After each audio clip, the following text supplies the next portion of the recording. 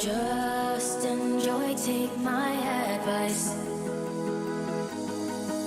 You say that you love it and you're okay, but I am better and you're afraid. Have no shame, just Ladies and gentlemen, welcome on in. It is yet another championship Saturday here for Conference 1. My name is Upmine, joined here by Boggs, and we're starting off with all 4 quarterfinal matchups happening at all the same time for your viewing pleasure. Oh yeah, we are. We'll be hopping in between these matches when there's something cool to see. We'll be bringing it right to you, replays and everything. It's going to be a great time, some top-tier collegiate action, and what a better way to spend a Saturday. Yeah, absolutely. We're going to be chilling here all afternoon, not only covering these quarterfinal matchups, but of course, the BO3 that might come up for semifinals, and then of course, grand finals at the very end of the day, and collegiate Valorant. Who would have thunk it? It's been a developing scene for the past 2 months, and I'm very glad to say that it is a thriving scene at the moment, and I'm glad to kind of see, you know, what would be a little bit of a showcase of some of these up-and-comers. Yeah, it's really cool. I think that getting colleges involved in the esports is a great thing for the development of the scene. I think that having this outlet for people who want to get an education as well as play at a high level is a fantastic thing. You don't have to choose between one or the other. And it's just going to be a great thing for esports as a whole to really bring that sense of inclusion into the whole thing. It's not going to be like, oh, wait, but you can't go to school. No, I'm going to school. I'm playing my esports. It's just like regular sports, and that's exactly what we need to see out of this whole entire scene. You got it. And not only that, but collegiate esports has been more or less built around esports like Overwatch, built around esports like even Rainbow Six, sometimes CS. But Valorant is the best of both worlds. Players that weren't able to make their varsity teams, say for Overwatch, or say for Rainbow, or say for really any other FPS, Valorant might have been that opening line for them to really showcase their skills mechanically in terms of a tactical FPS. And this is really what this is all about. A lot of these players, not only did they, even if they didn't make their varsity team, or they were a part of their varsity teams, they came into Valorant with all the confidence in the world, knowing that they would commit to this game. And not only that, but there is a lot of prizes to be had here, not only in Conference 1, but also we're going to be seeing a whole lot of other tournaments around the collegiate scene in the next couple of months. It's going to be a fun time, ladies and gentlemen, but we have a lineup of 4 games ready for y'all in just a little bit. Looking at the bracket, top and facing off against UH Premier. The Illini esports side facing off against Rutgers Shorty Kings. Love that name, by the way. The Scarlet Knights and UT Dallas. And at the very bottom, it is PSU facing off against none other than UC Irvine. There's already been one round of games where a couple of these teams had a couple of buys. I think UW Gold had one, all the way down to the Illini side. But even then, the preliminaries were very fun to watch. And not only that, ladies and gentlemen, but if you guys are keeping up with the whole CF1 lineup of streams, we have action going on all week in terms of these qualifier matches really leading up to Championship Saturday. Yeah, there's group stage matches going all the time. You have the play-ins too, where we saw UH Premier taking out WGA Valorant. KSU Golden Owls came in as the 6th seed and lost out to UT Dallas, 2 top seeds in their own group.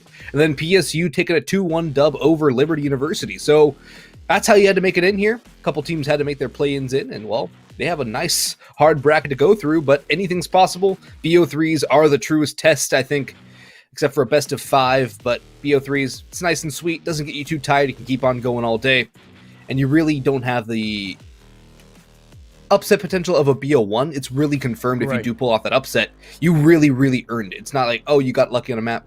Okay, nah, you gotta go through the gauntlet to win a BO3. And that's the thing, right? With just these quarterfinals alone, every single game is a best of 3, so you guys aren't going to miss any of the action. Again, we're going to be jumping around from game to game to game, so if you guys are a fan of one team, a fan of the other, or you're just a representative of the school, you're going to get all of that action right here, and we're going to give you at least as much information as possible on each one of them, trying to catch the best plays from each.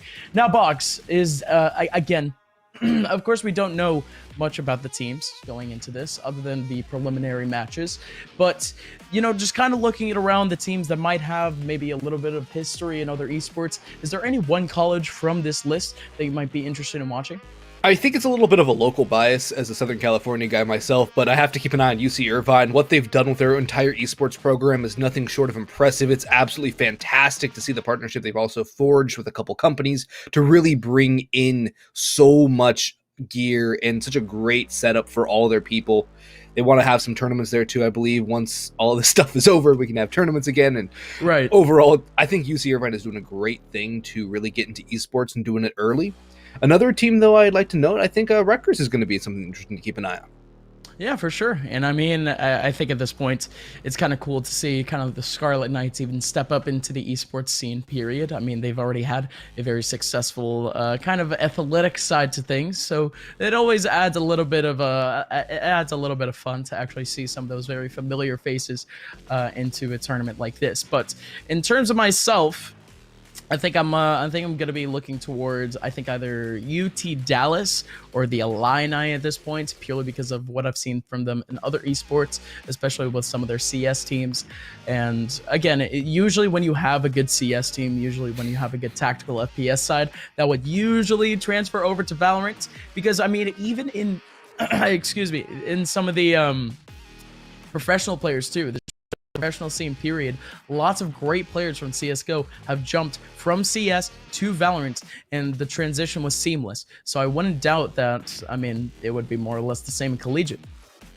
Yeah, I think a lot of the same skills transfer, a lot of the same basic gameplay knowledge transfers as well. It is a tactical FPS, and the basics are the same. You have your sights. Well, you have 3 on Haven, but for the most part, you have 2 sites, you have your utility, you have your guns, you have your economy system, and you try and go in and do what you can with it.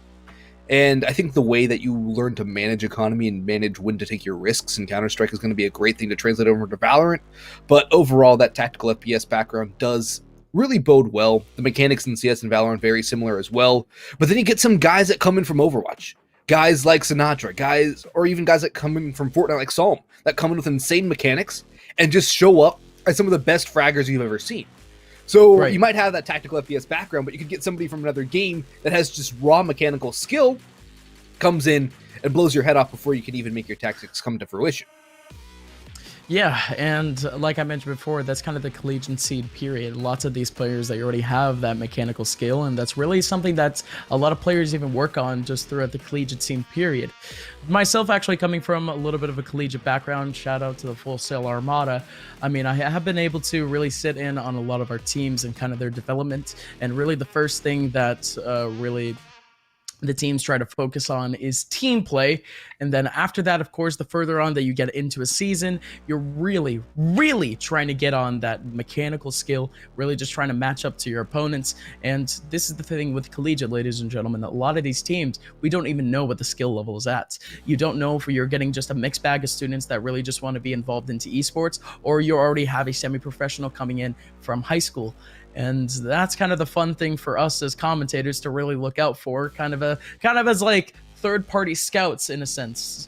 We really get to see what would be the future of the esports, not only in a collegiate sense, but also in a professional sense. So this is a very fun platform to have, Boggs. Oh, it really is. You get to see everyone coming up, and talent-wise, you get to see just the mixed bag of everyone coming to have a great time, have some healthy competition, and try and bang out a win. And it's just the great thing about esports, sports in general. You get to see all people from all walks of life come together for one common goal. And at the end of the day, that's to put a win on the board, and get a win on the column. Absolutely. And it's just fun. It's going to be a great fun time. Everyone's going to have a blast. And, brings people together. Yes, sir. Yes, sir. Ladies and gentlemen, I think we're finally getting into one of our games, and it's very fun to, actually get some gameplay. We talked about the collegiate scene, and now we're going over to the lovely map of Bind. It's going to be Illinois versus Ryerson here on stream. First, of course, we have 4 quarterfinal games all happening at the same time, but this is the first one that we're getting a little bit of a look at. Yeah, getting into Old Faithful of Bind, too. I think it's going to be a good pace setter for the day. Pretty much everyone's most played map, kind of the Mirage of Valorant, if you will. And we're locking into the pistol round. Actually, no, we're going into UC Irvine versus PSU, so mixing things up here. Number 2 for sure. versus number 7 seed coming in. And it looks like UC Irvine will be on the defense to start things off. Sir, you see Irvine on the defense and kind of looking at what would be okay. we're kind of switching things up again. It looks like it might be actually Illinois versus Ryerson. Again, ladies and gentlemen, that's the magic of production, right? We're just getting through things. But hey, we do have ourselves a little bit of a defense here from Illinois here on this A site, and it's all too proficient. Nibbler already has himself two. Make it a third. Absolutely, he will. The Illini, they have the lead. Oh, indeed they do. Nibbler taking fights out of the competition right there. Great stuff to start things off there from Illini. Fantastic start. Pretty flawless pistol round, only losing one player, and it's exactly the way you want to start things off. Both teams going to have a breach, though, to go into the Asian comps a little bit. One Phoenix that's on Illini. One Sova also on Illini with the Killjoy as well, while their opposition are you going for the Cypher. Of course, both teams have an Omen. Everyone has an Omen in today's day and age. A Jet, though, picked up by the attacking squad. And, oh, no, are we going back to PSU Irvine? All good, all good. So at least we got a little bit of a look-see on what this game is all about. This next round is still very much important because, I mean, it's what would be the dynamic of that second round, right? You're going for that force up off the double eco, really just trying to make the most out of your economy and see if you can counteract what would be, you know, a very fragile situation for both teams in terms of economy. Good stuff from Nibbler, though, still holding on back, taking down Titan. You have Walla around the corner. Nacho is lit a little bit, so he could be in a pretty good position to try to get himself like a bursting classic or something of the sorts. Rezi getting exposed. Nacho getting closer. Oh, but can't get the shot. That's just unfortunate. It's a 2v5. Both these two players known positions to and towards Hookah. Nacho trying to hold things down. Nibbler has come in as well. Swaps to the Ghost instead of the Stinger. Opts for the long-range firepower of the pistol over the short-range burst of the SMG. But Danichi's going to come in from behind, make a third kill. Spike stuck in the wall, and I don't think there's any escape here for Walla. Will actually get one. Burst Fire Classic. Goes for more, though. Too many different players. 3 on the Hound. And now, Nibbler will close it out just like he did in the first round. And 2-0 to start things off here for UC Irvine. 5-0 start for Nibbler. It's definitely a very flying start.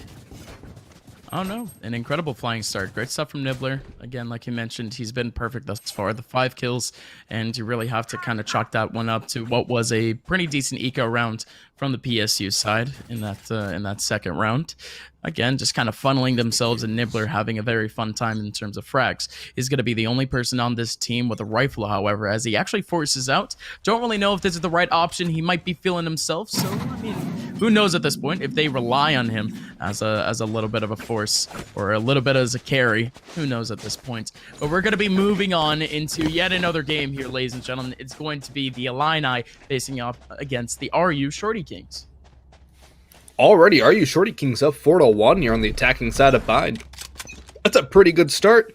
It's a very even map Bind, but to get a good attacking side is a very good start and a very good sign here. So they have the rifles. Our position should be on a bit of a meager buy. Ooh, Hunter's Fury kill coming through. Alden S going to pick up the first with the Hunter's Fury. They're going to start moving up short, though. Tosses the paint shells out. The A-take will be on for RU Shorty Kings, and the Shorty Kings are going to continue to push through. In towards U-Haul, Day goes, and the spray connects. The spike should go down, and indeed it does. 3 players on the extremities of the site, trying to make their way in. Sheriff in the hands of Frasty, looking for something. No heads are showing. Shorty's just going to ring out. Not really going to chime true at all. Oh, we'll find one, actually. Oh, there's a trade okay. coming in from Jay. The flank's coming in from Poopin. And, well, Frenzy at range. Very cruel mistress, my friend. And RU Shorty Kings will take out the eco. Yes, sir. Ryerson, a beautiful start. And I mean, in that last round, it wasn't exactly too much of a challenge. We saw an eco coming out from the Illini. But now this next one, of course, will be a little bit more of a challenge for Ryerson, as presumably I think we're getting ourselves our second real buy of the game for the Illini. Just kind of looking at how this game would have stacked up beforehand. Kind of looking at this setup, they have a 2-3 setup going between B and A. They have the Omen on the front lines, if I'm not mistaken, the Jet. So they're putting double duelists over towards short and some heavy util on B. We keep on pushing up here. Poopin holding things down, trying to span through that flame wall. Not going to get anything, but Frasty will open things up. Alden S goes down first. Jay's going to try and trade things out, though, but still getting harassed back by Frasty, who in the tin can come up huge here. Lands the second, and the overheal comes through. The third headshot comes through. All heads here from Frasty.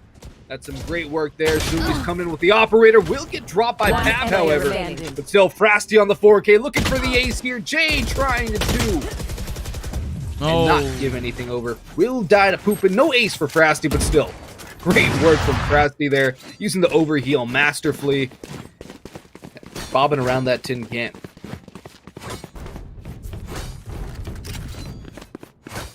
Again, that's wonderful to see from Frasty, considering the fact that, again, both of these teams, it almost seems as if the Illini have just been on the back lines in terms of just pure frags. But Frasty definitely helping that team out. 9-6 thus far.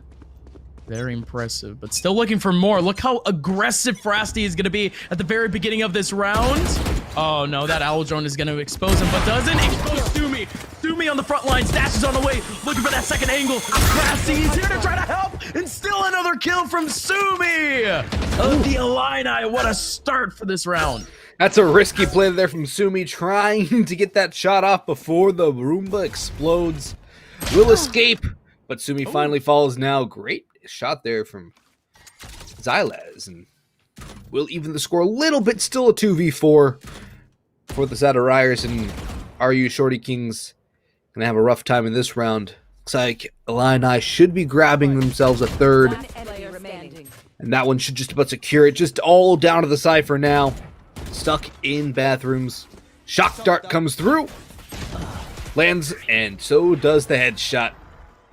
Patek or Patek finish it off. 3-5 now. Illini starting to come back after their pistol round. The op in the hands of Sumi too. Very aggressive play with that jet, but that's exactly what you want to see from a jet opper. Take those aggressive duels. You can always dash away whether or not you connect your shot. Then you can reposition at a later position and wait for the next one to line up.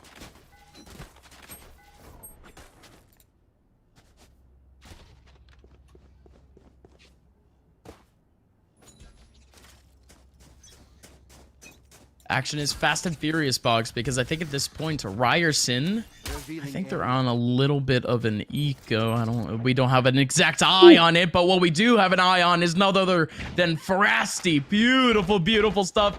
Yet another great play from him. Yet another multi-frag, 2 for him on the round. And now you have DH1.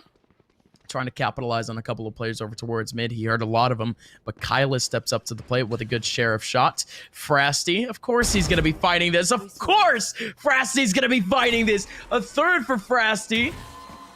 Last 2 players are in bathroom. Roomba to clear it out. Kyla's opening things up. Phantom picked up for the Rays, though. Maybe it can do some damage. Frasty, though, will get dropped by Jay. It's a good start here. Being at 2v3. Paint Shell goes through as well. Raycon Bolt has revealed the position, but also the information had already been garnered. More damage back onto the Rays, though. Patek going to try and come in and help out his teammates. Swings for one, but Kyla's had eliminated Sumi. Now on the side, Kyla's pushing forward. Kylas! Great play through the Omen Smoke. And out to the dark cover. Kylas pulls off the 1v2. Huge round for RU Shorty Kings. And Ryerson back on top here. A 4K from Kylas. And the 1v2 clutch to put the icing on the cake. Unbelievable. Great stuff from Kylas in that last round. And of course, ladies and gentlemen, I think that's a good place to kind of leave off that game. We'll check in just a little bit. Now we have a little bit of action from our top end of this bracket. 2H Premier and UW Gold in the thick of round number 2. You have Toph on the front lines, taking down Adham, and now he's going absolutely nuts. Looking for another one. Dario holding it down. It's absolute chaos already as we head into this round. Spike is going down, winging to try and do some damage from Hookah. Getting spammed away, though, forced away from the walls. As the Omen's going to make the way up through long as well. Dark cover out. Hold things off. The classic at range, not exactly the best gun. Top with 3. And this is Crown, picking up the last one on the wing. 2-0 up for UW Gold on the attacking side of Bind. It seems like Bind's been the map that all these teams wanted to play to start things off, and rightly so. It's a map everyone knows. It's a very comfortable pick. The old dusty streets of Bind. And again, it is a BO3, however, so we are going to be seeing kind of a variety going through. I think, wow, we've actually seen every single team, I think, ban out Split, so we're not going to be seeing Split at all. So it's really going to be just the mix between Bind, Ascent, and Haven throughout all these BO3s.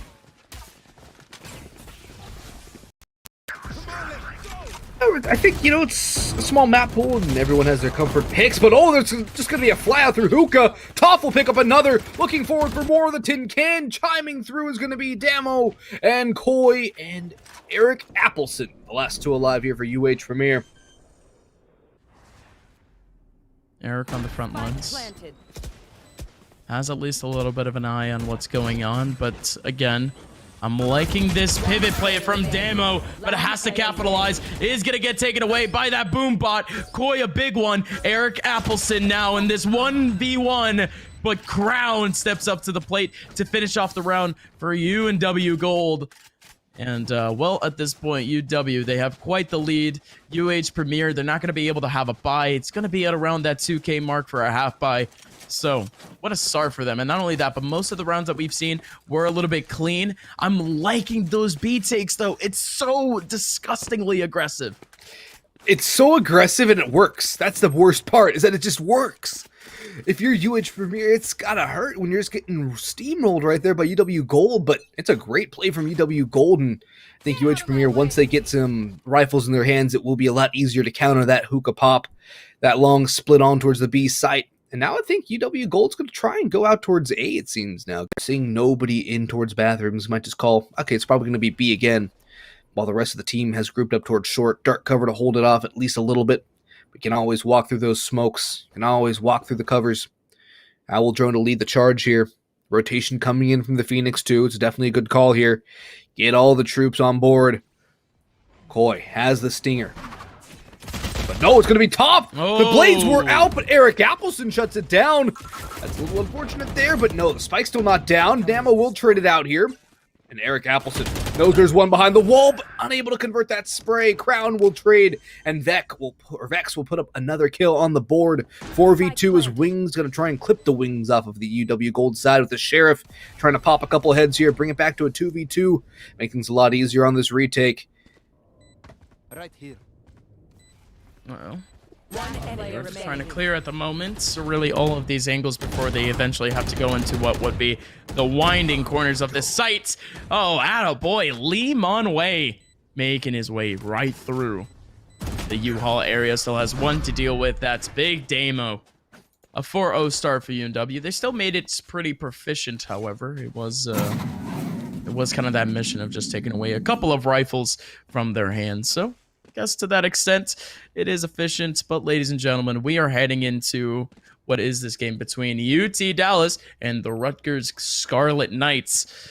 And again, I think this game is a little bit more interesting because we do have a little bit of Ascent action. Yeah, you gotta love Ascent, but one thing I find odd here, there's no breaches on either side. And I feel like Breach is such a common agent to use on Ascent because of the flashbangs, the 3 flashes, plus the Rolling Thunder is a great ultimate for this map. But it's going to start off well in this round for the Scarlet Knights as they've already picked off one of UT Dallas. The shorty out for paint, though, unable to find anything at close range, not even a shot fired off there. Wrecked a good shot to answer things back. Scarlet Knights actually won the first weekend playoff in the CF1. So they already have a victory under their belt here.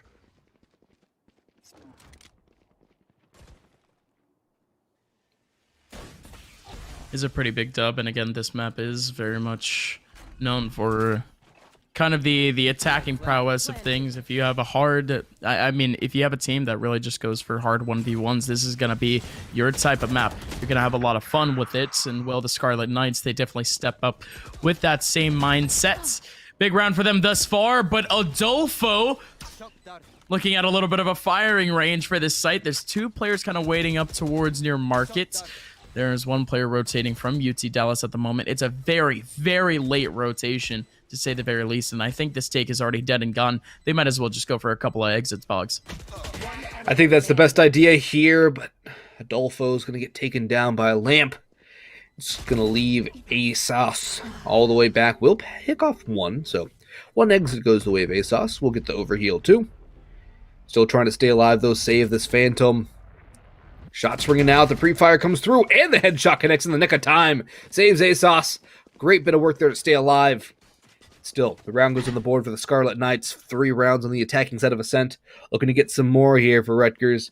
The University of Texas, Dallas, trying to hold on to their lead. They hold on to the rifles. At least the one Phantom would allow them to get rifles up again. Light armor, though, still on ASOS. I think he might have dropped a Phantom over to a teammate. Yeah. Boggs, this ASOS is a very familiar name to us. Yeah, it is. Yeah, no, he comes in from the CS scene. I'm very glad that we're actually able to kind of call out a player like that. He played for the UT Dallas CS:GO side, and not only that, but he's currently in advanced. So, well, would you look at that? Finally, right? We have at least a name that we can just point at and just be like, yeah, that guy we know for a fact is a pure fragger. I'm sure we're gonna get to know a lot more of these players the more this tournament actually goes on. But it's cool to see that UT Dallas actually does have a pretty good, experienced tactical FPS player in their lineup. Hey, you gotta wonder if ASOS is calling shots as the IGL right now, or just gonna be putting a more fragging role too. That's the thing. Tactical FPS as the IGL role can be one of the most undervalued roles in all of esports, I think, and it can really hurt your fragging power too if you have to micromanage too much as the IGL. It's always interesting to see which IGLs can shoulder the burden well and which ones kind of crumple underneath all that pressure. Lamb, though, aggressive up the catwalk, could catch up one. No, doesn't clear the angle. Oh, had to run it back. That's a good sign there. We'll stay alive there due to the run it back, but here comes the Hunter's Fury. Adolfo letting it rip, trying to get the strike. Will not connect it here. Rect will pick off Adolfo, though. The spike going down in the back of B site. 4v4 here. Good Molotov hot hands there to wall off ASOS. Paint's coming in through spawn as well. Curveball comes out to hold at bay.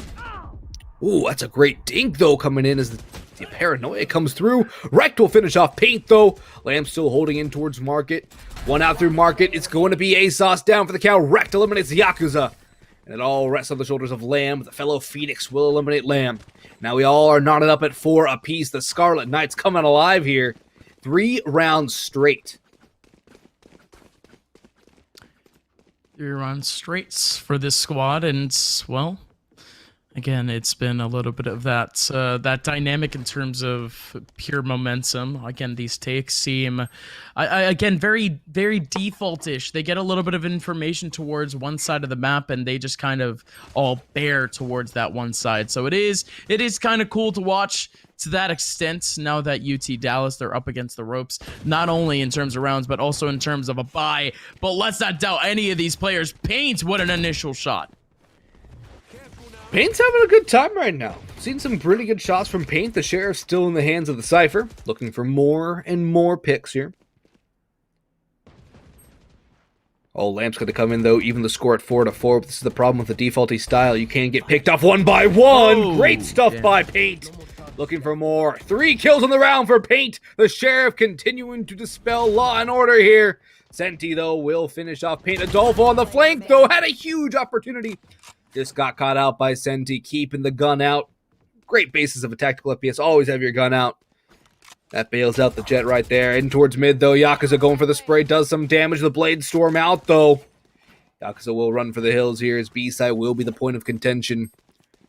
It's going to be a bit of an interesting task here, though, to gamble what side to go to.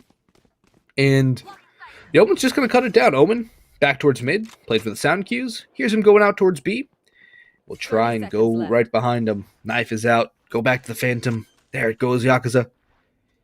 Now it all comes down to timing. Can Yakuza stop the plant? No. The perfect opportunity onto Justin. But just the box is tanking all those rounds. And the Rutgers Scarlet Knights up to 5 rounds now. Moving on into our next game, and we're in the thick of it. UH Premier in UW Gold. It's currently 6-1 for the gold side, but even then, they're up against the ropes on this round. Crown, he might as well just go down. He's revealed, and with only 30 HP, he's done for. So good stuff from the Premier side to open up our action as we're returning into this game. Yeah, it's Been a pretty good one for University of Washington right now. 6-2 up on UH Premier. Overall, Toph has still held on to the top of the scoreboard. But we're seeing a lot of really good attacking sides right now on Bind, and it's pretty cool to see. Normally, you don't see the attacking sides all that deadly. You see maybe 5 rounds at best, but right now, UW already picking up 6. So it's a very good start for them right now. Looks like they're going to go back to those B takes we saw them so prolific at earlier on today. Wing, though, going to have to fall back. Hookah control given up by UH Premier, relatively speaking. This Wing is just soloing back, keeping out for info. And now Long seems to be the point of contention for UW, as they're going to continue to work their way up Long this time for going the hookah angle.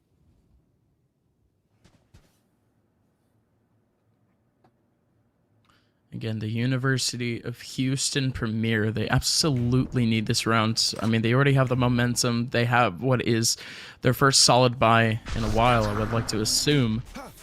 Now they have a big opportunity. Adam Solomon, huge flash, but it's only going to be Wayne that can really take advantage of a pure frag off of it.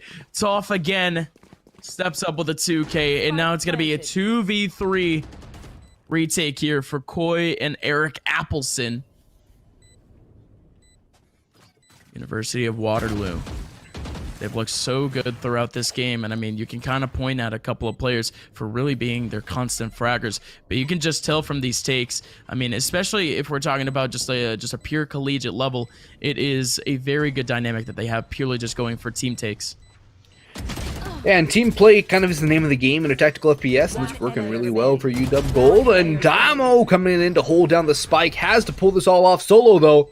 1v2, now a 1v1, and of course, wow. Samo's going to win that one. Holding things down perfectly, played with the teleport across the garden, too. Great stuff there from the University of Waterloo Gold squad, and their Omen pulling that clutch off. Big stuff from Damo, but he shouldn't have been in that position, period. I think really 2 of those players over towards Long shouldn't have even been peaking to that extent. But I mean, that just happens, Boggs, especially when you have 2 attacking players going on a pure hunt. You're going to get exposed some way, somehow. But I think purely because of the spike plant positions that they had, I think it was just a really good spot, really, for them just to chill out. Damo capitalized on that dynamic, so he ended up winning out that round. Who knows? I think that might be something that they really look at and just like, okay, maybe we did get a little bit too antsy. Maybe we did get a little bit too greedy near the end of that round. Adam Solomon on the front lines over towards the B site, trying to take down Toph. And Toph has been having an incredible game. 19 kills for Toph thus far, and really just extending on that kill lineup. Spike's going to go down again in that very same position, but Toph is probably just going to go for the farm here. Gets a quad kill, gets shut down by Eric Appleson. But Eric Appleson meets the same fate shortly after. Toph, again, just going absolutely ham right now. And I'm hoping that the name is a reference to the avatar of the last Airbender character, because this Toph is definitely doing a lot of damage right now. Some great stuff from Toph. 18 and 7 too. 18 kills for Toph, and I think before this half even ends, it's likely going to be extending up to that 20 bomb mark. And again, just even reaching 20 in an entire game of Valorant, that is so difficult. That is incredibly difficult. I mean, we're looking at less rounds than what would be CS, and we are used to seeing that 20 bomb type dynamic. But especially when you have your entire team fragging, like Waterloo has at the moment, Toph really stepping up to the plate is really something to just gawk at. Yeah, Toph is having an absolute game right now. 10 rounds in, all just shy of 2 kills a round, which is an astronomically insane number. But it's going to be Rodzi out towards A side actually to open things up first. First pick again going back the way of University Waterloo, and they're just going to chime in on towards this A side. Everyone turning up the short. Limon Way in a very good boost position, but nobody's coming out bathrooms. Could catch somebody off, though. Will indeed take out Toph, and the spray onto Vex, and a third onto Damo. Crowd will finally trade it back, but I think Limon Way might have done enough here. Player advantage was in the favor of UH Premier. Now it returns again. Coy chiming in. Crown trying to pull off the clutch, but no. Eric Appleson denies. And that's a massive round from UH Premier. Limon Way coming in clutch from the top of the boost. Massive, massive stuff. But now we're looking at what is yet another game where one team has just taken an incredible lead. UC Irvine against Penn State. And, well, this one has gone to the wayside, Boggs. It's 11-1, and we might see our first W of the quarterfinals by the end of our little watching session. Yeah, UC Irvine really having a good show right now. Spike is down, though, for PSU. It's ticking away, but Walla's on 13 HP. And Nibbler is going to do the deed there. 12-1 for UC Irvine. That's just... that's a massive scoreline right there. 1 round away from victory. Right here. Oh, Yeah, I mean, we're looking at Nibbler, right? A guy that has quite a bit of experience coming in from CS. I think he's played, 10 or 11 seasons of League. I think at his peak he ended up reaching main. So I think this team already has a lot of potential in their hands. I mean, it kind of makes sense, right? You have a player already with tactical FPS experience. He already has what would be a refined aim set. So Nibbler having an incredible game thus far. And, well, they're looking for what would be another stomp. Danchi, he's just stuck in the corner. And now UC Irvine getting stomped out. Sliff now, the last person remaining in a 1v3, is going to get flashed out by Titan. And Penn State, they're actually going to be able to put up a second round on the board from what was just a whole W approach from UC Irvine. that is exactly the counter you want to do. Just hit your shots and use your flashbangs really well. Titan did an exceptional job of using those flashbangs for Penn State, just holding things back with the breach flashes. They do so much time in terms of flashing, and they're very hard to avoid. Those 3 flashes extremely critical, and I think it's a big reason why breach is so well played now. Titan just does that job to perfection there, buying time, blinding the opposition, not allowing UC Irvine to really get any control of the site. But here it's going to be a whole W out towards A now, my friend, as they're just going to try the same thing again. Walla will open things up. Nacho trades it back, though, on the Sheriff. Nibbler, though, is going to go up close person with the Stinger. Going to get stung, though, was Danny Steele. 3 kills, the 3rd through the dark cover. Will get traded out eventually by Sliff. But Sliff, again, 1v3. Would be a 1v4 if Sliff can pull this off. As the 2nd with the Spectre, but not a 3rd. Titan with the Phantom. Again, the last kill of the round. It's Penn State holding things off again.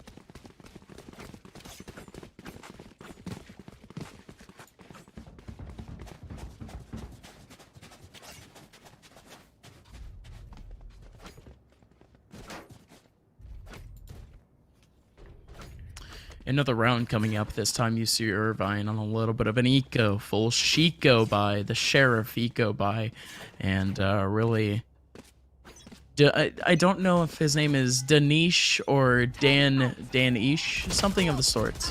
It sounds fancy. It really does. But he is the only person on his team with the Stinger. So he's really adding a little bit of spice to the UC Irvine buy. Wow. Okay, Penn State. They've already been knocked out a little bit. Jun with the first kill.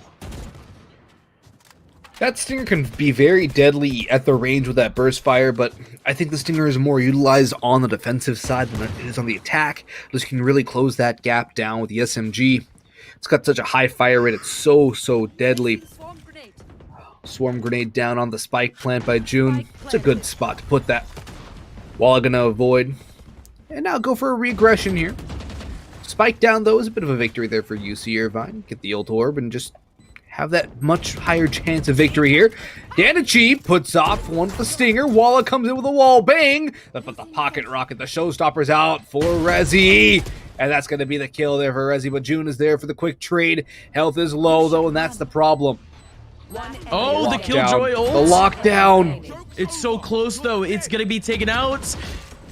That's not it for the round, though, but the Killjoy ult will be taken away. No, it won't. Okay, it barely does, but the spike is ticking away. He can just hold on. Walla, he can't even go for the spike. The game is over. UC Irvine wins out the eco round. You see the words on your screen. It's a thrifty defeat. Penn State, they go down 13-3. That was a great performance from UC Irvine, though. Unfettered aggression, just charging in, doing what damage they can. They never really let it rest there, my friend. Even on the ecos, they held W, hit their headshots.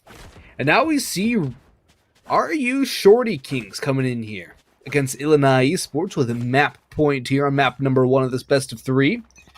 Ryerson with that map point. Op on the attack. Interesting decision from Sumi, but the Jet Op always formidable. Right. And not only that, but Sumi was in itself just a great player throughout that first half. So it's not exactly surprising to see that Op back in Sumi's hands. Now in comes the take. It was a little bit slower from Ryerson. They're not exactly wanting to approach. Patek is taking on a little bit of damage from Kylus. Kylus is really just waiting for players to walk right into his crosshair, but those end up going down. 3v3, not box. Paytic holding on to the operator, trying to creep up forward now. Picked up the fallen Op from the Jet of Sumi. It still seems like Ryerson's content to go towards A, and this is a bit of a long con bait onto Illinois. They've gone back to B site, 2 players out of 3 trying to gamble for the B hit. Instead, it's all down to Xylaz to hold things off from U-Haul.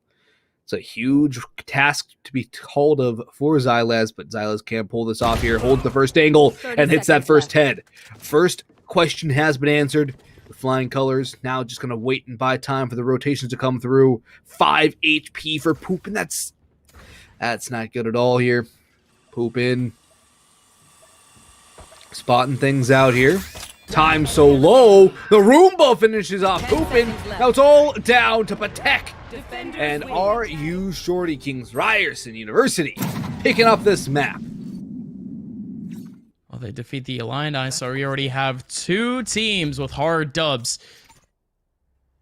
to start things off here in our first phase of quarterfinals. But of course, we do have a much closer game here between the University of Texas Dallas and the Rutgers Scarlet Knights.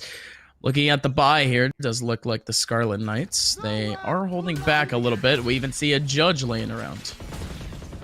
Yes, we do. Good old Judge, and the Hunter's Fury comes through, but it's going to be wrecked with 2. Peyton Adolfo traded back, though, 3v3 early on here. As, well, the Eye of Sauron will force Bests back. The Judge, though, trying to close the gap and maybe pick up a rifle. That would be huge for the Sova. Get an upgrade over that short-range gun.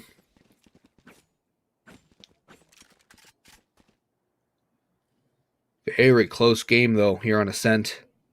Either team willing to separate from the other. Either team able to gain an inch. Senti, this could be a huge push-up catwalk. Will not spot anything, though, for Rutgers. Oh, but this could be absolutely massive on this flank over towards mid. Again, it's that information play, right, Box? That's really the only thing that matters out of this whole thing. Senti knows exactly where one of the players are going to be able to get that flank on. Now, the last 2 players for the University of Texas Dallas sitting out over towards main. This B side is wide open for them, though. They're going to be able to get the spike plant, presumably. 30 seconds left. Yes, indeed. Spike plant will come through. Spike planted. And now they await the opposition coming through. 2 players in back boat. That's going to be a very deadly play if there was, say, a paint shell in play, but there isn't. That's the best part there. Senti continuing to work on forward. In comes the Hunter's Fury. ASOS with 2. Bringing it back. But Bests will finish the job. 2 kills for the Sova as well. Anything ASOS can do, I can do better. And Bests with the late defuse too. Just coming in happy as a clam. Picking up that defuse in the end. And shutting down UT Dallas. Wow.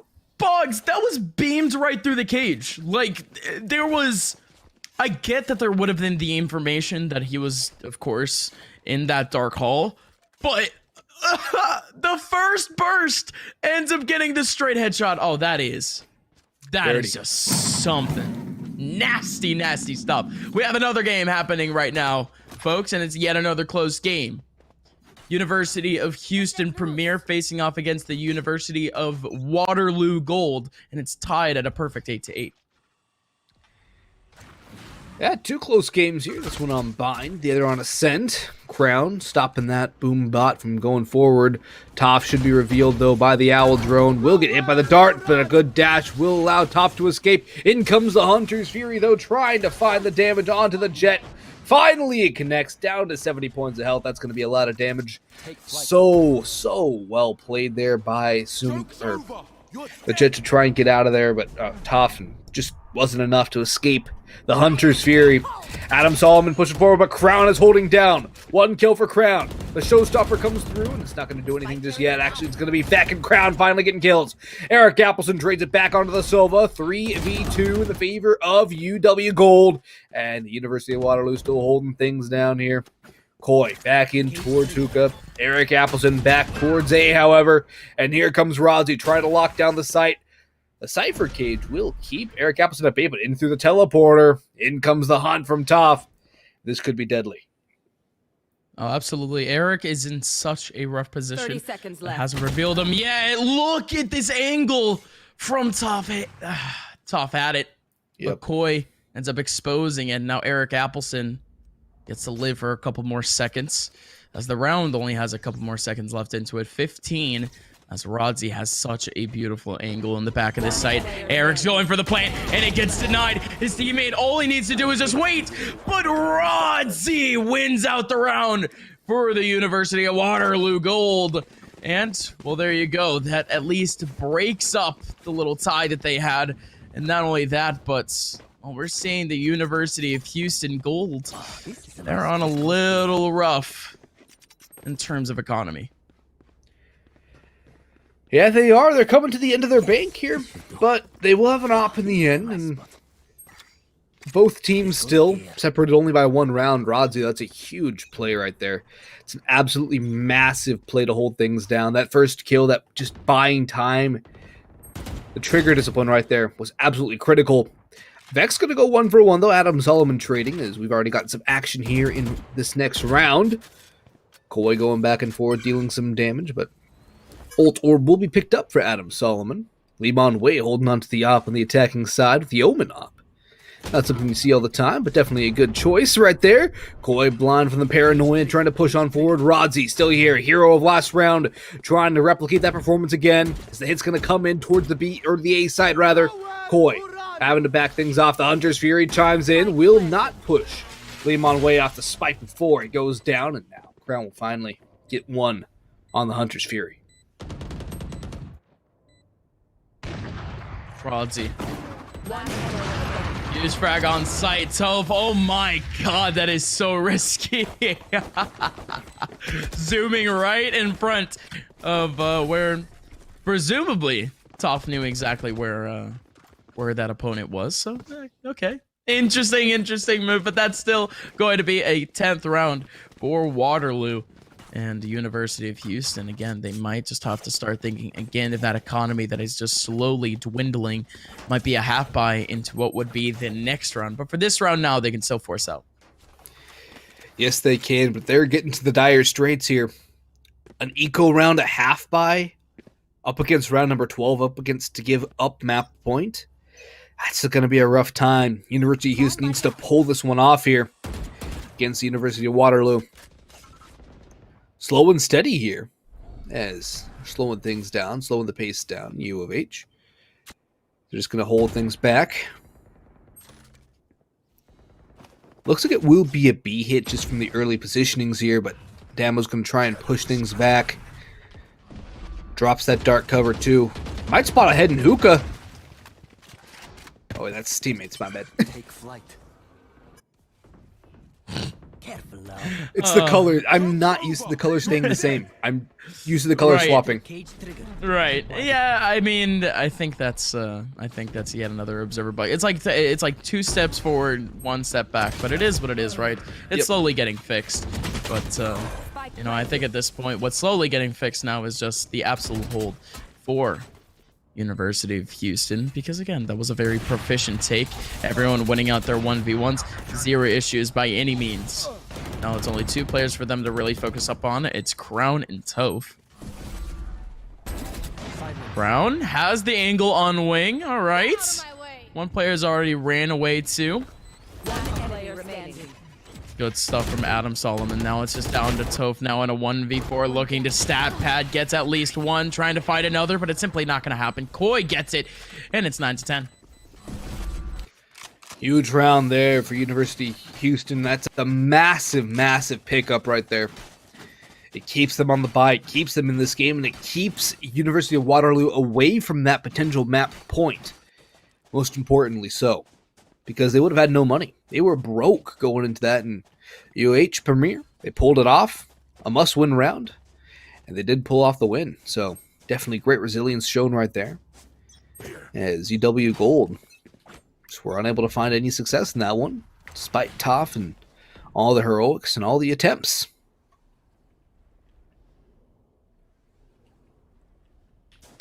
Oh, that is so risky. Eric Appleson doesn't care, though. Runs right through the smoke, and Damo's the exact same thing. Takes back 2 frags, equalizes things, but Lee Mon Wei.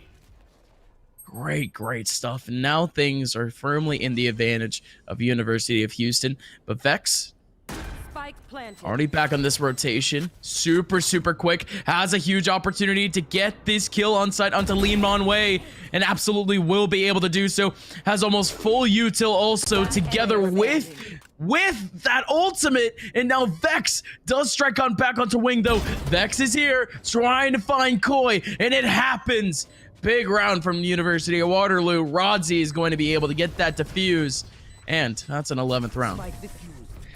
It is indeed. It puts them 2 rounds away from picking up this map of Bind, and UH Premier might not exactly have the best of economies here. Either way, though, they can get a full buy. So it's better than I thought it was going to be. Well, folks, the Scarlet Knights have won 13-7 earlier on today, so that game we will not be covering them anymore right now. But UW Gold and UH Premier we still have here on screen. Down to the wire here. A last-ditch buy again. A judge in the hands of the University of Houston, my friend. See if it can be some execution or business done by it.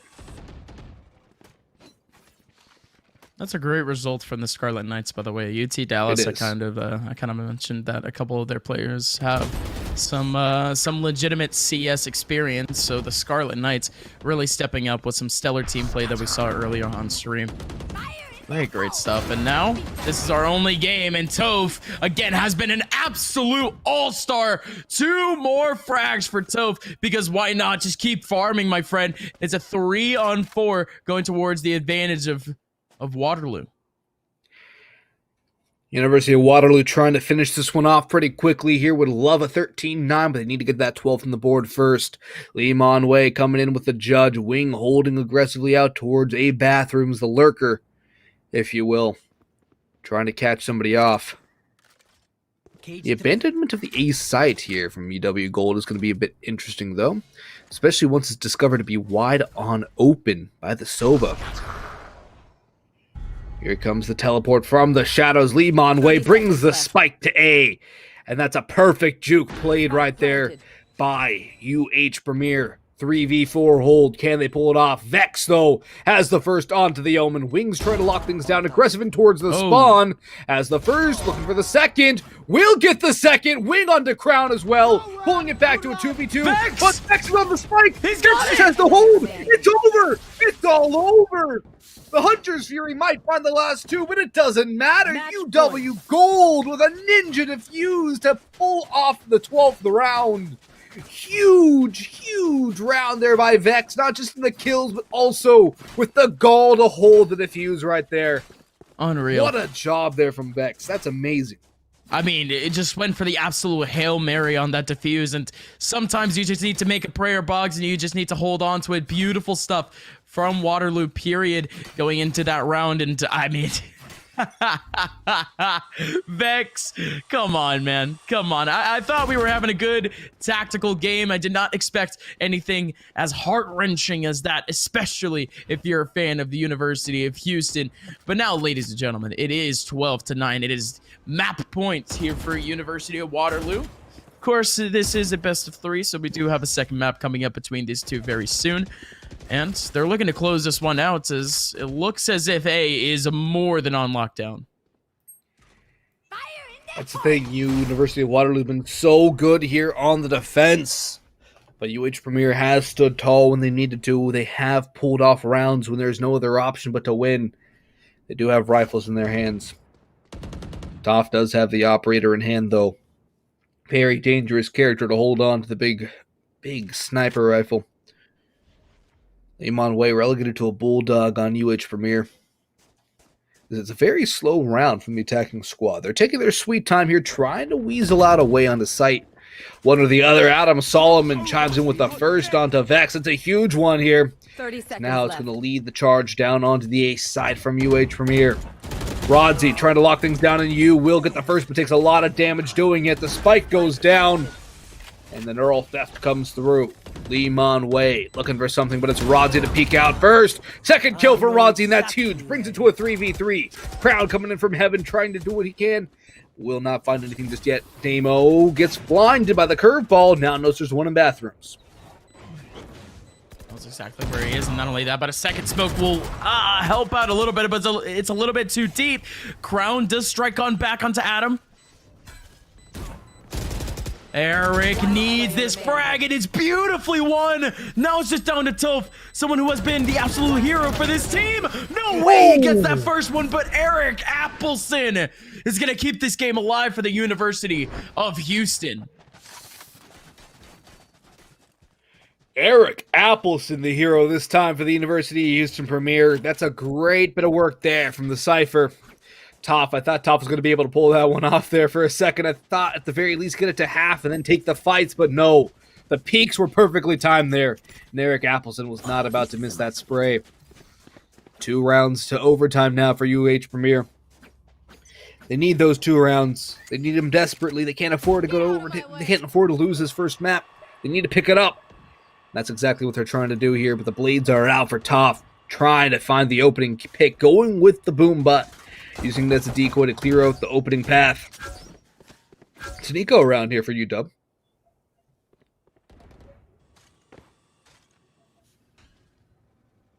It is for now, but who knows what type of damage they can pull off. Of course, off of ecos, you usually have the jet pull out the knives, a blade storm.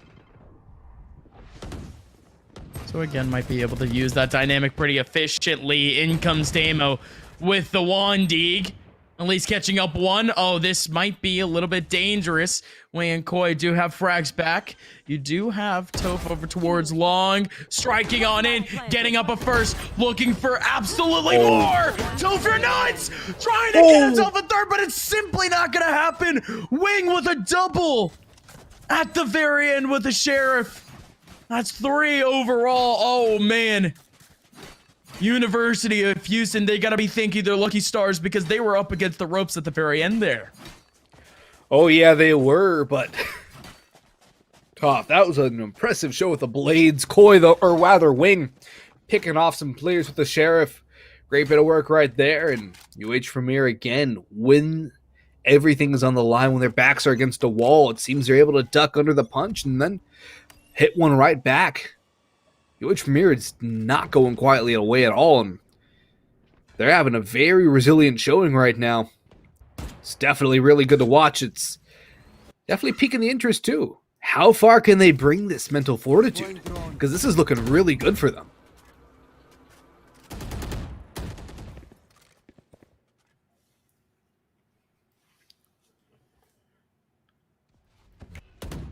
It's slow now. All 5 players for University of Houston kind of wrapping around that A sites, but they're all backing off. A little bit of a rotation back as there really is only one person for the University of Waterloo watching the back of B. This could be optimal. Yeah, I think they might have found an opening here. Wing's going to start leading the charge through Hookah. Adam Solomon lurking out towards A2 to hold these rotations here. 30 seconds left. Damo has Toph with him. But Crown's going to spot all that information. That's the jig up right there, my friend. It's just going to be a retake setup right now from UW. As Adam Solomon has actually eliminated Toph from the lurk. The Hunter's Fury comes through, though. Crown trying to take away the crown of one. Gets a tag onto the planter, but only the tag. Rodney moving up as Koi has eliminated Vex. Then goes the shock dart. Damo going to try and bring this back in, but UH Premier 3 kills away from taking us to overtime here. They have really battled things back. Oh, wow. Wing and Koi with 2 more. It's all down to Crown in a 1v5. Made it a 1v4. But now it's an un-v4. UW Gold unable to put it over the line as UH Premier Overtime. come up with 3 critical rounds in the dying embers of the map to bring us to overtime here. It's the first to win 2 in a row. And well, UH Premier, such a resilient team right now, battling it back, never letting go. That's a magnificent showing right there.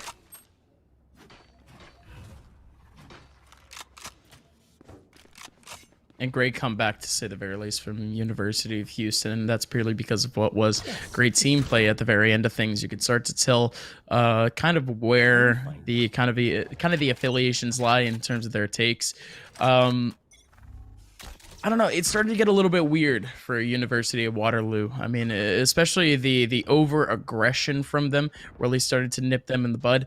And Houston, really good mental fortitude in a sense, really just trying to hold down their spots and not exactly fall into what is just a very antsy take, a very last-second take that a lot of teams actually tend to go towards, especially when they're down in terms of points and they're starting to get a little bit desperate. Really just sticking to their guns, and you got to give it to them in that extent.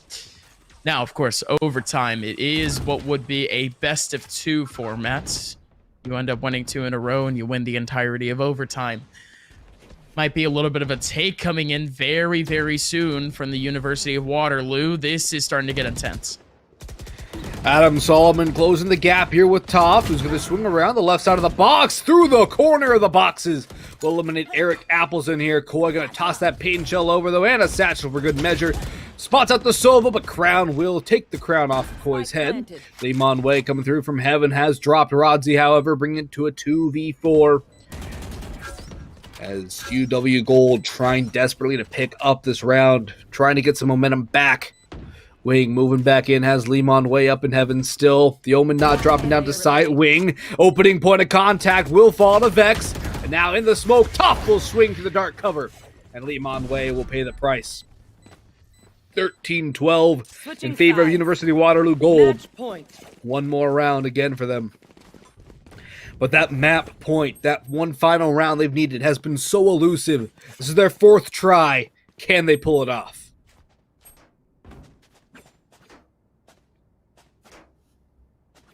This is really the result that they were aiming for earlier. Tough. I mean, you got to think 20 kills off of that first half. That's definitely slowed down in the second half, but still has been very much a pivotal player for this team. Aiming for that 30 bomb at the very end of things potentially, and starts off strong. That's a 29th for Toff. It's a 3-1 split, however, for the University of Houston Premier. They have a lurker over towards Bathroom at the moment that could be able to put on a little bit of damage and get a really good information play, but that's really going to have to depend on what would be just individual skill in general and what type of positions his opponents are playing. That's a good initial battle, but Rodzi has the better aim for now. It's 3-on-5. University of Houston Premier might just be falling at the seams. This has to be huge for Crown as he's the one holding down long. Once that dark cover fades, Crown will be spotted. Surely, Crown goes for the peek and pays for it. Eric Appleson to find that headshot. Great bit of work there from Eric Appleson, who's been very clutch for the UH Premier side throughout the later portions of this game. Rodzi holding back Tin Can, though, has been a stalwart defender for UW Gold. Got them to that 12th round on the board. Teleporter taking its all being heard, and Toph's going to have to make his way back towards the A site. Oh, Vex is in a great spot here. A stellar off-angle spot, and I mean, this is as cheesy as you can get. Not only that, but the smoke is going to be able to cover up so much noise being made. But look at that setup. Great spray down from Vex. Takes down Adam right through the smoke. Eric just has to run out and try to get that spike back in, but it's simply not going to happen. Finally, at the very edge, the University of Waterloo take the game. UC Irvine, well. I think we're looking at what was the game from earlier. This is, this already happened, if I'm not mistaken. No, that was unbind. Oh, what? This game yes, sir.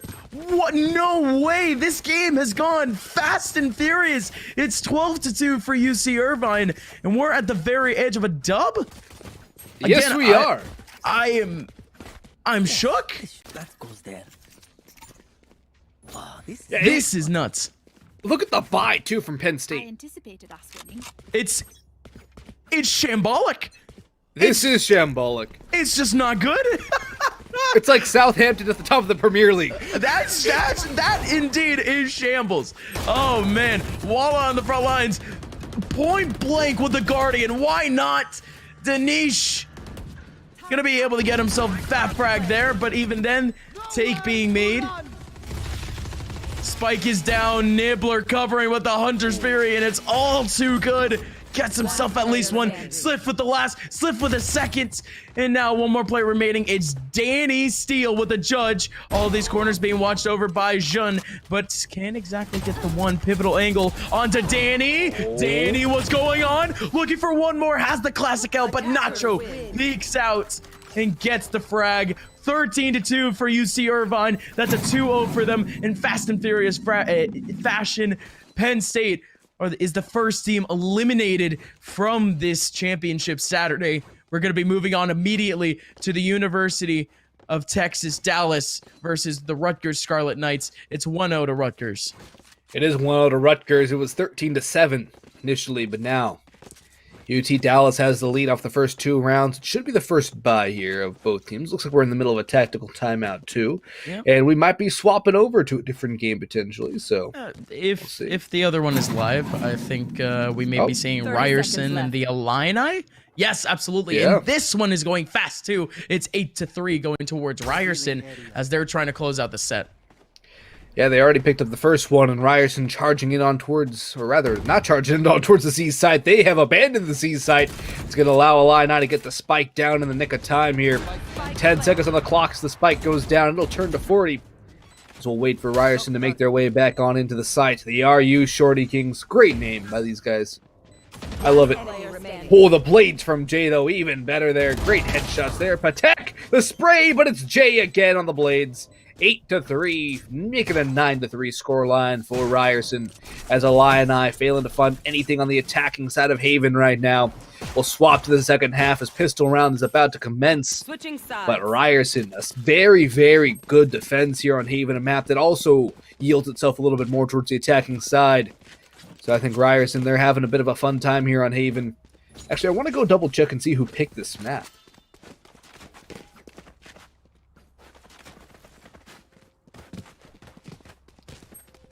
Okay, this is Illini's pick. Really? Yes, Ryerson picked 5. Okay, I thought this was. Wow. Okay, so this has actually gone worse for the Illini than, of course, their prior pick, their actual opponent's picks. So okay, Ryerson, right stuff thus far. I mean, considering the fact that, of course, they were on the what would be considered the favored side of Haven, that might have given them kind of that opportunity for just hella frags. But, well, I mean, look at this on A site. This team is just making their way on fast and furious. Ryerson just not playing on stopping by any means. They already have the spike down, but it's going to be a 4-on-4 retake. It's spicy stuff.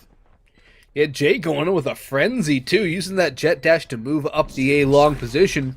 Spike's already taken away. DH-Wan will push on in, trying to get the trade here. We'll find one, but it's still a 2v3 in the favor of the Ryerson Shorty Kings. Xylaz holding back. Will get finished up by Sumi. That's a great bit of work there from Sumi. But Kylas coming through in the smokes. The last alive now. Spots out one. Has an idea where the last is. Cannot connect the shots, though. It's Sumi on the frenzy. Both Jets using the frenzies, and the defuse will come through in the nick of time for Illini. Very critical round for them to stay alive in this matchup and not allow double digits to go on the board for Ryerson Shorty Kings.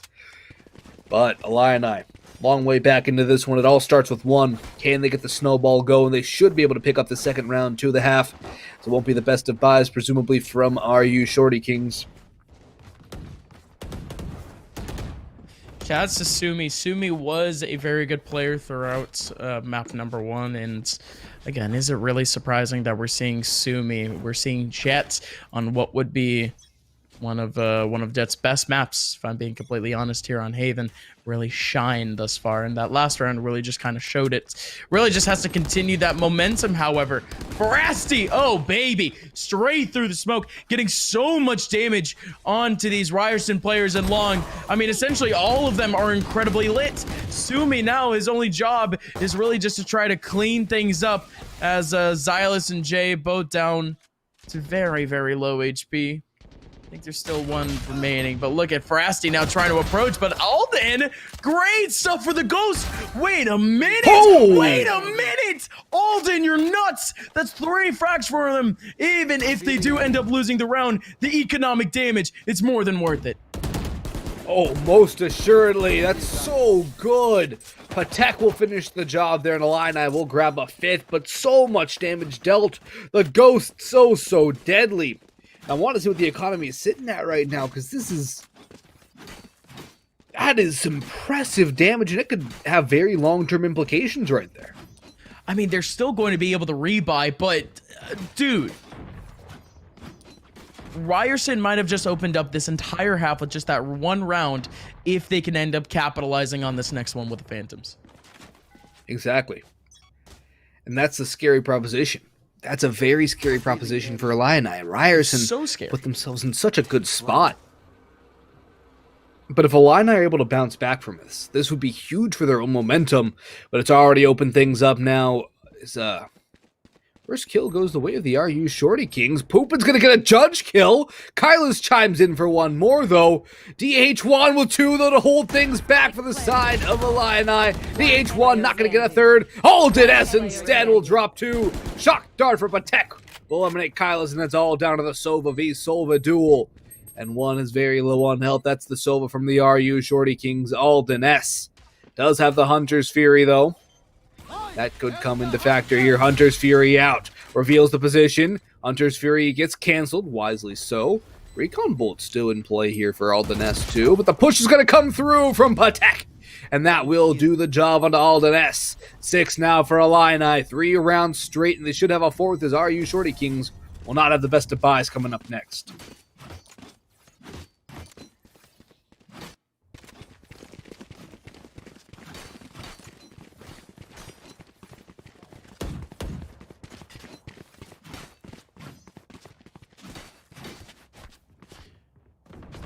And now we wait up to see what would be kind of the setup for Ryerson. Again, I would assume that they're going to be going for a little bit of a sacrifice force purely because of what they're...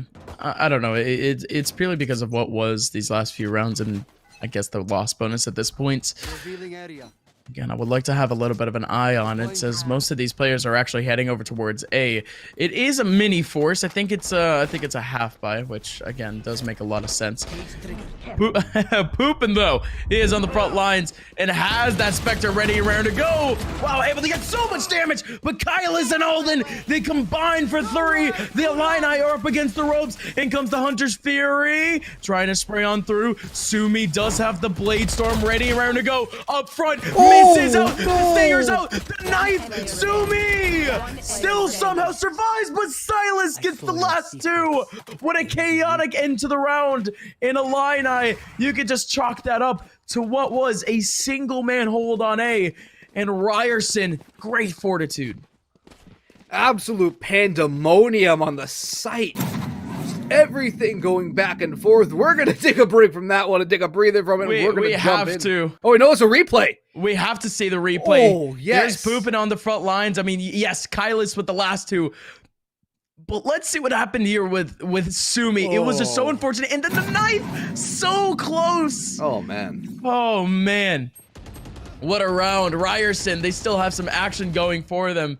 And really just trying to close out this next round is the Illini. They are on a little bit of a half buy too. Sumi on the Sheriff. Good start at least. Equalizes things at a 4v4. But look at Pab right now. How does Pab even make it this deep into sight this early? No B attention from the Illini by any means. And this might just be the round unless Sumi can pull out some more heroics. Sumi does have the Cypher too. It's Poopin'. Got to pick up that Fallen Vandal. These last 2 players from Illini are going to try and work their way back in towards the B site where the spike has been ticking away slowly and steadily. Health is low on the Reyna, but the overheal can always come through, and that's the dangerous part about Reyna's. Kylo's just outside that dark cover too, waiting for the moment to strike here. Biding time, waiting. Stalking in the grass. Oh, pooping through the smoke. The dark cover gets the kill. It's all down to one. It's all down to the Cypher. And the Neural Theft has revealed the position. Sumi's locking down the push. And the quad kill from Sumi comes in huge. As the Illini are going to stay alive in this one. 7 rounds to 10. As they continue to keep this gap close and try and shorten it with every passing round. The Illini continue to move on forward. The buy here from RU Shorty Kings. Not going to be the best, my friend. The Vandal for Xylus. A couple of sheriffs make it 3 of them. And Jay looks to be relegated to the Classic yet again. We do have a replay from that last run. And again, I did say that Sumi desperately needed that incredible hero play. And indeed, stepping up to the plate with a 4K in that last round. Great stuff. And now we get to see what would be the continuation of that, as we already have a little bit of a 4-on-4.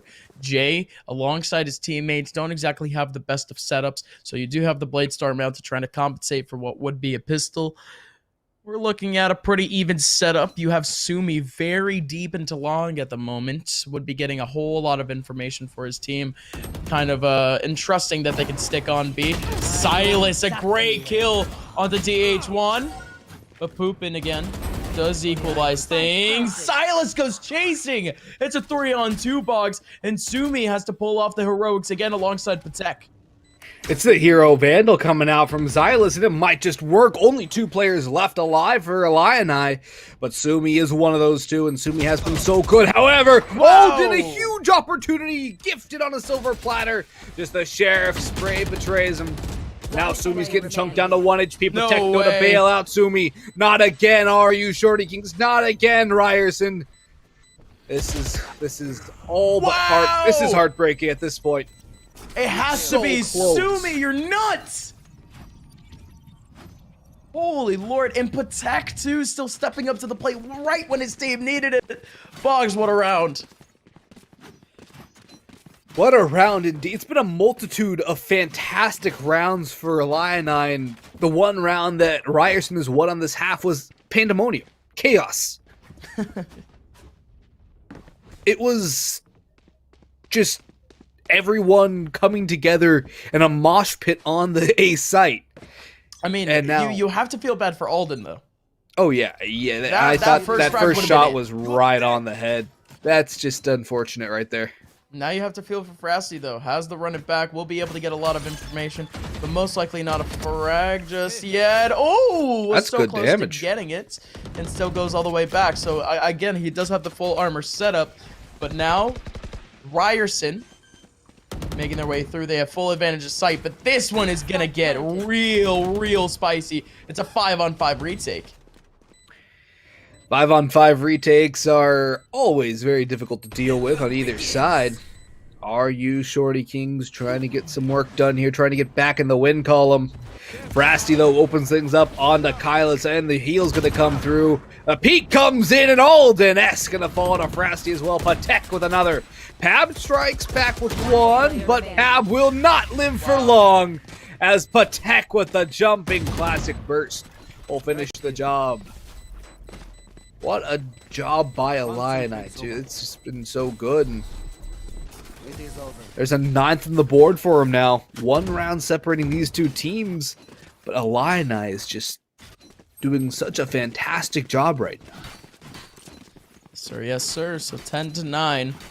And ladies and gentlemen, you guys are watching the quarterfinals here for this week 1 of CF1 action. I mean, it's been a great time. Again, thus far here in our quarterfinals. I mean, didn't really expect such high octane action, especially in these early rounds. You would expect what would be a couple of stomps, get it on through, go towards the semifinals, easy peasy stuff. Deploying drone. But you know, it's genuinely fun to watch, especially with the upset that we had earlier with UT Dallas. I'm very interested to see what's going on with that one. But of course, we'll be checking in on all of the games at some point very soon. There is one that is already finished up, though. A 2-0. If I'm not mistaken, that was UW Gold taking that one. So UC Irvine versus Penn State. oh yeah, right. UC Irvine. That one was really quick. UW Oh, Gold. yeah. They're heading into map number 2. Yeah, I think UC Irvine's the only one that's finished just yet.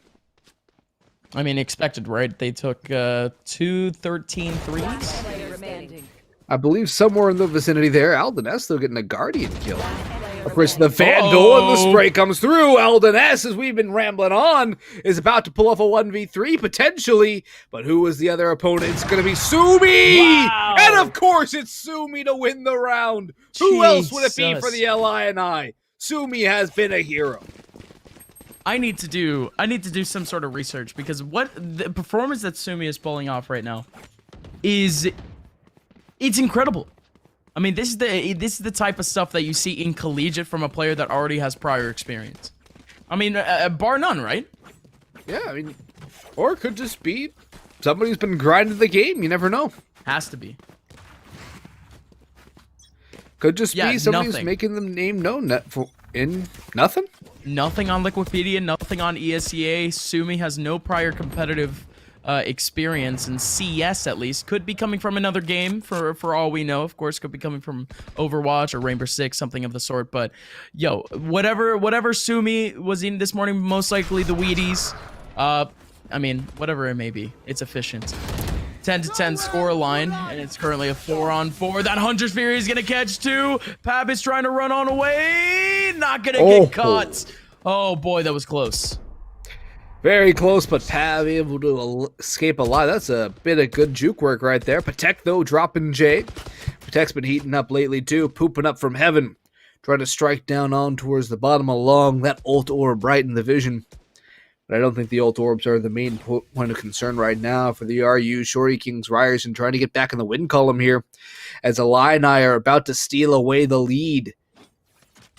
So Ryerson, who, apologies there, who picked up the win the first map. But now, this one's getting very, very close. Too close for comfort here. Patek chimes in again, drops that Chuck Dart over, and Patek will land a third. Looking for the final, goes for the jumping classic, not going to land it. Xylus with 2, and Xylus is bringing it back here. Has to reload, though, and goes for the classic. Jumping around the boxes on the side, trying to catch some timing. Lands some damage, but not enough. DH1 with the classic of his own, going to finish off the job. And the Lion-Eye, the lead here, bringing it back.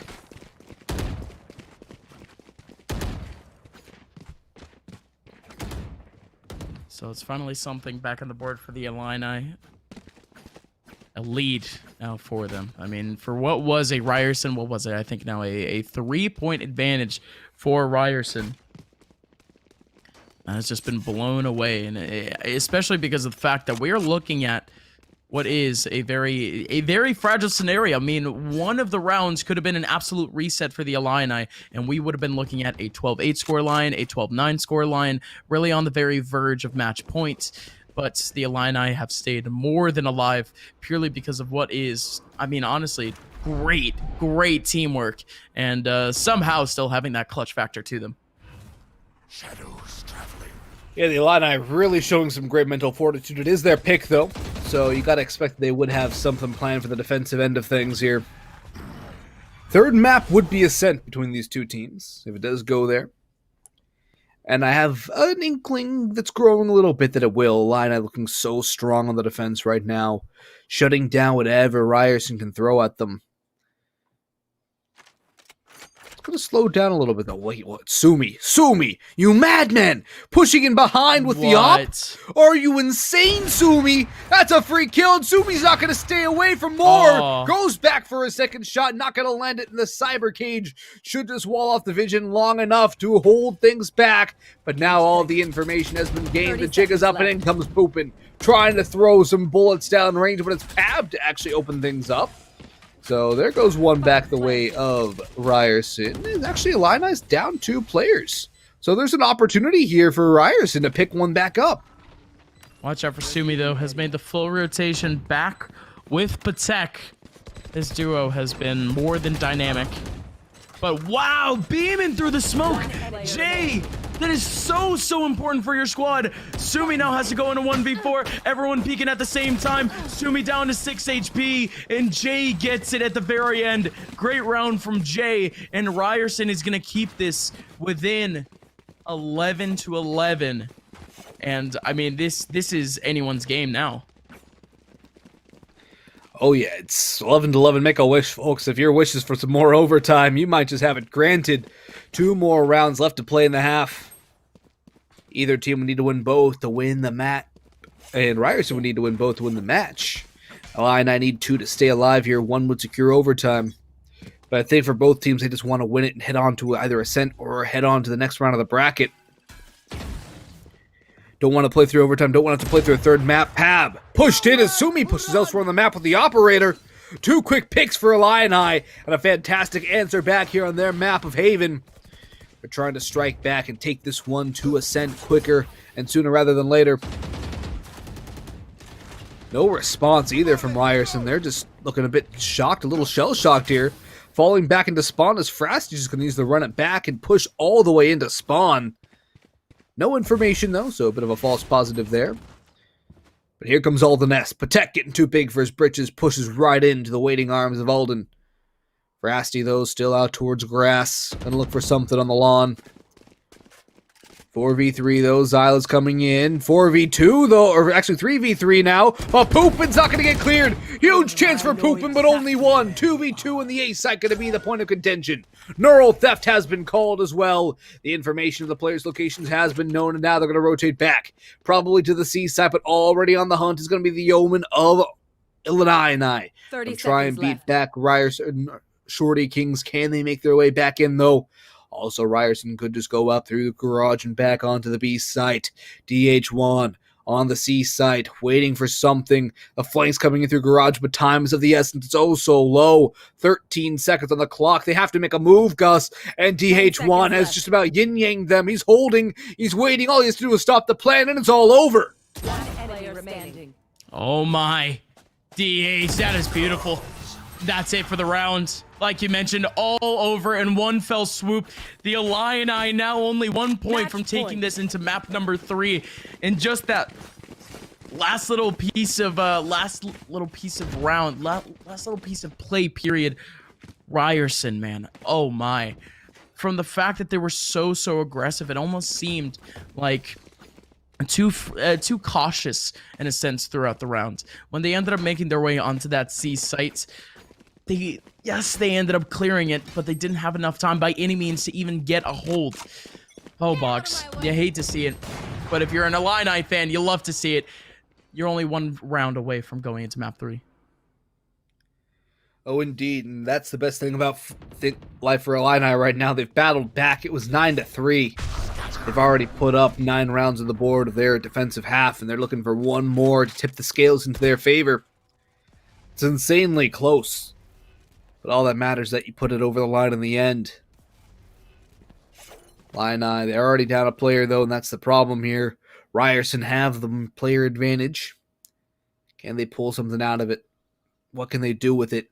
Sumi's making the way to C side. That's a great read here from Illini. Pab's just lurking in towards middle, looking for a push. Jay has the Blade Storm out. And Patek is just going to hold on side as well. Sumi peeks. Chance for a collateral. Nothing doable, but still 1 shot. Alden-S, though, has traded out, and it all rests on the shoulders of Patek. Has to get 2 here. Nothing doing. Kyla shuts him down. And Alden-S will eliminate DH1. It's all down to Poopin. And I think we're going to overtime again, my friend.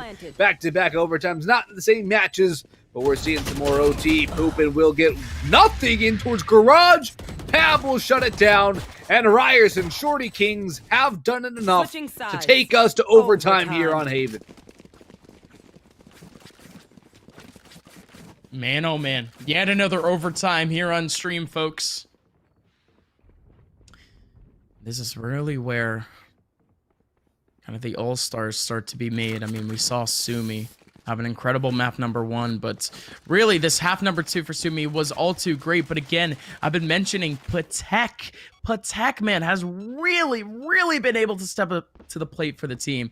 I was getting a little bit distracted by what would be the sweet jams of the recon bolt from Alden. But here we go, Box.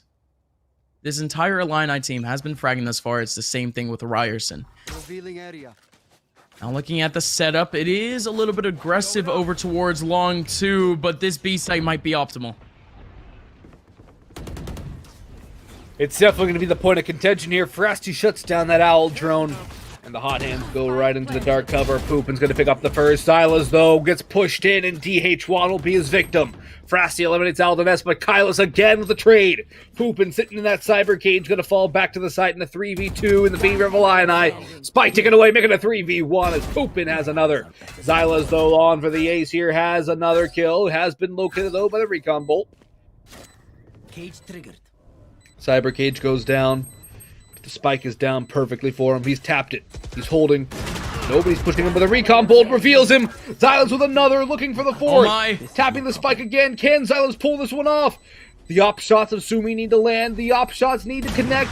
And the cyber cage falls down. If Xylus held it, I think he has the defuse there, Gus. Because I don't even know there was enough time after he pulled off. Match point. No, absolutely not. Sumi was really just waiting for that cyber cage to fall to end up getting that frag, purely because there was no time left on that diffuser. So, man, oh man, Ryerson, what's going to be the response now? Ryerson now has to end up on the disadvantageous side of this map. But look at the C site wide open at the moment. It's going to be a double hold over towards mid. That might be absolute chaos if we end up seeing that dynamic actually stick.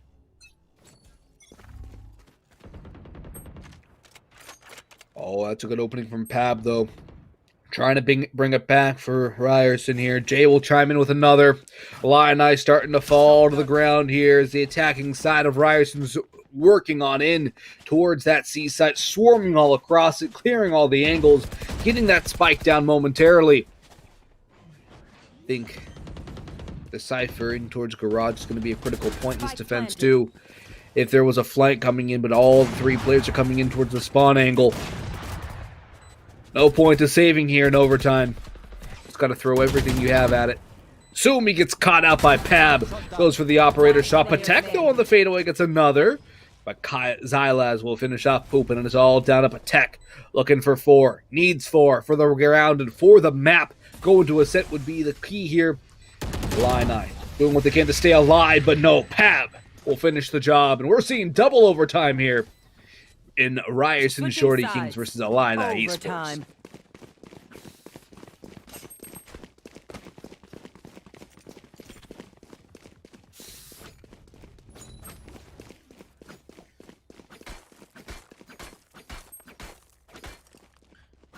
All right, Bugs, yet another one. We're going to be seeing what is the Illini back towards the attacking side, and really trying to see what they're going to try to go for in this round, because before A used to be a really good hot spot for them, but it seems to be a mid-C split.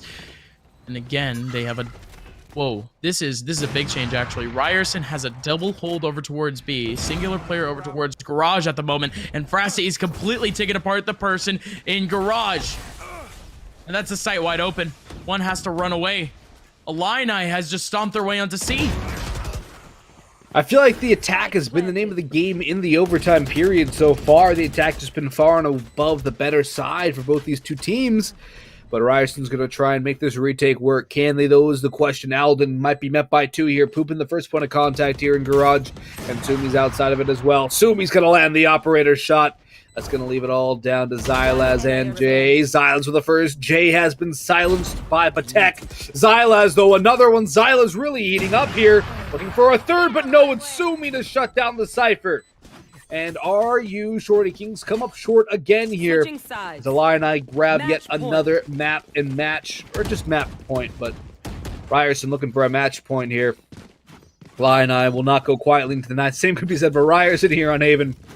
But Illini, they lose this map. It's all over for them. They are eliminated from our championship Saturday bracket. Again, folks, this is just the quarterfinals. We're not even in the semifinals or even the grand finals yet. We're still in the middle of quarterfinal action. PO3s throughout the day. And we've seen so many overtimes here. Revealing area. Take flight. Attack. Getting that owl drone out towards long. Oh, man. Bugs, I'm heavily looking forward to what would be us returning to that next game. However, we have UT Dallas and the Scarlet Knights waiting for us at the moment. We don't exactly have a score update, but we'll be getting to that very soon. 3-on-3. It's pure chaos on site. 4 different people with frags. And now at this point, it's going to be a plant for none other than the Ryerson Shorty Kings. And man, oh man, are we going to be seeing yet another phase of overtime, and it's looking likely unless we see Sumi step up to the plate once again. Poopin, he tried, but now it's a 1v3. Sumi has no armor, by the way. He opted to go for the glass cannon, and the glass cannon simply doesn't work out in his favor. Pab gets it, 14-14, triple overtime. That's the thing about overtime. If you want the operator, you can't have armor. It's 5,000 credits for each player. And no ultimates either. You have to get 3 kills, I believe, to get an ultimate on average. And it's not exactly going to be the easiest for either player, either team, to get those ultimates up in the overtime periods. The operator, though, has been serving Sumi very well. The defense, however, has not served either team well. Neither team has won a defensive round so far in overtime. All 4 rounds won in the overtime period have been done on attack. Revealing area. And here we have Illini on the attack once more, trying to go on the offensive here against Ryerson University. Attack pushing in. It's Frast to get the first into Alden S, though. It's a good start. Pabs holding in garage as Jay has traded out onto Frasty. DH1 is trying to answer back here, but Jay is dropping his teammates left and right. Poopin falls and Pab drops down. DH1 hits the ground. And it's all down to Sumi and Patek. 2 of the better performers here for Illini. Patek trying to find something. Sumi working in the back lines. Found by Kylas. Are we going to find an answer here, Gus? Are Ryerson Shorty Kings going to find the key to the puzzle here? Pab will trade onto Patek. And the first defensive round has been gained in overtime. And it goes the way of Ryerson. They're already up 1-0 here, folks. Another map, and we're calling it curtains for Illini. But Ryerson Shorty Kings still need to win 1 more, and Illini do not know how to lose. They do not know how to say die. They continue to fight and stay alive. The Fighting Illini, they need to live up to that sentiment, because now they end up on the attacking side, a side that they haven't won out on at all throughout this overtime stage. And really, they're used to winning out that first phase. Now let's look at this hold. You have what is now a player slowly sneaking up. That's Sumi! No way, Sumi again has been so aggressive throughout this entire game, and this time it nips Sumi in the bud.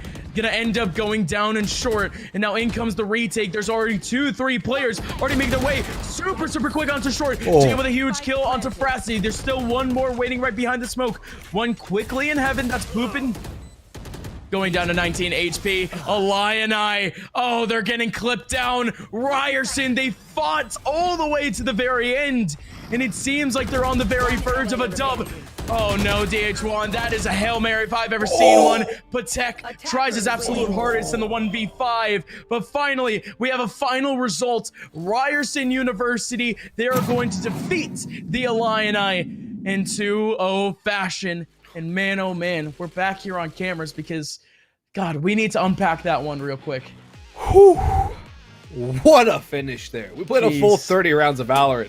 That's a CS match right there, 16-14. It's a long one. It's long-winded, but of course, me and you, Bugs, we're very much used to it, right? Oh yeah, Patek. I thought there was a lineup there on the last 2 coming up short. That lineup converts for Patek. Only needs a 1v1, and Patek can pull off the 1v5. He's clutch. Just so close, but yet so far for Illini. Fantastic performance from them to keep themselves in it and battle all the way back. But Ryerson, what a show from them. Everybody individually stepping up and doing such a great job overall. Both those teams with their heads held high, but overall, I'm happy to see how good the collegiate scene is shaping up to be right now. This is fantastic. Valorant. Rightfully so. Oh, hey, what's up? What's up, ASOS? Getting up that dub for UT Dallas real quick. All right, ladies and gentlemen, of course, that's kind of the fashion of tonight. We're going fast and furious here and there, which is actually why I was surprised we had a moment on camera, purely because this game is heating up. It's the Rutgers Scarlet Knights facing off against UT Dallas, and Scarlet Knights, man, they're only 1 round away from taking down Dallas in what was that last 1v1. Well, ASOS ended up winning that out. We mentioned before that ASOS already has semi-professional experience in Counter-Strike, but UT Dallas might get upset in this first round of playoffs.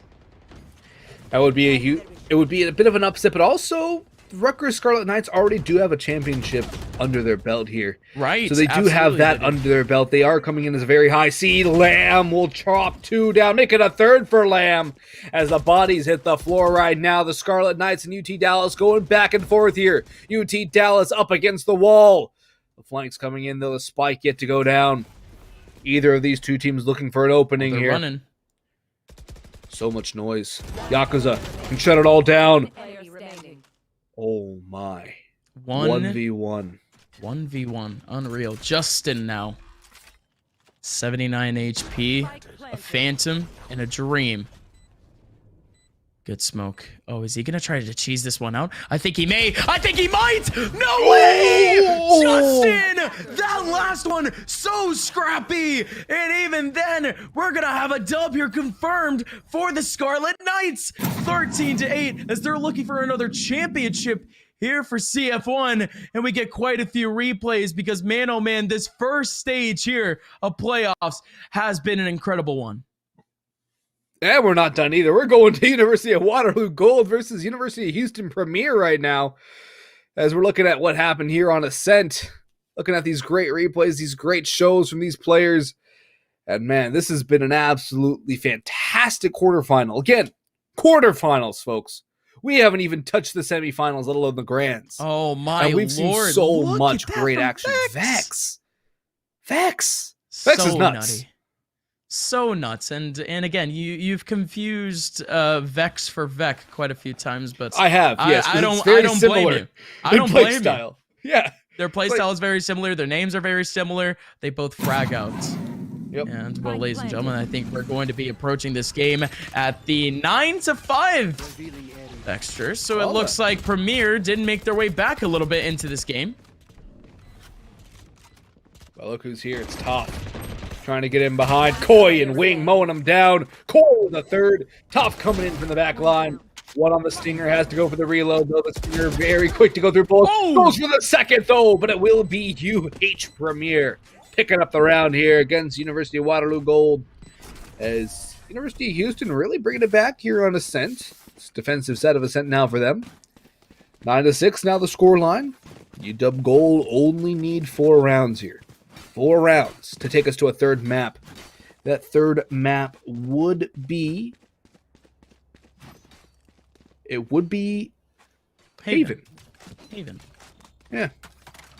I like this. I'm sad to see no split. I am sad to see no split in the first bout of games. I like split. I like this copy pasta that's going on right now. Kind of touting what the Shorty Kings are all about. Apparently taking 8 rounds on Haven against Cloud9. All right, cool.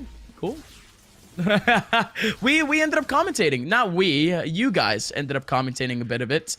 The Castaways over I think it was a little bit over 2 weeks ago now.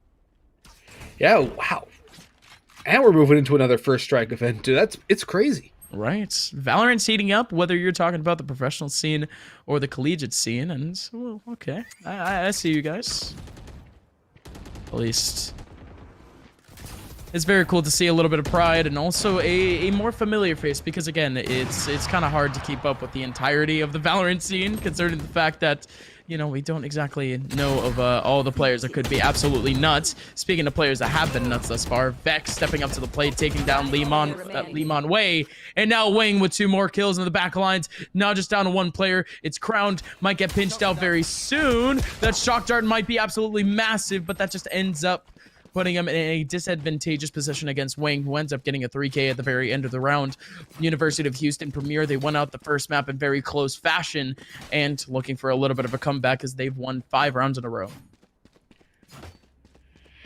Yeah, University of Waterloo need to get something back on the board here. They need to get some confidence flowing through the veins again. They need to get some life back in them. It's not going to be a very good round for that, though. It's going to be Sheriffs and assorted light weaponry. A Stinger comes through. Was that a Shorty? Are we seeing it? I mean, we saw one or two shorties very early in quarterfinals, but I wouldn't be surprised if it ends up getting pulled out, especially in a couple of spots here on Ascent. There's some quite tight corners. So, trying to go a little bit nuts, using up the Blade Storm, but it's simply not going to work out in their favor. Adam Solomon with yet another one. This round is a little bit of a farm bog, certainly for stat pad. Yeah, it's a confidence builder, too, for UH Premier. Trying to just keep on going, keep that momentum flowing.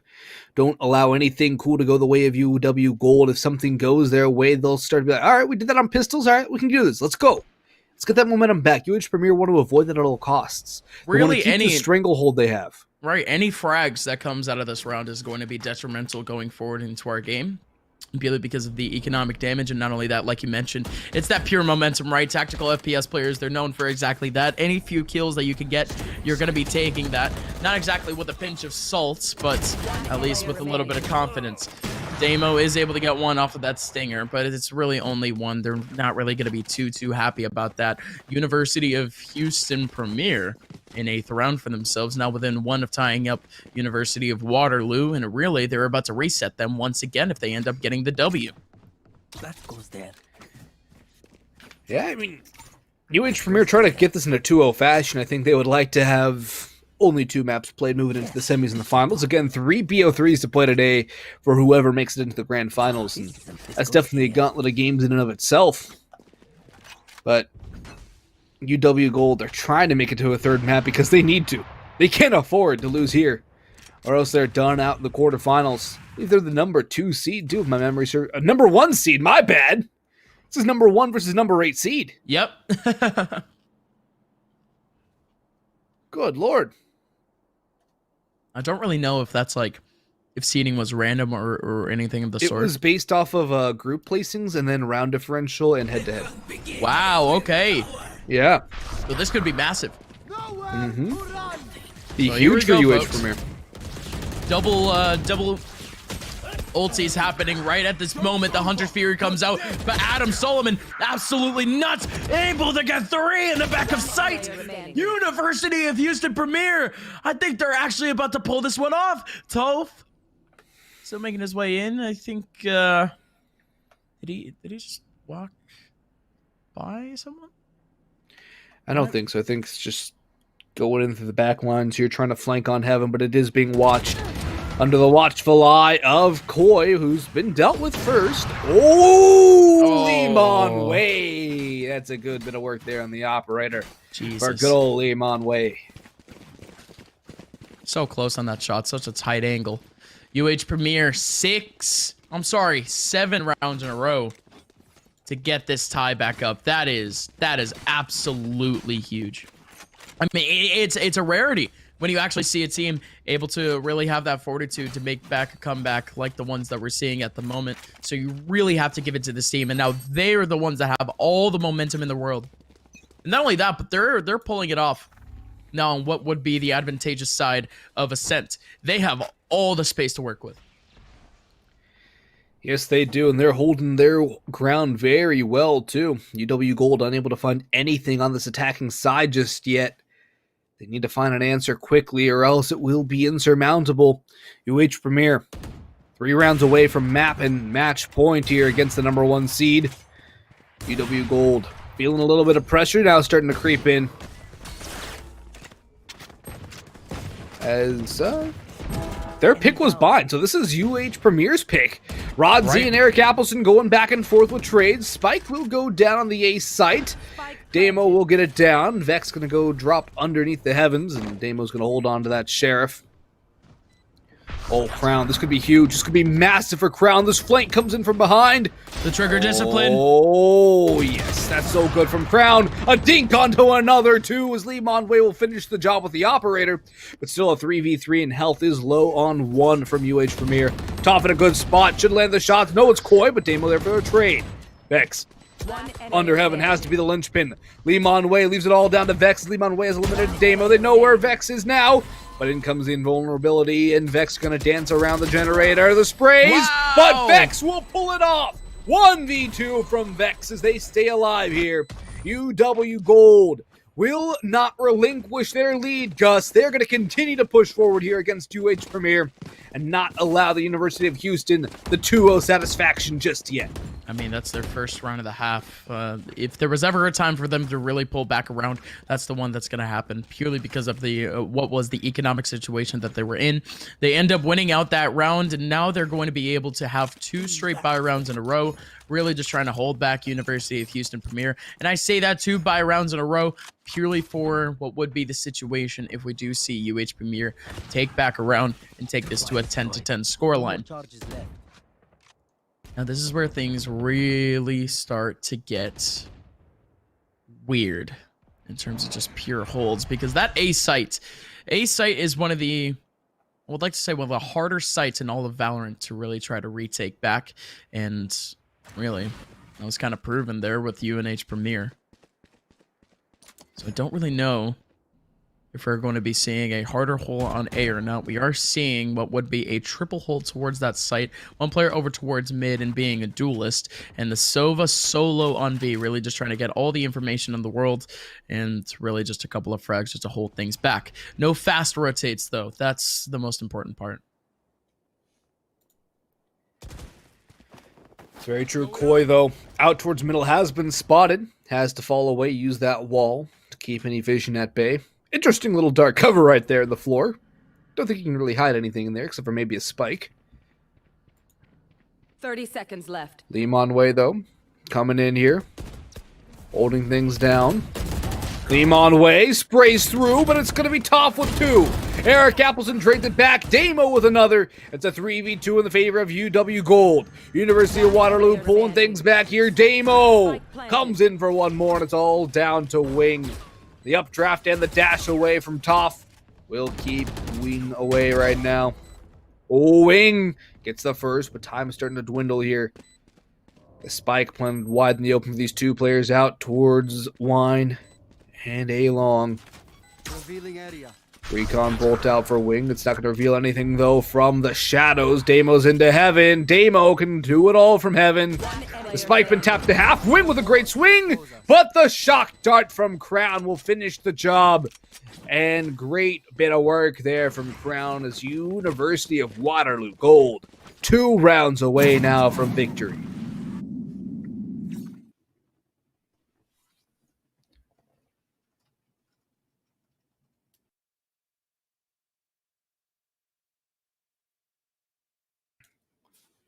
Great bit of work there, man.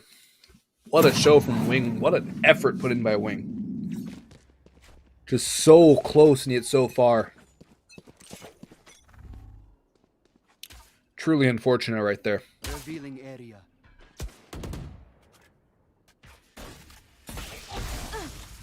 Oh man, I was muted for a second there. I am back, Bugs. Don't worry about it. Okay.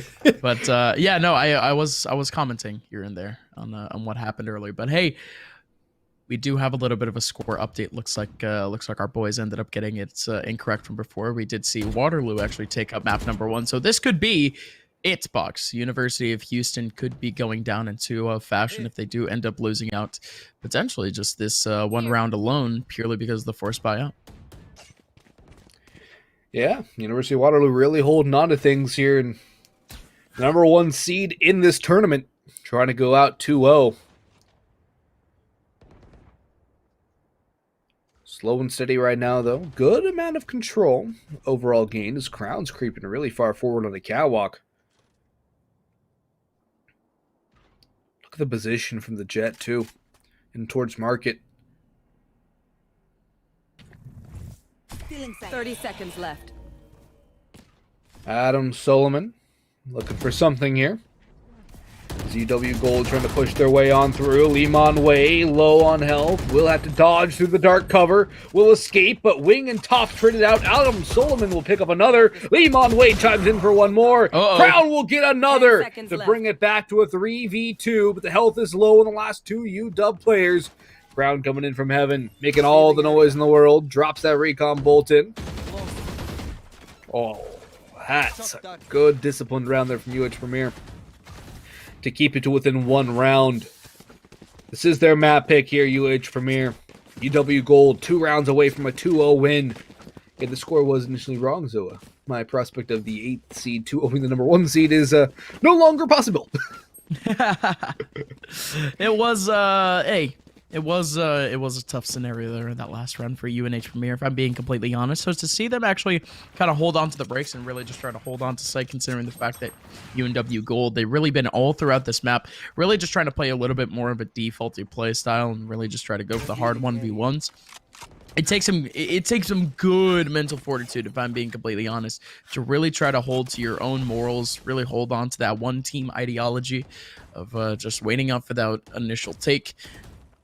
And really, Waterloo, they really didn't end up executing until the very end. And they ended up getting chipped down on the extremities.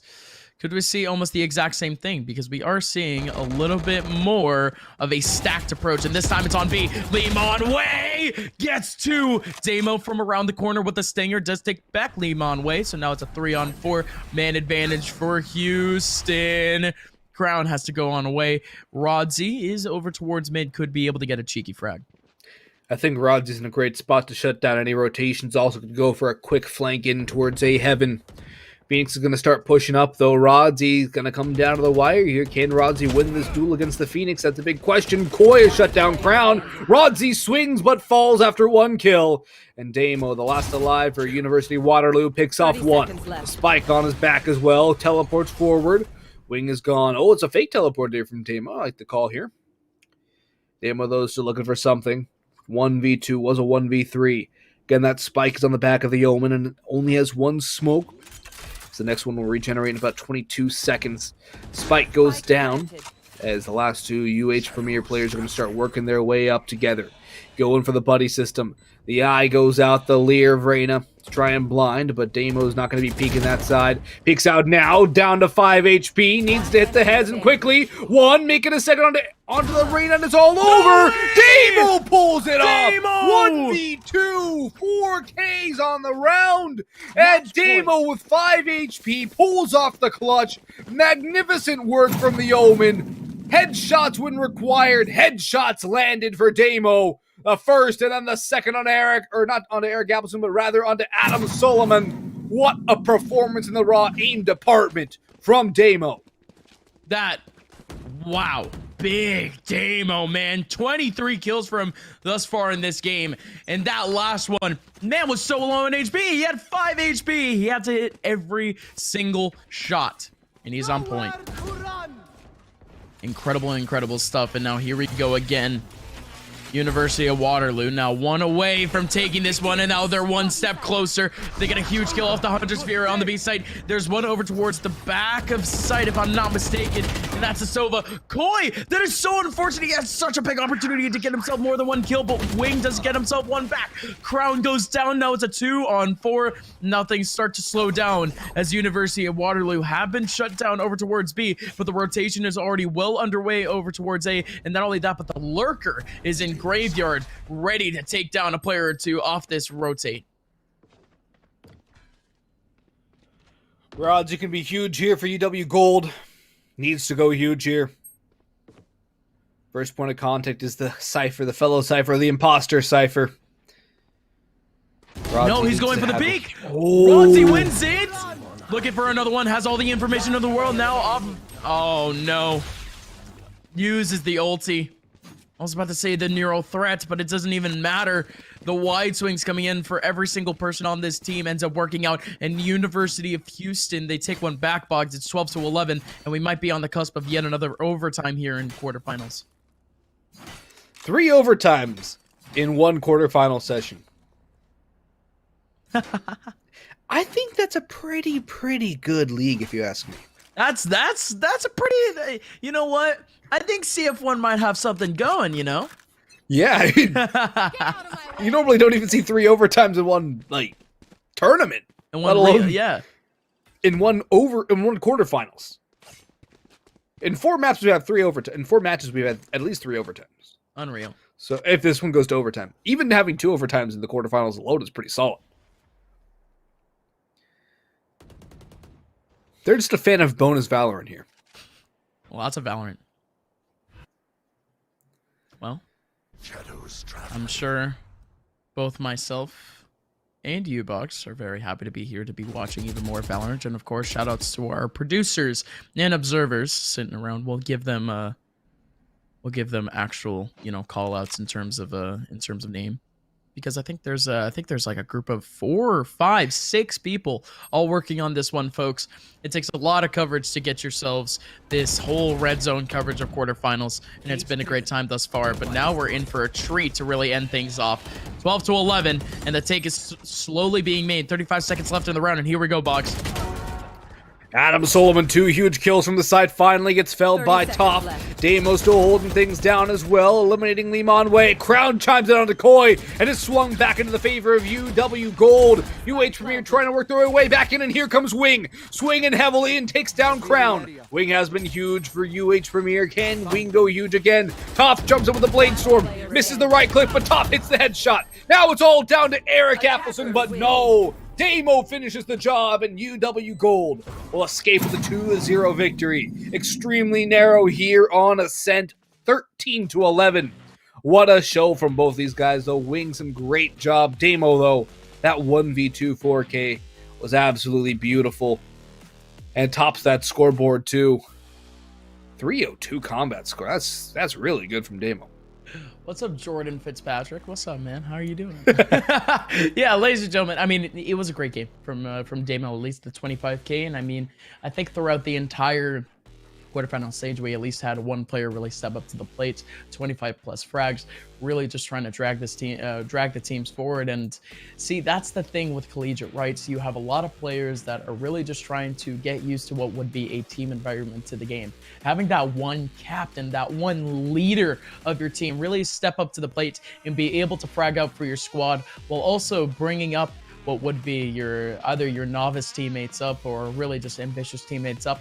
It's such a beauty to watch.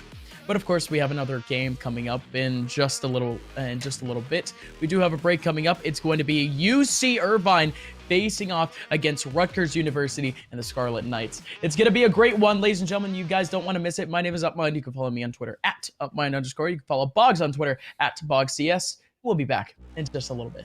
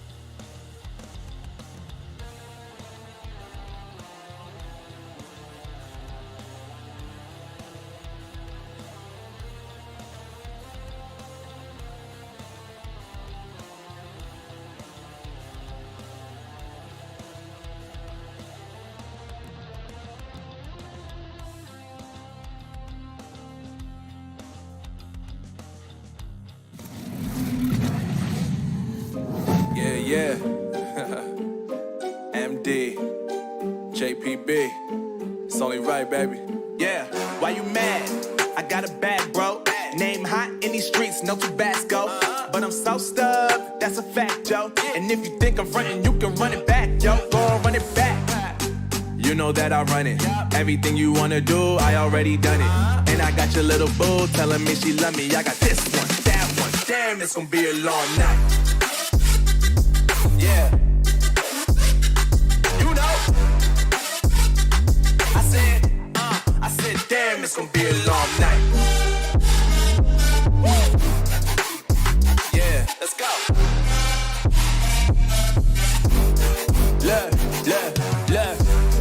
shorty, drop it for a real one. Yeah.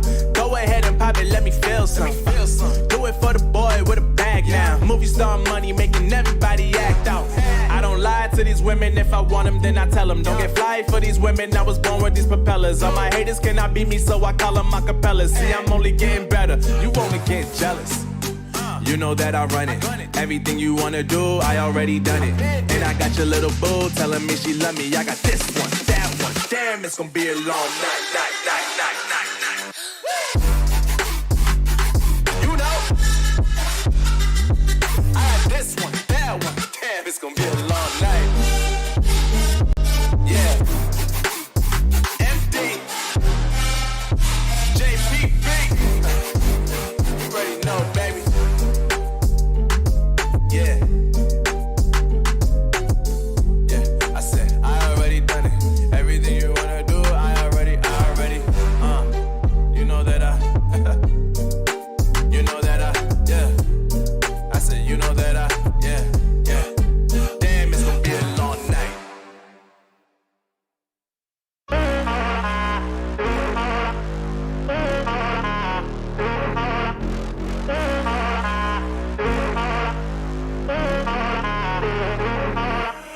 Real love, now I see you. Yeah, you know I do to make it through the times we had. I see it now, I see it now. Real love, now I'll break through to show to you that I'm more good than I am bad. I work it out, I work it out. And I'll be somewhere that you need me, and I'll be holding my breath, waiting for you to show.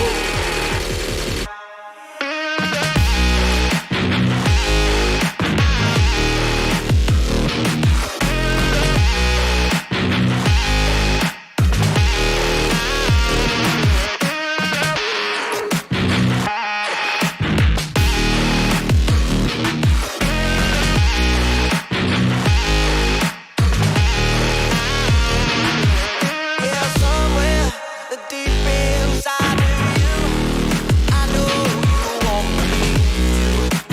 You're just afraid to say. Real love, now I see you, and I'll make it through to find a life that we once had. I see it now, I feel it now. Real love, now I see you, yeah, you know I do to make it through the times we had. I see it now, I see it now. Real love, now I'll break through to show to you that I'm more good than I am bad. I work it out, I work it out. And I'll be somewhere that you need me, and I'll be holding my breath, waiting for you to show.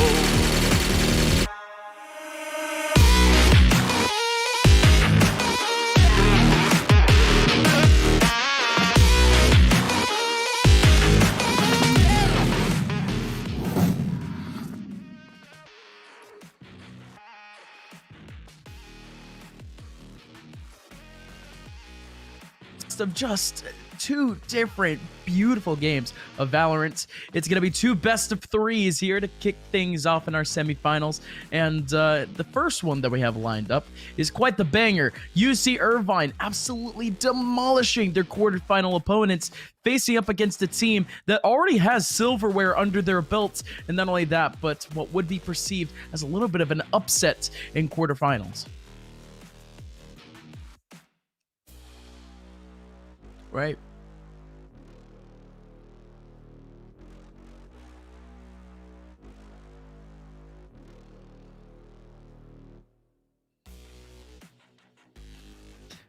Right.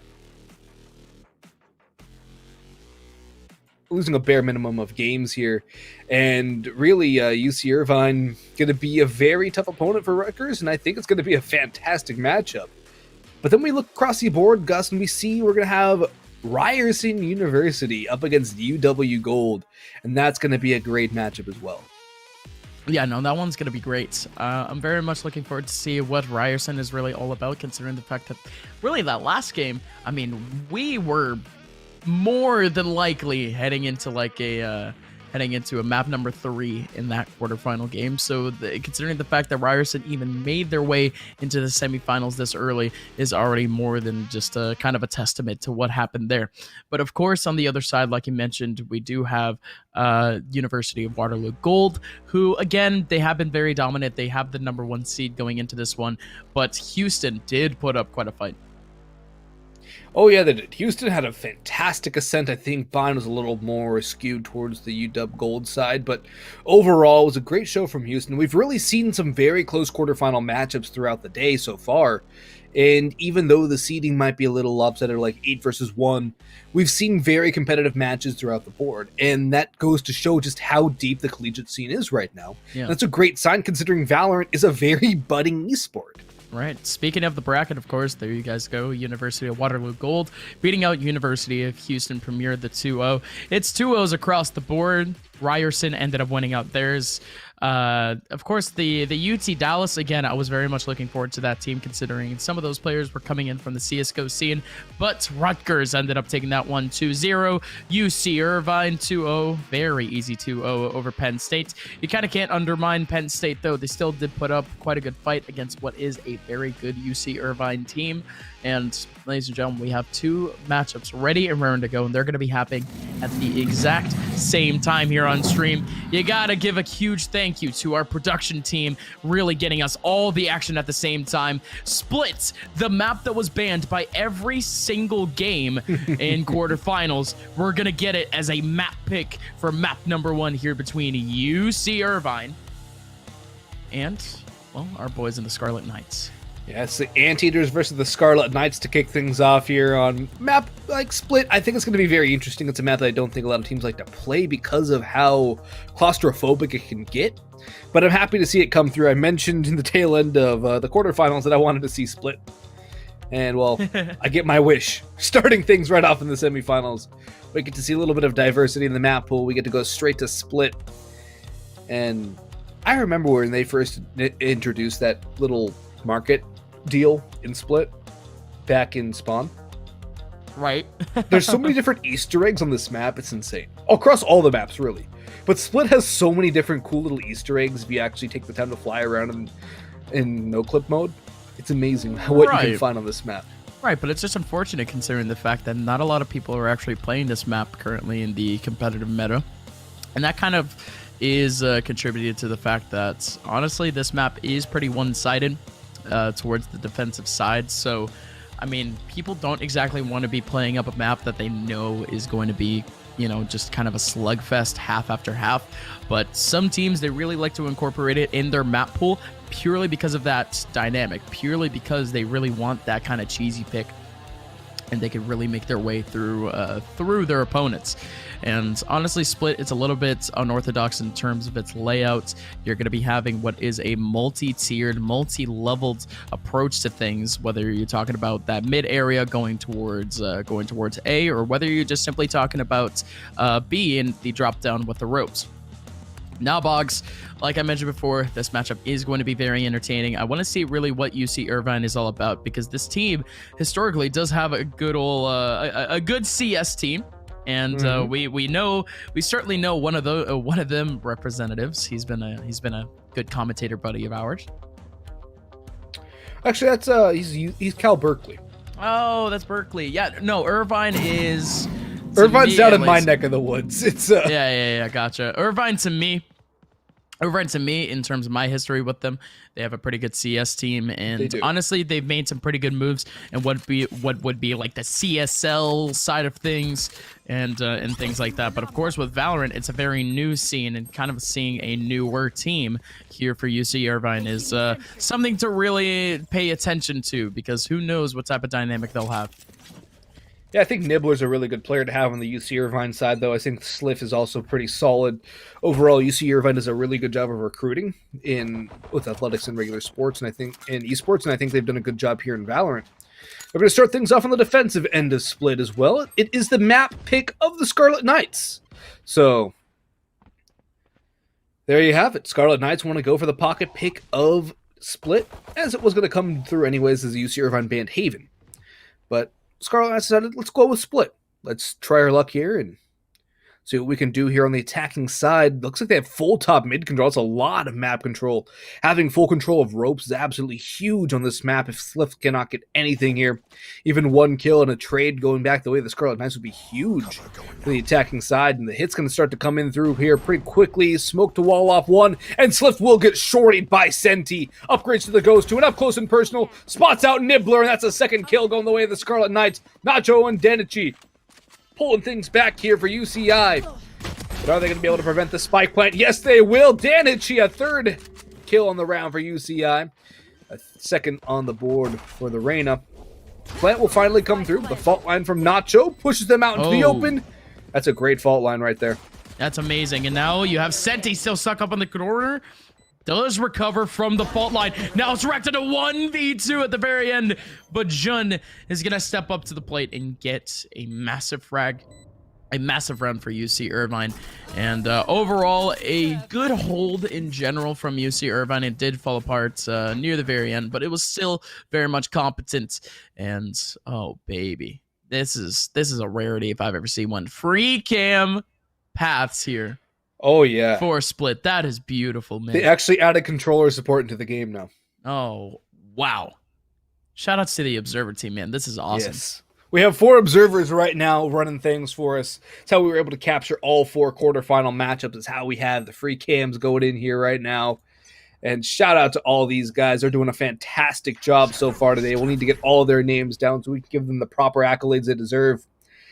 But overall, yeah, getting to see that free cam mode and the built-in controller support looks so smooth, so good. Yeah, shout outs to our observers for the night. We have Ty, Bear, I think Friend Juke, and our man Khazix. So I mean, it's a great lineup, man. It truly is a great lineup of observers, and we also do have our producer, which boy I can't remember the name. Pangolin, I think is the name is. Yeah, we'll be seeing a lot of them Space throughout the Station season. Productions people running the show for us here. Absolutely, great guys over there. We do have a big round though, Bucks. Yeah, we do. Lamp's going to start things off. Danichi's going to take some satchel damage. Quite a bit, actually. Gets caught in the reload. Justin's going to capitalize. Nibbler only goes 1 for 1 as Bests will best Nibbler here. June trying to trade things back. It's the Killjoy and the Breach. In the 2v, now 1v3, as Wrecked will eliminate Nacho. June, Spectre in hand, has a good opening duel against Wrecked, but no, unable to convert it. Scarlet Knights force their way back into this one. And Rutgers is going to tie things up at 1 apiece here on their map pick of Split. Great bit of force work back in their favor, and it's going to be Pistols out for the UC Irvine squad now.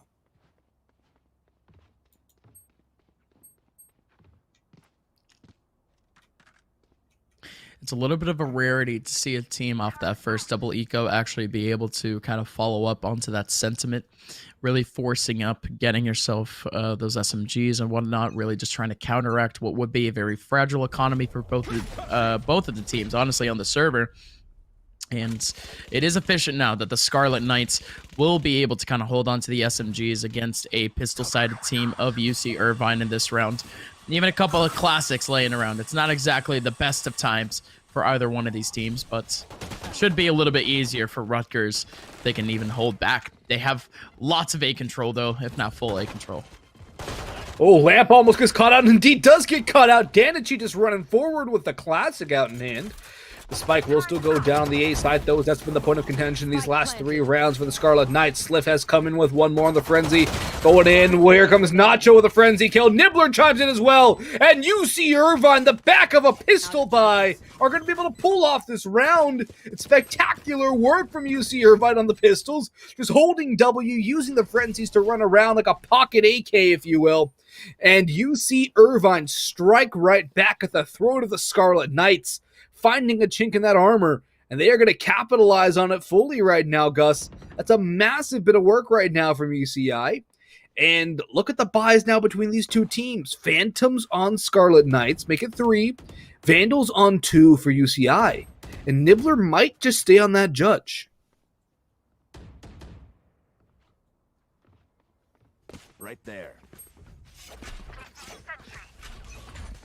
So this spy is a little bit more, it's a little bit more weird, right, Box? I mean, especially for what is a very weird game in general. The economy isn't exactly stable for either one of these teams, except for really what would be UC Irvine, purely because of the fact that they had pistols in the last round. The Scarlet Knights looking to really capitalize on what was that same sentiment from what was like, a round or two ago. Where they themselves ended up getting a bye. Or a forced buy up. Yeah, I don't know. I really have nothing to say at this point because UC Irvine, it's almost incredible to me that they can actually still keep taking up a couple of dubs off of this one. Nibbler on the front lines. Does get himself one. Wrecked collecting one back. Senti. Oh, this could be massive from Senti. Does end up getting one. Nacho waiting up on site. The spray from Senti is a little bit slow, but Wrecked is there to actually take it back. Senti, a massive round. And the Scarlet Knights a massive round, too. It's a war of attrition right now with both teams trading rounds back and forth. It's going to be another buy, I think, from UCI. At least, no. Are they going to go conservative here? Hold on. I mean... Are they going to buy to 2K? No way? I think that could be a smart call. Yeah, I mean, sure, man. I mean, we've seen three straight force buys win out rounds, which that in itself is already insane, but at least going to a half buy to equalize everyone's economy is not exactly a bad idea. But I thought that they were going to go for a full force again. I like it. I like the call. Oh yeah, for sure. Empress called by Danichi, but so much damage done by the paint shell. Gonna force Danichi back. The overheal will be the only reason the health is full. Spike going down now. Danichi throwing the Leer out, looking for one more. Nibbler coming up from heaven, trying to find an answer, trying to find an opening. 4v3 in the favor of the Rutgers Scarlet Knights. Pocket rocket out, the showstopper in. Nibbler drops it, but it's not going to connect. Danichi has eliminated one more. That's Justin. Senti and June, and Best's all finding frags. It's all down to June, and June will hit the dirt. 3-2 now for the Scarlet Knights. Good damage on the half buy here for UC Irvine, but still, Scarlet Knights are going to grab the win. They are going to grab that first bit of an advantage here, breaking the war of attrition. But now the real first gun round is going to come through here. UC Irvine will get a full buy up. Rifles across the board. No operator for them. They can't afford to go that deep into their credit banks. But still, they have a good amount right now. Senti on a Bucky? What? A Bucky? Senti, I guess, man. I mean, with the entire team being on an actual buy, this is mind-boggling to me, man. Yeah, he has money too. There's plenty of money. Oh, no way he makes this work. Oh my. That was really the only way that could have worked, but he could have bought a rifle with everyone else. That's I'm to confused. me. I don't know. That's a rough decision to actually make. For the rest of the team, however, they are making their way through. The Scarlet Knights down to only 3, and they're about to head into what would be a little bit of a contested heaven side, and it's about to get pinched on. Oh, Danichi, good kills again from the ramp. Takes a dink, but Sylph will back up the Reyna. Lamp will finish the job, though, in the 1v4, making it a 1v3 here. Paranoia keeping Lamp's vision at bay, but Lamp is still going to try and work around the spike. Not in the control of the site for anything but. And June chimes in from UC Irvine, coming in from heaven. And UC Irvine take the first gun round, making it a 3-3 scoreline. The money on Scarlet Knights is not exactly the best here. They are going to have rifles again, except for Rekt, who probably... Actually, no, Rekt will get a rifle dropped. We'll drop a Bulldog over to Best. So, seeing a little bit of economy shuffling going around right now for the Scarlet Knights. Mm-hmm. Which is more than fine, I guess. So we are going to be seeing a redistribution. But you really have to focus up on what would be yet another very important round in terms of, you know, just pure economy and how things could really start to go one other team's way purely off of a W. Again, there's no real way for us to call this game. I mean, before I really thought that UC Irvine really had this in the bank. I mean, we're looking at the defensive side of Split. And not only that, but UC Irvine, their performance against Penn State was incredible. It was bar none the most dominant of the quarterfinals. And then now they come here and looks like the Scarlet Knights, they're putting up a much more competent fight than really what this UC Irvine team was really expecting. It may be the better that we've seen the Scarlet Knights thus far. Even during their own game during the quarterfinals, UT Dallas was still holding them up against the ropes. But the Scarlet Knights, they seem very confident. They do indeed. It is their map pick too, so they have to have a good idea of how to play on split. So I think that has something to do with the confidence too. But Scarlet Knights are going pound for pound in the fragging department with UC Irvine. And I would say Scarlet Knights are having themselves some pretty good opportunities too. But here comes Swift. One, making a second. Justin will have to trade it out here with the 4v3 in favor of the Anteaters. Senti makes it a 3v3 though, but June trades it right back onto the Jet. Lamp still up in towards B Heaven, trying to find something back, but no, they're going to take the ropes back. No. They're just going to run back. They have no more time to go to A. They have to go towards B. Nibbler will shut it down. Goes to the Classic. Will fall to Lamp, but I don't think there's any way that Lamp can pull this one off. And the light will be put out on the Lamp as June will put a bullet through the brain. And UC Irvine go to a 4-3 scoreline here. Only keeping 2 alive, so their credit banks will have to be tapped into just a little bit here. But Scarlet Knights, they're not going to have a lot in reserve. Might just be a Sheriff Eco, a Shiko, or even just some Classics and a couple upgraded pistols.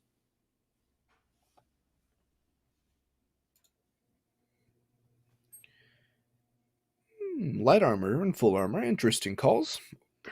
This is the real, this is the first real eco that we've seen in a while, except for Justin, that has kind of like extra cash in comparison to his teammates.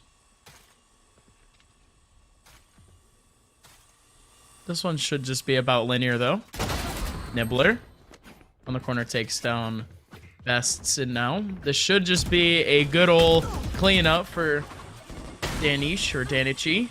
Oh no, Shorty from behind. Let's go, Senti. Let's see what's up. Wrecked tries to pop out from Heaven too. It's simply not going to work out. Now it's a 2-on-5, and it really just comes down to what would be the economic damage that these last 2 players can really do.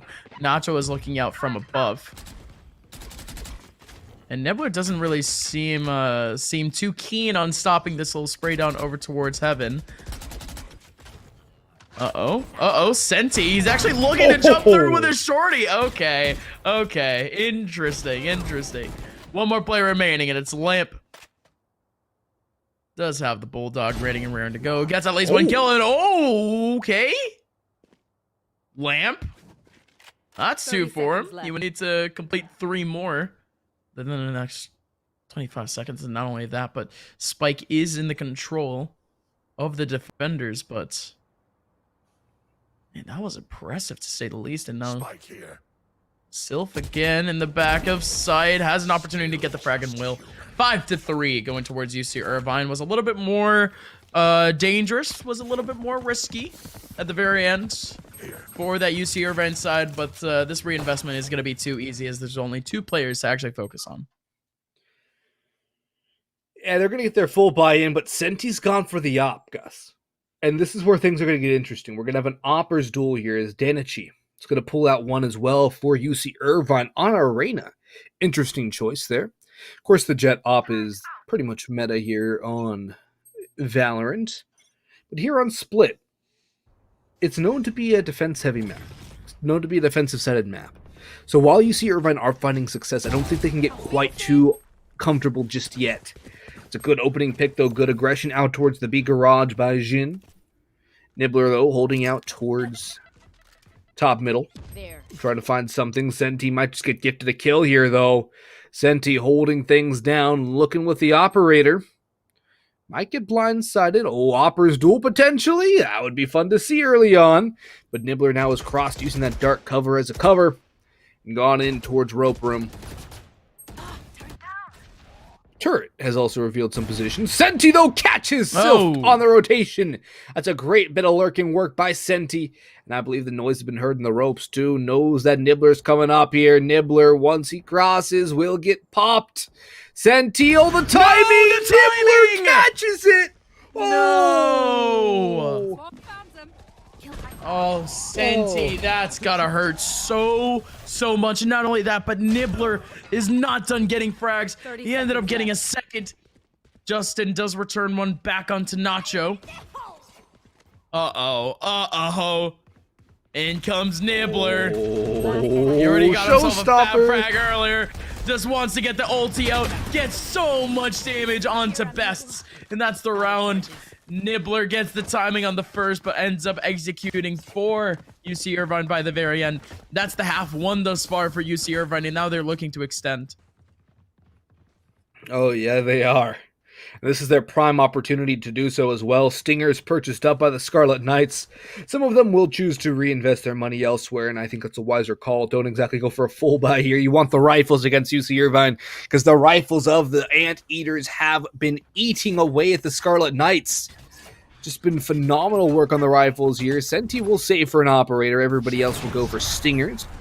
Hoping to get a couple bites in on the Anteaters, but Sylph has the first kill. Denichi has the operator out towards A ramp, goes for a peek, will find nothing. Nibbler chucking in nades and paint shells, and the spike has actually gone down, so mission 1 accomplished right now for Scarlet Knights. A second kill making it a 3v3, but here comes Sylph. Another kill for Sylph, and June finishes off Lamp, leaving it all down to Senti on the Bladestorm. The lineup was there, the headshots were not, and Danichi swapping from the operator over towards the Stinger.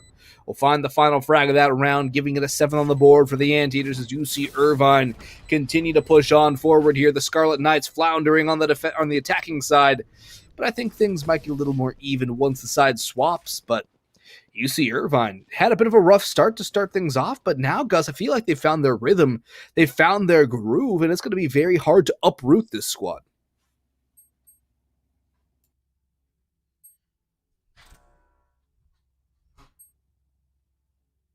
Things could get uprooted.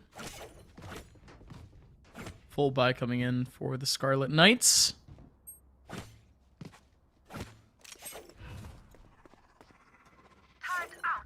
Kind of looking at this take. This one's a little bit more unorthodox. It almost seems like a default in a sense. If they leave the spike back in their spawn, they have 3 over towards A at the moment. But Senti, good pop. Taking down Danichi incredibly early on. Over towards that B main area, and now we have what is the Scarlet Knights at a man advantage. Still A is going to be quite the challenge because it's still going to be that same 2-man hit that we've seen before. Senti is still on a little bit of a hunt though. This could get interesting. Justin too. Oh, that's a good pick from Justin right there. Just holding down the B garage, expecting that aggression from Jun. I like to channel my inner French for that name. Jean. But my French is not good at all. No. No, and I would assume that's it's not French. Maybe, who knows? Who knows? We don't have much actual background on a lot of these players, so and that's the thing, right? The further that we go into kind of CF1, the more that we're going to know these players, the more that we're going to get to know their play style. And that's the fun thing, right, Boggs? We're here for the long haul. Oh yeah, we get to learn their playstyle, we get to learn their personalities a little bit, we get to learn how they see the game and really how they work and how their teams work too. And that's, I think, something that is always fascinating to see is how teams decide they want to work things. 10 seconds left. But here we go, Scarlet Knights a prime opportunity to pick up a round here. Their first gun round of this game, it would be. Sylph and a low HP Nibbler working their way in. Sylph, great clean win on the best. Drops that paranoia. Nibbler has dropped Senti. Oh no. The spike's in such a bad spot for Lamp. It's in an awful spot for Lamp. Oh no. Lamp is not going to be able to make it by any means. He still gets the 2K, because why not? That satchel. But the Scarlet Knights, man, you hate to say it, but yes, the satchel, it delayed the peak. That satchel bumped him back just enough. I think that satchel just saved the round. That's nuts. Wow. Game of inches. Game of millimeters. Wow. Hey, coffee. I could go for some coffee right about now. I would like a coffee. Yeah. I'll make you a coffee. Give me a second. That would be much appreciated. Here we go, though. Scarlet Knights might be using some coffee pretty quickly here as UC Irvine looking to grab a 9th on the board. A 9-3 half lead would be huge for them on their opponent's map pick. Then again, as I keep reiterating, it is the defensive side of split. And it is a defensive-sided map. But if UC Irvine can carry this momentum over to the next half, this would be absolutely huge. Nacho getting a little aggressive in towards B Heaven, trying to hold things back and hold on the onslaught. The Swarm Grenade has been activated as well. Danichi elsewhere on the map has capped off Senti. It's a good start here for the side of UC Irvine. The Anteaters trying to hold things back. Nacho dodging the fault line, does get caught and it drops the flashbang, though, as the showstoppers have been popped for both teams. Recht and Nibbler both using the showstoppers. Rex will find nothing. Nibbler's is also found of nothing but air. So it seems it will be a final B execute here. Recht, though, looking for something. Dodges the bullet. As now the hit's going to come in on towards B from the shadows. The Omen is teleported into the back of sights. A good defensive angle right there. Jean dropping down. The lockdown, though, that could be huge here, Gus. Oh, the lineup! Massive. Man, Johnny had it! But now the lockdown is going to be taken down. And now in comes the retake. Nibbler going nuts. Has only 7 HP, however. Oh! You absolute madman! Once again, yet another round where he comes up big in terms of frags. The last one, he wasn't able to really step up to get the round, but this one is more than efficient. A 4K for Lamp, and that's a 4th round back for the Scarlet Knights. Holy Lamp! 4 kills on the round, the 1v2 clutch, the lineup was there, and the Lamp hit the spray. Huge round for the Rutgers Scarlet Knights to pull off, and Lamp comes up clutch. What a show from Lamp right there. I anticipated us winning. I got my eye on Lamp. I'm keeping my eye on this one. This one's good. Well, Lamp, again, this might just be a side effect of not us watching the Scarlet Knights game a little bit too closer. But I think we're seeing a real fragger on our hands, and I think at this point we might just have to wait for a couple rounds to actually go ahead and really see what's up. What in the world? Boombot? What? Nibbler? Senti? What in the world was that mid-interaction? Your guess is as good or bad as mine. I guess so, but now here we go, folks. Fault line gonna hit Nacho, and it's a 4-on-3. Yeah. Danichi still dodging back and forth. Nacho debates the flash, instead will go back. Does not dodge the paranoia instead. Danichi still playing with fire. Rek comes in with 1, looking for a second kill. Danichi will finish him off. Nacho up close and personal. 1, making us, no, not a second just yet. Nacho in a 1v2, hits the headshot, low on health and low on ammunition. 1v1, Breach versus Breach. Best versus Nacho. And Best does have the defuse and the clutch. Nacho made it so messy, but the Scarlet Knights are going to be able to pull this one off again. 5th round of the board, and both pistols are now converted by the Rutgers Scarlet Knights. Actually, wait, no. Both attacking sides, defending sides rather, have won the pistols. You see Irvine won the first pistol. Yep. It's like so far away ago now. Yeah. Bless up, Boggs.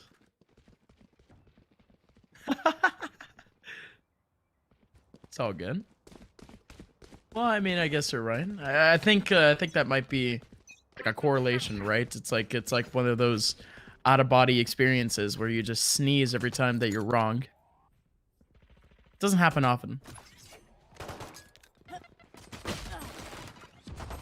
There you go, folks. Yeah, I don't think I've ever sneezed on broadcast before. Senti, you gotta be kidding me, man.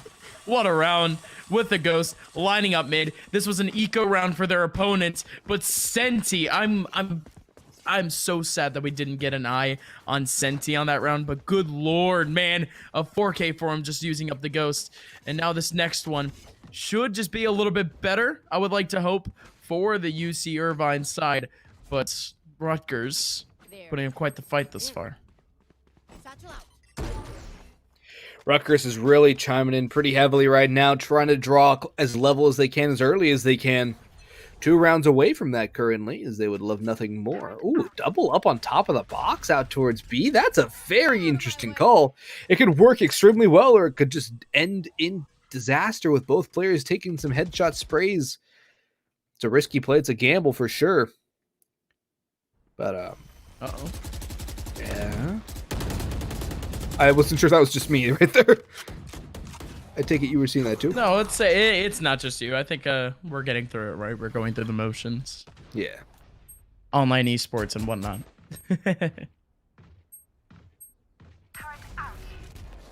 But here we go again. There's one over towards Heaven, if I'm not mistaken. Nacho trying to go into a fight. But that nade clears out that entire Heaven area. Makes so much noise. Not only that, but look at this counter util from UC Irvine thus far. It's been pretty good. I'm sorry, not UC Irvine, for Scarlet Knights thus far. It's been pretty good thus far. They are down a player, though, and that's the concerning thing for Scarlet Knights right now. Senti's going to even the score, though, with the Blade Storm. Danichi, though, trades it back onto Lamp, the hero of the last round of the first half. As now it's going all down on to Senti in the middle of sight. Has the blades out. Going to get swarmed on by multiple players. Nibbler will trade out. Nacho. Nacho kill right there on the Nibbler as Danichi will come back on the bests. And just in the last alive in a 1v3. Potential here for the 1v3 clutch. But the Spectre not exactly the most adequate of guns. So. Who knows? Right, we've seen crazier things. Justin has almost a full util set up at this point.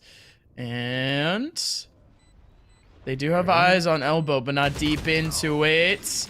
Danichi, a third for him on the round. Big round for UC Irvine. They're going to be able to hold on to 3 of their rifles. Only a little bit of a reinvestment. But Rutgers, however, is going to have a fun time with how much economy they actually have stocked up. Yes, they will. The ops straight away out for Senti, and that's a dangerous proposition. Senti, the Jet Opper, has been extremely good so far for the Scarlet Knights today. Lamp has the Phantom in hand. Rifles across the board for UC Irvine, but there's a Spectre actually on one. That's a bit concerning for UC Irvine. And Senti gonna blow up that boom bot. It's gonna be a good start to things right now. As we're just going to slow down a little bit here and wait for UC Irvine to work their way around the map. Although Danichi's going hard into the rope room. That's a very, very quick push. As down Danichi will go and then up the ropes again. Senti's still holding things out towards B Garage, but overall, I think this A play is going to be the main point of contention here. As the Lamp's going to have a lot of work to do. Nacho might just get caught out by Danichi, and that's exactly what's going to happen here. Danichi drops down onto sight, sprays away onto Lamp, but Lamp will not relinquish this position. Dodges back to Sign as the flashes rain in. Lamp swings, but Sylph will put Lamp down. Wrecked pushes through the smokes, though. Wrecked with 1, falls away. It's a huge kill onto Nibbler, 2. The spike goes down, and damage onto Sylph is still considerable.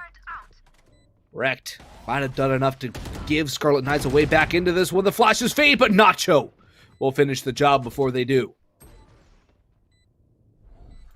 Stealing sight. Off your feet! Uh-oh. The Rolling Thunder. It's barely going to connect onto Senti, and Nacho and Shen just capitalize right on it. Great stuff from Nacho with the anti-util, with the anti-ulti.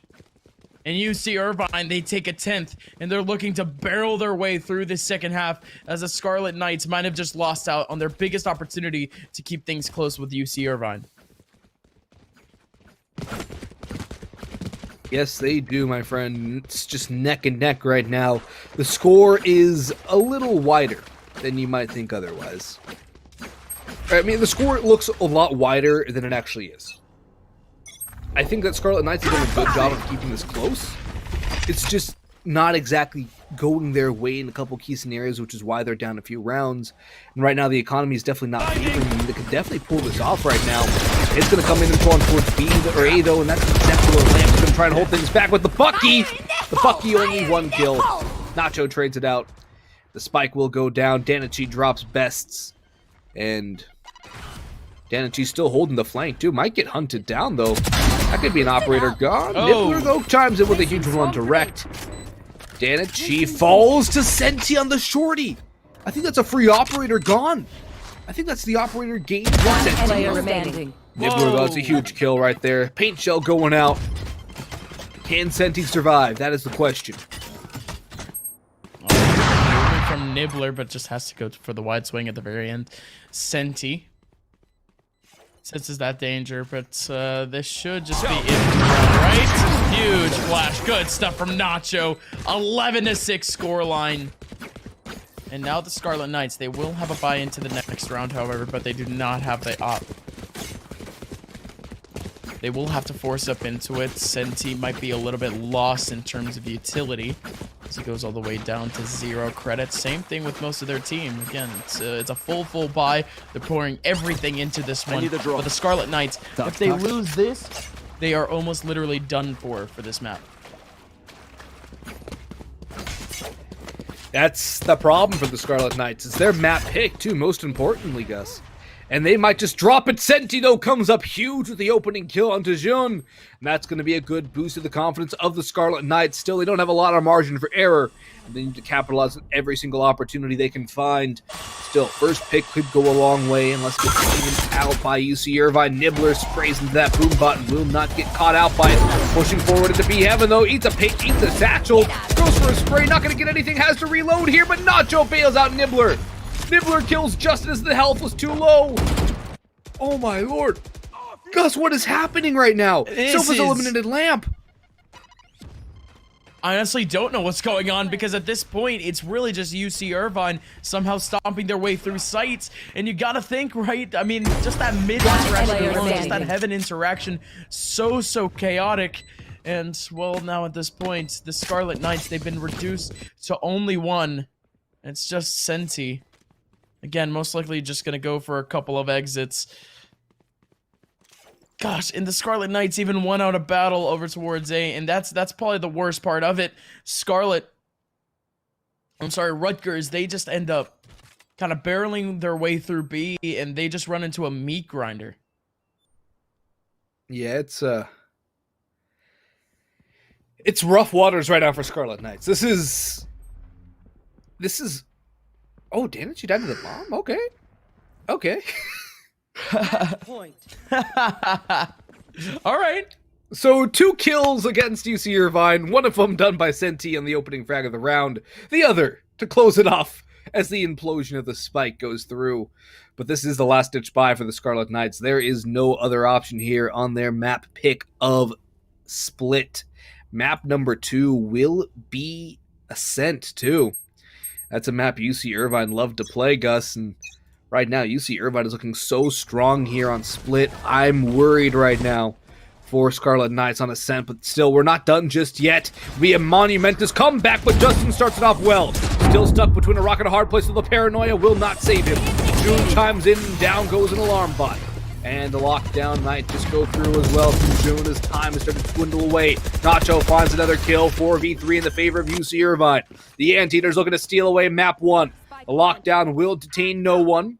Senti will lead the charge back in, and now everybody else on the Scarlet Knights will follow their way forward. Nibbler's in a very good spot out towards Ben. Sylph has eliminated Recto. Danichi comes through. Gets soul 1. Senti again the last alive. 1v3. Can Senti pull this off? Has the Blade Storm. And that is a good start here.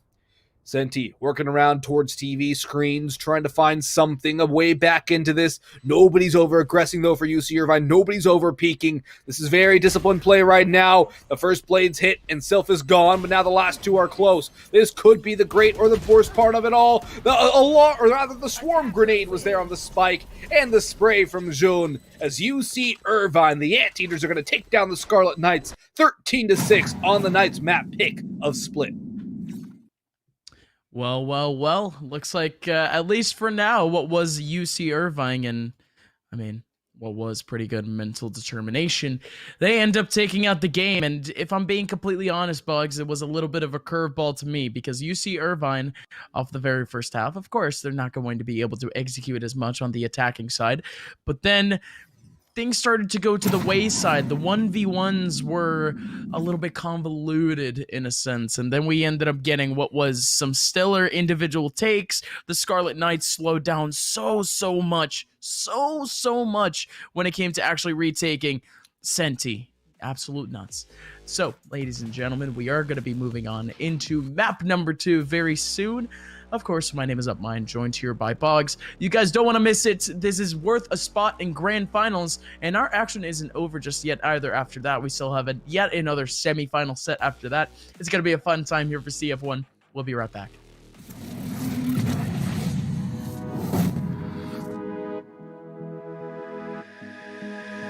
They said to wait for the right time, and I think tonight might just be right. I know you want to do it too, so bring your courage, there's no rules. Don't be scared, just trust me. Take my hand any minute now. Get ready to smile. I just wanna see the colors and rainbows, 'cause we just wanna be in this dream forever. Just in this dream forever. Just forever.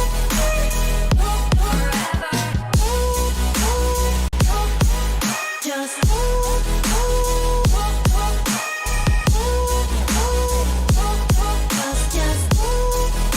in this dream forever. Now that you're knee deep in this vice, just enjoy, take my advice. You say that you love it and you're okay, but I am better and you're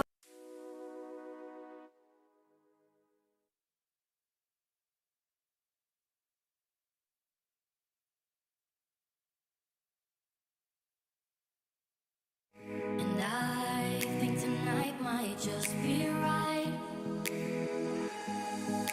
I know you want to do it too, so bring your courage, there's no rules. Don't be scared, just trust me. Take my hand any minute now. Get ready to smile. I just wanna see the colors and rainbows, 'cause we just wanna be in this dream forever. Just in this dream forever. Just forever.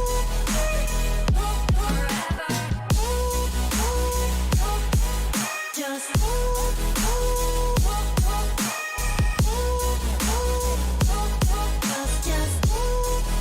in this dream forever. Now that you're knee deep in this vice.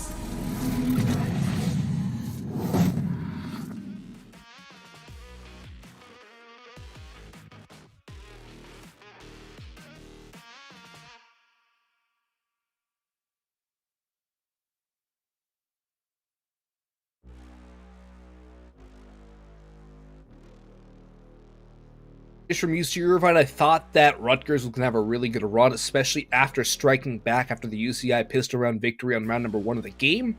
But Rutgers kind of stalled out a little bit there, and UCI just took over the momentum to a 13-6 finish, which is a pretty good scoreline for UCI. It's a pretty lopsided scoreline, I must say so. And considering this is the 2 versus 3 seed, and Rutgers already has silverware under their belt, it's a very strong showing from UCI on the map pick of the Scarlet Knights. Speaking of map picks, though, we're about to go into the next map. It's going to be, I believe it's Haven. No, it's Bind. It's Ascent.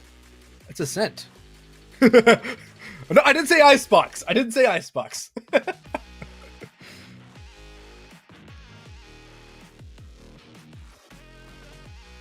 Yes.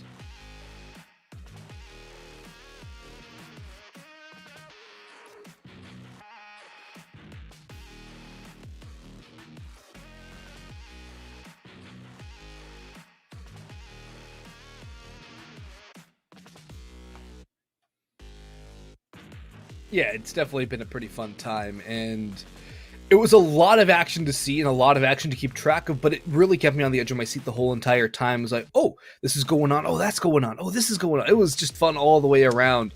And to see all those different games all happening at once, it was definitely a joy to watch. Well, looks like, of course, we do have a little bit of a delay, and not only that, but I wasn't able to be heard for like the past couple of seconds. It's really just been you, Boggs. You've been speaking to yourself. Ladies and gentlemen, welcome on back. Let me kind of reintroduce things. We have map number 2 coming up between UC Irvine and Rutgers. Of course, the next map is going to be Ascent.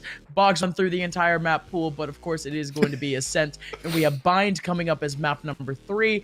And, well, I think currently we do have a little bit of a delay happening with our game, so we are just waiting on for kind of word on that one. But of course, we were talking about what was our red zone-esque coverage of quarterfinals, and of course, that to me was such a new experience, because here's the thing, I do enjoy watching myself like multi-broadcast in a sense, same thing as red zone, but also you have that on like decision days for like soccer, and we have that coming up tomorrow too. The MLS has their decision day. So there's a lot of very entertaining, whether you're talking about esports or sports action happening in just the next couple of days. And for your Valorant fans out there, I think the next stage of First Strike is going to be happening, and you can surely see me and Boggs actually cast a little bit of it over on the Castaways channel, as Boggs ended up doing, not me, I was away, but Boggs ended up doing for the first stage, which was the NSG.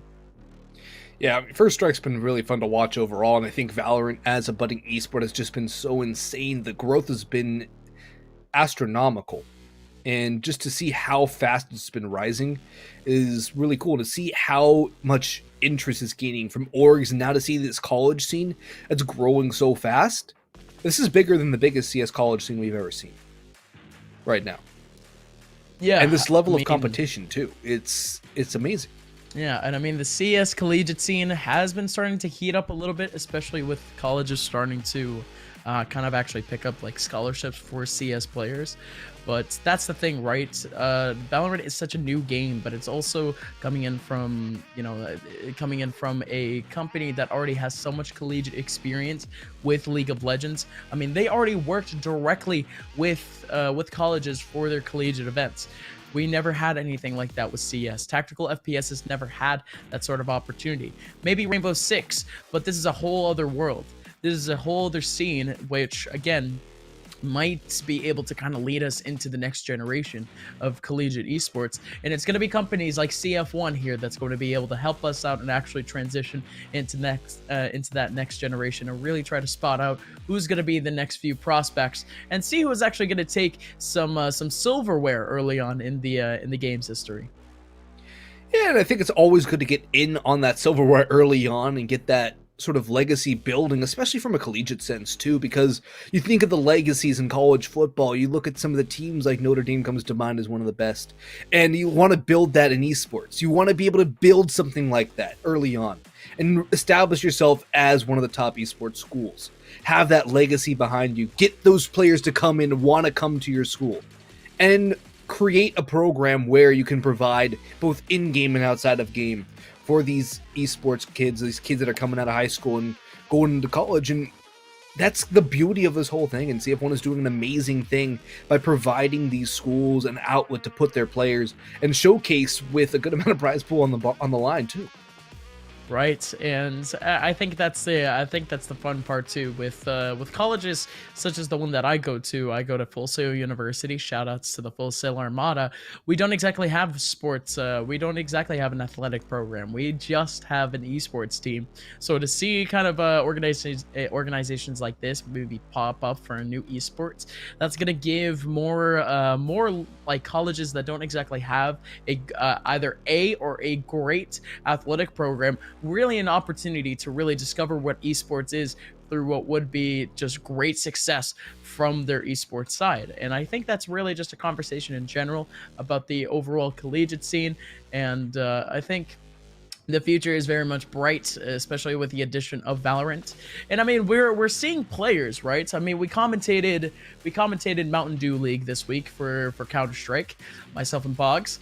And one of the players that is in Mountain Dew League, Austin, I mean, he plays up in collegiate right now. He ended up committing to collegiate rather than, of course, just the semi-professional scene. So there are benefits to actually getting into the collegiate scene rather than the professional scene. It gives you a lot more stability. It gives you more time to practice. And not only that, but you can get your education at the same time. And I think a lot of these players, they're certainly taking advantage of that entire dynamic. And I hope that in the future, of course, we get some more of those younger professional players, in a sense, semi-professional players that may not exactly have like a solid space in their scene, still be able to play up in a collegiate spot, still be able to guarantee themselves a future and potentially a future in esports. But of course, ladies and gentlemen, like I mentioned before, we do currently have a little bit of a delay in our game. That is Rutgers versus UC Irvine.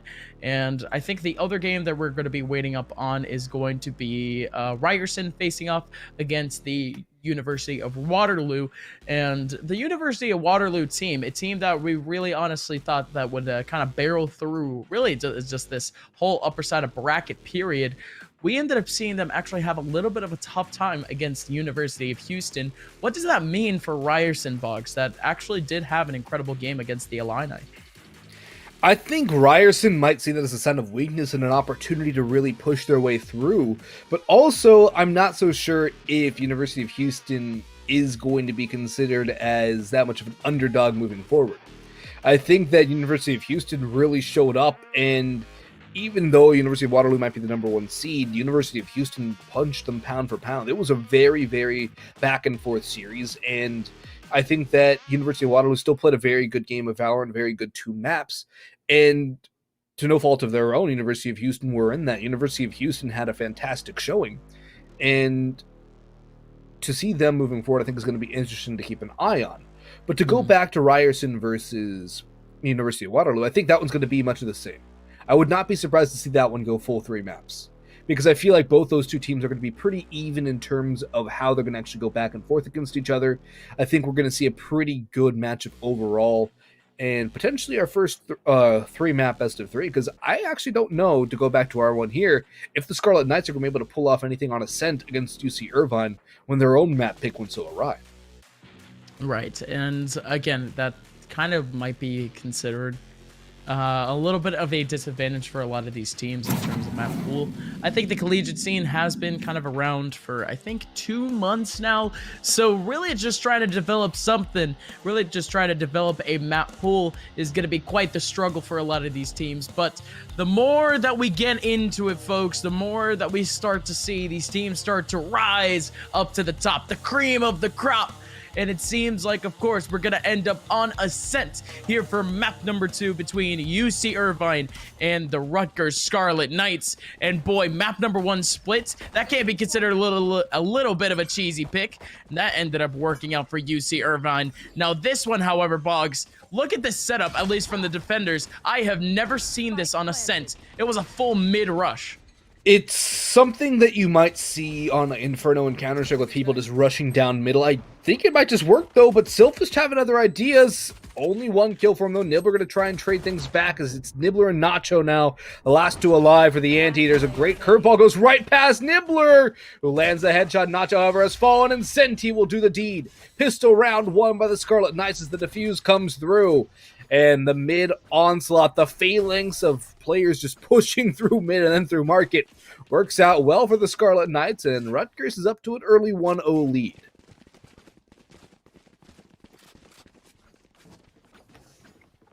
What a round, I guess. The Scarlet Knights, again, that to me was such an unorthodox take, but I mean, hey, I guess if it works, it works. I mean, we saw UC Irvine just get absolutely overwhelmed towards that B site, but not only that, again, it's still very much weird to me that they have every single player just barreling their way down mid, but that certainly did end up working out in their favor purely because of what was, you know, just barely any approach over towards that mid area period.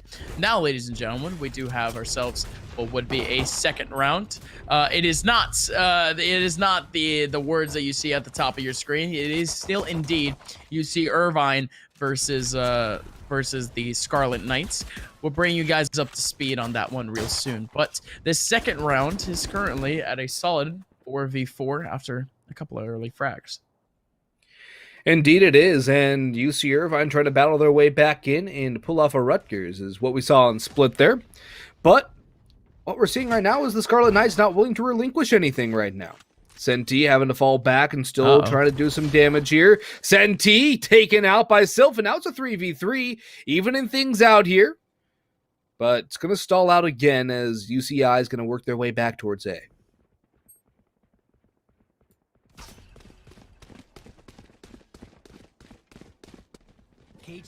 Uh-oh. Now look at this. Oh, wow, Lamp just blasting that shotgun right through the cage.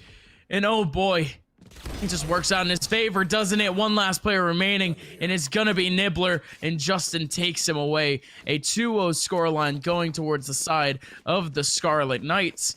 And now UC Irvine, I think they will be able to get themselves a bye, considering the fact that they ended up going to a little bit of a half bye rather than forcing up into the first double eco.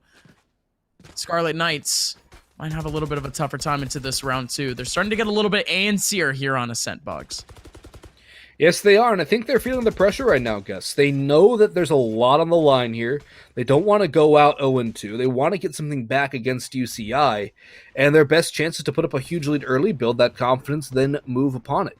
You have to build that foundation first, and it all starts with the first few rounds, and Scarlet Knights are doing that very well to start things off as they're getting aggressive out towards B main too, and A main. Nibbler, though, going to get that first pick onto Justin. Now we'll stall out a little bit. Lamp with the Bucky, though, trying to get some good work done. First Bucky shot lands, goes for a second, does some damage, and a second Bucky kill onto Nacho. Lamp is turning out the lights here. Danichi will strike back with another one, though. It's a 3v2 in favor of the Anteaters. The bomb, the spike, rather, is down in a very unadvantageous position for UCI. I'll have to get that spike recovered pretty quickly here, but Lamp comes in with a third now. Danichi is gone. Lamp tags another one, but Nibbler has come in. Spike recovered by the aforementioned Nibbler. And now it's all down to Senti. We've seen Senti pull off some amazing plays so far, my friend. Can Senti do it again? Is Senti going to be able to do this one? 1v2 with a Spectre. Then there's a bunch of smokes. Oh, it's a Vandal upgrade now. Make it a Phantom. 1 updraft. 3 smokes, and the crossfire under heaven. This is very smart here from UCI. It's a very smart hold, and now at this point, Senti, he's just getting discombobulated by that arrow placement. Man, that arrow was and it did like a marathon, did like a whole lap. Senti had the lineup ready and raring to go, but Sylph is gonna get that last kill. Finally, around back in the hands of course, the Scarlet Knights. And, well, I guess we're just going to keep on rolling forward with the punches, because now at this point, Boggs, what we're seeing is going to be, again, maybe a side effect of buying up a little bit too early. If I were, again, this team of the Scarlet Knights, I would just kind of hold back on this. Maybe you guys don't really need to invest all too much, maybe even a half buy with the pistols, just to try to keep things really at a minimum.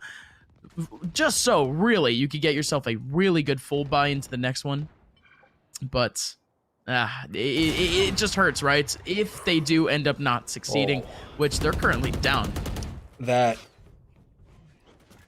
was the most timely frag. While you're mentioning that whole point there, guys. It's the Op God, the most expensive weapon in the game. Down and dusted. Danichi up on top of Rekt will take him down. Sylph will chime in onto Lamp. Just Justin. One player remaining. So now just Justin with 1 kill, but only 1 kill and minimal health here. Spike going down on A. Justin's going to run and try and save. And it's a little too early to call it disaster, but it is getting pretty rough right now for the side of the Scarlet Knights as UC Irvine are picking up 2 rounds in a row here. Their economy is starting to grow with 4 players alive right now, unless they're going to go for the hunt, which it looks like they are. Unless Justin can get a couple kills here, it will be 4 alive in the end. Very rough prospects right now for Scarlet Knights, as Rutgers is starting to flounder a little bit early. Yes, it is early, but UC Irvine already has that confidence boost from stealing away their opponent's map pick, and now they're playing on their home.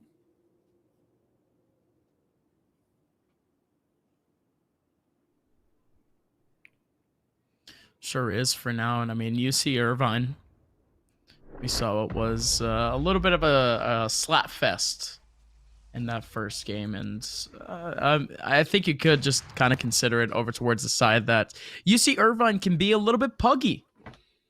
And for those that don't know kind of the term pug, it's just pickup game. It's the whole dynamic that you use in a matchmaking game, which is just kind of hold W and just try to get frags. Some of the players on this team are kind of prolific in their own games, just going out and absolutely fragging, just going out, tapping heads, really just trying to rush up what would be the extremities of the map, and only having the necessary util just for you to try to cheese out a couple of kills. And really, UC Irvine, some of these players, they still do have that type of advantage. I do like the fact that they've been playing a little bit more as a team throughout the set in general, but you're still seeing that a little bit, right, Box? Yeah, you really are, and I think that it's still the early stages of Valorant too, and the entire strategies of the game are not exactly fleshed out all the way, so the puggy style can very well work for you extremely well.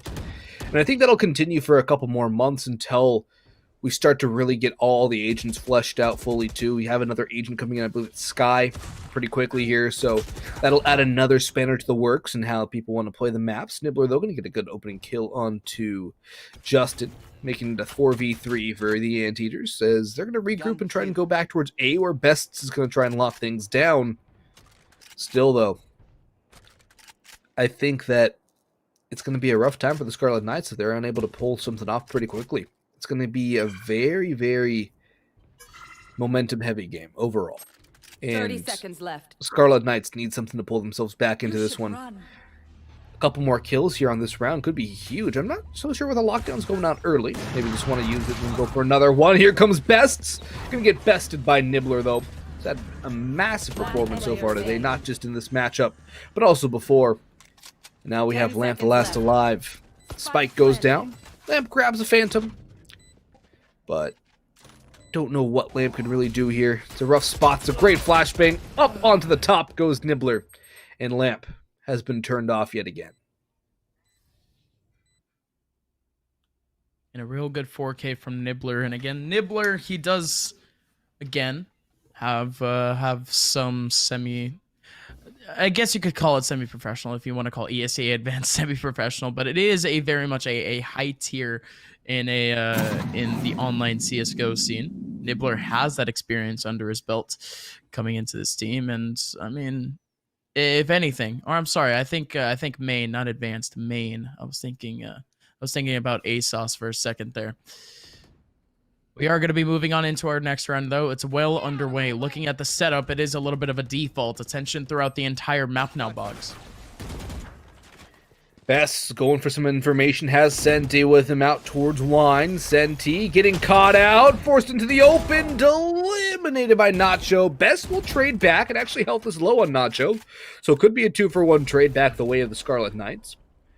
There's going to be reinforcements there to join up with Nacho, though. Best still holding behind the dark cover here. Nacho, the timing. It's going to come down to timing.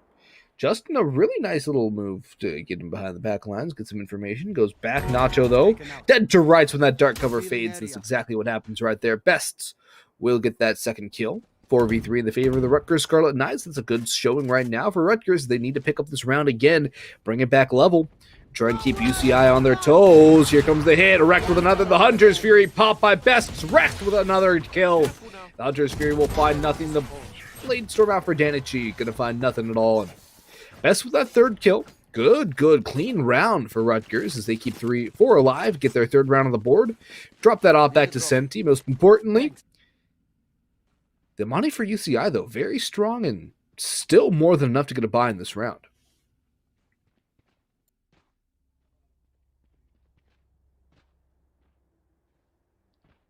So good stuff again from UC Irvine. Still at least able to capitalize a little bit on what was a little bit slower of a retake back for the Scarlet Knights. And, well, now at this point, we're seeing yet another default. And this is as defaulty of a default as you can get. They leave the spike all the way back.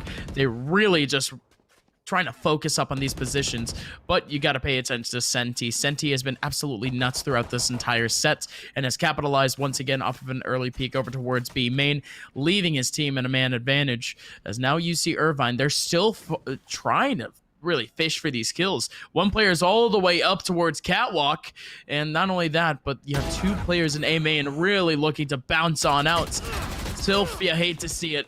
Gonna end up going down, wrecked lamp both of frags. Jun does take one back as he comes out of the A main area. There's still one over towards Graveyard, watching over that cross. The gate is closing. Lamp is still in heaven, down to 15 HP. The spike might just go down very soon, but we are still waiting on what would be a very quick rotation back once they break the gate. That spike's still yet to go down too, so that's time dwindling off the clock for UCI and going back into the favor of the Scarlet Knights. They have all their players here ready to retake this site once the sound goes through. 30 seconds left. The gate's already been blown asunder. Jean has to hold it down, or Jun. Making me hungry thinking of Najju. Oh, Nibbler, that's a good strike though onto Senti. Lamp with 15 HP going to try and stop the spike plant. Justin making noise here. No kills going back and forth right now. Jun up close and personal with the door. Getting a little bit of harassment there through the door frame, but nothing's going to come through just yet here. Oh, there goes the swarm grenade. That could lock down some time. Lamp making all the noise up possible towards top heaven. The op shot misses from Nibbler. Best eliminates Jun, and now Nibbler's going to be farmed by Lamp, just running and gunning with the Phantom. 4-3 now as the Rutgers Scarlet Knights will find themselves in the lead once more. And Best will finish off that spike defuse and grab that extra ult point. This is a good response from the Scarlet Knights. They're not letting anything get out of hand. They're not giving anything up hugely to UCI. It's definitely a good start here. I want to see him move it into a good finish. Take us to a third map. Take us to Bind. Boggs, you gotta remember though, this is yet another map where it is favored towards one side. It is a little bit favored over towards the defensive side. But really, in the end, this is a map that really facilitates just hard 1v1 gun duels. And if anything, although you're going to be, you know, of course, at a little bit of an advantage on the defensive side, if you yourself are just an insane fragger, you're going to have a fun time. Now look at this from Lamp, sitting up on site, waiting up for the approach, and there you go. That's what I'm talking about. If you have a good focus over towards the extremities, if you have a good focus on the choke points, you're going to have a real great time on this map. And man, what a play early on in this round. And this round might as well just be done and dusted, unless we could see an insane 2v4.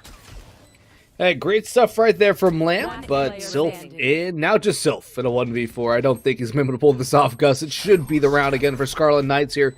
A 5th on the board for them, almost equalizing what they put on the board in split here. Sylph, though, making a good little bit of work. Oh! He ran into his own smoke. Yep, right that's as he tried to unfortunate. spray. That stinks. That is unfortunate. Scarlet Knights, 5-3 scoreline over UC Irvine, and now UC Irvine might be caught a little bit off guard with their up and coming buy, unless they really want to force it out. They have just about 4,000 credits in the bank, 5,000. So you know what? They're actually going to be more than fine. I anticipated it to be a little bit worse, but again, loss bonus is a little bit of a thing in this game. So I guess plus the spike plants, looks like they are going to be able to afford back up the rifles. Again, their util setup is a little bit more scattered. The ultis are building up for the team at the moment. Specifically, we're looking at what would be the Rolling Thunder and the Hunter's Fury, which would be amazing to try to clear out of sight. Yeah, really good combo, too. Insane combo. But now we wait, Bugs. As now we see UC Irvine having a 1-3-1 split going between B, mid, and A. It is a little bit of a weird one, but mid might just be exposed by that Hunter's Fury, but not a singular hit off of it. Shock Dart goes through as well. Recon Bolt probably soon to follow once it recharges. Oh, that's an opening duel won by Danichi. Takes a lot of damage, though, but still.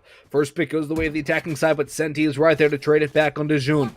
Trades going back and forth again. It's going to continue to be a bit of a mid-presence here. Nacho still out towards... Oh, Rolling Thunder comes through, but just shy of Justin.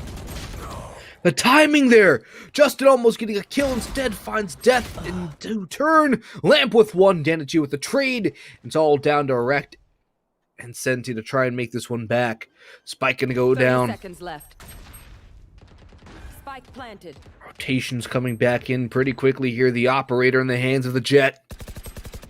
It's a good post plan here from UCI, though. Very good post plan here from UCI. Vandal swap from Senti. Smart move. Or Phantom, whichever one it is. Rifle for the operator. Definitely good choice in this situation. Trying to push forward here. Both these two players splitting the difference and going in one from each side. Great hold from Danichi. That has been huge in this round. Paranoia onto Rekt. Tosses in that curveball to try and hold him at bay. But UCI is not going to peek. They're just going to bide their time. And Nacho will not get cleared. Nacho hits the head before Rekt can readjust the aim. It's going to be a 4th round on the board for UCI. Scarlet Knights with 5. And UCI back in the saddle again with the money on the Scarlet Knights. Pretty solid still. And Lamp's gone for something you normally see a Sova hold on to, Gus. Lamp's gone for the Odin. Lamp's gone for the Odin, and that's probably the most confusing part. You would have expected Bests to try to pick it up this round. But... yeah, I don't think I can really justify this one. This one's just weird, Bugs. I'm confused.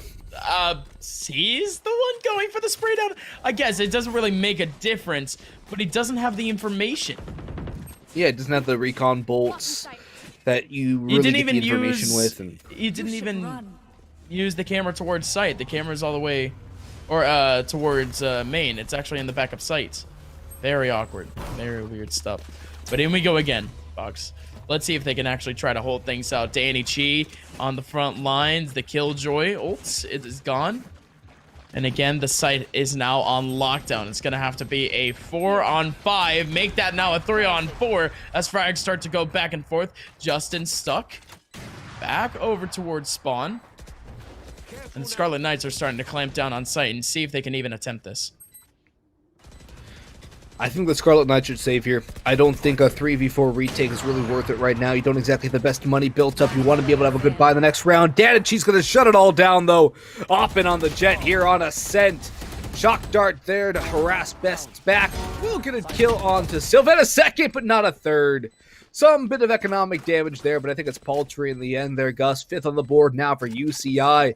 And the Scarlet Knights are not going to have the best of buys here. They will have a few rifles across the board. Their utility will certainly be a little lower, though. They're not going to have much left in the coffers. Your only best will really have anything left. Justin at 1,500 as well has a decent amount. Lamp at 1,950, but overall it's not pretty. No operators for Scarlet Knights either. And Senti's been that heavy hitter for most of the series is for the Scarlet Knights. Lamp really holding on here, though. 10-8, still leading the charge for his squad. Justin chiming in as well with Rek and Best right behind. Danichi, though, an amazing performance right now for UCI, where you normally expect to see Nibbler. Uh-oh, in we go, Bugs. It's a real quick take coming in.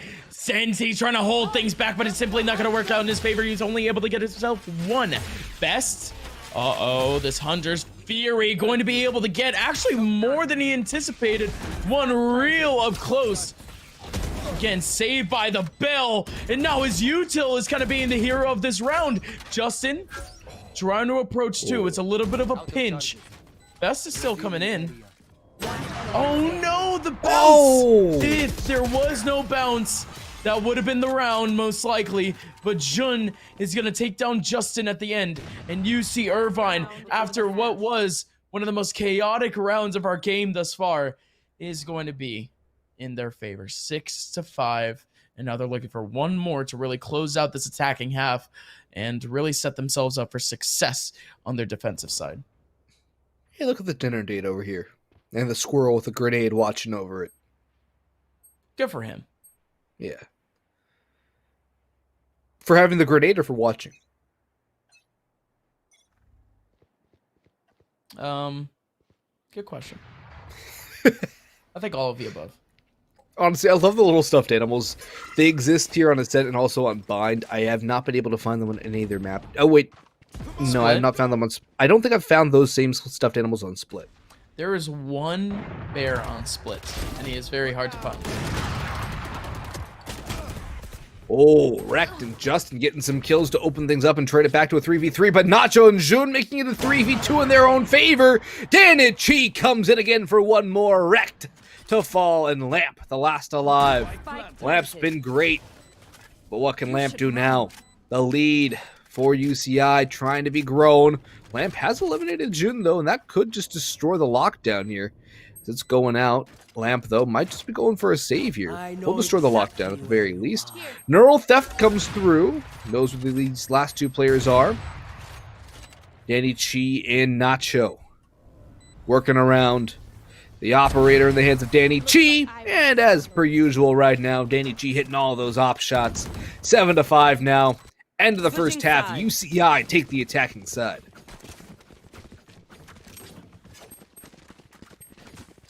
And that's a hard rarity to see nowadays, especially in what would be, I mean, especially in my experience of watching what would be like more middle tier Valorant and some collegiate Valorant. You usually do not see the attacking side being taken unless it's your pure map pick, unless it is something that is in your back pocket. And it seems as if UC Irvine, they've had this. They've had this in the bag since the very beginning, and really the Scarlet Knights, they haven't really been able to capitalize on back. Although they are fragging in a pretty good manner. I think every single player is still staying very competent in terms of just, you know, keeping up with one another. It just comes down to what would be the UC Irvine takes and really how surprisingly coordinated they are at times. Yeah, they can really put together some brilliant stuff. I think the communication on UCI is absolutely impeccable here, but Wrecked turns on one. Best will add another with a burst fire on the classic 3-4v2 in favor of Scarlet Knights as Rutgers try to win the second pistol round of this game and try to win their third of the overall match so far. Nibbler, though, will strike back. Spike not yet down. Will finally go down now. Spike planted. Best, though, getting aggressive. Jun is in a really rough spot here, getting forced away by these two players, getting pushed in. The paranoia was out, and Jun will get popped by Justin Skeet shooting. Whoa. Holy moly, Nibbler, the knife goes to the ghost, but unable to get something else. Still, the knife kill coming through. What Nibbler. The goal of this person to go for the knife kill. That was a 3K on the round too. Jeez. Yeah. All right, I guess. I mean, hey, if he's feeling it, like I said, that's the Parker's mindset. I guess it's like, you know what? I got no ammo. Knife, it'll work. Sure, let's go for it. I got nothing to lose, and it worked. Lamp's gonna take some damage on the fadeaway. Senti will cap off the aforementioned knife bandit himself. Senti drops another smoke, but actually popped through the smoke by Danny Chi. Wow. Great shot from Danny Chi. Lamp, though, going to farm one onto Sylph. Now it's a 4v3 in favor of the Scarlet Knights as Rutgers have full control of the B site. Spike will get planted. And the rotations are going to come through from UCI. No reason to save here from them. Lamp's going to try and cut off these rotations, though, and get some kills with the Phantom. Catches out one towards middle. Might get flanked on, though. Lamp and Justin, though, with two. Lamp will get jumped on by Danny Chi. As close to a Goomba Stomp as you can get in Valorant, as you can't necessarily jump on somebody's head. You'll just pop right off. And UC Irvine going to surrender the 7th round of the board to the Scarlet Knights, who have won the second round after the pistol round, but UCI will have a full buy in this next round, I do believe. That's going to be the first real test of the defense for the Scarlet Knights. Ooh. Rather, the attack of the Scarlet Knights. And Danny Chi. Can Danny Chi save this Phantom? Can it go the way of the UCI side? Yes, it can. And yes, it will. What a fourth shot there from Danny Chi. The first of those two exit frags was great. The second one was absolutely flawless. That was beautiful. Wonderful stuff. So there you go. Now you gotta think here, Box. 4 kills. Now, on that eco round coming in for the boys. So I think at this point, I think we might start to think about the good old economic damage and what kind of ramifications that could more or less lead us into for the rest of this half. If the Scarlet Knights end up losing out this one, they might not be all that affected because look at their buy. They're gonna stick to the SMGs. They are buying SMGs. Like they they intentionally bought this setup and they're just getting grinded out. Nacho went around, Danny Chi went around. We didn't exactly get the view of those kills, but I'm sure they were fine and dandy. You see Irvine, that's an 8th round for them. The Scarlet Knights will be able to buy back the rifles. But again, what boggles my mind is that we actually saw them willingly buy the SMGs. And in that round specifically, I mean, they weren't exactly going to get a lot of damage off of that, especially from the actual strat that they actually had. You're trying to make your way onto a very a pretty big site such as A, and you're really just trying to clamp down with SMGs. It's not exactly going to be the best of ideas, and you're just going to kind of get shut down. If you're going to go for a cheesy strat like that, you might as well just boot it down mid or something of the sorts. But again, is what it is, right? We're all learning, Box, and even myself, I could get very surprised in a sense, pleasantly surprised. Yeah, I think it was just to even out the money. I think that's the main thing they wanted to do there. But Danny Chi and the rest of UCI just winning out these aim duels now on the defense. Lamp will chime in with 1 out of Sylph, and he's going to go in towards Garden, try and get some more damage done. Danny Chi going to miss that op shot, though. Fall away has help, though, coming through. Now it's going to be that spike plant attempt on the A site. Nacho's here trying to defend out towards Garden. Great shot from Nacho. And now Lamp's going to try and chime in as well. Flash comes in and Nacho finds the frag. Best falls to Danny Chi, who gets a 3rd on the round. And UCI 9 on the board here. Scarlet Knights still at 7. And the buy is not going to be the best here for the Scarlet Knights. It's going to be some pistols, maybe a couple SMGs, and perhaps a hero rifle. But all things considered, it's going to be very interesting. We do have a pause here. Rutgers has had a disconnect. I believe it's Justin who has left the server for now, and we'll be waiting for Justin to come on back. Quick reminder that there is a maximum of 2 pauses for each team, and they already used up a pause at the very beginning of the game. So this is their very last pause. If they were to need one, then they would probably need a solid from the opposite team. Yeah, indeed. And I think it's been a problem that's been plaguing Rutgers all day, is a couple connection issues with Justin. So that has been something that we've experienced for a bit. Didn't exactly get to see that because we've been hopping in between matches doing the red zone style coverage. It was so fun during the quarterfinals. And now, though, I know 1 was already used at the beginning of this map. So I think this is the last timeout that Scarlet Knights have. It's going to be a little rough there for Scarlet Knights. They have to use a timeout at some other point, and they won't have it. It's coming into the dying embers, man. It's coming down to the wire. So yes, sir, and we get to take on the sites of Ascent a little bit more, as if we didn't get too much of it earlier, because honestly, there's just been some high octane action thus far. We haven't actually been able to kind of view out the map. It's a good one. It's a cool one, ladies and gentlemen. It is. Welcome back in.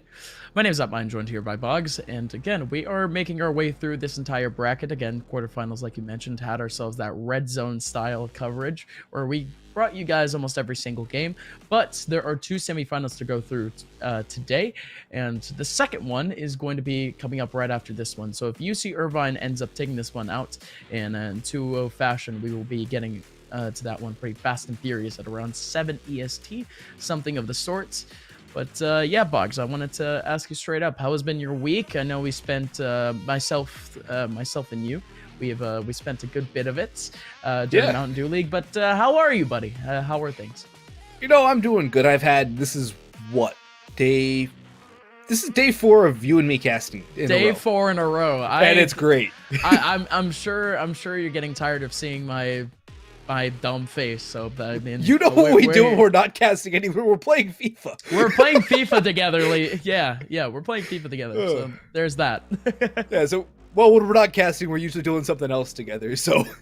See, that's the thing, ladies and gentlemen. To have an optimal casting duo, you need synergy, I guess. And I hate this guy in general, so I guess we didn't exactly succeed at that. But it's been an exciting week, ladies and gentlemen, and it's been a little bit fun in the overall Valorant side of things. But of course, we saw rumblings that I think the Ryerson team ended up playing out in the First Strike qualifiers, and didn't exactly win out any of their games, but still ended up putting up a pretty good fight. I think we might see them once again coming up on Tuesday for the UMG qualifiers. So not only is the collegiate scene pretty competitive within itself, but I think they could still frag out if they were to actually play some bigger tournaments.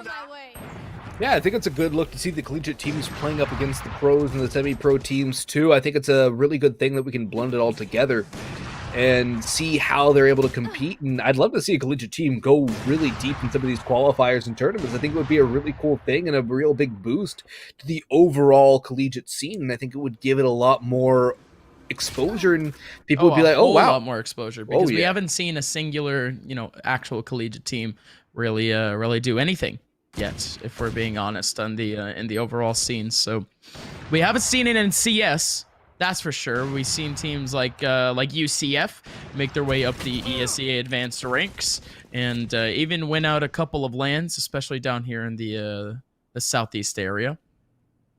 But again, we would be sitting pretty pat until we do end up seeing a collegiate team really have an incredible tournament in a real sense. But again, we do be waiting. We do be seeing really what these teams are all about. And Lamp and Justin, looks like they do indeed like to use these pistols to their full advantage. Sylphie does find at least one player, or really the only player. He's still stuck over towards B. But Spike is still firmly in the hands of UC Irvine, so at this point he's really just looking for exit frags to really make this round worth it. Other than that, hold on to this rifle. Danny Chi, you got to be lucky for taking your time on that one, because Justin ended up pretty much stopping right in the middle of his crosshairs. But even then, we're good, ladies and gentlemen. Double digits here for UC Irvine. Danny Chi went for the head there. Danny Chi went for the headshot. Oh. That could have been punished. That could have been punished. Oh, surely so. Yeah. Sometimes karma comes back to bite you. Got to be careful of that. UC Irvine 10 rounds, though. Scarlet Knight still at 7. So we're getting down to the wire here, Gus. We're getting down to where there's only a couple more rounds of margin for error for the Scarlet Knights here. And Danny Chi's going to open things up again. Great damage back by Wrecked. And Wrecked will actually eliminate Danny Chi. So there's a trade back to a 4v4. The Opera, the very prolific Opera of UC Irvine, has been taken down. And Nibbler gets caught with his pants down. Wreck's just going to walk right up into Market and shut him down. Jean's going to come on in, though, and shut down one more. That's Beast to fall. And Jean's going to try and do more. The Cypher Cage will lock it down, and Wrecked is just going to lock it all down. Looking for the ace, will be denied by Jean. But the Paranoia will keep Jean at bay for a little longer. Spots at the head of one, only a couple more rounds of ammunition. And Lamp will put the final nail in that coffin. Scarlet Knights grab an 8th, bring it back to a 2-round deficit, as they're looking to make a comeback here and take us to a 3rd map of Bind. This is the map pick of UC Irvine, though. Split was the pick of the Scarlet Knights. Rutgers will have a nice another bye, but they will not have an op again. The op for Danny Chi, though, is more than attainable. 7.1k credits in the bank. That's a lot of money left over. Well, now after dropping the rifle, it's down to 420 or 4,200, but still. 4,200 is a lot of cash. 4,000 on June as well. Overall, it's a fantastic look. Oh, Hunter's Fury tagging down one, looking for more damage, and it gets a kill. Nibbler onto the other Sova of Bests. That's a great way to start things off for the Anteaters. Ooh.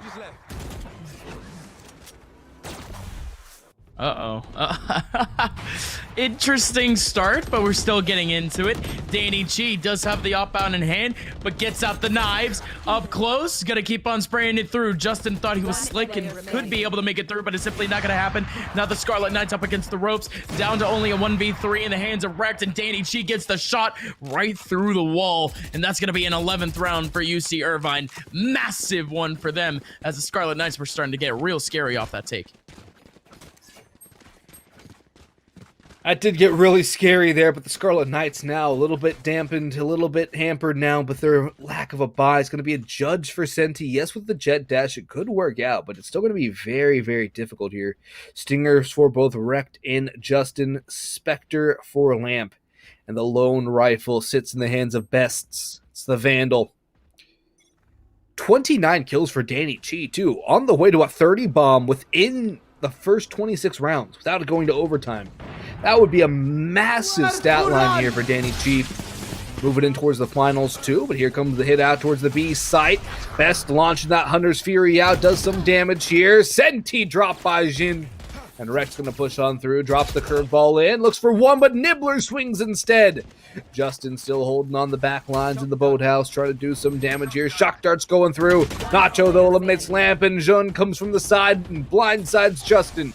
All rests on Bests, dodging the shock darts, trying to do what he can to get something back into this round and into this game. Oh, that's a great shot by Best to lean things up, but Danny Chi will grab the 30 bomb and a 12th round for UCI as the Anteaters grab map and match point here to try and make it into the grand finals. One more round, and it's not that big of a hill to climb. The Scarlet Knights only have really a force buy in their hands with just about 2,000 to 3,000 credits in their hands. The best that they can get is maybe a Bulldog in their hands or even a Phantom low armor. Justin is going to opt to stay on that Bulldog, really just trying to redistribute that cash. He's going to go a Glass Cannon Bulldog and hand the Phantom over to Best, who only has light armor.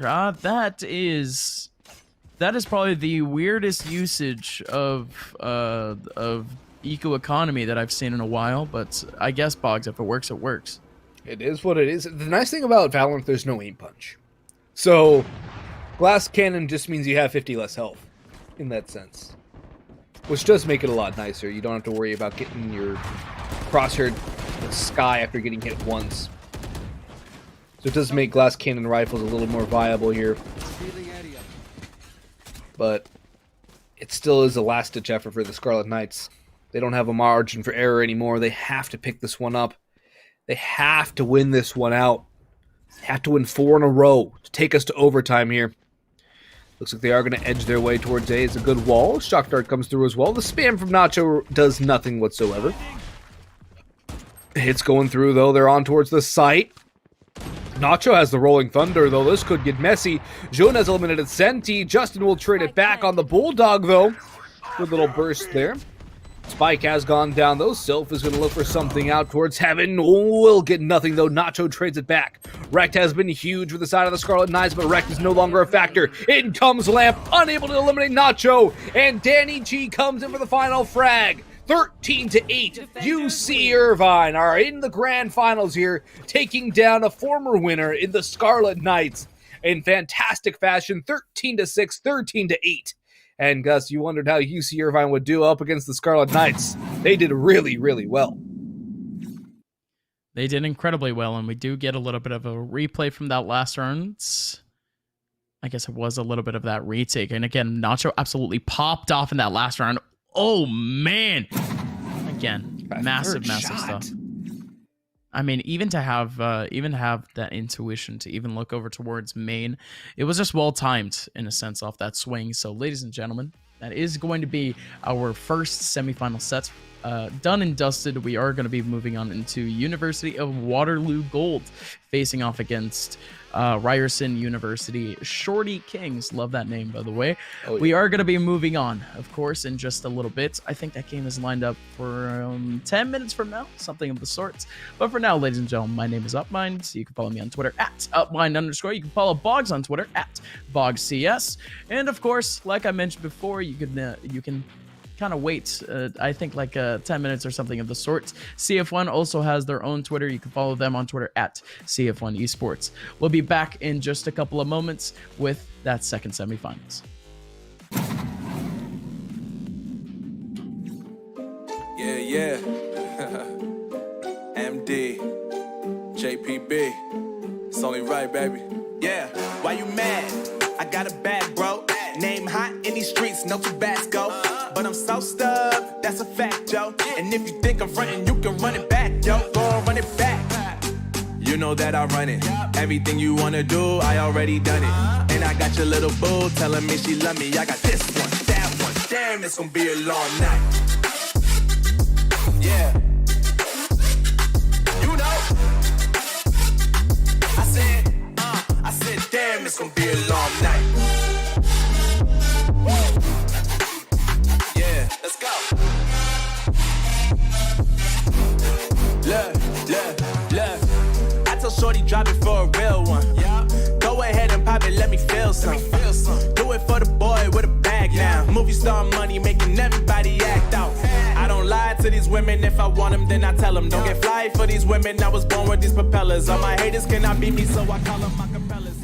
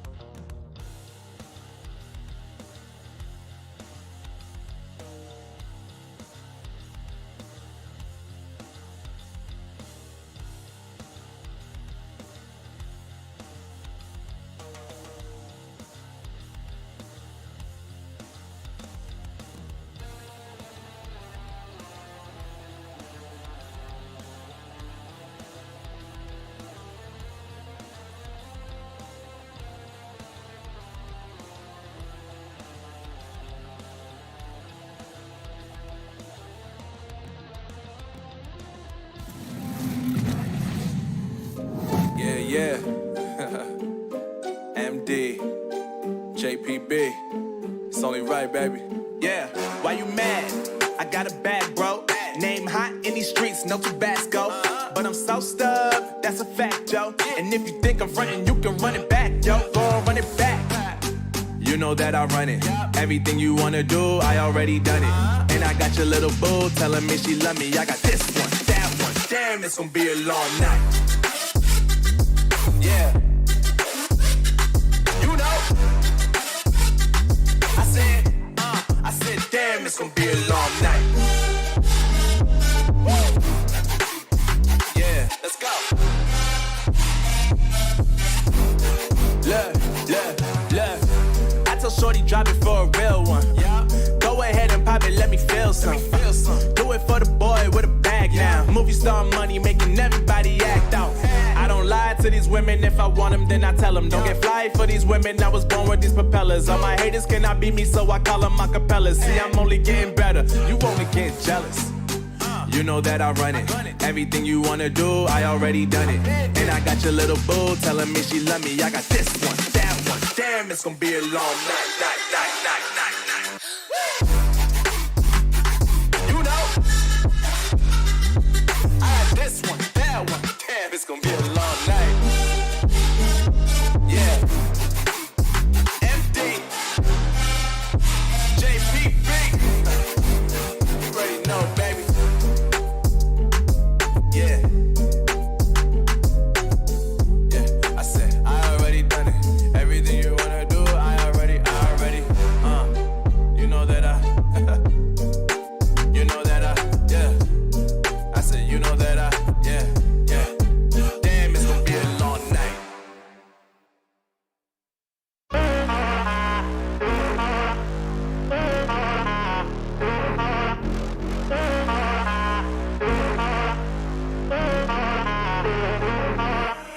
Real love, now I see you.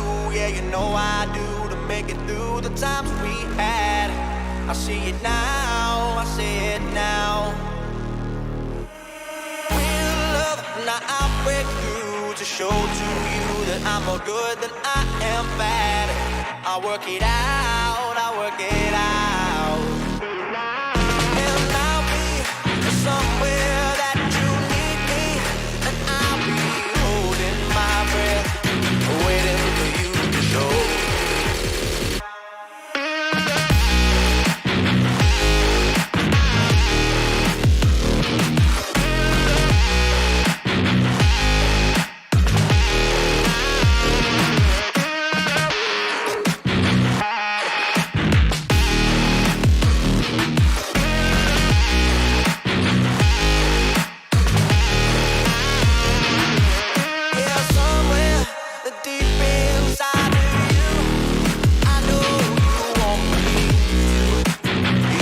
Afraid to say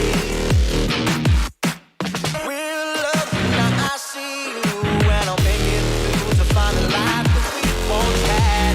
I see it now, I feel it now. Real love, now I see you, yeah, you know I do, to make it through the times we had. I see it now, I see it now. Now I break through to show to you that I'm more good than I am bad. I work it out, I work it out. And I'll be somewhere that you need me, and I'll be holding my breath, waiting for you to show.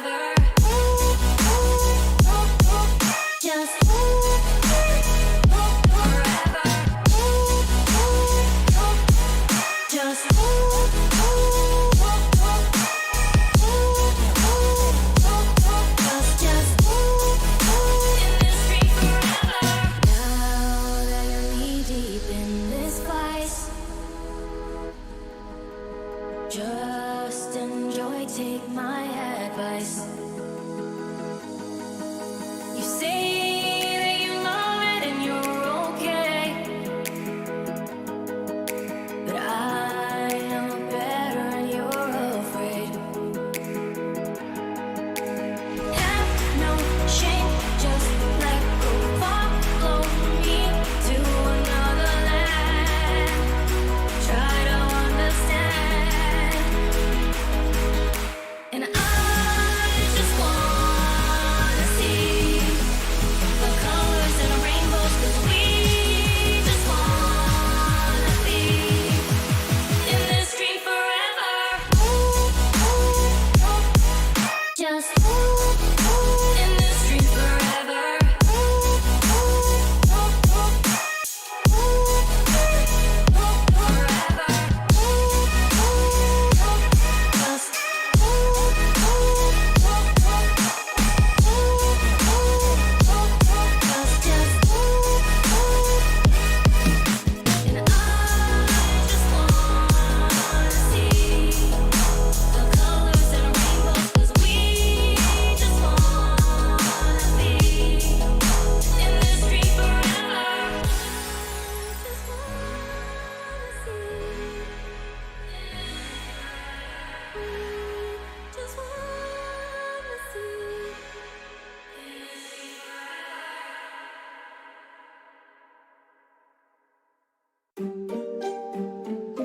Yeah, yeah. MD, JPB. It's only right, baby. Yeah, why you mad? I got a bag, bro. Name hot in these streets, no Tabasco. But I'm so stubbed, that's a fact, yo. And if you think I'm frontin', you can run it back, yo. Go on, run it back. You know that I run it. Everything you wanna do, I already done it. And I got your little boo telling me she love me. I got this one, that one. Damn, it's gonna be a long night. Yeah. You know. I said, damn, it's gonna be a long night. Yeah, let's go. Look. I told Shorty drop it for a real one. Yeah.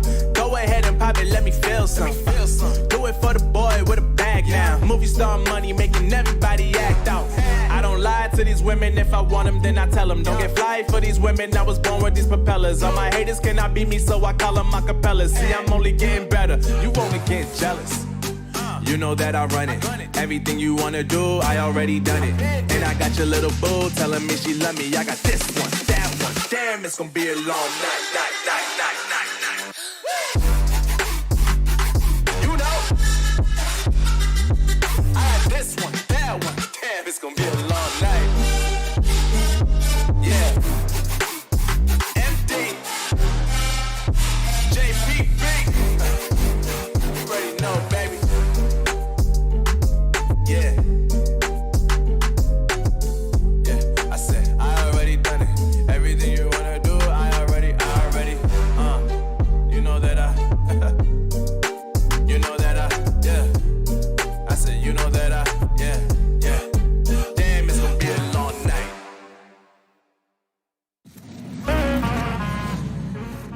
Ladies and gentlemen, welcome on back. We have yet another semifinals here for us in Conference 1 action. It is our first group stage, and things are heating up. We already have our first grand finalist in UC Irvine, and on the other side of the bracket, we have none other than University of Waterloo facing off against, I think it's like, Ryerson. There you go. The Ryerson University Shorty Kings. I want to just call them the Shorty Kings because that's such a hilarious name. But hey, we do have our bracket up. Of course, Ryerson ended up making their way through 2-0. Same thing with everyone else in that first round. And then, of course, the UC Irvine squad ended up stomping out Penn State and then into the Scarlet Knights, which I thought was a heavy championship contender. Just simply did not come up to play. Yeah, I thought that was going to be kind of something we might have seen in the final, if anything like that, but no. UC Irvine really had control throughout most of those games and never really relinquished it either. Yes, Scarlet Knights did have some pretty good rounds and some pretty good streaks there, but once it got in towards the middle to late portions of the round, UCI just pulled away and never looked backwards. and they booked themselves a very rightful spot in the finals. Yeah, and now I guess at this point we have Ryerson, who again is a team that did kind of surprise me throughout that first round, taking down the Illini, and actually what was a very close game. We saw triple overtime for Ryerson. I mean, we already had so many overtimes period throughout the quarterfinals, and then we saw Ryerson just like hit us with a triple. And then of course you do have University of Waterloo, which also did take on quite a bit of a challenge against the premier side of the University of Houston. And well, at this point, that golden side is going to face off against the Shorty Kings, and we're going to start off our sets here on Haven. Yes, we are starting off on the 3-side map, and I'm liking the look of Haven here. I think that's going to look really good for both these two teams, although I have to kind of lean towards Ryerson here. It is their map pick too, so I guess my instinct there to lean towards them was the right call. Waterloo has gone for Bind, and Split was the ban. So we will not see Split in this one. Ascent would be the map 3 decider if it goes that far. And that is the question. Will it go to a third map? Not so sure it will, but it all starts with the first, and I think Ryerson will have a pretty good one on Haven. Right, and we simply have not seen University of Waterloo on Haven. We would have seen them if that first set ended up going down to a third map, but at this point, we are going to be seeing this Shorty King side really just try to step up to the plate in a map that they already have a little bit of prowess in. They already took down a Cloud9 team, one of the two Cloud9 teams, I think 8 rounds already on this map. So that in itself, right? I mean, you're already facing off against what would be a very professional team, whether you're talking about either the white or the blue team. And well, at this point, folks, Ryerson, they seem to have a little bit of the edge on this map, but you can't really count out Waterloo. I mean, even on very pivotal maps such as Bind and Ascent, they were winning out most of their 1v1s. They were very tactically sound. And I think at this point, Boggs, I think we can really look towards what is a very strong start from the University of Waterloo side, considering the fact that they're going to be the ones starting off on the defensive side. They need to come out strong. They need to set the tempo early and really come out hard, and they need to show Ryerson that they are the #1 seed and that University of Waterloo is coming for the crown. They do have a player named Crown. They also have a player named Vex, who's been insanely good. He's definitely vexed many of his opposition players so far today. And Toph has been insane as well. Damo, some pretty huge rounds. Everybody on UW Gold has been absolutely insane and done some very, very good stuff. So I'm looking forward to see how they'll do individually. Ryerson, Shorty Kings also been extremely strong themselves. And I think that 4th place seed might be changed the next time we go around to one of these, because Ryerson definitely establishing themselves as a very good team in this tournament so far, and one to keep an eye on. I'm wondering how well they'll be able to do against UW Gold, University of Waterloo. It all starts with a code pistol round, though. Which team will set the momentum first? Which team will get it going first? Let's see, Crown getting that bolt out, trying to get the information. Will reveal nothing so far, as UW Gold just holding back. Toph getting a little aggressive out towards A short. That's a good way to start things off, and an opening pick going the way of University of Waterloo here. Slowing things down, though, as the RU Shorty Kings are just holding back, and Ryerson will try and make their next play based off of their information. Vex goes for a peek out towards Lawn. We'll exchange some broadsides, but no damage. I mean, how could we forget Toph, man? Yeah. Toph almost hitting a 30 bomb in one of his games, and good lord, man, I mean, he is such a pivotal fragger for this team. And now that we're seeing him on the Haven, I mean, we've already talked about this, just Jet on Haven, period, is, such a dangerous weapon to have in your repertoire. And I think at this point, we're going to see quite the playground for this player. But now, we do have a little bit of a play heading up towards that A site, and I guess we get to see some sort of zoom on in. I guess one view is more delayed than the other. Again, that is unfortunate, but in comes the retake. Pap holding back Vex. Now there's only 2 players remaining. It's going to be Damo going down, but still not without taking one with him. The Shorty Kings end up winning out the round. And, okay, that was a little bit confusing near the very middle, but good hold from Pab. And, well, That's a little bit awkward, Bugs. Yeah, got a little weird there, but overall, Ryerson able to pick up the pistol round. That's a good start for them. It's a very good start for them, to say the least, and I think they'll want to carry this momentum moving forward. University of Waterloo not going to go for the force from the early go, and they have about 8 seconds left to decide whether or not they want to go for the force. I don't think they will, though. I think they're going to play a little more passive. They're just going to go with the classics and do what damage they can. Okay, a shorty for tough. That works in the hands of a Jet. Maybe gets a kill or two. A rifle picked up could do some serious damage here. That's exactly what UW Gold want to do. They want to deal some damage. They want to do all the damage they can and keep Ryerson at bay here. Keep him honest. Ryerson are looking to get some early advantages going their way. Spectres in a lot of their hands. Still defaulting out here. Looks like a C-heavy default. C-split most likely going to be in the cards here. This double up in garage, though, could spell the doom of Pab. Oh, Pab, this is going to come down to timing in the peak here. Oh, we'll catch nothing off. And now we'll still stall away, wait for something, but look at the... Okay, it was not the flank from UW. Wait, what? When did that kill happen? Oh, man. All right, hey, Boggs, we'll be getting through it. It is what it is. I guess that kill just happened out of thin air. And, what in the world is going on? This is one of the weirdest technical difficulties I've ever seen, but hey, it is what it is, right? We're zooming through it. Kyla's on site, but then we get the kill back from Pab. Now it's a 2-on-5, most likely will be not exactly a save, but a couple of exits coming in from these last 2 players. Damo does get 1. Xylus collecting back onto Damo, and I think we should just be about fine going forward. 1v4, Boggs. Crown will get finished off there, so only 1 kill go in the way of University of Waterloo. Only 1 kill, not exactly the best economic damage, but considering the lack of investment, it's still good. You got 1 kill. It works out.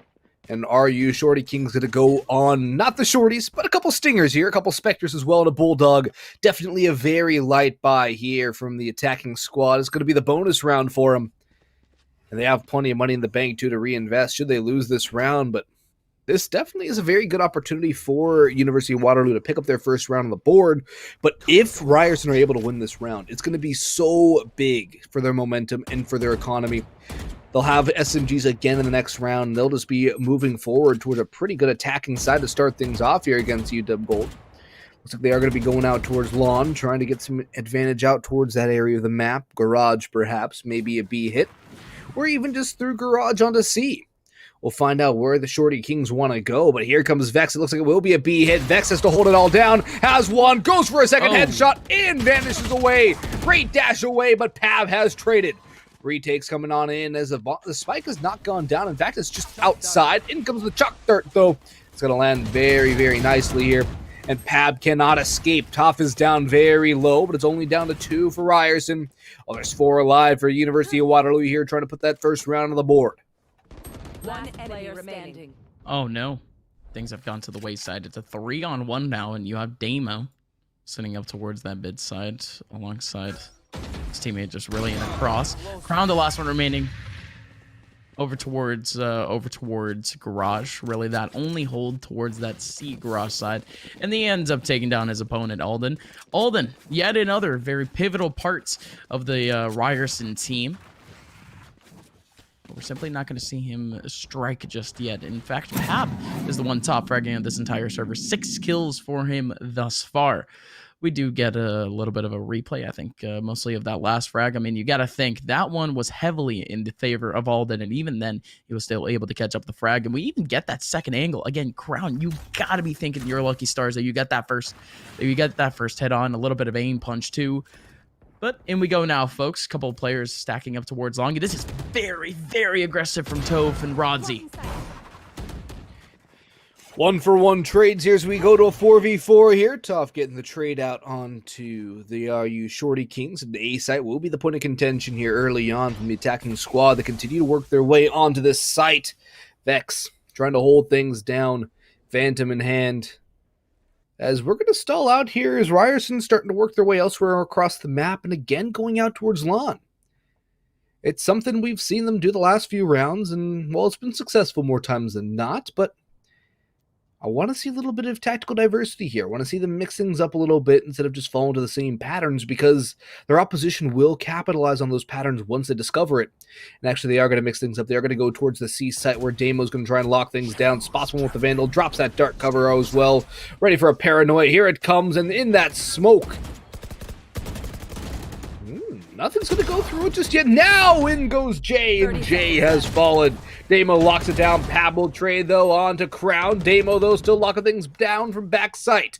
Trade's going back and forth to a 2v2, making a 1v2 of those. Pab is still alive and still striking. Damo, though, comes up huge with one more. But Alden S is able to put Damo to bed, and Ryerson University Shorty Kings are able to grab that third round. It's a huge third round for them. Comes down to the wire. Very messy indeed. But look at the damage dealt to the economy of University of Waterloo, Gus.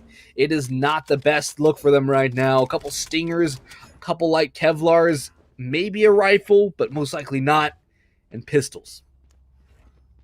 Yeah, not the best look by any means, and not only that, it's purely because of the fact that they ended up buying a little bit too early into their streak. The University of Waterloo going to be stuck on mostly pistols, and not only that, really just trying to build up that economy, really looking to boot on a little bit more damage onto the Shorty King side, forcing them to reinvest at some point. Toph does have at least the knives out, but this round, man, Alden has opened it up strong with the Hunter's Fury, and that's going to clear up the C sites at this point. The last three players for University of Waterloo Gold really going to try to clamp down on this garage area where they might be able to get themselves a frag, and indeed they do. Crown takes down Pab. And really, they might as well just go for this retake. They still have the knives, which, again, can be a huge help for this take. Crown, good eyes up to at least take out that owl drone, get in a little bit more information. But even then, still more frags going towards the side of Ryerson. Still another one. Kylis, good finish, good cleanup. Two players ended up going down in that round for the Shorty Kings, and it's not exactly all that damaging, but it's still going to be a little bit of a reinvestment. They're going to be in a good position to have a solid buy for the next 2 rounds, no matter what. When I mean 2 rounds, I mean like this round and probably the next. Otherwise, the University of Waterloo, they do have that op in their hands, and I think currently that might be the better option. They haven't exactly been able to strike in what would be the longer territories of this map, the longer extremities, and Toph, again, has been an incredible fragger thus far, not only with the op, but just on the rifles, period. Good aggression from Vex coming in here. Might be able to catch somebody off in towards window. Maybe something. Instead, just going to tuck back into the corner. It's a good cheeky angle. Good for 1, maybe 2 kills here, but kind of a one-and-done situation here. Might catch off Pab, though, if Pab's not careful, but Pab is definitely aware of this. Zyla's as well. Nobody overstraying, nobody over-aggressing here. Zyla's going back out. Look at how precarious this is for both these two, but mostly for Pab. That dragon peeks over, and Vex has that kill easy. Good work there for Vex. It's going to be the opening pick going the way of Waterloo here. No trade back onto Vex either, who's not really abandoned that position. Still sitting there. Recon Bolt tags in. I think that was actually the camera, but still. Look at this advanced position from Vex. Oh, Jay comes in from behind. Vex got hung out to dry. And now it's a 4v4. Time is very low here, but I think Ryerson's going to go for the C site. And there's 2 here, and one of them's Damo. That's going to be dangerous. Again, that smoke is already a hard indication that a take is about to go down. And even then, good information from Kylis. Not going to be able to actually execute on that one, but actually a little bit. 2 on 3 now. You have Crown around the corner, still able to get himself one. Toph just trying to get this last kill, and again, it just simply doesn't matter. Kylis would have to stay alive for a pretty long time there to even try to get that spike down, and he had no time. Going to be a round back for Waterloo, as Ryerson, they bide their time a little bit too much.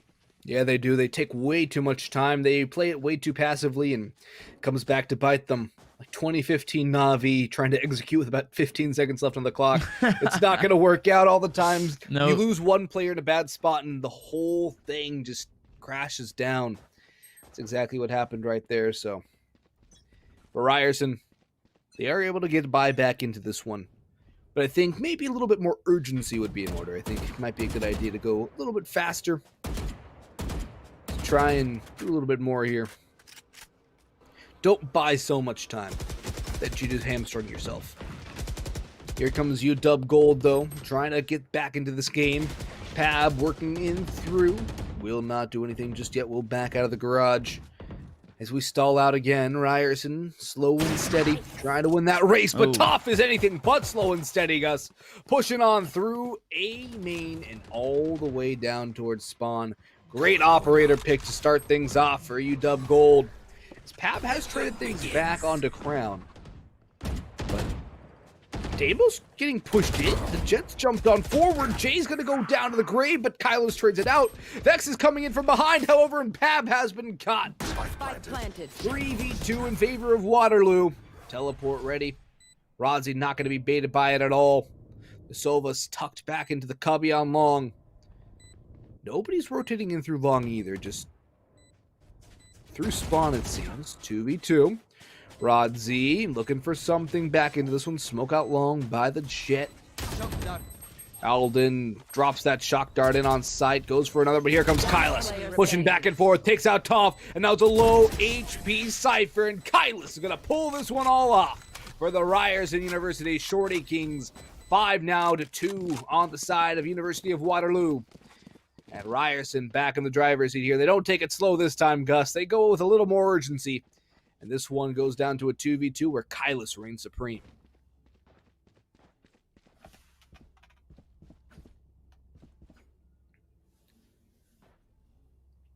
And now at this point, you're going to have the University of Waterloo in a pretty rough position in terms of economy once again. Purely because, again, it's that dynamic where you buy up too early off of a W. I mean, yes, it makes sense. Of course you're going to buy, but there's also a very hard con to it, which means that, again, you won that first double eco, but you also have to heavily reinvest into that next phase of it. You're going to be in a very bad situation in terms of money going forward if you end up losing out that round. And, well, we see it now. The University of Waterloo, all they have are just a couple of economic guns, and they are getting exposed for it. Now it's a 4-on-2. As a spike will go down on Kylos. Two players really just trying to clamp down on sight. I think it's Crown and Damo at this point, but Alden, fast and furious, just Ferrari peeking in short, going to be able to take down Damo. Crown the last remaining. I do like this from University of Waterloo. They didn't invest all too much, if not any at all. So it's just a full save. And the next round is going to be a lot more proficient of a buy, especially because they're on the defensive side. They'll be able to get up that operator back in their hands, which, again, it's a very pivotal gun, especially for the interactions that they've been facing over towards mid and C. They need that operator to shine, Gus. They need that operator to be so king on the map. Crown, however, will eliminate the crown of the fellow Sova and will run away with that picked up Vandal. At least for now, gets put to bed by Kylos in the end, so the Vandal was saved for only a moment in time. But still, 6 rounds of the attack for Ryerson University is solid here. Toph, though, was such a good player for Waterloo earlier on today, and right now, not exactly having the loudest game. It's Damo and Rodzi and Crown. They're all relatively close, but Damo's really leading the charge here in frags. Damo heated up extremely well in their last game for UW. They had a huge game on Ascent against UH Premier, and Damo was incredibly critical in that team actually getting anything out of it. So, as it stands right now, want to see players like Toph start to chime in and start to heat up. I think that's kind of a win condition right now for UW Gold.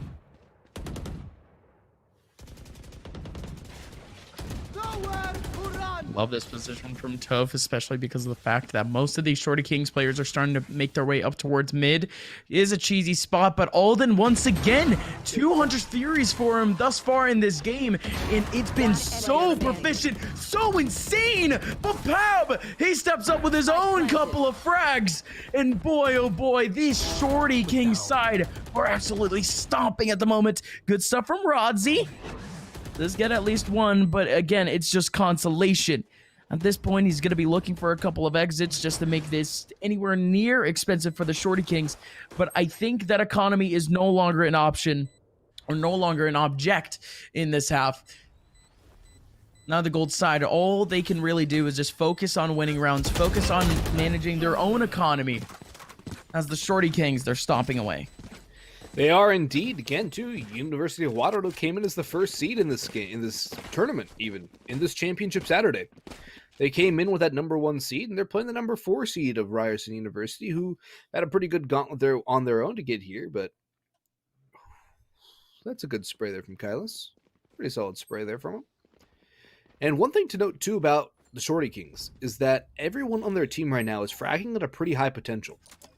Everyone is finding their form right now, and it's making them look that much better, making them look that much harder to stop, because everyone's just firing all cylinders. Here comes Damo, though. Rodzi chimes in as the mid-blitz comes through from UW Gold.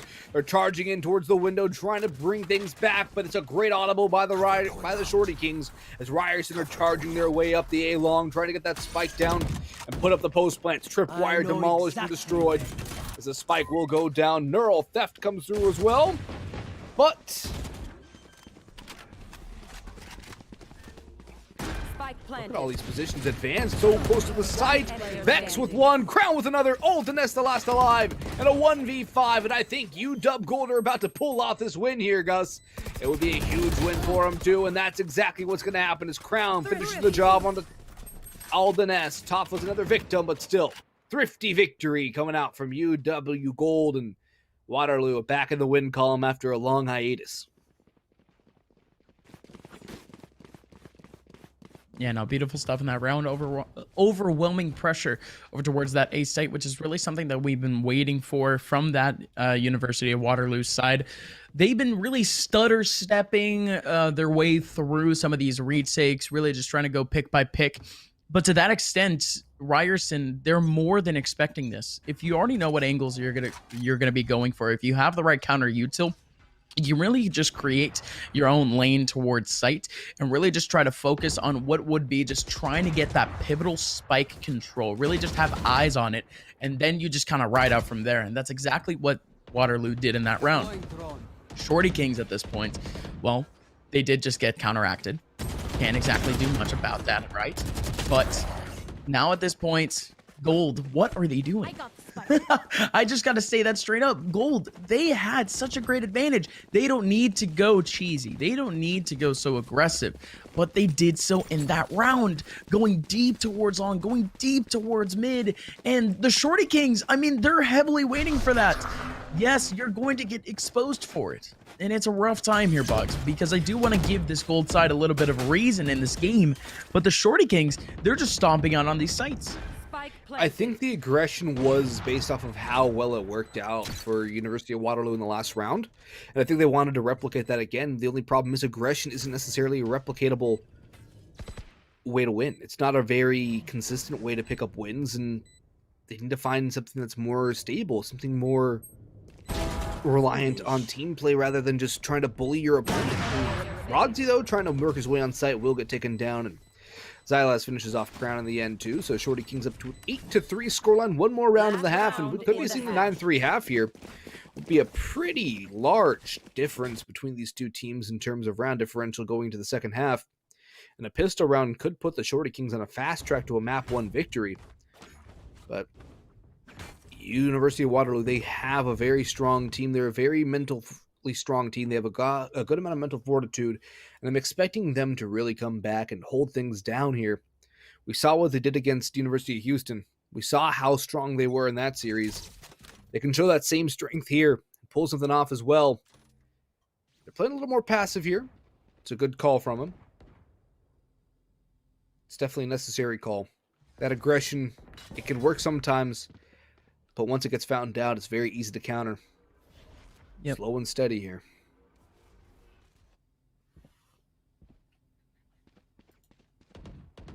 And it's a rough type of situation, but I think at this point, Gold, I think they've learned their lesson. Really holding back on site, and it works out in their favor because the Shorty Kings, they're as guilty as Gold, you know, for really hunting frags, for really just trying to go on their own and try to go for hard 1v1s. They're as guilty.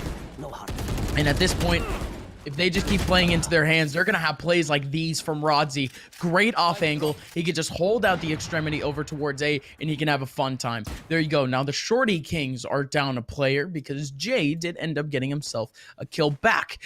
The UW Gold side, they have the man advantage, but it almost looks like they don't really know where they even want to go. They're still staying around that long area, but they only have 25 seconds to actually act with. The spike is running away, and there's a person over towards long really getting all of that information out, but then the information goes back the other way. Rotations are coming in towards B, really just trying to split up towards C. There are 3 players left, so they can put at least 1 on each site. Jay has to go immediately. He's going to go for a couple of smokes. Why is there no one watching the C site? They just have someone watching out back. I do understand that the Hunter's Fury comes in, but it could just go either way. He could plant really anywhere on site. You just start fanning it out, and there you go. The Hunter's Fury finally does get the kill. Great stuff from Crown. I do get the setup, but Boggs, again, it's just this decision-making that sometimes catches me off. Alden gets at least 1, but the round is going to go towards the side of UW Gold. And 4-8 half. Although, however chaotic it may have been, whether you're talking about the Shorty King side or the Gold side. Switching sides. It's definitely been a very interesting half from both sides. We've seen some curious plays, some curious decisions, and some of them have worked out well, some of them have not. And I guess it's a tale of feeling things out as a team, too. It's not a very old scene, and I'm going to assume that these teams haven't exactly been together for as long as some others like TSM and the pro scene who've been around since literally closed beta. But some of these players have been together for longer. We're talking about the collegiate scene. Some of these players could have been on, prior teams in CS or Overwatch. True, that is also true. But I think a lot of it too comes down to the lack of fleshed out strategy in the game right now, and the lack of a demo viewer. I think that's a big thing. Oh my lord. That is one thing that does definitely hurt a lot of collegiate teams. They have to really rely on demo recording, which is something that at least I've been trying to help out. Actually, two of the people in the production team technically are the 2 managers / coaches for the Full Sail Armada Valorant team, myself and Bear.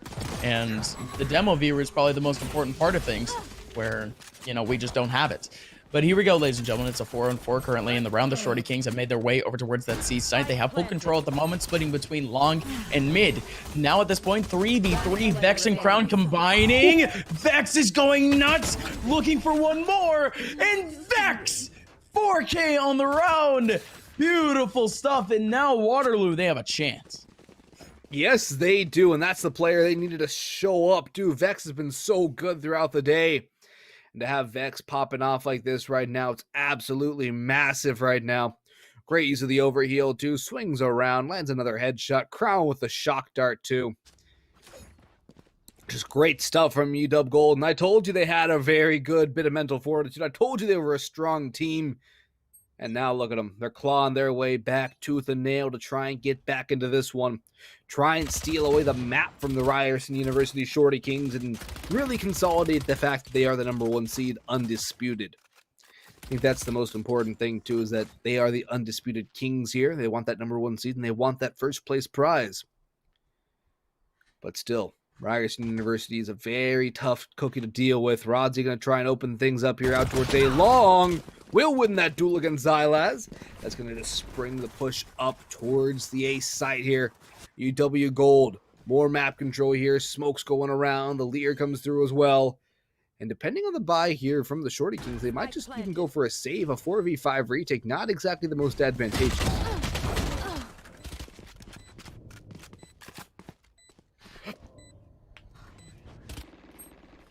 Couple kills go back. It's slow now, Boggs, but you do have Toph on the front lines. And there you go. I mean, it's really going to come down to the Shorty Kings and what they actually have to work with. Has the only real thing that they can do is just kind of lay around the extremities and wait for exits. And they just kind of got stomped out for it at the very end. So good stuff from Waterloo on that round. Good take, to say the very least. Good change of tempo. Now we're going to have the Shorty Kings on that full buy. Now I'm really looking to see what their real formation is going to be like going forward. Till for the 3K round, actually. Didn't even realize that at the very end. I mean, at this point, it's just another day, another dollar for Toph. But in we go again, ladies and gentlemen. We are going to have University of Waterloo Gold, still with those SMGs that they saved up from the last few rounds, purely just for economic build. Here.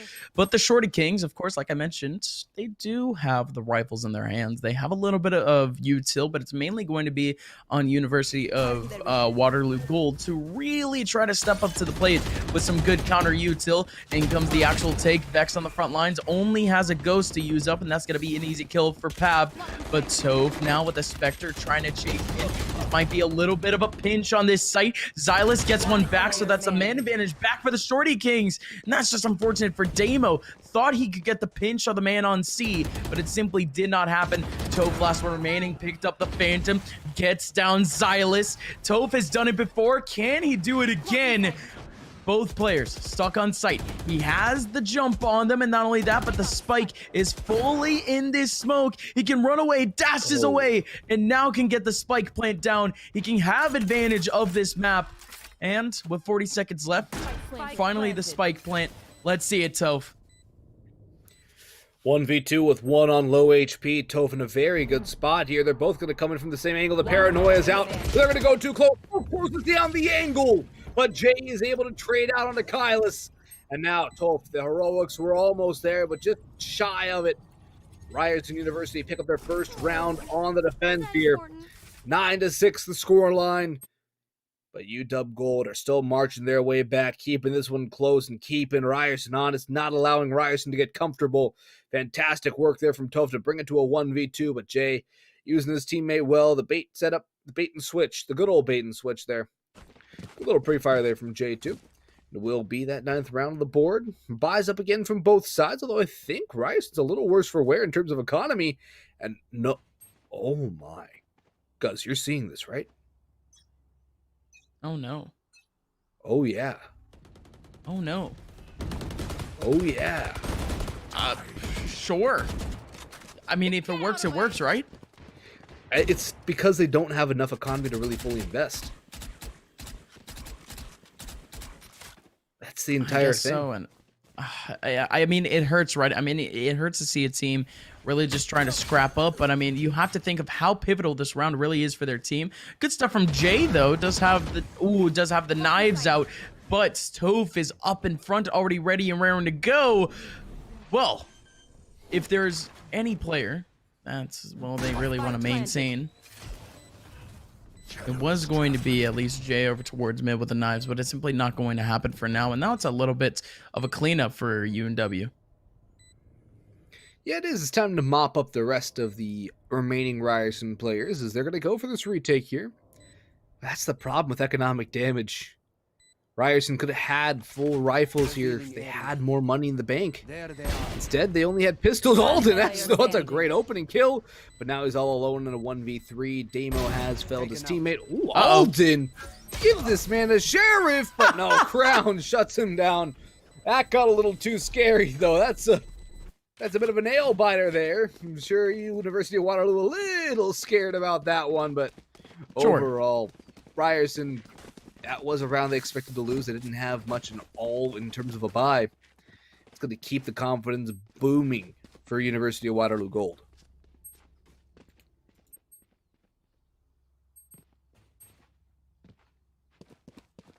Well.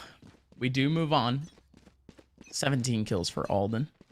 He has been someone that, again, has been fragging out very, very hard thus far in this tournament. And, well, I think we've been, myself, I've been putting a lot of a spotlight onto Toph, but really Alden has been quite the pivotal player, really, for this side. But even then, Rodzi had a huge opportunity over towards mid, but the off angle is gonna catch him off a little. Currently man advantage for the Shorty Kings as they wait on. And I'm kind of liking this B setup, but a singular smoke would kind of shut it down and they would be kind of corralled towards the back of site, really just to try to hold things around in like this weird chicken run, this weird ring around the rosy type deal over on B. If, of course, UNW Gold do end up going towards that site. F-Toph slowly making their way there, but not exactly going to execute on. With 40 seconds left, the golden side, they're lining up outside of A, but Shorty Kings have abandoned it. What is going on? Not even a singular person on that 30 side? seconds left. Well, they have one now. I think. No. Oh, it's in heaven. He's in heaven? They have 5 players and not a singular person in heaven? Planted. Or on site? Oh. That is confusing. And now Vex, of course, is going to be able to capitalize on Che through the smoke because why not? This round that seemed to be firmly in the hands of the Shorty Kings has gone completely awry. It has indeed, and now it will be an 8th on the board for UW Gold, and they're 1 round away from tying things up, 2 away from flipping the script and taking the lead against Ryerson University Shorty Kings. And really, that's a very unfortunate happenstance right there on the A site. Right. That could have gone so well for Ryerson. It just goes the other way. Things were on their way up, and everything just crashed right there.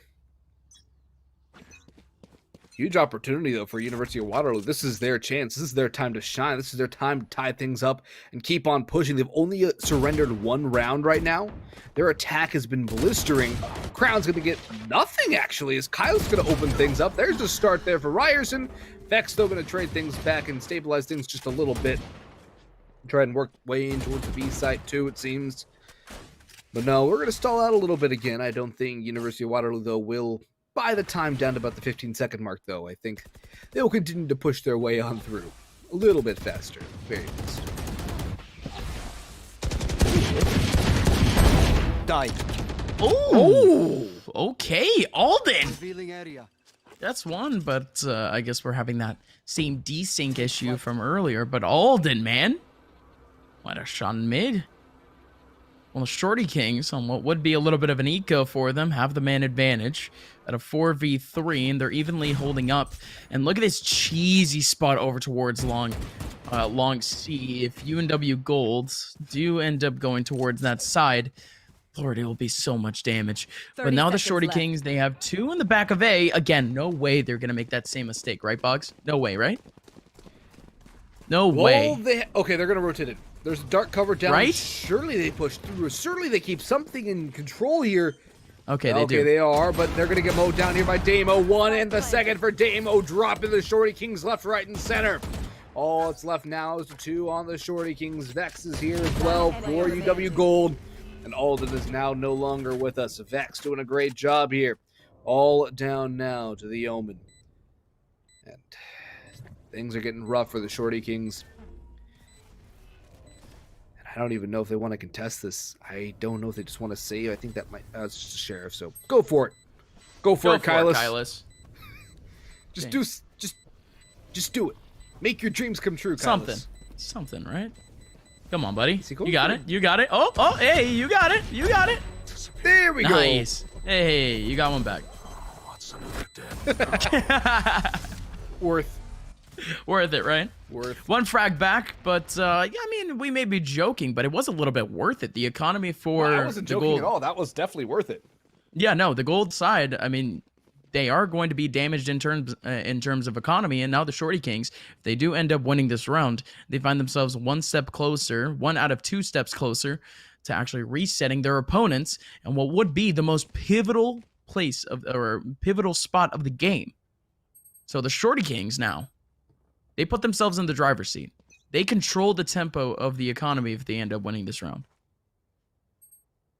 Jay has the operator in hand. The huge move right now for the Shorty Kings. They need the operator to shine. Crown with 1 though onto Kylus.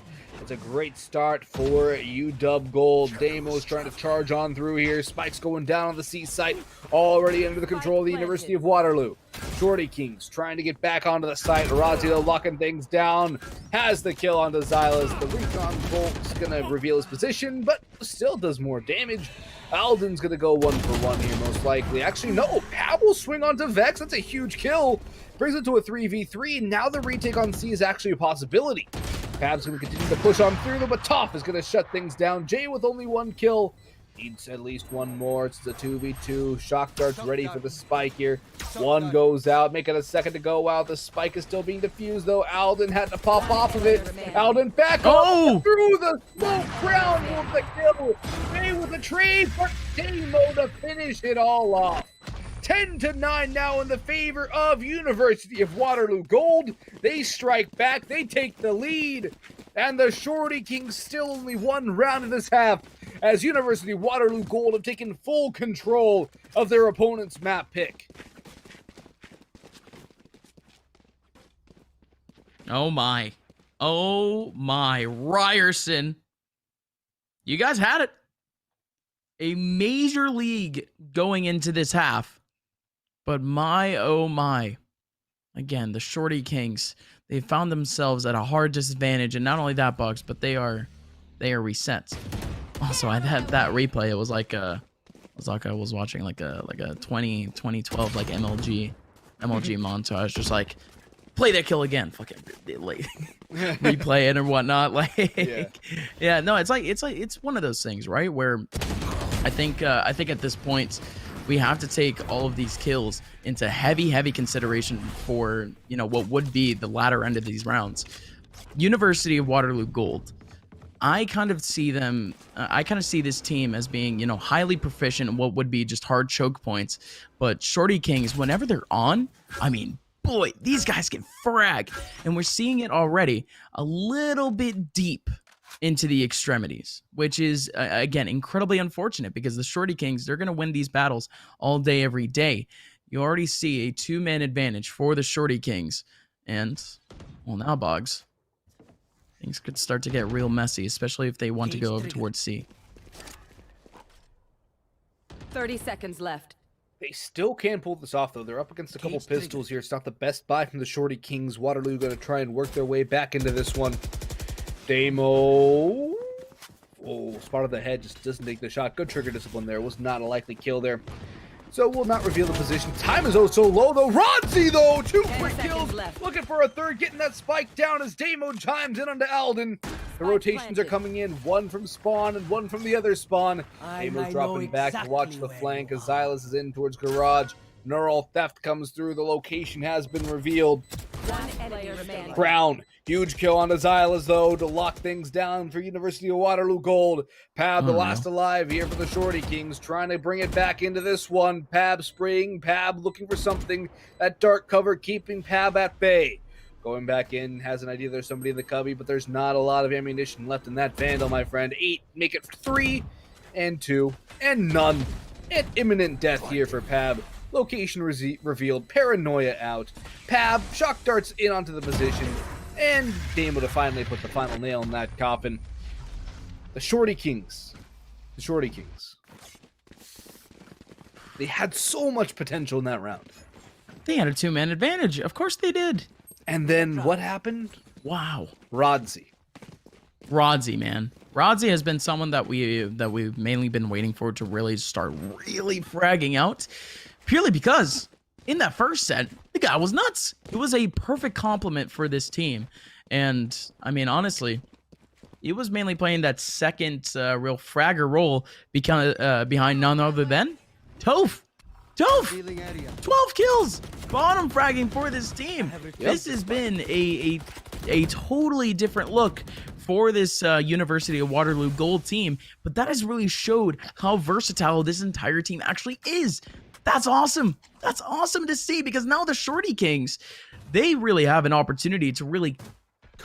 They have an opportunity now to really try to look at their entire team and be like, look, this entire team is fragging up against us. If we really want to claim ourselves as being, you know, one of the better teams in this league, as having at least a little bit of a past and present here in Valorant, we have to be like these guys. We all need to be on fire. We all need to be fragging, and that's simply not happening, Box.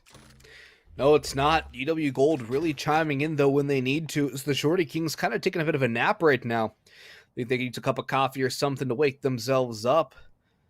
But right now, it's all UW Gold. It's all Waterloo. 30 is, seconds left. well, Shorty Kings will go down one as Vex continues to chime in. Great bit of work here from Vex. Been very consistent overall for Waterloo. Been a very good player. But still, it's not over yet. 4 players in a retake can definitely work. The Shorty Kings trying to stave off map point. Pab strikes for the first one. Jay's looking back for more and will land it onto top. Looking for more, though. Jay continuing to work with the operator, but Rodzi on the side again. Only 1 kill as Zyla's trades. Jay walled off by a cyber cage. Damo pushes through a kill. The defuse is being stuck through, and Jay is holding it back off the spike, though has been the diffuser. It's stuck to half. Is it going to work? No, it's not. Shorty Kings pull it off. Crown gets the kills, but Shorty Kings claim the round. Such a good bit of work they're holding that spike. The faith in the teammates to get that to 1 to half at the very least was huge for Ryerson University. And while they stay alive here, fantastic work there from Ryerson. Great retake. And that's their second round of the half, Gus. Their second round of the half.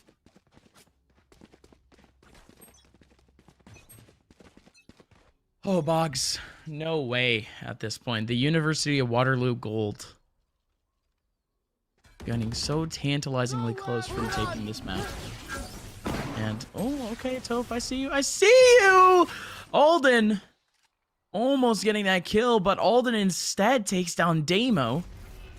I mean, look how much util, though, that ended up wasting for Toph. I mean, yes, Toph will be able to, of course, still frag for the rest of this round. But Toph used up both off drafts and even the dash in the middle there for that. Yeah. So at this point, only going to be able to stick on to smokes.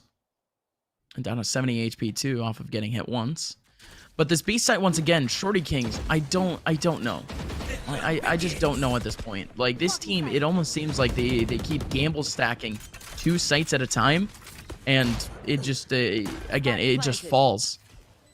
But, of course, it is going to be a 5-on-3. They do catch on 1 frag, so it's going to be a little bit easier of a task. Crown, watch out, though. Crown can go absolutely nuts, but he gets found out by that flash. And now 1 last player remaining, and it's Toph. Stuck in a corner. That's going to be Jay with a frag.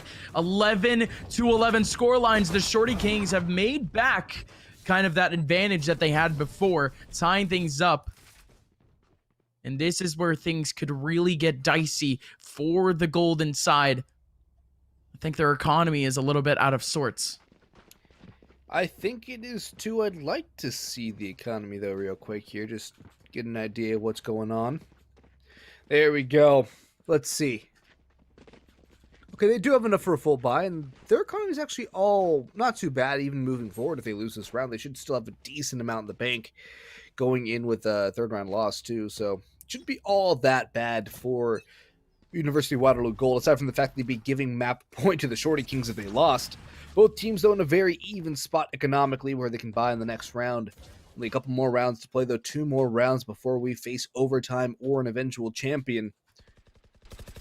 Toph starting to work up towards long. Rodzi holding down as well. Looking for something to get back into this one. Toph, the Vandal out, trying to enter onto side. Spots one behind the side boxes. That's Pab, but Pab's just going to fade away and bide time for now. Waterloo look like they want to go towards A, but no, they're going to audible it back towards mid or B. Perhaps towards C even. I would like to see another C split from them. I think their C split's been very good. Here. And I think that's what's in the cards here. At least, no, C long push looks to be the call.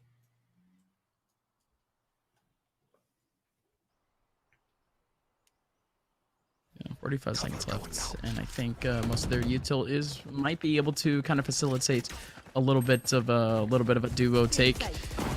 One of the backup sites.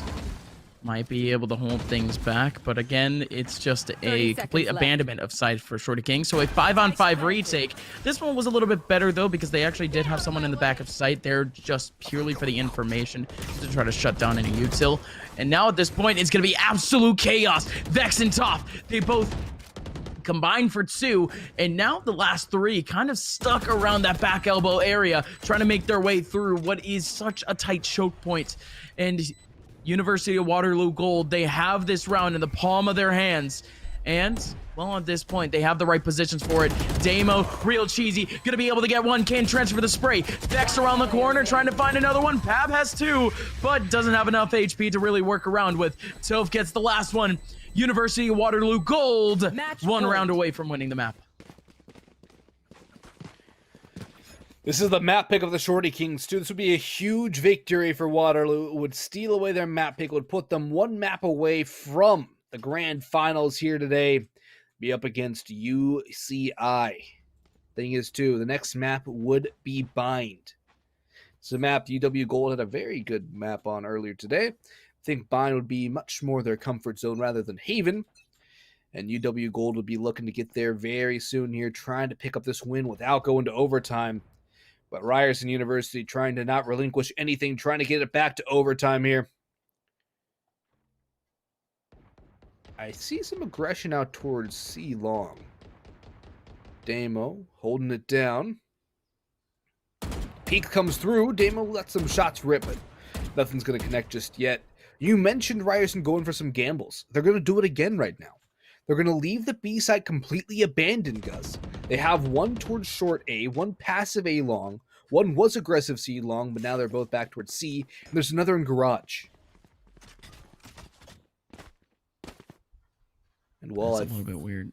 Yeah, I think it might just work though. No, absolutely. I mean, they still have to split over towards mid. They could potentially just try to get either that just that straight 1v1 over towards garage, or really just this hard information play, because I mean, he just trying to stay around a little bit, might be able to run into Toph, who's actually about to flank over from mid. But Kylus, what's going on here? Looking out for the recon bolt. That's such a good read of the situation. But Toph is here to get the kill onto Kylus. Alden collects one back onto Vex. Toph is just still trying to go nuts. He's so aggressive up in front. If he gets one off of this, it's more than efficient. Gets himself one. Trying to find a second, but it's not going to happen. The Shorty Kings are down to 2 Boggs. They are down to 2, and they're down to the wire here. Spamming more on a Toph, who returns the favor. More damage done to the Sova. Silas looking for something back into this. Traces the Tracers back to where they came from and returns the bullets to sender. Toph is down. Oh, what a flick from Silas! That's massive, but Rodzi comes through for the last 2. And University of Waterloo complete the comeback here on map number 1. They take Haven, the pick of Ryerson University Shorty Kings, 13-11, a nail-biter of a game. But University of Waterloo Gold show why they are called gold, because they have a very, very golden future. No, absolutely. I mean, first of all, this team, stellar. I mean, at some points, I was almost doubting University of Waterloo Gold. Really, both of these teams, because Haven can be such a difficult map to really try to navigate and, you know, really try to find what would be a hard dynamic for the side. It almost got to the point where some of these players, to me, didn't really seem all too comfortable on this map. But this Waterloo team ended up making their way back on the attacking side of Haven. That is an absolute rarity, Fox. That is a huge rarity to see such a huge comeback on the attacking side of Haven, and even then still be able to do it in style, purely because we had some players that were fragging out of their minds. And now Waterloo Gold, they have one more map to try to go through, one more game to try to go through, so they can make their way into grand finals later tonight. Wow, I mean, especially for the Shorty Kings, a team that I thought would kind of be able to make their way through the semifinal stage pretty easily. I'm quite impressed, and I'm quite ready to see what's about to go down in map 2. Oh, you and me both think it's going to look really good for Waterloo, though. It's a heartbreaking loss right there for Ryerson, and it's a map that Waterloo are very comfortable on. So I'm expecting to see a very good performance again from Waterloo. See Toph back at the top of the game again. I think Vex is just going to hang around and do a lot of damage. Vex is such a clutch player. I love watching Vex. Yeah, no, Vex was really good, and especially in that second half, I think he didn't really get to shine all that much. He only had 17 kills for the game, but I still think that he could be able to step up to the plate if the team absolutely needed him. And I think, of course, as a duelist, he's just bound to kind of pop off at really any moment. But huge shoutouts to Alden and Crown, the two Sovas of the server. Incredibly proficient in terms of util, but also incredibly proficient in terms of frags, both tying up at 22 to 22.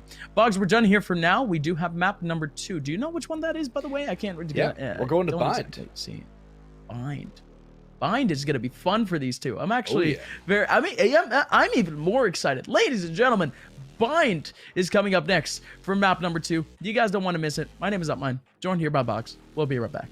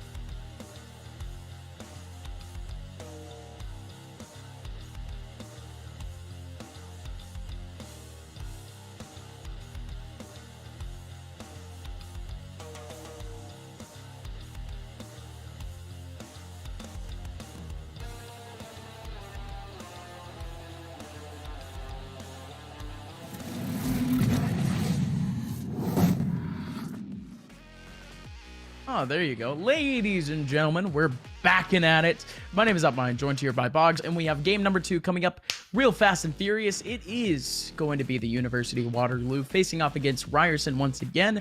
It's going to be on Bind, and Haven, Boggs, was a fun one, but it got convoluted at times. Haven was a fun one. It was also kind of messy. I think like we've seen a lot of messy Havens today. A lot of very high octane mass mosh pits on sites where everyone just comes together, like the final battle at endgame where everyone just like comes, both sides just meet head on, and everyone's just flying and with smokes and utility and guns, and it's a big mosh pit of messy visuals, and then somebody comes out and emerges the victor.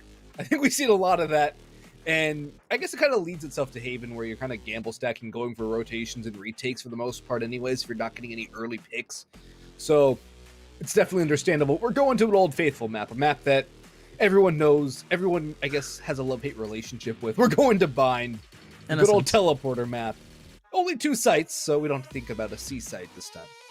Yeah, and I think that's really every map in Valorant right now. Just like a little bit of a love-hate relationship. But we deal with it, right? This is the most tolerable of one of them in a sense. But yeah, no, it's gonna be Bind, and I'm quite looking forward to it. Just like this entire matchup in general, because out of the 2 semifinals, I thought this one would be the closer one. Of course, I did think that Ryerson would be able to take this one, but hey, I'm here for a surprise. And if University of Waterloo can come out with a 2-0, especially after taking the map pick of Ryerson, I'm down. I'm down to see it. That's what really gets to me, too, is that they took the map pick away from Ryerson. And I'm also curious to see how Ryerson will respond. That's my favorite thing to do is when I watch teams, I want to see how they respond to a loss like that. I want to see what they're able to do and come back with. Because if they're able to come back better than they were before, that's a sign of a good team. It's a sign of a team that has that mental strength to really win when it comes down to it, when the pressure's on. And that's what separates the good from the great right there. It's that ability to win when the odds are stacked against you.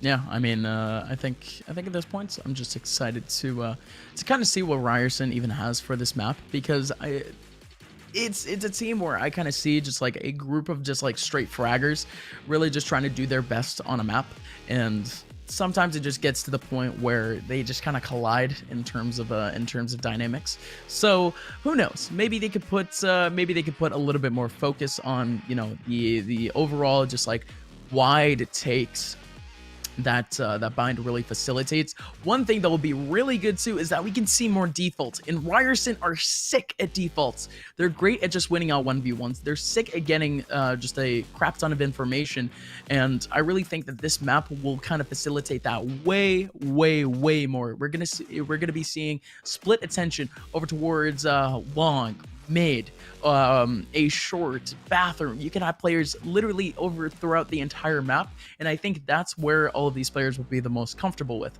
But that's just me being me. I don't have much experience actually watching this team.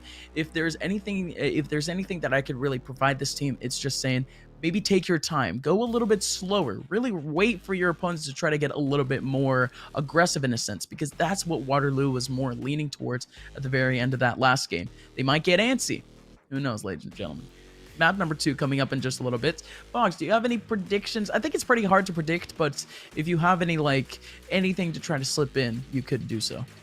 I think Waterloo are going to take it based off of the momentum from that kind of monumentous comeback. I think that that's going to give them the basis they need to really just come out of the gate hard and build that lead, never let it go. I also think that it's their map pick, and they know why they picked it. Ryerson picked Haven. They had a good look on Haven. It's been a good map for them. But going to a map like Bind, where it's less of a hit or miss map where you're gambling on where you're going to go, and more of a, let's see what kind of cheeky plays we can do, what kind of picks we can grab. It's something that Waterloo really excelled at, was getting those picks and working off of it. Ryerson, they did get some picks considerable amount of times, actually, but they weren't able to really capitalize on those picks when it came down to it in the later portions of that game. So unless Ryerson can find an answer to that, I think Waterloo will pretty much take this one over pretty easily. Yeah, no, I kind of agree with that. It's purely because of the fact that, I mean, Waterloo, I think just taking that map of Haven off of Ryerson was already kind of expected. I'm gonna say that purely because, do you remember the result of Ryerson on Haven? They went triple overtime. They got pressured out by the Illini. So really just one team that could win out more 1v1s, that could win out maybe one more take rather than Ryerson, would be able to take the entire thing. And that game was close. It was a 13-11, but I think just that map of Haven was already meant to be close in the first place, Boggs. But now Bind, to me, is a little bit different, considering the fact that we don't exactly have that full information set about like all of these players. You know, this is brand new to myself and to you and myself. So I think we're just really trying to go through the motions, see where each team is really comfortable on. Waterloo, they already won on Bind. They won on Bind earlier against the University of Houston Premier, and that game was a little bit more leaning towards them rather than University of Houston. But I did mention that Houston did put up a really good fight against them, but that was mainly on Ascent. Bind was a little bit more on Waterloo's hands, and that was their map pick. Now, Boggs, we do get to see what is going to be the dynamic of this Ryerson team on Bind, because hey, they won against the Illini on Bind, and that one was a little bit more dominant too. These two teams both have a Bind pick, but now it's just trying to see who can really make their way around it. Yeah, who can be the dominant force on this map? And that's kind of what it always comes down to too when your map pool is limited to 4 maps. So everyone has to be good on at least 2 of those maps, and it's who's just going to be better on any given Sunday or Saturday, as the case may be. And we'll see who's going to be able to pull this one off here. We're going live into the pistol round with Ryerson University Shorty Kings on the attacking or the defending side. University of Waterloo on the offensive right now to start things off, and they look to be trying to go towards the A side here. Very aggressive towards bathrooms, though, as Pab's going to grab the ult orb. In the meantime, though, up towards short, Xylus has to hold off the onslaught of players. Toph just charges in, and Xylus is now gone. U-Haul under the control of UW Gold as well. Jay chimes in for one more, though, as Shorty Kings are holding things down to a 3v3, 3v2, though, in the favor of UW Gold, as Toph chimes in for another. Jay's looking for something back as the teleporter has been taken. The spike is going back towards B, and Toph catches Jay asunder on the side. And now it's all down to Kylus. Working through towards elbow, the spike going down in tin can. Toph is rotated through the teleporter too. Kylus has been revealed. The taps to the smoke not going to avail him, and Crowd will finish this one off. UW Gold picking up the pistol round and starting off right where they left off on Haven. Oh boy. Right where they left off, and I guess that round was a little bit faster too, considering the fact that Toph ended up picking up the Frenzy, which, again, seeing a Frenzy on the pistol round period is a little bit of a, it's a questionable pick to me. But Toph then ends up picking up the Frenzy from a dead body and ends up going absolutely nuts with it. That is just kind of the decision making of the Shorty Kings, which really in the long run might just hard affect them. I mean, you really have to think about what would be kind of the effectiveness of that gun in that specific spot. He's over towards U-Haul. What if he has to take up the long angle in that spot? What if no one's even going to come towards there? You have to take on that battle at long range, and the Frenzy doesn't exactly facilitate that. Now, the Stingers, the Stingers are just what they are, right? Yeah, they are. You can't really say one thing or the other about them, purely because we're looking at what would be the beginning of a double eco, and really University of Waterloo are just trying to force out. And Ryerson, they're getting grinded out at the moment. You do have Kylus already making his way pretty deep with a bursting classic. Ends up getting the tap kill onto Damo. One last person. Again, Shorty Kings. Kylus has the Stinger. Could go absolutely nuts with this kill, and he actually does. Crown doesn't nail in a singular shot, and he could still put on a little bit of economic damage, and that's really all that he could ask for, Boggs. Exactly. And he does. Wow. Does pull it off. Good economic damage there from the Shorty Kings, but are they going to be able to do much more with it? And also, I feel like they should rename themselves to the Sheriff Kings. So I feel like their Sheriff plays are really good overall. It's an observation I had in the last run. It's a great Stinger headshot, though, from Kylus. It's a hard gun to use like that, and definitely uses it really well there. Whew. Seen it from Rodzy's POV, too. That's got to hurt. Here we go, though. Can the Shorty Kings battle back into this one, Gus? Can they pick some momentum up on the first gun round here? It's a bit of a bonus for UW Gold, too. So can the Shorty Kings build some momentum, or are the Waterloo squad just going to walk all over them again here, this time on Bind? Good shock dart in. Does a little bit of damage. Satchel in. Damo goes through, but it's Vex first and foremost to open things up into Alden. That's a major one, and well, we are getting, again, that desync issue from earlier, but hey, we're getting through it. Big stuff coming in from Pab. Does take down the player. Over towards Hookah, has the run it back, so he does end up getting a whole lot of information for Vex to try to exploit.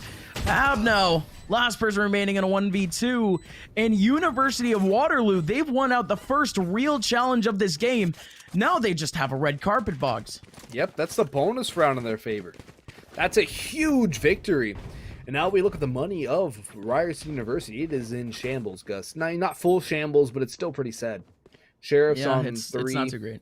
Ghost on another. Classic on J. It's far from ideal. And, well, Pap's gone for a stinger. Maybe they can make some magic happen. You can never count out sheriffs or stingers or any sort of eco round like this. You can always pull up a victory, but the odds are definitely far in Waterloo's favor right now.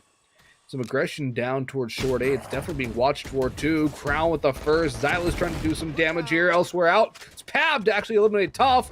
That's a good trade back, but still it's more in the way of the short A Kings here. Crown, though, will add a second as he's hitting crowns and taking their crowns off of their heads and putting them on his own. 4v3 now as the spike goes down on the A site towards the APC. Rotations coming in, 1 through teleporter, 1 through short, and 1 through spawn. It's a very good retake pincer here, but if they get caught up one by one, it will not end well. And Rodzi, the first to get the kill onto Alden S, swings in towards the spawn halls. That's a good start for UW Gold. It's a good start, but we could see a little bit more damage being done by the Shorty Kings. Seriously, considering the fact that they only started out with pistols and they continue to have the pistols in their hands. Damo, big stuff at the very end, though. The 1-2 punch. 4th for the golden side. It is indeed, and it's the attacking setup behind, too. That's the most important part, I feel, right now. They're getting this much damage done on the offensive. I mean, I guess the same could be said for Haven, too. Both teams very good on their offenses on Haven, but I guess I just wanted to see a little more of a typical bind. Maybe that's what I was inkling for. Jay's got the op, though. Op on the raise. I've seen Skadoodle use this setup quite a bit of late, too, through the first strike qualifiers and all of that, so maybe Jay's going to try and emulate good old Ska. You mentioned that, right? How was watching T1? Because you guys got to do that quite a bit during first strike. Honestly, T1's looking good. I think they have a lot of good parts coming through them, and I think they'll be a really good team even moving forward. I'm not sure if they qualified for first strike itself just yet, but their team's really starting to mesh together really well, especially with Spider. Spider's, I think, a very promising player. I think so too, and I think really most of the players from that side they know what they're doing, right? They have the experience, and I guess their time to improve. Now, ladies and gentlemen, the Shorty Kings, they're getting held back, but they do end up getting a huge 2K on Alden, but it's been split up once again.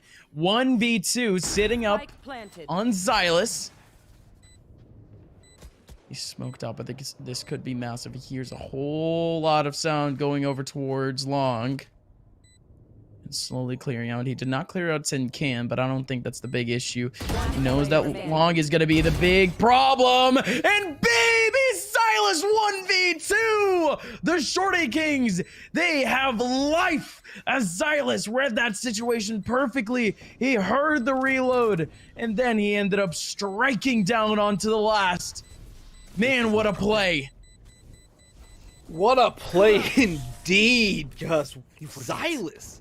Been very strong. Kind of a sleeper, really, for Shorty Kings. Has some pretty good moments, and other times just kind of looked overlooked by other players there. Here comes that nice little 1-for-1 raise trade. But Xylus, that was some good entries there. The presence of mind to clear out the rest of Long, too. Not expecting the last player in towards Hookah. That's absolutely huge. Zyla's just a massive brain right now under that Cypher brim. That's a huge play to get Shorty Kings back on the board, most importantly, and to give this team some momentum to really start pushing their way back in.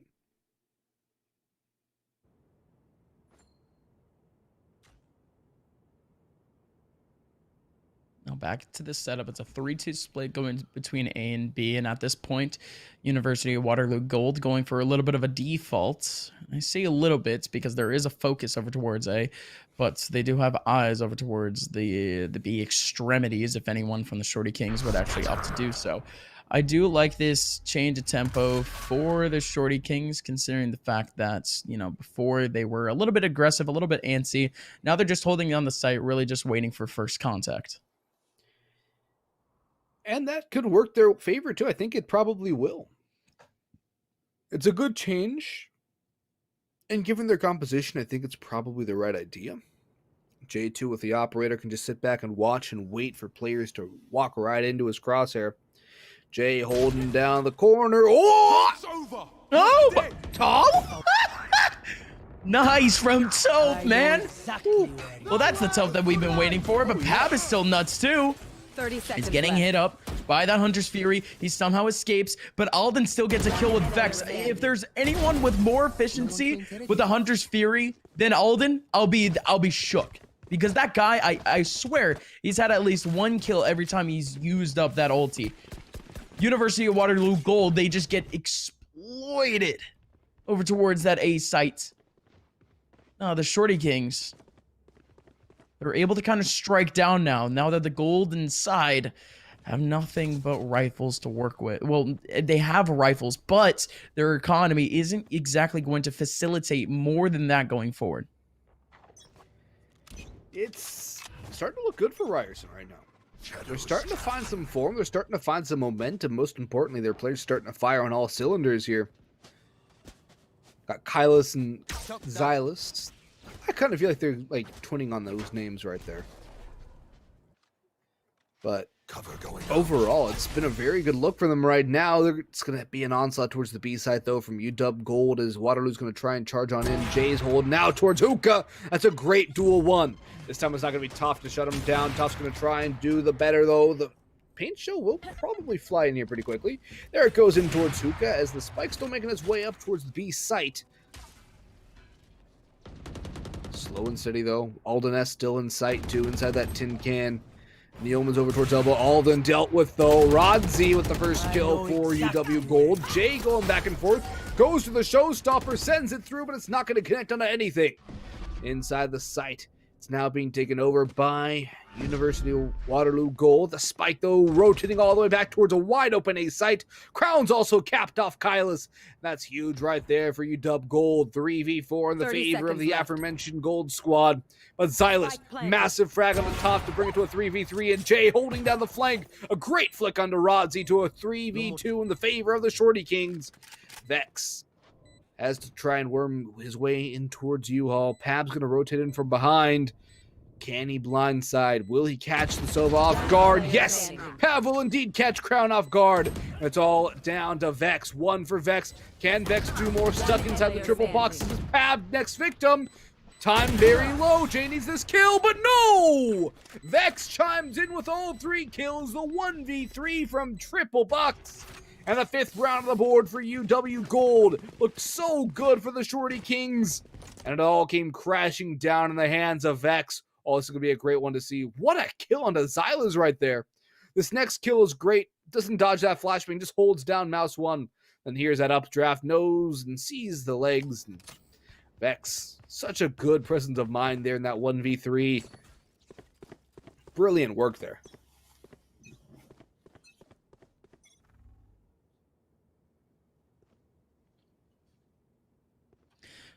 Well, look at this buy for UNW, though. A little bit of a stinger action on Toph players. He's really just looking for the distraction play, for the information play on site, I would like to presume. He can just dash on site. Really be able to have a fun time. Also upgrade his gun. That works too. And I think he did. Yeah, he did. Yep. Easy peasy. Stunks, Boggs. Stunks. Spike planted. Gotta love those 5 on... stonks. Ooh. Let's say 5-on-4, but now it's a 4-on-4. But look how distant all of these Shorty Kings players are. They are slowly making their way on, but that spike is ticking lower and lower. Pab has such an important spot. So many of these players are kind of pivoting around this long area, and now Pab is here to exploit it. Gets himself 2. There's one more in the tin can. Xylas goes down. The fuse gonna be for Pab, but Rodzi! 4K from Rodzi as... Man, Waterloo, his 6th round in this half. I just can't believe it at this point. Rodzi is just going nuts. Rodzi, Vex, rather. Both players having massive games, massive rounds.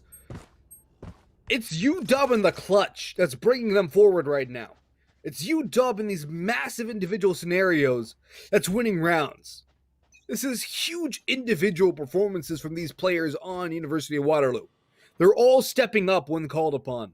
This is one of the best displays of raw individual skill I've seen in a while, where just everybody is having massive rounds to put the rounds on the board. This is absolutely insane.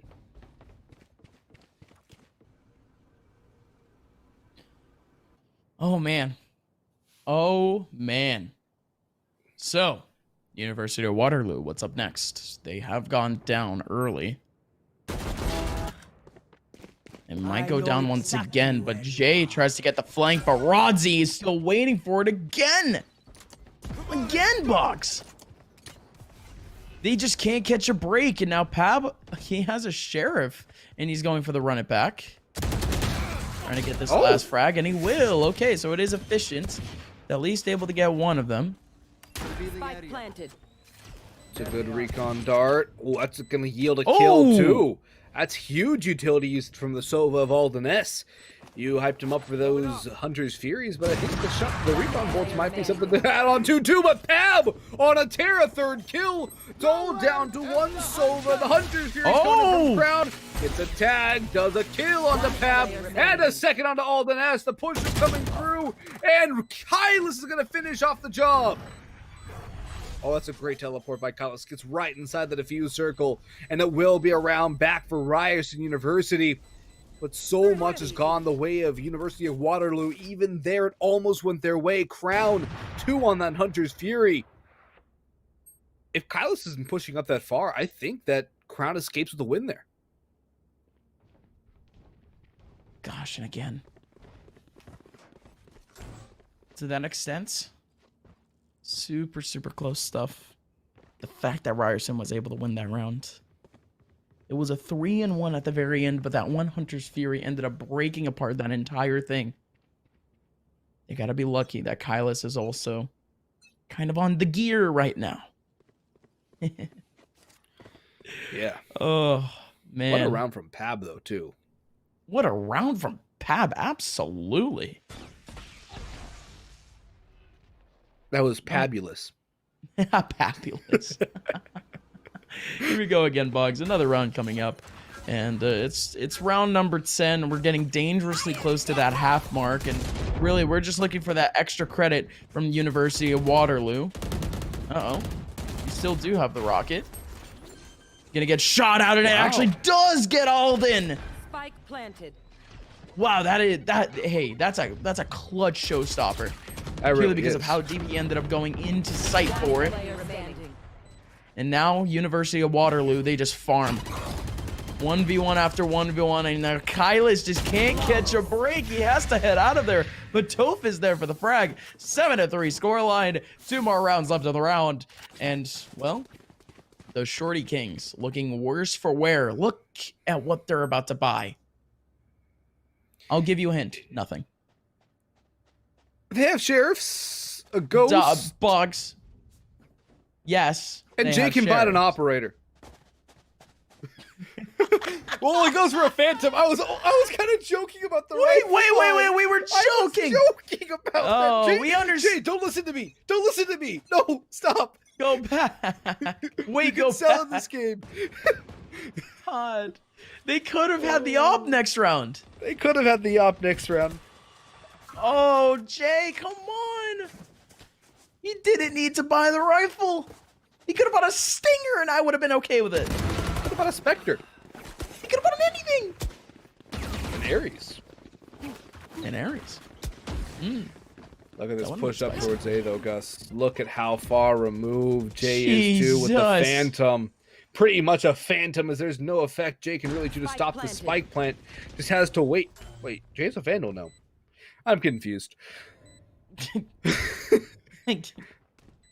Look at Kylus, though, coming in on the flank here through CT spawn, spotted out by the Owl Drone. Uses too much ammunition there, blinds the Owl Drone, has to reload, but could have gotten a kill on Toph. Instead, it's Toph to pounce. Shock darts going through, up close and personal. The next cubby, Tab trying to land some more Sheriff shots, but no. Tab will shoot the Sheriff, but he will not shoot the Deputy. Damo will come through. 8 now on the board for UW Gold, 3 on the board for the Shorty Kings. And well, it's looking like a reverse of what we saw in Haven, Gus. It's looking like a dead-on reverse. And if Shorty Kings pick up this round, it will be literally deja vu.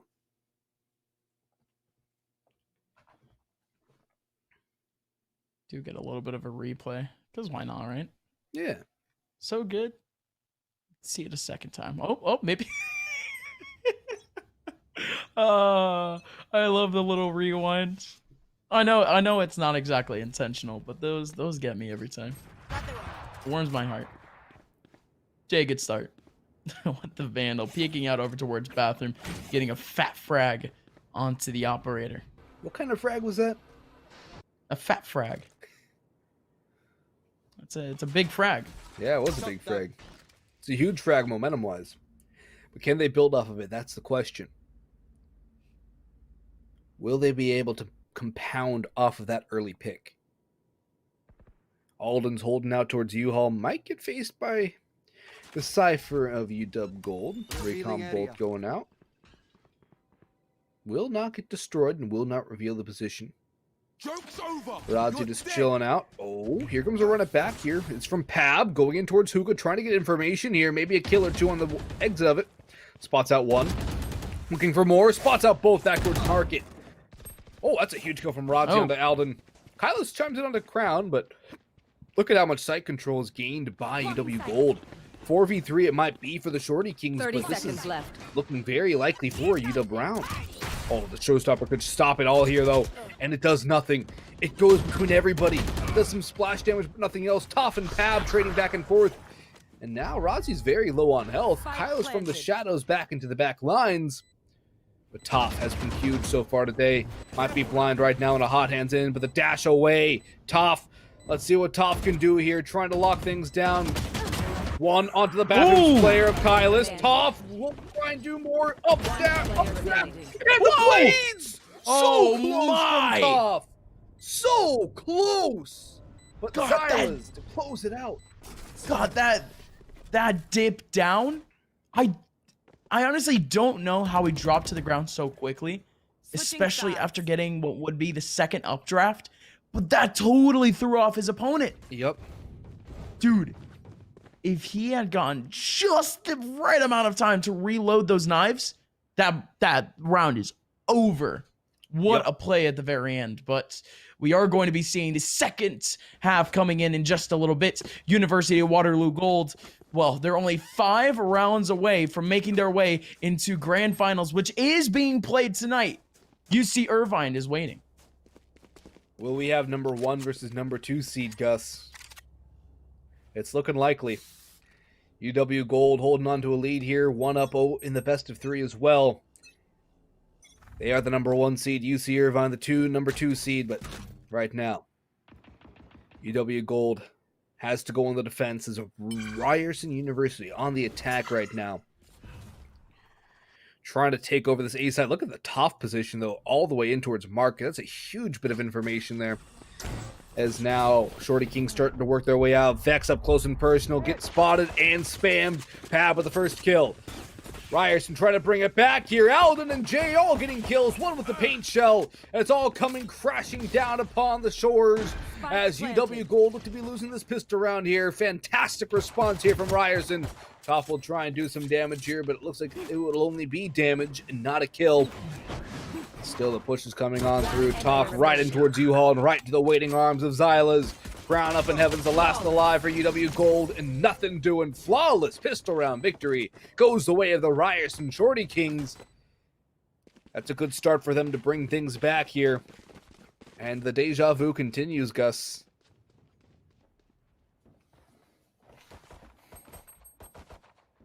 Sure does. Ryerson, they have their fair share of comebacks. And we've seen something very similar to this already very recently. So who knows what Ryerson is really aiming for? Can they be more proficient, in a sense, with this advantage? The University of Waterloo, however, they have bought nothing, and that is optimal. Usually off of a double eco, you will see the team try to buy up first thing, but at least for now, they're going to stick to their guns and, well, really stick to their sidearms, as they want to stick to guns into the next round. I could tell for now. Spike planted. All the way back, most likely just to get fragged by Jay, and indeed he will. 6-8 scoreline. Ryerson now 2 rounds away from tying up the University of Waterloo gold, and honestly, if they win out this next round, the score will be tied 8-8 at some point. But the bye will come back in for the University of Waterloo to try to block away that whole sentiment. Waterloo trying to get something on the board here, but the Ryerson Shorty Kings have been so strong on the attack so far today, both on Haven and now on Bond, starting off early in this series alone. But UW Gold, they're going to try and have a stalwart defense here. It starts out with a dart cover out towards long and a recon bolt. That'll reveal the location of several. So that's a good bit of work there done. And damn! Oh, man. What a shot onto Jay. It's a great pixel angle done and a headshot hit. Great start out for the University of Waterloo Gold. But can they translate the pick into more? That's the better question here. Shorty Kings continue to work their way up towards B, undeterred. Tough has pushed down in towards Connector, though. And that one will die out towards Fountain. Vex is also pushed through from behind. So that's a lot of back information. Crown comes in for more, and it's all down to one last cipher. What can Xylaz do? Dash goes across, but tough. Eaten up again here. UW Gold, 9. Shorty Kings, 6. That's a great response round right there from Waterloo. It's a fantastic response from them. But the Shorty Kings will be back on the bye. This thing, their money was not broken. They can go right back at it. All right. Yes, this should do. Oh, this is a nice spot. That goes there. Now it's time, Boggs. The Shorty Kings, they have opted to buy back into this next round. The same sentiment that I gave the Shorty Kings in the last round is the same sentiment that I will give to the gold side. You win this round, You're dead. you will be able to extend up 2 points. 11-6 most likely off of this one round. They can end up executing perfectly. And look at this, run it back is going to be able to make its way all the way towards the back lines and get so much damage onto Alden. And, well, or onto Rodzi, and Rodzi ends up going down. Still a 4-on-3 now as Vex takes down Xylaz and Damo! Damo from up top, yet another one. And same thing with Vex with a double. Have the last one remaining now in a 1v4. Can't connect the spray. His target's a little bit too elusive. And that's going to be a 10th round for UNW Gold. The money for the Shorty Kings, I mean, they can opt to buy, but a half buy would be more than efficient and more than necessary. University of Waterloo, they're so tantalizingly close to that dub. Oh, yes, they are. 3 rounds away from a grand final spot. As it stands, I believe we will have a new champion, as it was Rutgers who won the first and OSU the second tournament. So we will have a new champion regardless here. OSU is in the other group, so we will be seeing OSU in the up-and-coming weeks, Boggs. It is a, I think it's 3 or 4 groups here for Conference 1. So there's a lot of Valorant action to be had this month. This is UC Irvine's first final, though. They made it to the quarters and then to the semis, and now in the finals. So, bit of battle for UC Irvine here. But as we return to our game, the spike is going down. The Shorty Kings trying to get it down. In comes Crown with the shock darts, trying to do some damage. It's a 4v3 retake in the favor of UW Gold. But what can they do upon it? That is the question. Can they build upon it? Kyla's over towards U-Haul. And it's Ray's with him. It's Jay. Jay could be huge here with a stinger. Damo's going to eliminate Pav, however. That's not the right start for the Shorty Kings. Kylas will get a second, though. Now it's a 2v2. Paranoia dodged by one. Showstopper out for Jay. Spike has been tapped, but nobody's on it. Oh! Kill for Jay, but Damo trades. Omen versus Omen, but Damo has a huge kill yet again. Damo stands tall, and Damo has the defuse. It comes down 2.56 seconds, Gus. And Damo for him, that's plenty of time. No sweat whatsoever. 11 now on the board for University of Waterloo Gold. 2 rounds away from a grand final booking and a date with UCLA. UC Irvine. Oh, UC Irvine, sorry. The colors are very similar. No, it definitely is. I mean, I confused someone with UC Berkeley too, so I don't blame you. Ladies and gentlemen, that was the Damo diff. Oh, yeah. He has been nuts thus far today. Fragging out like crazy. It's almost like every time we even see Damo get a singular frag, he's multi-fragging. Yep. And Damo just gets kills. He just gets frags. He just don't miss. 11-6. 11-6. Wardell copy pastas. Exactly. Alden. Seeing out from above. Oh, whoa, Toph! Toph, where did you come from? Flanking from mid! Looking for yet another kill. Gonna pull out the knives and gonna take down Alden. Pab with the hot hands takes down Damo. In comes Vex. Needs to get this kill. Vex! What a spray down! What a play! He knew exactly where the running back would land. 3 kills running on in incredibly quick succession. And UNW Gold, my lord, what a team you guys got. Vex has been so good today, too. I saw that spot on top of the boost. I was like, okay, Vex could be good here. Oh, Vex was more than good. It's more than good. He was insane. That was flawless. That was literally the best possible thing Vex could have done.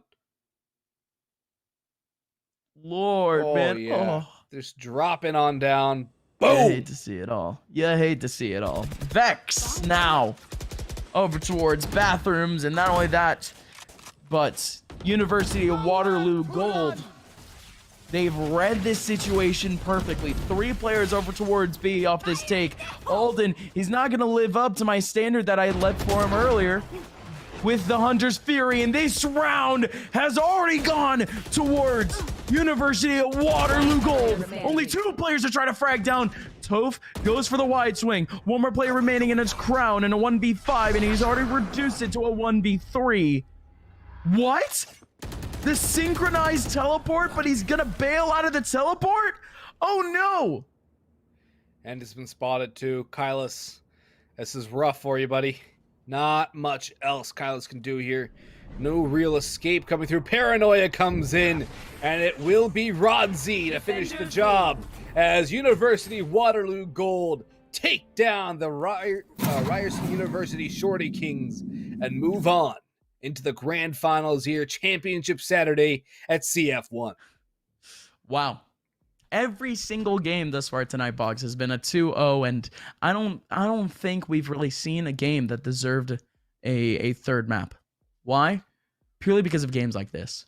University of Waterloo, man, take an absolute bow. Ryerson was a team that I had so much hope in coming in from that 2-0 that they ended up taking in that first game, but it was too close for comforts. They were a little bit shook, and throughout that entire game, they were shook. Ladies and gentlemen, that's going to be a massive dub for the University of Waterloo, and they're going to be moving on into grand finals here for our first week of group stage action here for Conference 1. And again, Boggs, what a pleasure it's been because we're done for the night. Yeah, it's been a crazy wild ride. The red zone coverage was definitely insane. That was so fun. So fun. It was great to be a part of here, and I had a blast. I don't know about you, Gus, but this has been a really fun night. It was really fun. Ladies and gentlemen, of course, we will be replaced by none other than Jag and Stidl. I think that's how you pronounce his name, but Stidl, whatever it may be. They're going to be a fun one. Ladies and gentlemen, if you guys liked our commentary, you can follow myself on Twitter at @upmine_. You can follow Boggs on Twitter at BoggsCS. And me and Boggs are part of a bigger casting group called the Castaways. We will be casting the First Strike qualifiers for UMG coming up next week. So, of course, follow us on Twitter at CastawaysFPS. Otherwise, we're done here for now. We'll be back in just a little bit. Grand Finals is coming up next. It'll be a fun one. You guys do not want to miss it. We'll be right back.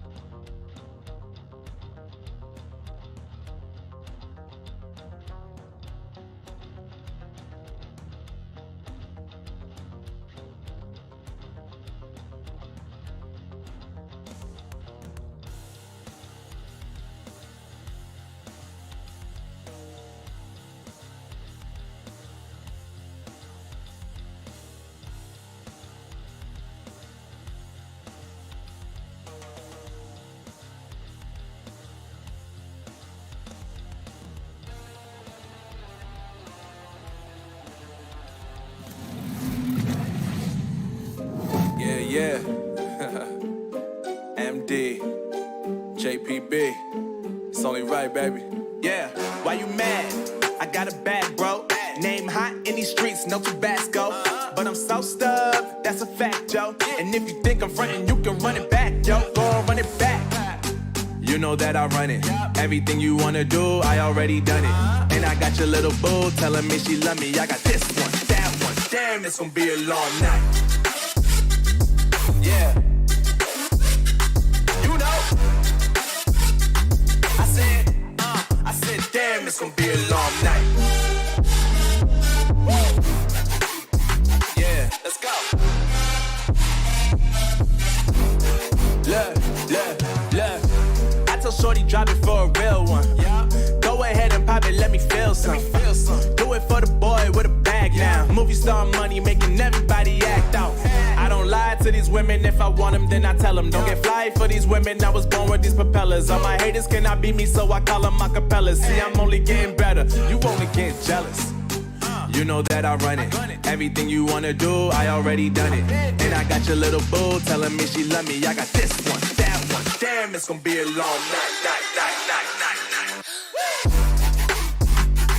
You know. I got this one, that one. Damn, it's gonna be a long night. Yeah. MD. JPB. You already know, baby. Yeah. Yeah, I said, I already done it. Everything you wanna do, I already. You know that yeah. I said, you know that yeah. Damn, it's gonna be a long night.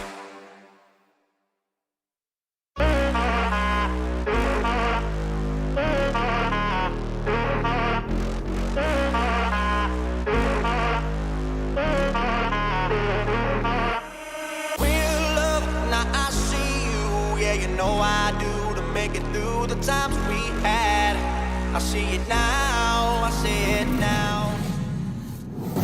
Welcome, everyone. This is going to be a great night. This is the Conference 1 Finals for Valorant. We've got two teams that have worked their way all the way up to this moment. It's going to be number 1 seed University of Waterloo Gold taking on the number 2 seed UC Irvine. My name is Jag, and I am joined by the wonderful Shuttle. Shuttle, how are you doing this evening?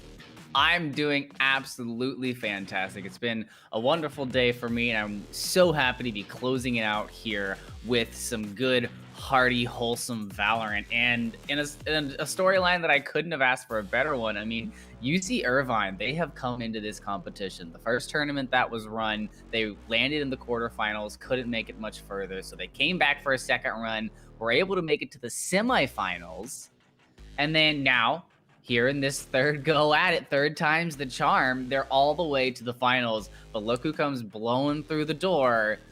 Waterloo. Waterloo Gold haven't competed in this tournament yet, and they're all the way to the finals.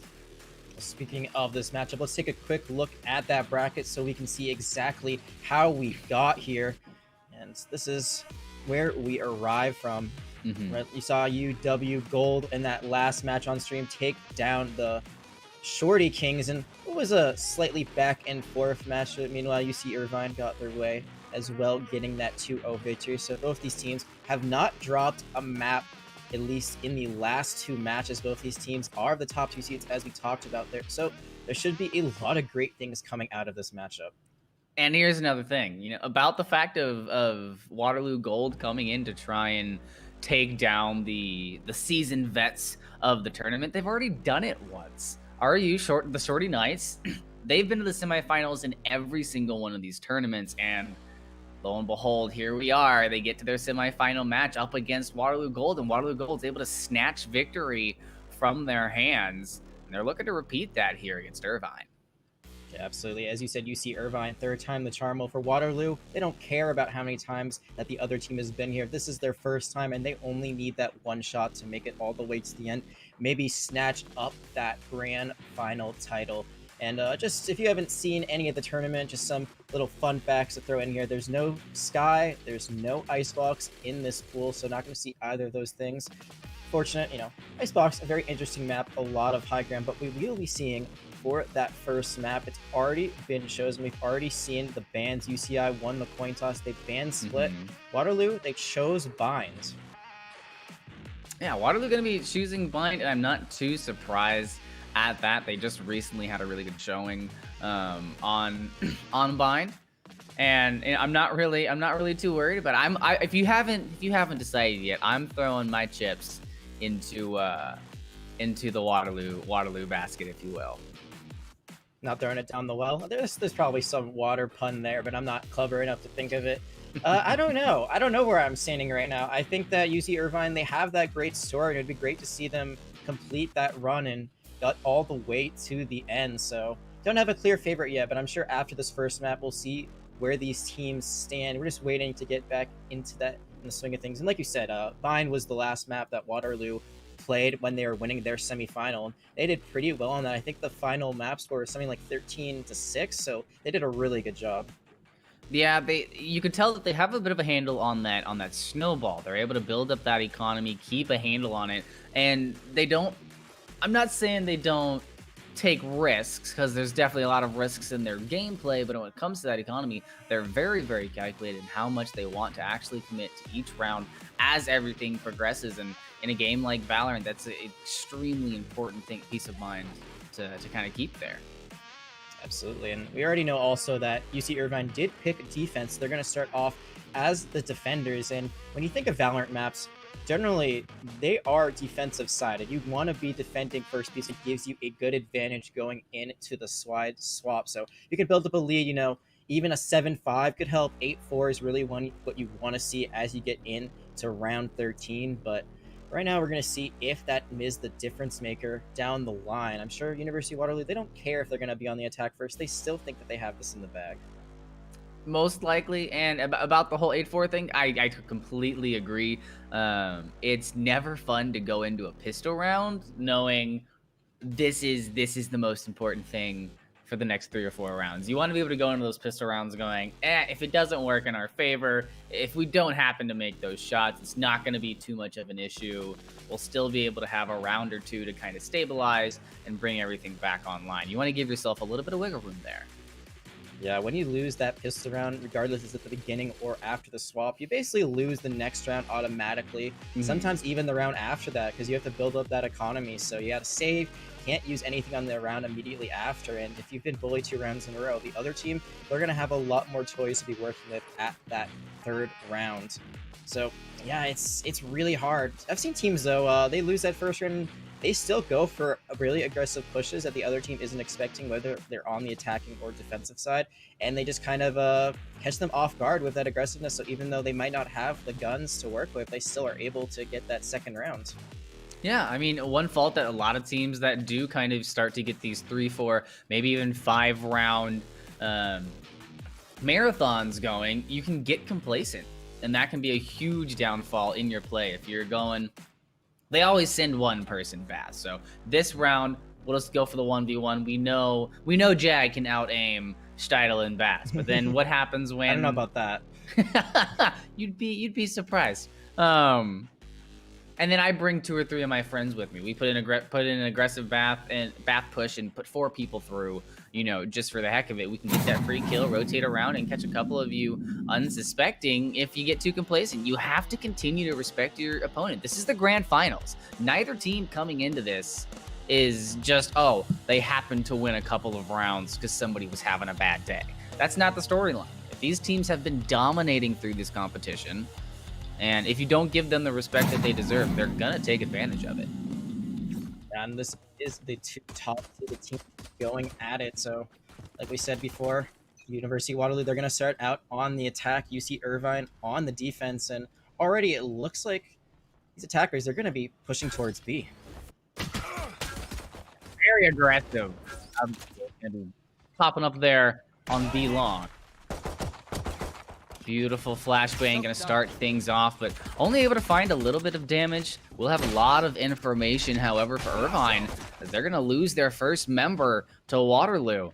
Already initiating onto the point. You see Nacho, gonna make sure that nobody's making any sort of rotation back out. But complete domination on the point right now from Gold. There are going to be trades now. It's still the advantage to the attackers. University of Waterloo going to lose that member just as I say it. And both the Sova and Jet are so weak. So the spike has been planted, but the advantage definitely goes in the favor of UC Irvine. Yeah, body advantage, or health advantage, just to say, and body advantage, very much so in their favor. And it just happens to be with the slow retake, both getting taken down. And that's going to be it for Gold on the first round. Irvine able to set themselves up with a little bit of an economic advantage. And like you said, if you win that first round, it's likely you take the second. This is really interesting from the economy. They are full buying on the side of UC Irvine, or as much as they can. Full shields all around. You're going to see a lot of SMGs online as well. The Spectre, not great at long range, but does a lot of great rapid fire at medium to short range. One Stinger on their side. I really was surprised that UC Irvine was able to come out on top. That Phoenix went a bit too forward at the beginning, had to use their Molly to try to heal up, and then still was the first to fall. Right now it looks like we're having a little bit of a timeout. Not sure which team called it, but right now you can't do more than 6 minutes combined. You only get 2 timeouts, so I'm sure we're going to get back into this really quickly. And those timeouts, you know, you can use those strategically. You can pop those in here and there and, you know, maybe get a little bit of a mental game going. It's not enough. It doesn't happen enough that you talk about the mental game in these kind of engagements, how strong it is to just psychologically get in there. Yeah, absolutely. Sometimes you're just thinking of different strategies. Sometimes you're thinking, hey, like if we take this break, maybe we'll catch our opponents off guard in the next round. But it's only been 1 round so far, as we saw. Full buy from the round winners last time. UC Irvine, University of Waterloo, they're really going to have to do a thrifty round if they want any chance of winning. I don't think they bought anything. It was just all classics on the board for them. Yeah, they're going to keep their economy safe and go for a bit of a stack up on B, sending, of course, a couple of members over to A just to get information on any sort of defensive rotation, see what kind of utility is going to get used. Sylph going to be looking over from Bass, making sure to keeping an eye over there onto Lamps. And Irvine right now keeping a little bit of aggression on B long, so they know there's not anything going on. As members begin to rotate over to A, you're going to see Gold start their engage. Looks like the alarm bot going to go ahead and get triggered for June. Yeah, but no one has fallen just yet. And that's going to be a very aggressive push by Robsy. Going to end up falling. Nibbler going to find one. Sylph going to find another. That's the first counter pick that's come out. Downmo finally going to even things up a little bit, but it's not going to be enough. Only 1 member left, and you can't see anything. Oh, Crown going to go down, and that's going to be it. 4 members still alive. Very close to getting a perfect round, but we're seeing a bit of a difference here. The patience is coming through for the defense. Absolutely, but they bought that previous round, so now they're kind of in a weird spot. They cannot buy any sort of assault rifle except for a Bulldog, and that would completely ruin their economy if they lose the next round. So instead of doing that, they're going to stick with most of those SMGs. The only one who could buy that Vandal is the Phoenix. Meanwhile, on the other side, there's going to be 4 Vandals and 1 Phantom, so a lot more consistent firepower on the side of UW Gold. They've already lost 2 rounds in a row. They need to win this one to get back into this map early on.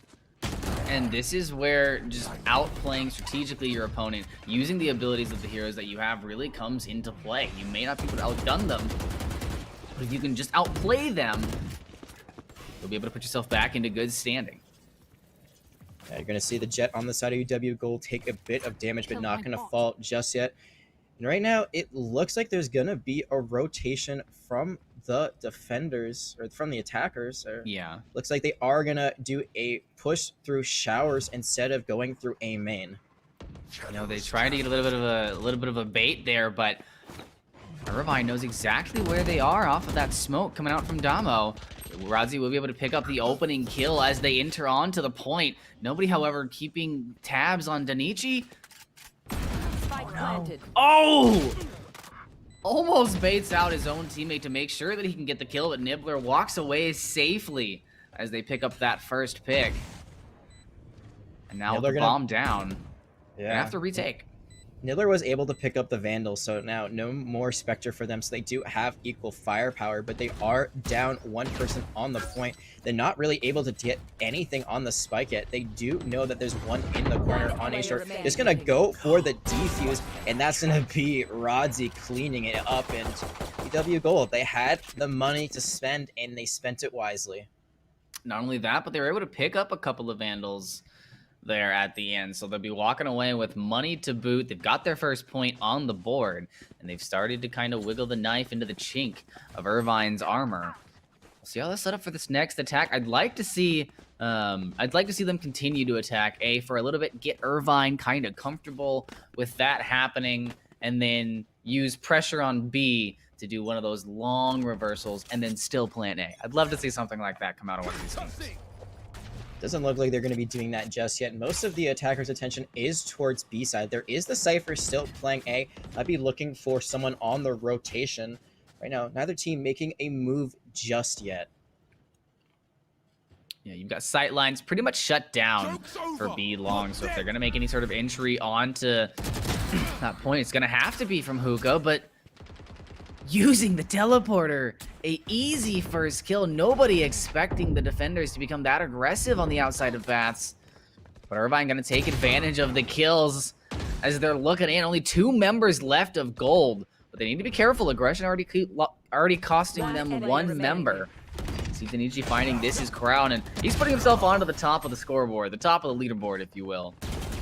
Yeah, pretty crazy considering how Zenichi started this series at the bottom, was the only one that fell on that first round for UC Irvine. That was a great play. Use the run it back, so now it's okay if you die there because you still have that extra life. You got that respawn. You do it through the TP, so there's no risk of the attackers finding where that respawn will be. And although they lost one round, UC Irvine going to take it right back as we go into our 5th round. And oh boy, look at UW Gold. They cannot buy a ton right now.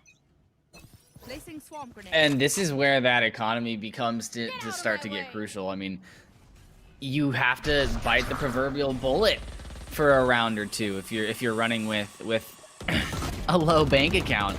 You can't continue to just kind of run yourselves into the wall or into self 2 headshots to start it off. And it doesn't look like the teleport to heaven is gonna pay off either. Looks like every play in the book is being read by Irvine, and it doesn't look like Waterloo will be able to find much out of that engagement. Another round going to the defenders. They commit only the Hunter's Fury there, so they still have 3 ultimates in their bank. Although it's not as important in Valorant, but still can make some game-changing plays when you use them. And you saw that for UW Gold. They did buy a little bit. There were some ARs on their side. I think there were 1 or 2 Vandals they bought in. They completely wiped their economy instead of doing a full save and just trying their best to get some more money out of UC Irvine. They're going to be going into this with all light shields. Not the place you want to be when you're down 3 rounds. Yeah, they're going to go in with a pretty aggressive soft buy there. Multiple people grabbing submachine guns. You saw the sheriffs as well, and all that light armor.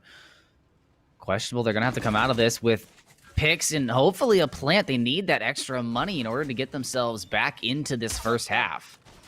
Yeah, they have not been able to approach the point. I think they've only planted it once, and that was the first round. Since then, they've really been struggling to even get onto the point, most of them dying on the rotation. Now you're seeing that there is a good control for the defenders on B. Nacho just looking for that flash up into Hookah. Meanwhile, on A, there's still 2 there, so they have not done a full rotation for the defense, and there's 5 right now in Hookah. Yeah, that call is going to go out for the rotation immediately as Nacho and Nibbler both find themselves a double, and you know what? Y'all can stay on A. We've got B locked down. What a play. Nacho, I don't know if that was just luck or skill, finding 3 amazing headshots right there to get the 3K to close out that round. And Waterloo, they showed a little bit of promise earlier on, but since then it's been all UC Irvine all the time. Finally, they are able to buy once again, all gonna have ARs and full shields. 1 Phantom, 4 Vandals for them. Meanwhile, on the other side, the exact same thing. So a bit of a mirror here when it comes to the guns, but when you see Irvine, if they lose this round, it's not going to matter. They can still buy for another round or 2. However, Waterloo has has to win this round. You don't want to be going into the halftime with only one map under your belt. You've got to get some momentum here. You've worked so hard to get to this point in the tournament, but look at Self teleporting to the backline, gets immediately found out and not going to allow him to get any information as he was facing the wall before he got taken out. June's able to find one, Top's able to find Nibbler, and a bit of a trade-off goes on as Waterloo with 3 people up. Need to back out and maybe find a different approach, give a bit of a rotation out. Oh, it's going to be the defenders still winning in the end. It just looks like the positioning from Waterloo, they're all kind of stuck on A short, so that Killjoy ultimate isn't going to find anyone detained today, but it's not going to matter because you still win the round. 6-1 coming into this next matchup. You're about a quarter of the way through your first matchup. Irvine feeling extremely strong right now. Yeah, extremely strong, and they've really shown why they wanted to, be on this position they are. They didn't choose the map, but they did choose the sides, and so far it is paying off dividends for them. Already up 5 rounds right now, and they're just going to be running back once again. Oh, and the aggression is going to pay off from Benici. He's able to find 2. Has that running back, so, is going to have himself a little bit of safety, but Irvine not going to let up. They're going to continue to dump flash after flash into this small hallway. You see the hot hands there to get a little bit of healing. Crown able to find one as Vex uses that ultimate to clear out the corner. They've got 2 members left. 3 for Irvine as the rotation is now coming through, and you've got to get out of hookah or they're going to be able to collapse in on you.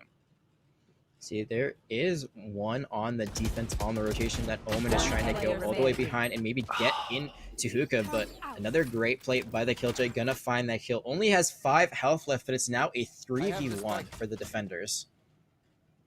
And Crown knows exactly where they're sitting, but I don't think he knows that this Omen is on the flank. Oh, still able to find out 31 health. Sylph was able to find a couple of shots, and as long as you can take down the opponent on long, you'll still have a chance, but Nacho says this is Nacho round.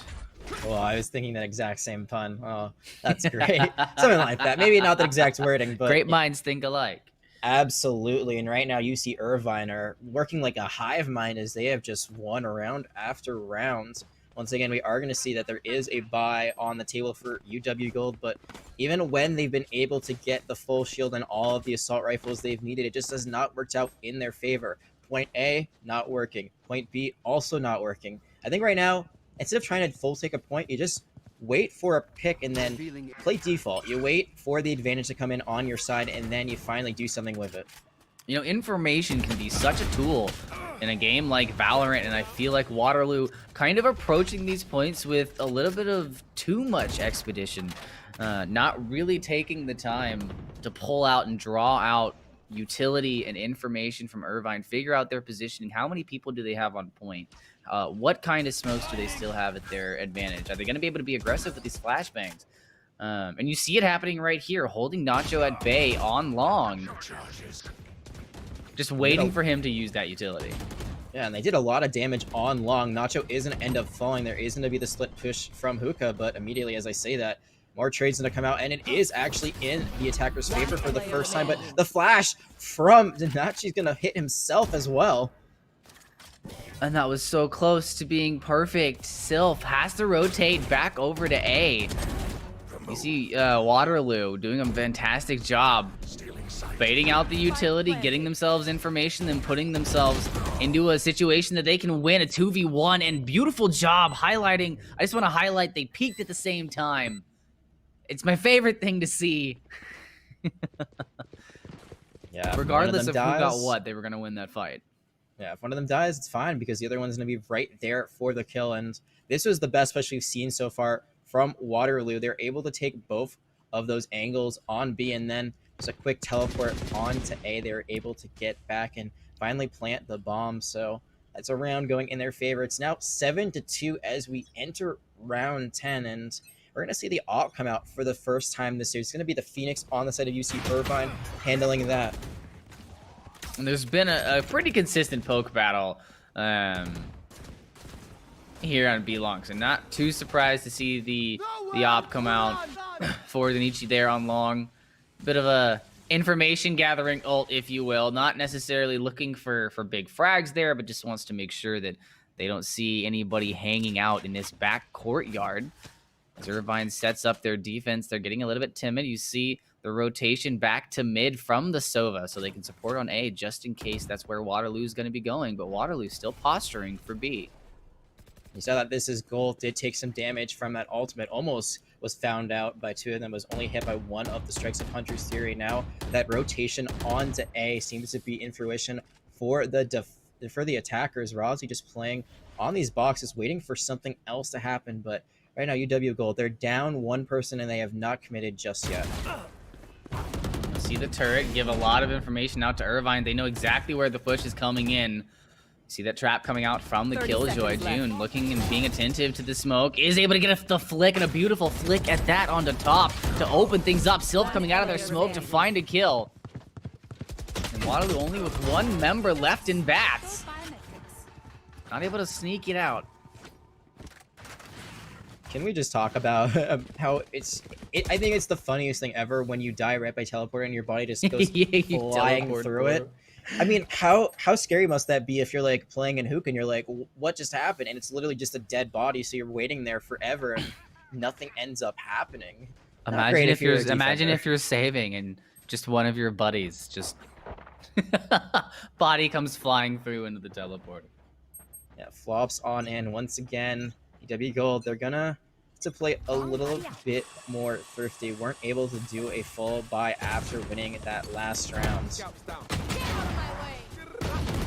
And a good recon arrow to start things off is going to give them the information they need that there's pressure on B. So aggression onto B long is going to net Irvine 3 early kills there.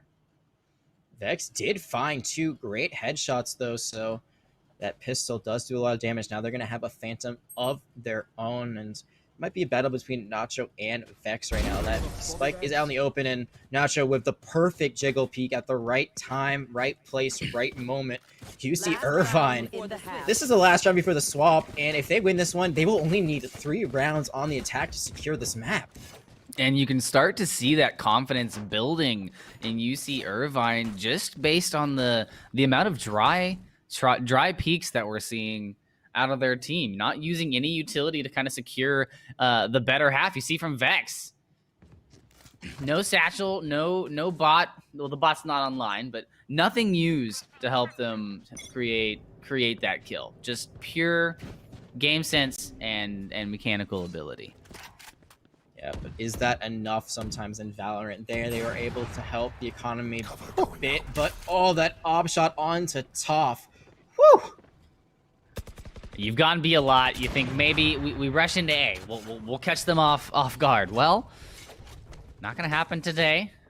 Sight set on mid. I mean, it's such an important portion of this map. You've got to know that at this point in time, their economy is so good that they're gonna have at least one of those ops on there. So there was the Omen teleport right into A heaven, but immediately taken down. Now there's going to be a Hunter's Fury from the enemy team trying to get something, but instead it's going to be Damo finding their counterpart in Sylph. Yeah, baited out by that ultimate. Had to put himself out into the open. But Yoon with this, doesn't have to do much more. Nibbler able to be a good support there and pops in at just the right moment to find that second kill. Waterloo now down to 2 members in the bomb, not in their possession, just on the run to save their economy. Well, that is going to be that. The spike was defused, but this is Crown gonna get 4 at the very end, but they'll have that's gonna do. There. They would, but the size is swapped, so in the end, it means nothing. Just padding your KDA stats a little bit, which is always good when we look at the end of the match. Unfortunate they couldn't get that kind of play in the middle of a round instead of at the end of one. Just couldn't push up aggressively. And we saw that UC Irvine won that first round on defense and how much it helped them later on. They were really able to steamroll, only losing 2 rounds before the swap. Right now, again, only looking at 3-round wins, and bind is over, and they're going to go up 1-0 in our best of 3. That they are. if they can finish this off, and right now on the board, you see a couple of different kinds of pistols, and I just kind of wanted to propose the question to you to help out the fans. What's the point of bringing a gun like the Scorpion into play when ghosts are so much more powerful? I think you're talking about the Frenzy. The Frenzy, sorry. Yeah, the SMG. So that's what it's good for. It lets you do a little bit more spray damage as opposed to just going for those headshots with the Ghost, especially if you can do a lot of spam damage. It's going to find 2. Rodzi now only needs 1 shot, 1 kill there. It's going to be Denachi finishing it off, and they started off just as hot as they finished their defense. A great push by them. And with only 2 rounds left to put under their belt, Irvine continuing to put on pressure. Waterloo needs to find some way to stabilize, and aggression here may not be the answer, because on defense, that's where patience really, really needs to shine true. That process of bringing out utility and feeding in information becomes so much more important on the defense. When you're seeing how dire the situation is for Waterloo, because they've had to buy in this situation. They've had to get a few SMGs as well as some light armor. If they lose this round, they know there is no chance of winning this map. They're going to push up aggressively on the attacker side. There's going to be a paranoia onto Nibbler, but no kill has been found, just besides the fact that there was an enemy right at their back. Nibbler able to barely squeak out alive there for a quick second, able to use that smoke, but Denachi in the back gonna come through. 2v1 now. Irvine only with their Killjoy and the rotation from Long June, looking for the last kill. Isn't able to find that cursor placement. Looks like they might have hit a couple of shots into Vex's shoulder, but weren't able to secure the kill. Yeah, and that's a round that Waterloo needed to win if they had any chance of staying alive. Now they will get a little bit extra economy, and you see Irvine, they're going to have to go into this doing a light buy. They can't really afford anything right now. Meanwhile, on the other team's side, might be able to get just a little bit there, but you saw that fight between Juan and Vex not going in Juan's favor there. Vex able to get the better of it, and what a great play to secure the round. Ooh, the flick. Had the perfect cursor placement, just needed that horizontal movement. Oh, Top getting an early pick, and will pay for it. The trade's there, and nobody's expecting for there to be a third, and a triple, a quad from Vex. Oh! See, now we're seeing it. Now we're seeing those plays come out from Waterloo. We saw a little bit from their Soba at the end of the round before the swap. Now we're seeing the 4K come out, and it really makes a difference. Good news for UC Irvine is that was to save anyway, so that round ending so quickly was good for them. And there's 1, 2. Gosh, just single file line, please. You just line up and get mowed down. You know, they'll take that any day of the week for Waterloo, but you see Irvine, after not really buying it all that last round, they will be able to full buy now. They're using 2 Phantoms. You don't see Phantom nearly as much as you used to. The Vandal getting buffed slightly recently. Much better for those range engages. See Denachi not wasting any time getting on to the point with that run it back, but oh, you got caught out, my friend, and you're going to have to pay for your life with that one. You thought you could be aggressive, but we've got another story for you. Gold with a very, very aggressive defense onto B. They are going to have to make this rotation and this retake a thing. The 3 members left to defend the site after planting the bomb. Waterloo looking good as long as they can keep their heads about them. Yeah, Nacho playing way too aggressively, tried to push through market, ended up getting picked, so now they are a person down. You see Irvine, they're going to be trying to avoid this Raze ultimate. It's not going to find anyone just yet. Yeah, shooting that into Bass preemptively, but oh, 2-3 kills coming out from Waterloo as their sight lines pincer in onto Irvine, or sorry, onto Gold as they try to take this back. And now with 12 points on the board, you see Irvine in a very good position to put away this first map.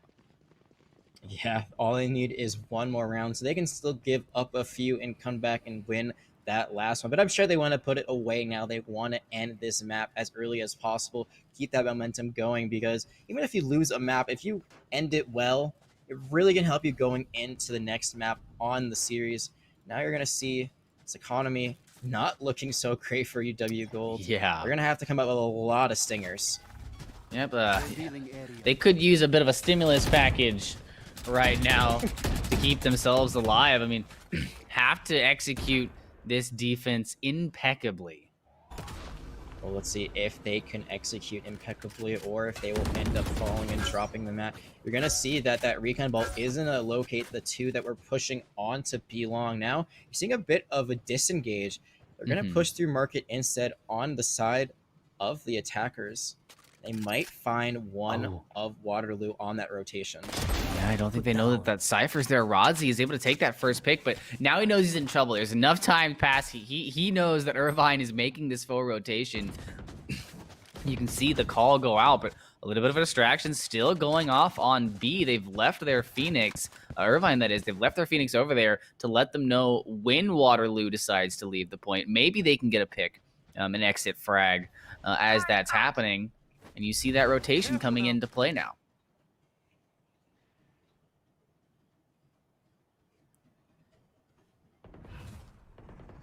Seconds left. So, oh, Self not ready for it. Rodzi able to find his second incognito kill you there, holding up to the spy-like nature. But is their hero as Vex continues to find heads. Toph gonna finish things off, and Irvine not able to close out their series. Looks Waterloo like, creeping back. I'm not sure if Shittle's talking or not right now. I cannot hear him in our broadcast booth, so that is going to be around going to the defenders.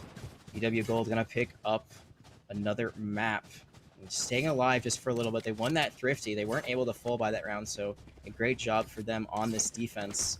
You see Irvine, they're still on match point, so even if they give up another 1 or 2, they can still pull out and win this map. It becomes dangerous, though. You keep giving out maps for free, and that's where it can become really worrisome later on.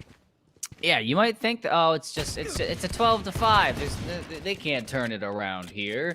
Not the kind of mentality you want to bring into this. You lose your economy. The next thing you know, you're looking at a 12-10, 12-11, and you're fighting in overtime.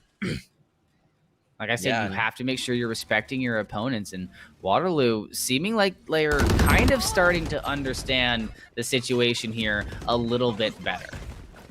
Yeah, you saw there that the economy is not great for UC Irvine. We've seen that the teams have flip-flopped on who can buy and who can't. For the defense, UC Irvine was in that advantage for so long. Now they're kind of facing the opposite end of that spectrum. They lost one early as well, so Waterloo already starting off this round at an advantage. And right now you're seeing the rotation. Looks like they're going to swap things up. Almost all of Waterloo is on A. You see now that there are going to be 2 moving back to B for the defenders, the Silva and the Omen, but that might have just been a bait by the attackers. See the flash on A, and no, they are going to now full commit on to B. And perfect timing at that.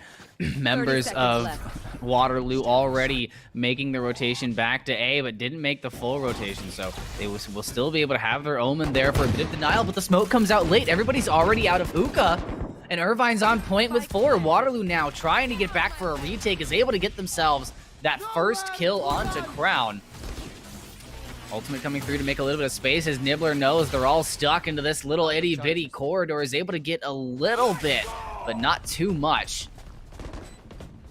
They're going to use that ultimate, but instead it's going to be Vex with the Judge finding 2. Dumbo going to find 1 as well, and it's just not going to be enough for UC Irvine.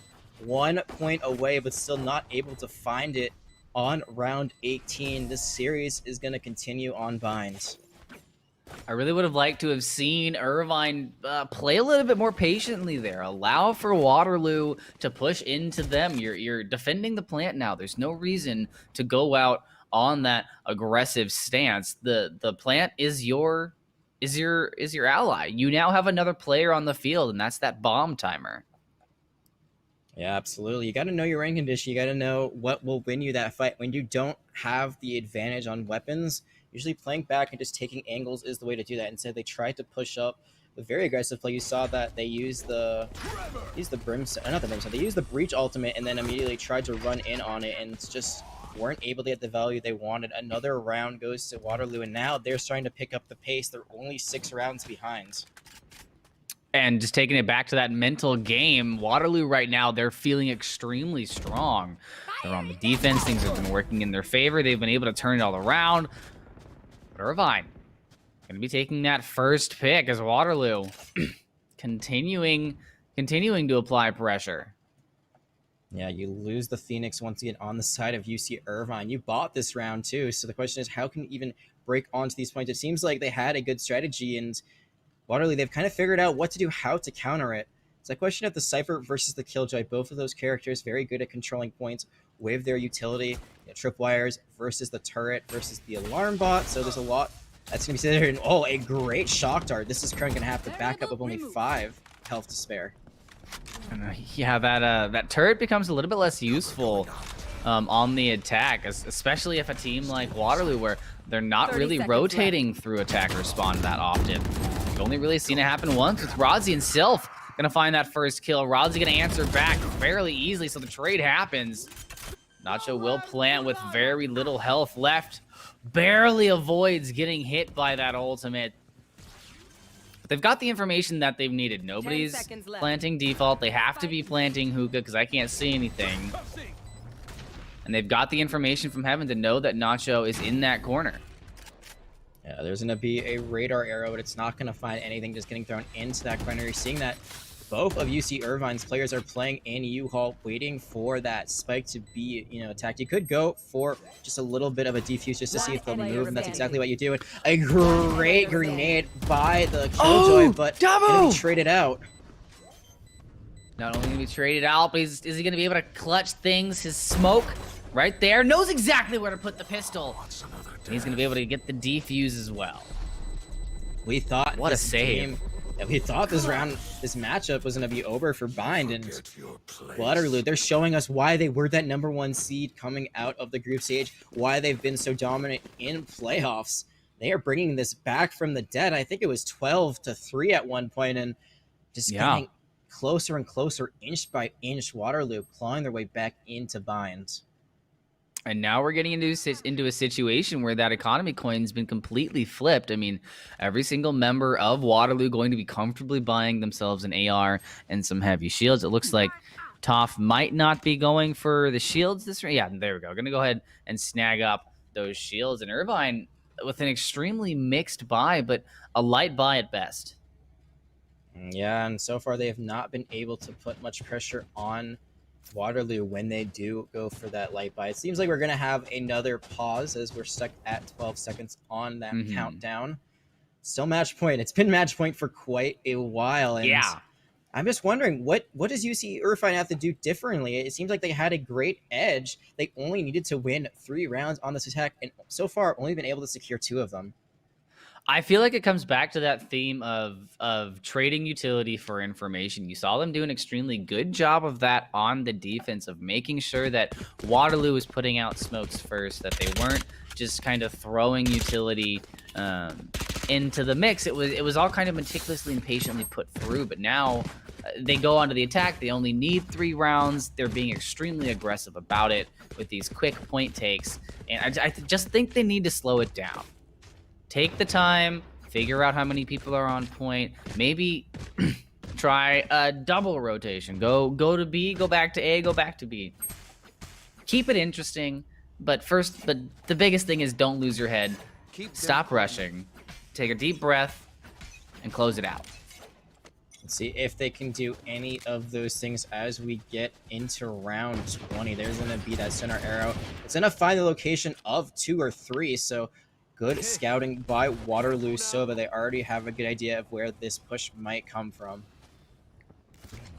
Nibbler approaching the corner. They're going to have the flashbang in their favor. Danichi going to find that opening pick, and this isn't the patience that I was talking about, but this is the utility use that I was talking about. Making sure that you're covered on as many occasions as possible. Using that run it back is going to get paranoid. Walking straight through the middle to try and find a pick. Only has a little bit of time left, and is going to get taken out of that run it back. So won't be able to get too much, but is able to make a lot of space for his team. And Damo going to be able to find Nibbler out on the side after denying Danichi, and is going to get taken down eventually. But Waterloo, only 2 members left. Last point. Nacho going to fall for Irvine as well. And Waterloo still keeping this alive. Still fighting back, tooth and nail. Yeah, can Sylph clutch this up and take this round in the 1v2? Already taking a lot of damage, only 45 health, so you're going to be looking for 2 quick headshots in succession. That spike is so far away. You're seeing the angles that the defenders are covering right now. They're going to see this as soon as they step out of the smoke, but another great smoke by Sylph to give a little bit more cover as they try to get onto this point. Isn't being too attentive to Hookah. 10 seconds left. He's gonna get caught out there by Rodzi, who was just waiting on B long for him to separate that gap. It was either, hey, you're either gonna come from the elbow or you're gonna come through here. You're definitely not gonna go through this open area where both of us can see you. Yeah, that was a great defensive positioning by Waterloo. They had both angles covered pretty dang well, and despite good cover there, and here's gonna be the angle from Rodzi, and just gonna line it up and blink and you miss it. That's just, I'm not even sure if there was a chance for UC Irvine to win. There was only 8 seconds left, so a plant, it was very unlikely. And just, you know, getting 2 kills like that is great, but Toph gonna find a kill right off the bat here. And a rough start for Irvine as Waterloo's momentum gonna be carrying them through. A 2-for-1. Are gonna have to play around without the raise as Irvine continuing to getting picked apart here on A. The aggression just not paying out. Nacho is able to get the kill onto Rodzi to push it down to a 3v2, but immediately gets taken down from a penetration kill, and Sylph says, oh, I got a couple shotgun shots with my classic for you, Toph. Come on through, and in a 1v2, Irvine on the brink of putting this map away. Can do it here. Yeah, this is much more winnable because they have full health right now. Sylph last time was going into only 45. Now they're going to use their ultimate to go all the way to the other point. This is totally winnable, but this positioning, very aggressive for that spike plan. And just going to run through the smoke on the other side is that Sova. Can either of them find the shots needed to put this round away? Oh, uses the teleport, but Crown hears it. Yeah, I don't think that was a good play there. I think it was more of the bait. You know, you just use the sound of it to make the Soba think that they're not going to be there anymore, maybe playing somewhere else, but instead that angle was just not good at all for Sylph. That was perfectly visible from the spawn side of the defenders, and now, look at this, just going to have the perfect peak right there. You can see it light as day, and now look at this. We might be getting to a 12-12 tie the way things are going. Yeah, we might be. Maybe Waterloo was sandbagging their defense. I'm not sure, but they have found themselves a new fire here. You know, they've thrown the coal into the engine, and that steam engine is a chugging. Yeah, once you start, it's hard to stop it once you have all that momentum. And again, a slight buy coming out from UC Irvine. So they're going to have to do their best here with what they have, which isn't much. Now, they are building up ultimates. They are being very, very cautious with their buys, so they will have utility later in the rounds, regardless of if they're able to win it. It's an early trade between the two as Danichi comes around the corner. And Waterloo down to 2 members. This is looking much better for Irvine than the last few rounds have looked. They just need to deal with Rodzi, who has been a terror so far. Going to take out that turret. Now they know he's here in the defender's spawn. Vex finds the first kill on a crouching member here in Hookah. Almost got the wall ping there. Vex is about to solidify it, but after all of that, the comeback dream is going to be dead for now. Waterloo bringing it back 6 rounds in a row, but still not able to get the job done on Bind. It's going to go to UC Irvine, and look at this. You know, we talked about the Phoenix at the beginning, started at the bottom, but now we're here, right? At the top of the leaderboard, 21-14. Not only 21-14, but the top of the leaderboard, sure. I want to highlight Rodzi. I mean, didn't have the most kills, but look at this. 17 kills, 18 deaths. Not that impressive. 10 assists. That's a player that's playing for the team right there. Often swinging first, often getting taken out in the process, but getting enough damage in to allow for a little bit of an upside in those 2v1s that they were able to put themselves into.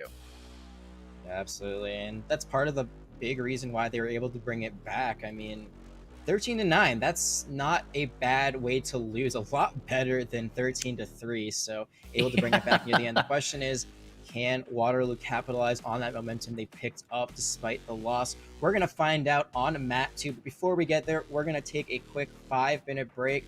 Don't go anywhere. Maybe get a little water, maybe stand up and stretch, but keep this stream on because we'll be back with more action in just a little bit.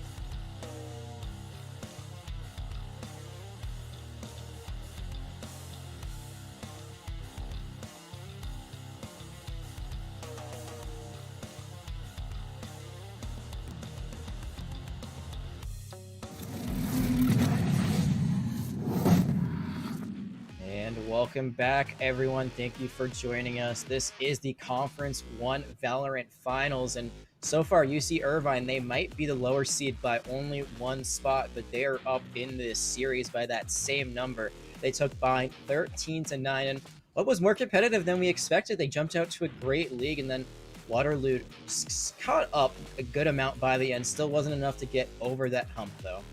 Yeah, Irvine coming out of their defensive round just looked like they were a bit overzealous to cross the finish line. Stopped kind of giving Waterloo the respect that they deserved, started just kind of throwing their pushes at them like, well, if we rush, we'll get that 2 rounds. And Waterloo showed them that if you're going to beat us, you're going to have to play your best game. If you're going to disrespect us or you're going to try and give us anything for free, we're going to take it. And they were able to stabilize, and they put Irvine into a very tight situation that, like, luckily for Irvine, they were able to just kind of wait it out until their economy was stable enough to take it to Waterloo. Absolutely. And we talked about this during that break. Does this give Waterloo the momentum? Sure, they lost that map, but they came back so dominantly, and now they get to pick defense first. So UC Irvine, they picked Ascent for our second map. Waterloo, they are going to start out on the defense. And again, Ascent, another map I would say that is defensive sided. And we saw that UC Irvine, they did great on the defense, but they struggled so much on that attack.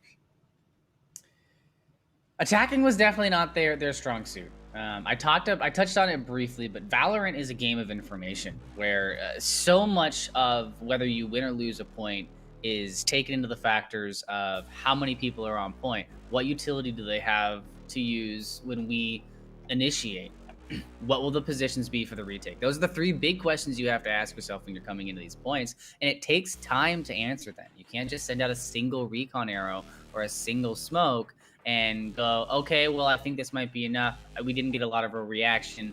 Let's commit to the fight. You've got to really draw out that information so that when you do approach the point, you know exactly how to take that situation. Yeah, and going off of that, I think you see 2 different play styles. You know, that information-based style that might favor Waterloo, where they're playing a bit slower. They're waiting for the recon information to come in. Instead of just running in and just trying to go, you know, all full steam ahead, they really play patiently. They wait for the enemy to walk right up into their angle, and then boom, headshot. Really helped them get a bunch of those rounds back when they swapped to defense. Meanwhile, it seems that UC Irvine, when they're able to play aggressively, able to run into the enemy team, that's when they do best. They do not take any prisoners. They just go all out, all in, all the time. And it has paid off for them so far, but Ascent, you know, with those side swaps at the beginning, this could be Waterloo bringing it back and forcing that tiebreaker map. And that's what they're going to have to do. I mean, this is the first map that Waterloo's lost. And as a caster, I do love to talk about the mental aspect of these games, you know, the psychological warfare that's going on behind the scenes. And for Waterloo, you're going up against a team that really wants this win. They've been to this tournament 3 times, and each time they get here, they get a little bit further, a little bit closer to taking those grand finals. And now they're finally here. They want to take it. And you've just lost your first map of the tournament. So psychologically right now, Irvine's sitting in a very good position. And Waterloo, you've got to be able to shake that off, just slick the water, and keep pushing forward. Absolutely, and we talked about this at the beginning, but it really is a tale of 2 teams that have taken very different paths to be here. As you said, UCI, they have come closer and closer every time. Is this their moment? Is this the opportunity they've been looking for in the last 3 tournaments they've been in? Waterloo, they have come out hot, they have come out strong, and this is the first map they've lost in at least the last 2 matches. They have gone undefeated so far in the quarterfinals and semifinals. So you gotta wonder, like, we thought we were invincible, and now it's just, you know, we're mortal. We can take damage, we can lose rounds and maps, but can we come back stronger? It's really all about how you get back up after you fall down. And I'm interested to see how that patience game comes into play for Waterloo coming into Ascent, because we didn't really see a lot of fighting for mid on that first map, and on Ascent, it can be pretty crucial to own that. It's not as crucial on Bind because you have that teleporter access for escapes and retakes, and if you want to reposition and such. But if you lose mid on Ascent, I feel like you're giving over the easiest route to anywhere. I mean, you can get anywhere from mid, and you can retreat and build up another attack from there if you lose it. One thing also I'm thinking about when it comes to positioning is the compositions.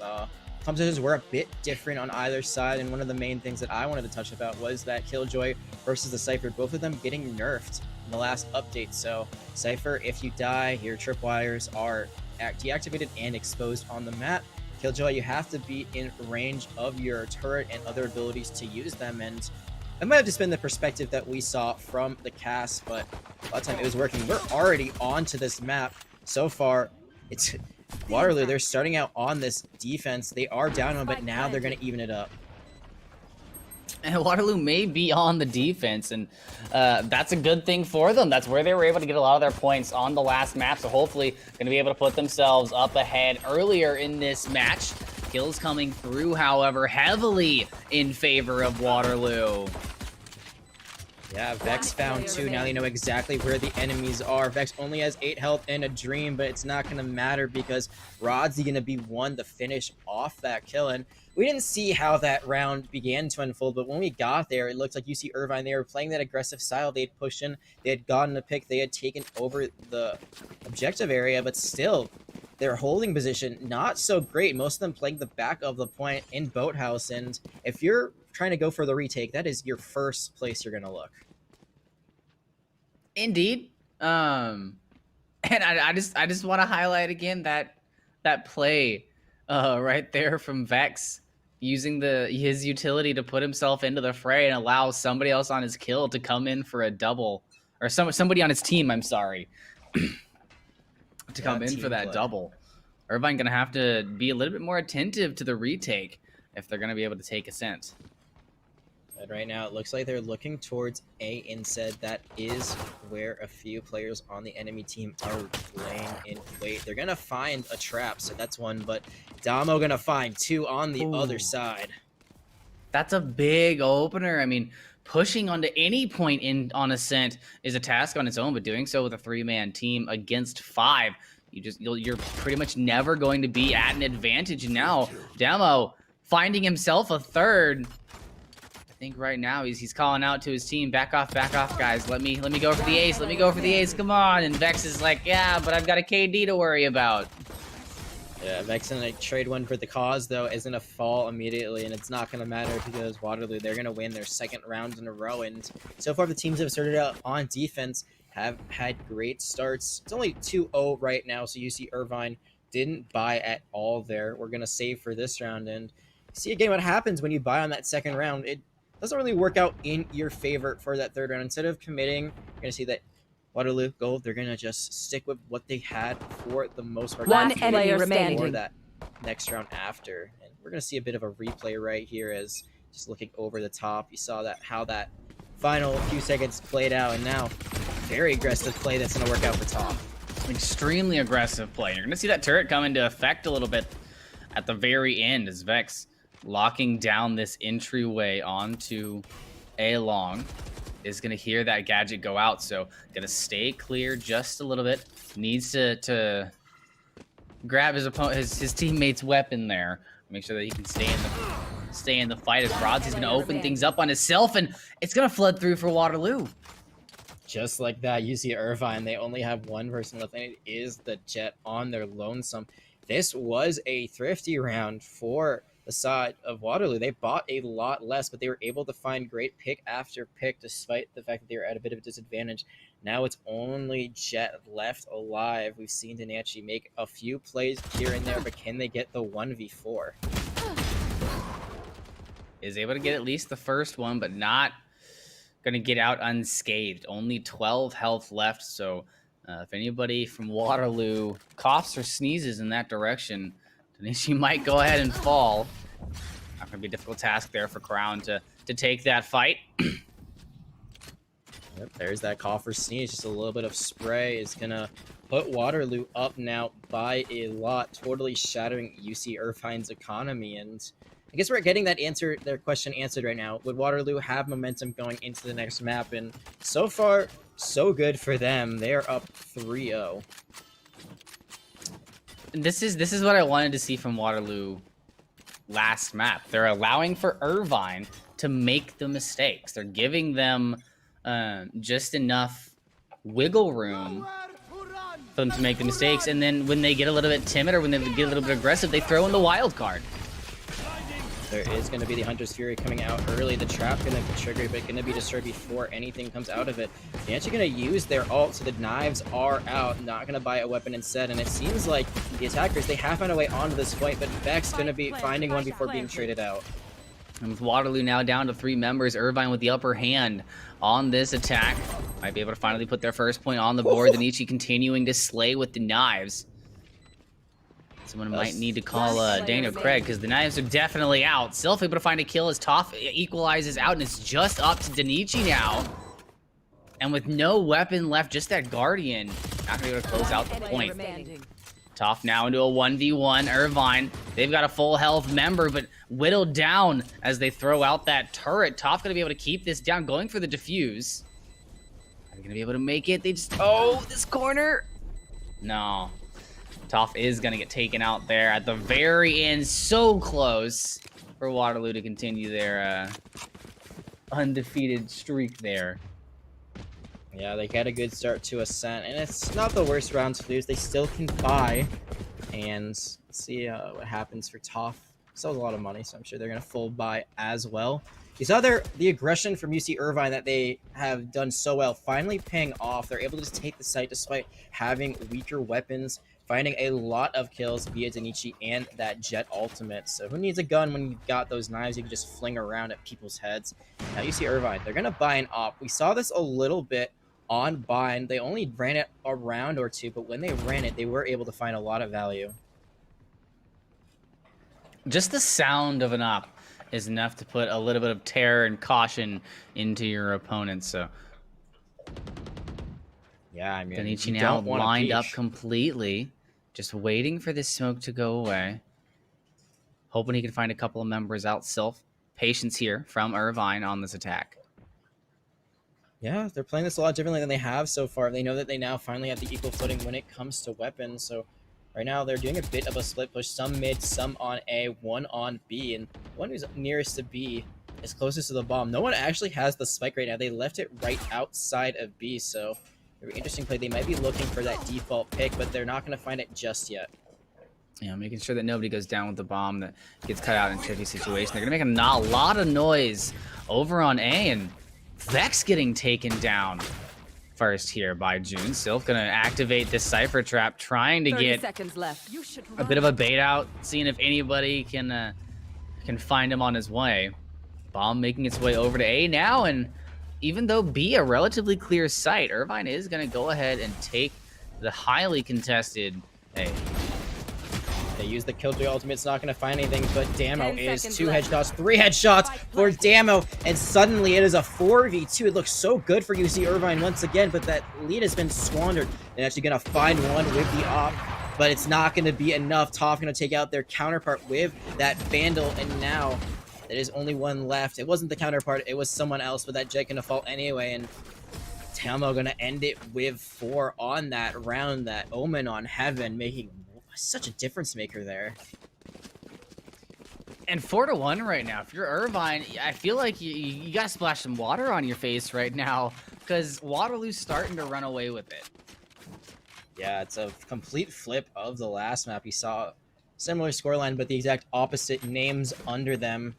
Waterloo, they've built up a nice lead starting on this defense. And that's a reason why sometimes choosing side is more important than choosing the map. It's worked out for them. They're able to carry that momentum they gained from those 6 maps in a row on Vine, and they are not letting it go. And Toph got that op, so a free sniper rifle for that Jet. On the defensive side, it can be a little, in my opinion, the op can be a little bit more impactful as you're able to hold those angles. Opting, however, to use their knives. Plant now going down as the rotation from Waterloo comes through. Gonna wait for his teammates. Not finding the opening kill. They have a lot of information in Waterloo right now, showing Irvine of masterclass here on Ascent. They just have not been able to find their way onto the point and keep it. Yeah, and you saw there the mural theft was used at the right time, so they had a great idea of where UC Irvine was trying to hold that point. Reminded me a lot of that first round, despite being able to plant the spike and being able to get a good holding. They weren't able to defend at all. Waterloo able to come back in for the retake and wrap it up. Might have had a bit of an advantage with, a much better gun economy, but Toph still holding on to that op that was a gift from the other side and isn't looking to give it up anytime soon. These defenders are up 5-1 as we go into round 7, and they'd not be looking to give up that lead anytime soon. And looking at how they're posturing early on here, Irvine, on this attack, they're not really giving much of a reason to be too worried about this entry onto B. They're not using any utility onto that site when they don't go there. So there's no reason for Irvine to bring anybody and put them on B. They're going to leave their Sova over there, hold down that site on their own, and wait for the picks to come through. And picks have been coming through so many times. You see them get the opening kill. There was one right there just walking through that smoke, but Rod's going to find the first one. There's going to be another Hunter's Fury thrown out by the Sova on the side of UC Irvine. Hasn't been able to find anyone, so no damage, no recon at all, and Toph going to find Nacho. Nacho drops the bomb, so not seeing bomb anymore. Toph knows there's at least one other member of Irvine in that hallway at that time. But you're going to see that rotation come through as some possibly skewed information from the members of Irvine. 30 seconds left. Rotating through the back and get caught out, Crown. Able to give Irvine a little bit of hope here.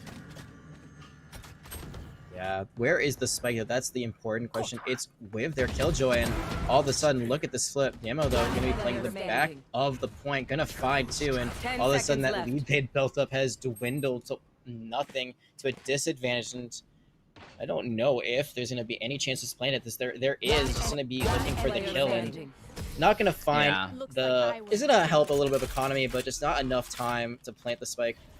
And not able to, is able to get that extra economy. So even though it doesn't count towards the round, a little bit extra money goes around to the team when you plant the spike at the end of a round. But still, Waterloo continuing that lead, 6-1 now. And you see Irvine. We talked about this mental game, and if they were able to clutch up and win that last round, they only needed 3 on the attack on bind. And right now, we're seeing that they're continuing to struggle when they are the attackers.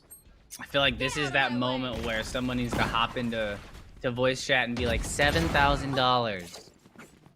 That's what this is for. $7,000. Y'all need to get it together.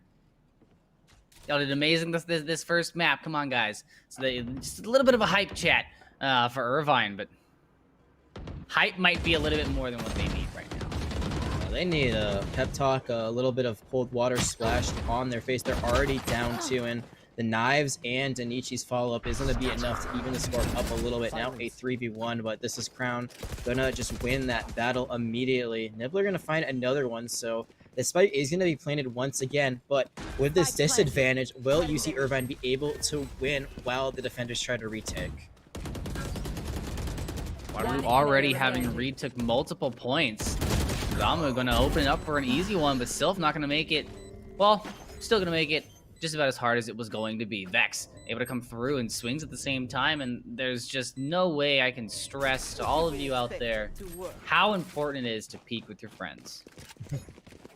Peek in groups. Make sure that you peek together. Make sure that you aren't lined up, because that could be bad with collateral. But in general, take the same angle. And what you saw there was that Waterloo, they played that perfectly. They sent 1 to the right, they sent 2 to the left, so even though they lost 1 member, the follow-up came through immediately, and that's another round for Waterloo. You see Irvine, they have only been able to take 1 round on this attack, and as we get closer and closer to the switch, things are going to get dire and more dire in this economy, assuming that for UC Irvine might be not the best right now. And if our last map is anything to say about, oh no, Toph got in a very bad position, is that ult comes out, Nacho able to get that opening kill, and they know the entire team is there. Toph, no doubt, able to give that information out to the teammates as Irvine continues in. Waterloo now down 2 members as the plant goes down. They're going to have to do another fantastic retake, and it's going to start with the kill from Crown. Yeah, a huge snipe right on CF1, who's already taken damage, so an immediate insta-kill. Damo gonna trade a little bit, but is gonna find the kill at the end of the day. It's still a 2v2, but Sylph taking a lot of damage in that last fight, and now there is only one left on the attacker side. Oh no! The Damo, floor. you didn't! That's a floor bang. That's not even a wall bang, just shooting straight down into hell, and there it is. Spike hasn't been defused yet, just gonna give it to their friendly neighborhood Sova, who does not have their ultimate yet, and it's a great team play. Fantastic team play, and if you want to talk about game sense, heard the footsteps nearby. Knew that, well, he can't be right next to me because I'm on the high ground, has to be below me, and just perfect shot.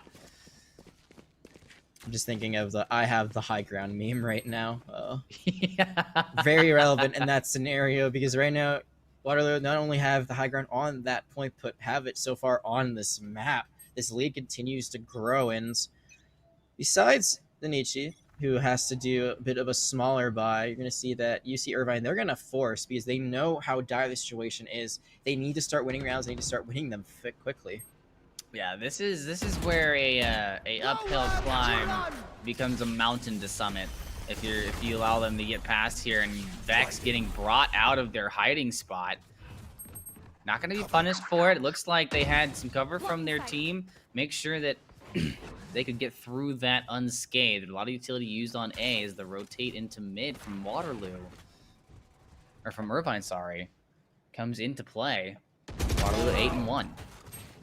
They Bomb had down. An idea where, yeah, they had an idea where Toph was, but it doesn't matter because Nibbler's going to go a bit too close to the sun. Juan is going to eat it out, so it is a 4v4, but that spike, it did get picked up, so they have recontrol of that. They're still trying to play mid and push on to A.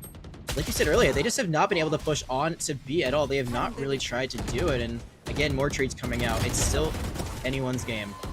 A, the point that they want to take, and Waterloo with 3 still.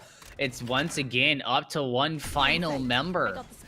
30 seconds left. She, playing patiently, is not able to find the best of Vex there as Waterloo put their 9th point on the board. Irvine really need to put something up here. Anything. Yeah, it looks like we're going to be going to a map that we're getting closer and closer, and that's not a bad thing for UC Irvine. Even if they lose this map decisively, they will get to pick side for the 3rd and final map of the series. It seems like they are much stronger on defense, so that's where the coin flip really comes in handy for you later on. But as we are still on ascent, they need to get something going. They need to build up some momentum, just like Waterloo did on that past map. If they lose this 13-1, it's going to be almost hopeless for them. They're going to be so down in the dumps that might not matter if they have that advantage for the sides. And coming into this next engagement, Irvine not going to be wasting any time. They're going with the aggression. Damo, however, going to meet that in kind, 2 for 2. As Waterloo continues to hold their defensive stronghold here on Ascent. Toph going to find that kill coming back from the rotation, but gets caught out themselves. Putting it down to a 2v2. A beautiful smoke comes out onto Rozzy as they're trying to get the reinitiation.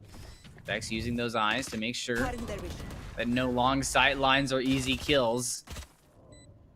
Now has a bit of information. They see one member in the back of point. No, the boxes are covered, but doesn't get caught. Rozzy gonna get taken down by Sylph. Yeah, and right now you're going to see that Sylph going to try to peek out, and that's 3 for Sylph. And finally, UC Irvine going to win another round, one that is really important. This is the last round before the swap, so if they're able to win this as well and get back into this a little bit more, it'll be huge for them. Right now, this is looking very familiar to what we saw last map. UC Irvine had that 10-2 lead going into the side swap, so could be the same, but flipped around of Waterloo getting that advantage instead. UC Irvine, if they could win 2 rounds to end before the side swap, that would be a huge momentum booster, especially since they'll be swapping on to the more advantageous side for their team. Get out of my way. I love it when it comes down to this. Both teams, they've got their full buys, and you've gotten to get a pretty good idea of how each other likes to play. Now it's a matter of who can wait out who's got the better aim, who wants it more. June and Dennis able to find those opening picks, and that's a beautiful start as they move on to point. Irvine going to be able to plant and force another retake from Waterloo. It's this aggressive style they've been trying to play all day, but they've been shut down for the most part on Ascent. Now it's finally working out, but you know, you really want to make it work a bit earlier on. Still, it's a 5v3, and again, getting this third round win before the swap would be all they need. And Danichi just, with these knives, just going straight into the enemy's heads. Don't know where the final player is, but doesn't need to. Able to find the flick onto Vex. Needs a couple of knives to get it done, but the job gets done indeed. Look at the flick of the wrist there. Am I right? 4 kills there for Danichi. It seems like they really like playing these aggressive heroes. We saw them on the Phoenix last round. It's no reason that you play those kind of characters. You really try to engage quickly and get kills as quickly as possible. And you can't say quickly enough, especially when it comes to Jet with those movement abilities and the smokes don't last as long. Finally going to find some value here. And you see this, Danichi just is the whole team right now. The only one that's positive there is Quan and Sylph, who aren't too far behind, but Nacho in particular really has been struggling here on Ascent. Yeah, and you can see that first kill onto Rodzi from Danichi in this replay. Finds out the Omen and only has 3 knives remaining. Doesn't need all 3. Doesn't need all 3. Only needs 2. And we're going to get back on to Ascent. Sides have been swapped, so Waterloo Gold, they're going to try their best at attack after a pretty magnificent defense, and they've lost one already. Meanwhile, you're going to see the Jet on the other side. You see Irvine took quite a bit of damage. Took quite a bit of damage. Is going to be an easy kill there for Damo, but puts in a bit of damage themselves. You see Nibbler using those shock darts to shoot over from Heaven onto the default plant area. Just gonna defer the plant for a little bit longer, and Nacho blindly through the smoke, gonna take Rodzi out and put Bomb out of play. One player remaining. Yep, now there's only one left. This is Crown, and they've already been shot a little bit, and it's not gonna be enough. Nacho getting their second kill of the game of this match, or this map. So coming back a little bit stronger after having quite a quiet outing on their attack, and this is what we talked about before. Actually getting 2 kills there, so really stepping it up big time there. More than, what is that, like 200% more kill participation after that? You know, I went to school for theater, so I'm not going to test my math skills my there math on the skills fly. Also terrible. But what isn't hard math is that Waterloo, despite losing the last 3 rounds, are still up by 5, but see Irvine starting to do a little bit better on this defense, and they also bought a little bit on the side of UC Irvine, I believe, looking at that beforehand, and so they're going to try to win this round outright. They don't want to let anything be left up the chance. They need to be careful, though, because while a lot of utility is getting spent up at this choke, Spike's dropped. there's a rotation coming through that if they don't decide to go through with B, they're going to have both a Sova and a Jet waiting for them near mid. Yeah, let's see if they're able to make the rotation. They're going to be caught out by the flash, but going to find 1, going to find 2, maybe 3. Isn't able to get it done, but still a lot of damage done to Sova, so this is Crown going to be pretty weak. Danichi sneaking in. Ooh, beautiful job. Just sees the tip of his hat, takes a single shot, and Sylph's there on support. Irvine coming in strong, and we saw them be such a defensive powerhouse. You're only within 4 rounds. You've won the last 5 rounds? 4 rounds? Yeah. That mental game's coming back. Last 4 rounds, and when I was talking about Jet and being quick, I think I said it maybe 2 or 3 too many times, but that's where you see that quickness really come into play, able to use that dash ability, get right onto the point, the perfect angle to take out this is Crown, who is none the wiser. Now you're seeing that, for the most part, a pretty nice buy from both teams. There is 1 Stinger still on the side of UC Irvine, so they're going to be at a bit of disadvantage there, but it might be made up for the fact that they did once again buy an op. I love the fact that they're going to throw that in there. I see the one-way smoke from the Omen can be kind of difficult to place sometimes, having to get it lodged on those boxes. You see that movement coming in from Jet as they lose 1 Waterloo, down a member, but will be able to trade out. Both Omens finding themselves into the kill feed as Damo finds a second. Irvine looking mighty fine, but Danichi's op in Heaven going to be a bit of a tactical disadvantage for Irvine in this next engagement. And right now, it looks like UC Irvine, they have found themselves in a disadvantage, going to be one clue away from the ace, and that's going to be our first ace of the night. We've seen so many 4Ks that were so close, but Damo finally going to get that that ace. We almost saw it before, got it stolen away by Vex, and now, you know, they're finally going to get what they deserve. And that's exactly what you want out of that situation. You commit a lot of utility and, honestly, economy into that push, and if you're Irvine, you're walking away from that not too happy. But if you're Waterloo, it paid off. You know, you may have no economy Get left, out of my but way. you got to put one more on the board, and you're only three points away from taking the map. Absolutely. I mean, you don't want to be in the same situation that UC Irvine was in when they had a great defense and then weren't able to get anything done on attack. Similar situation, 3 rounds away, and it stops UC Irvine after getting 4 rounds in a row. So momentum-wise, it's good to kind of put a little bit of a stop to that. Now we're seeing Nietzsche again with these knives, has been so deadly of them all series, especially considering the fact that it was, again, a bit of a soft buy from the other side. Vex is going to deliver a peek away, and that was a big misplay. Sylph was right there waiting for it. It's check your corners, not look in their general direction. You got to make sure that you check the entire corner before you decide to flick over to the other side, and that is why Waterloo now 4 members on the attack as they've lost 1. Irvine continuing to use the tactic of using those shock darts to deter the default plant. And still working their way out, putting the classic in, but gets a little bit of help from Danichi there. Yeah, that was a great call. I don't know exactly who made it, but the team was able to rotate all the way around to help their Omen, who was kind of caught out there. Damo going to be found out in heaven, but in the meantime, Rodzi is going to get a bit of an advantage. But now, quickly, it might be still winnable for UC Irvine. They were able to get 2 quick kills in succession. Now this is Crown. Oh my, what? Do you see that? But what was that? He just oh my goodness, what the heck? Oh, inconceivable. That shock dart. Inconceivable is the only word that is coming to mind, but what a shock dart. Oh, I feel like he shot that into my brain. Like, I don't Well, this is Crown definitely living like a king or queen after that. Whatever, they prefer. Right now, though, they are also up all of UW Gold, feeling like royalty is, again, 2 rounds away from getting this map win and forcing a map 3. And that round, it looked like it was so much in UC Irvine's favor. I still can't believe that Waterloo was able to squeak it out. I'm kind of speechless right now. I would love to see that play again. And I don't mean on a replay. I want to see them do it again. I want to see that happen a second time. It's not very often that you actually get to put those kind of plays into this level of play. Yeah, I mean, collegiate, you never know exactly. It's a mixed bag. Sometimes you get players of really high skill caliber and just have a bunch of players come together and say, hey, let's just out mechanically skill these players. Other times teams can be made of people that might be a little bit lower ranked, but just their team play is so good that it doesn't matter. They're able to overcome mechanical skill.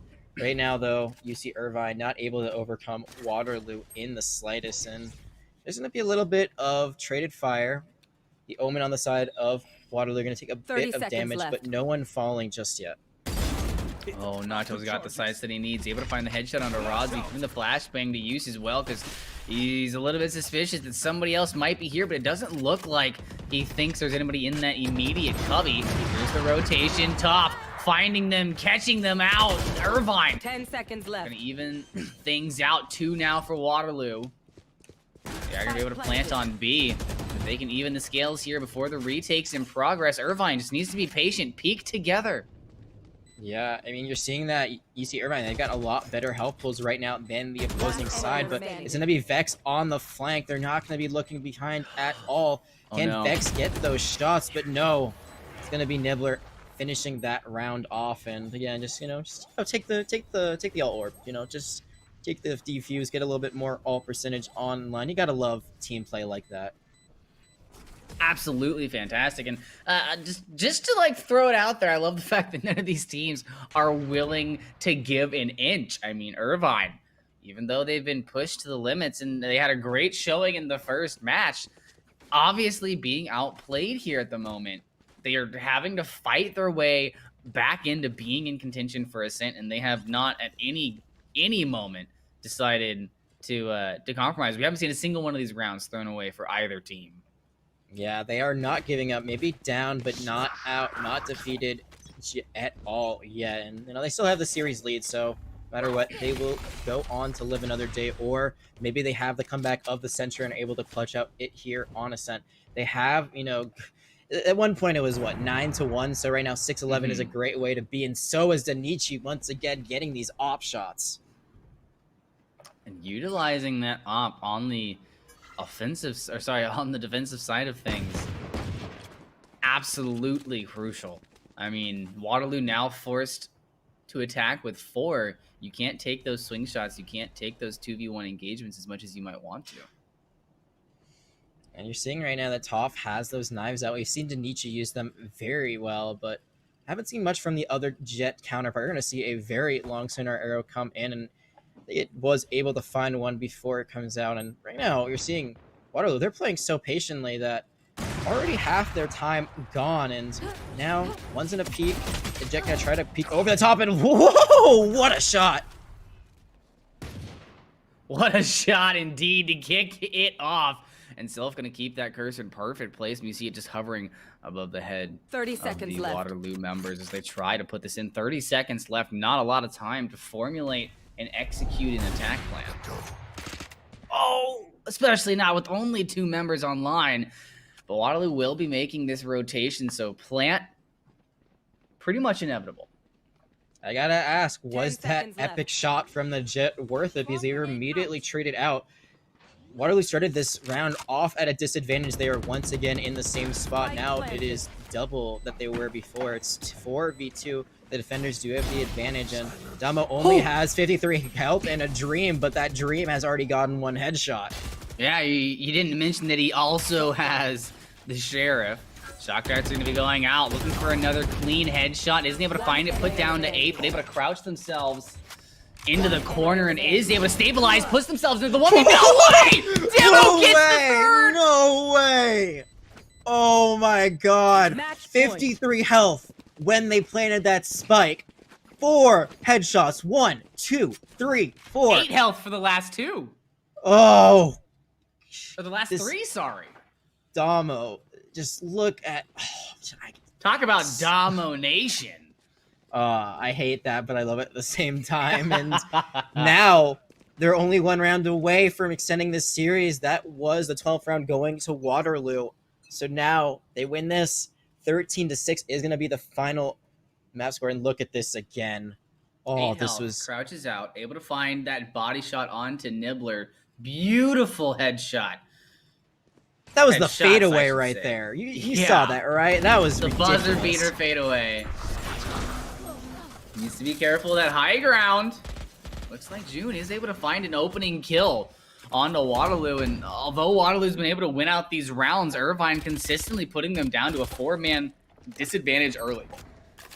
Yep, so, they're on match point and they want to play it close, but still able to get one. They're going to use the neural sight, so they're going to have a good idea of where the enemies are, and Damo going to use their teleport as well, going to get straight onto that point with Rodzi, but going to be a little bit of a firefight. That Sheriff still in Damo's pocket, going to just bust it out, and was so efficient last.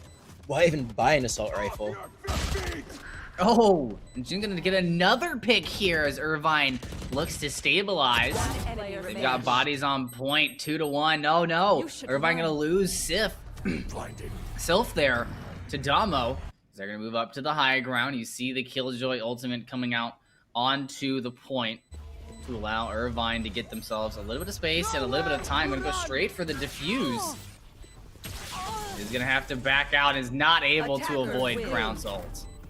Yeah, a great Hunter's Fury ultimate coming out from the Sova. Both of them backing up to make sure they don't get hit by that ultimate that would disable them for quite a bit. And there you have it, Waterloo evening things up, doing a better job even than UC Irvine did. Gonna win that one 13-6. And this was really a battle between Damo and Danichi. Damo 29 end and up 10. coming on top. Yeah, almost the 30 bomb. So close. Imagine if Vex hadn't stolen that kill.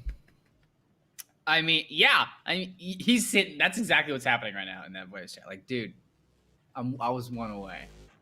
You just had to peek out in mid and find that one kill and steal my 30 bomb. But really big props to Waterloo. They've taken a pretty dire situation. It looked pretty gloomy for them after the first map, but second map showing there's a reason that these two teams are our finalists. Yeah, absolutely. Now both of them have dropped a map in this playoff series, the first time they have done thus far, and neither of these teams out of it just yet. As you said, $7,000 on the line. There is a lot to be playing for right now, but we are going to take another quick break as we figure out what map 3 will be. So once again, get a snack, take a little bit of a stretch, but don't go anywhere, because the final map of this series and this tournament are coming up in just a little bit.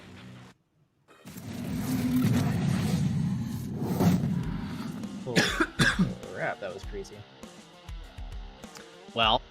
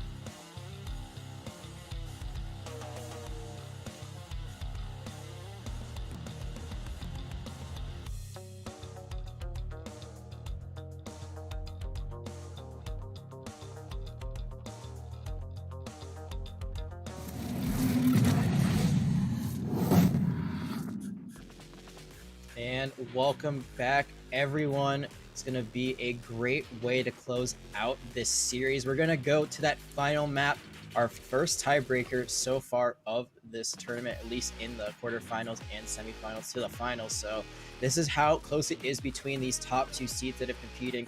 You see Irvine, they took that first map, University of Waterloo Gold. They've taken the second one after storming back, and now that last map, it's going to be Waterloo's choice, and it's going to be Haven. Haven. I mean, this is a map that I just, for some reason, in my ladder games, I just have the worst luck here. It's gotta be one of my least favorite maps to play, but one of my favorite maps to watch is you get that added aspect of that third point thrown into the mix. Yeah, and it's really weird because you don't see that third point on any other map. You know, 2 maps have come out since Beta, Ascent, and Icebox, and neither of them have had that third point. So Haven is that lone soldier in that third point category, and it makes it a lot harder to defend sometimes. Yet, despite this, you see Irvine, they are still going to choose defense because that has been their best chance at winning. So they're going to have to play a lot more spread out. Usually you see, you know, 1 on C, 1 in that garage window, 1 on B, maybe 2 on B, and then 1 on A or 2 on A. So it comes down to how you see Irvine wants to play that defense. So far, they have struggled on attack. Both teams have struggled a bit on attack, but Waterloo definitely looking a bit cleaner when it comes to their attack rounds. And on Haven, long is really kind of the story to be told. Who can win A long? Who can win C long? Those two places, it can be extremely difficult to push into those areas at times. Like A long, definitely much harder to defend than C, but I'm looking for the big battles there. Which smoke is gonna allow for somebody to get a cheeky, really far up position on the defense that no one's going to expect? Which team's going to be able to jiggle peek just perfectly to find the opper on C just out of frame or where they need to be? I'm looking at the fights for long for this point. Yeah, not a lot of teams push down B unless they're already up a pick or two. That's usually something you say, hey, like, you know, their entire other team, you know, the entire other team is somewhere else, so we're here already. Let's just push it in. And you know, without Sage, a lot harder to get onto that point too, because that wall was so important when Sage was meta, but now that her heal has been nerfed, she just isn't played nearly as much these days. Maybe we'll see her now. Who knows? I don't think we will, but one can hope. One can dream, but One I think can dream. Especially when it comes to defense on C long, if you see Irvine gets that op, it's going to be impossible for Waterloo to push him. We've seen that their opper has been dynamite so far in the series. You get that angle, you just stare right down, and oh boy, C is not an option for you anymore. And reaction time is extremely important there. We actually saw in Waterloo's semifinal match, they had a moment where there was a Raze who did the satchel jump, and immediately the scope for the op comes in, and all you see is the legs. And in my educated and not very mechanically gifted brain, I was like, shoot! And then you saw the patience come through, the body came into frame, and the second that the waist passed the top of the doorway, the shot rings out, because you don't want to shoot him in the legs. You're not gonna be able to do as much damage, and that kind of meticulous frame perfect shot is what you need in an opper. Absolutely. You don't want to shoot the legs of the op. It's not going to give you that one shot, one kill. Anywhere else on the body will get the job done. They're going to be waiting for an op for a little bit, especially now that it is $500 more expensive. $500? Is that even the currency used in Valorant? I'm not sure, but whatever it is 500 more of it. So from 4,500 to 5,000. So that is a very big commitment on just one weapon. It can ruin your entire economy very easily. So we'll see if that comes out later on. Right now, you see Irvine, said before, can't get it done on the attack. So despite this being one of the only maps that as is attacker sided, they will start it off on the defense regardless. And defense, such a difficult aspect here, because there's, like you said, there's so many different ways to come at this defense, whether it is leaving somebody solo on B, somebody solo on C. Very rarely do you see anybody solo on A. There's mostly mandatory you have 2 people there, but attacking wise, you're kind of always at good odds if you keep the pace up. And rotations on this map have to be much quicker. So teams don't have the luxury of saying stay on B, they might just be making noise over here.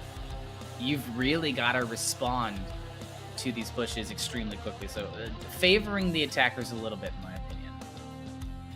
I totally agree with you there, and I think one thing we might also agree on is, despite this map being very cool and beautiful looking, I don't like it either that much as a player. It's just, it feels very different because you have to play this map very differently with that third point. Even if you ignore B and don't really go there, A and C are the optimal choices on if you're an attacker. Still, that B option is there, makes you change how you play the defense as well. So different strategies have to come out. We might see a more defensive heavy composition come out from the side of UCI. They've been running the Killjoy only. They have not run a Cypher at all. But if there's any time to break both of them out, now is it. You can just lock down those points with those utility abilities that are really favored towards defensive holds. Well, we're going to take a first look at our economy as we are going on in the first round of buys, if you will. 3 ghosts on the side. Nibbler going to be going ahead and popping up on the Frenzy. Yeah, and like I said, not a huge fan of the Frenzy, but when it works, it works. You can't question anything there. But it's got right now, flames on Nibbler it. pushing really aggro. I mean, look at this. They are pushing straight up through the middle of the map. And aggression is something that we've started to see Irvine they've been going hand in hand. Patience on their defensive round on the first map, but since then, they've just been pedal to the metal against Waterloo, and they are going to be able to take that first pick and put a little bit of damage over onto the Omen. Yep, a little bit of damage onto the Omen, so Sylph going to have to back up a little bit of Garage. Now you're seeing the full rotation come on to C. Originally, Waterloo, they were playing mid. That Paranoia not going to find anyone just yet, but that smoke is going to zone out Nacho quite a bit as they are planning the spike. Spike planted. Gonna go for that Paranoia decides. Otherwise, if you hold this corner, you're gonna have a couple of kills, but Rodzi sees Sylph in the corner. Is gonna get found out by June. Irvine now down to 3 members. 1 for Waterloo. It's looking mighty well for Irvine on this first attack.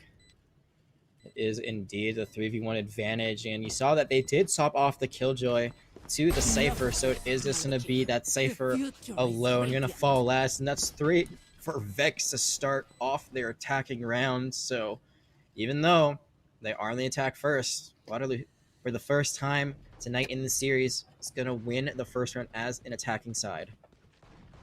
This is exactly where you want to be. I mean, once again, talk about that mental game. You won the last map. You had momentum coming out of the defense at the end of the first map. And now you're putting the first point on the board. If you can keep yourself flowing in this direction, it's going to be much more than just who can out-aim who. It's going to be who's actually has the confidence to take that corner, to take that 1v1 and come out on top. I think Waterloo's going to have that confidence for now. They got full armor and a bunch of SMG Spectres and Stingers galore for them, so they will have a bit of an advantage when it comes to firepower. Right now, once again, they're going to be playing mid. They have not committed to either site, and this is really a default play. They're just waiting for some advantage anywhere on the map, and that's when they will strike once they find it. Now, Vex making their way towards B. No one on that site, but there is going to be an Omen right outside of it. An Omen just outside of it, and there's a reason why people don't normally attack B off of the gate. It's a very difficult point to keep. The retake can come in from multiple different directions. But they are going to posture and find themselves some positioning onto B. You see the bomb waiting outside of double doors. They're able to get a single kill.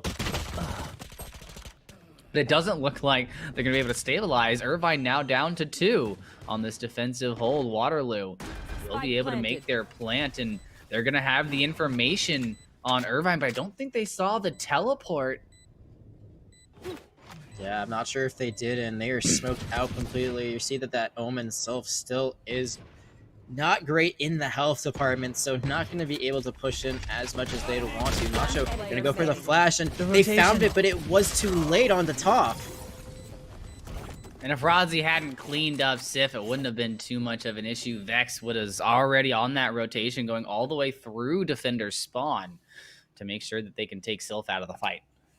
That was... Nacho got a great flash, but the problem is that they peeked right after they threw it before it actually went out. So Toph had vision, was just able to spam away, knowing exactly where that breach would be. So you're seeing that the impatience or the aggressiveness, whichever way you want to see it, from UC Irvine, they're getting punished for it. You do not want to play defense aggressively. That was a great kind of rotation in the flank from Nacho, but in the end, didn't find any kills. And another round going to Waterloo as they start to get away with a bit of a lead. You're gonna have to be able to keep it, but an early kill from Irvine is gonna put Waterloo on their heels.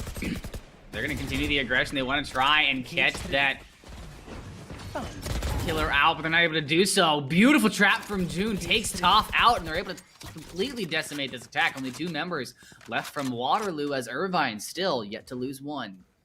Yeah, finally able to buy this round, and they did a very aggressive play. And I was just saying, you know, hey, that aggressive play didn't work last round, but here it did.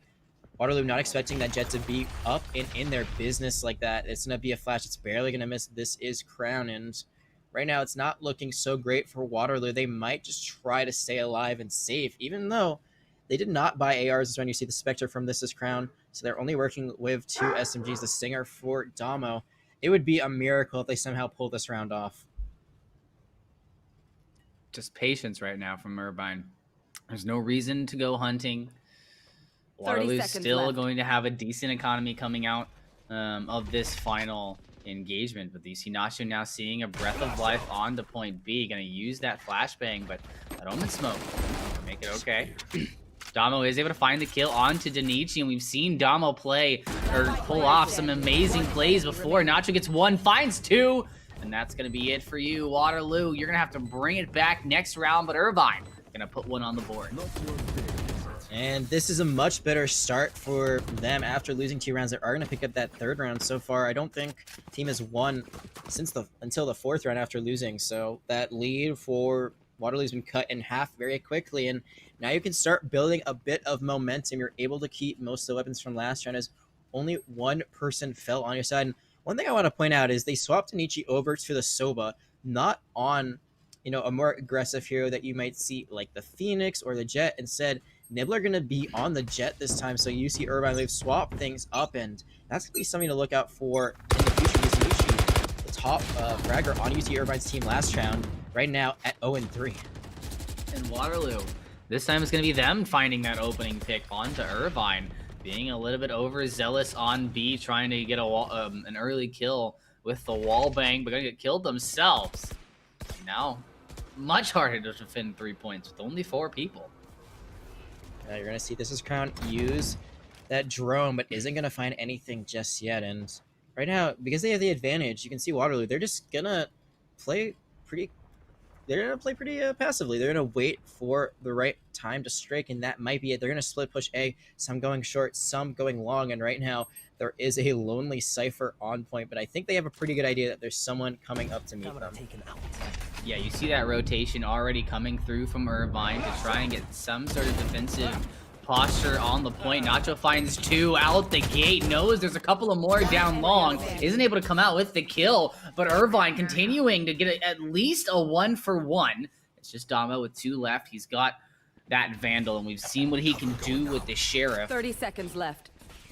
Yeah, it's just a better Sheriff. That 1-hit potential is so easily still there. And you see Irvine, instead of trying to do a split push and push it from both sides, they go for the double peek, and in the end of the day, it's going to work out for them as they tie this map up. And it's early on. It's only been 4 rounds, but I mean, I could see this going 12-12 very easily.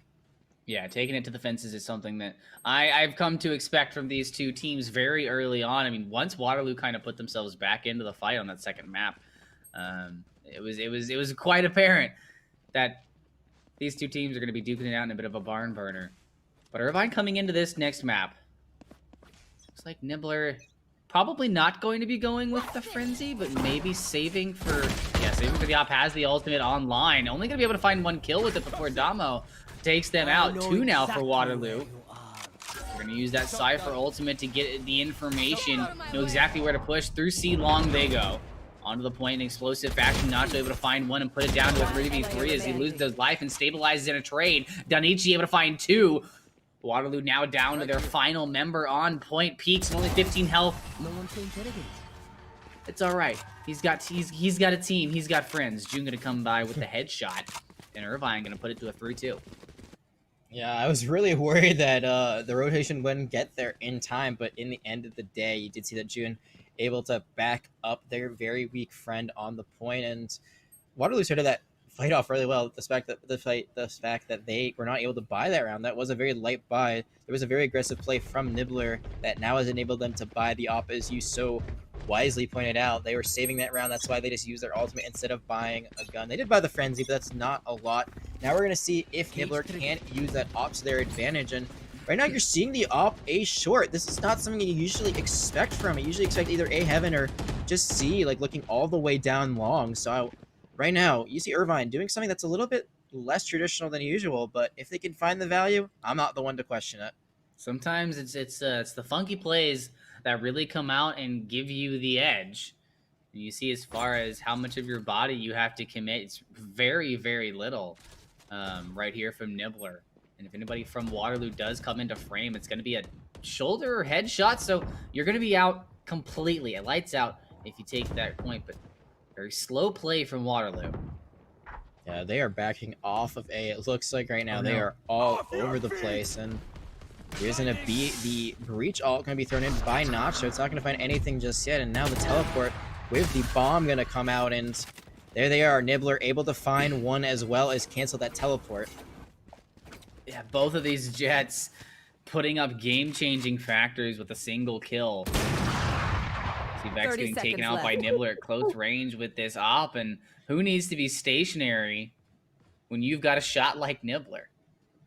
Yeah, Nibbler not playing A shirt, but still finding all of those picks and just gonna miss that shot by a hair. It's not gonna matter because Sylph is gonna find the play in the end. Now there's only one left. It's Rodzi, and not even able to fire a shot before Nacho gets that headshot. And you see Irvine. Here they are. They're coming back now. This is 4 rounds in a row for them, and Waterloo, after taking an early lead, is playing on the back foot once again.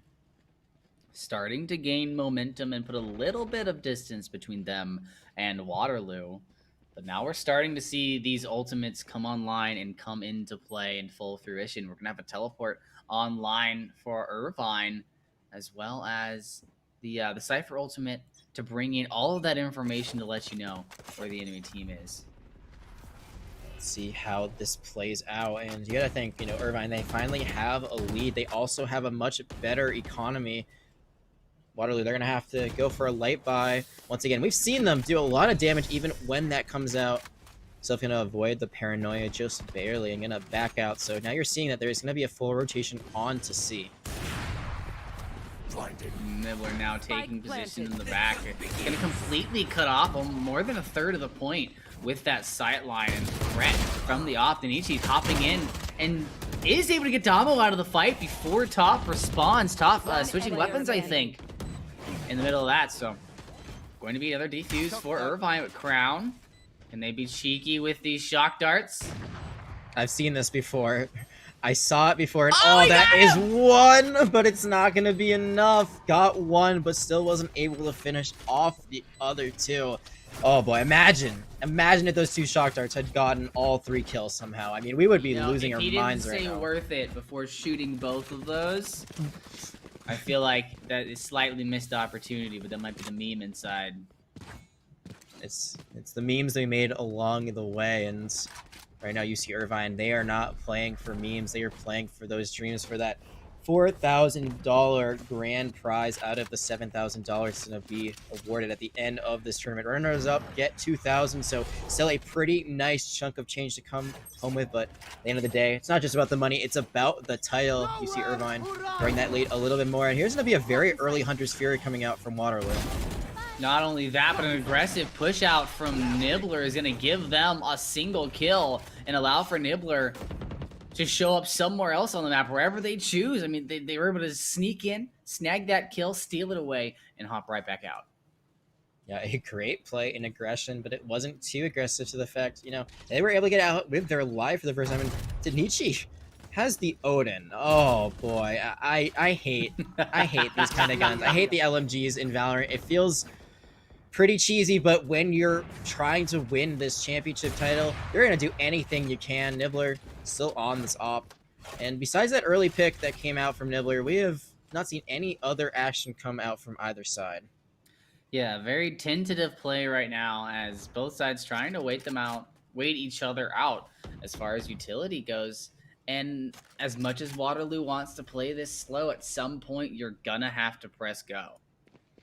Yeah, you gotta press W, can't press S for the rest of the series. And Nibbler with that fadeaway, gonna seconds use the left. dash immediately after. Sometimes, you know, it's for resetting. Sometimes it just because it looks cool. And right now, what really looks cool for Irvine is they're up 2 players right now. They've got 2-person advantage, and you know you're seeing the 3 that are left on the side of Waterloo. They're trying to push on to A. They're all going long. None of them even gonna try to contest short. 10 But there's seconds only 10 left. seconds left. Can they even plant the spike? You saw that recon arrow go out early and oh no! Odin from on high gonna find 2. Oh, make that 3 as Irvine puts another map in between them and Waterloo. I think Danichi might have heard me talking about how they weren't doing well, because if we look at the standings really quickly as well, see what economy they have. I think Danichi's doing a pretty I can't even talk. I can't. I'm gonna give up on that. They're doing well. Gosh That's what they're darn doing. job. Yeah, that's what what it I was is? trying to say. Thank you. Yeah, that's the one you're going One for. half of a whole idiot, the 2 of us right now. UC Irvine just again extending that lead a little bit more. Now 4 rounds ahead. Get out of my way. And you see that Omen wallbang going through. Just unloading through the wall. Seeing if he can find anything. Did dish out a lot of damage there. Onto Sylph. Sylph not going to be able to be as domineering on the Omen here. Crown now peeking into double doors as they go and not going to find anybody. The 8 presence from Irvine, very heavy this round. Yeah, this is a really interesting slow push. You see that, you know, University of Waterloo, they actually are going to give up on A. There's only 1 left, and it's the Cypher. Everyone now is in garage. There are 4 from Waterloo right now. The question is, do they go B or C? And that's answered very quickly, because they are going to do an aggressive push on to C, and that flash is going to put the end to Sylph's life. Spike planted. And beautiful job here leaving their Cypher over at A just to get a little bit of distraction. And beautiful job finding that 1 pick, making Irvine think, well, they got a pick. There's probably 1 or 2 more there, and they're about to get aggressive. We need to combat this, and it gives so much time over to the plant. You see flash after flash come out. It's going to be Vex, though, and now, even with less damage on their side with worse guns, Thrifty, again. I feel like there's been some rounds they've won it where there's been something else, you know, like, there's been another thing that's been on the screen instead, so we haven't really been able to appreciate as much that there have been quite a few Thrifty wins from Waterloo. They've done a great job winning even when the resources weren't in their favor. Now they're gonna be able to turn it around once again. They're finally able to buy. So though, you know, you see Irvine, they built up enough of a lead where they are able to buy once again in this Odin pick. Oh, I hate it. I hate it so much, but it's doing so much work on the side of UC Irvine. There's a weapon with an O. Oh no, Nibbler!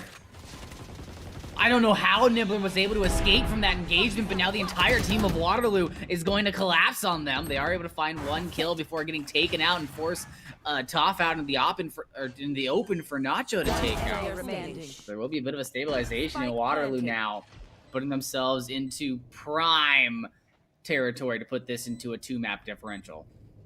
Oh, how the turntables, just like that, the momentum seems to be back in Waterloo's favor. Right now, June trying to win a 1v3, but can't win a 1v3 when you don't have your head. Vex gonna end that round with a 3k, and the op.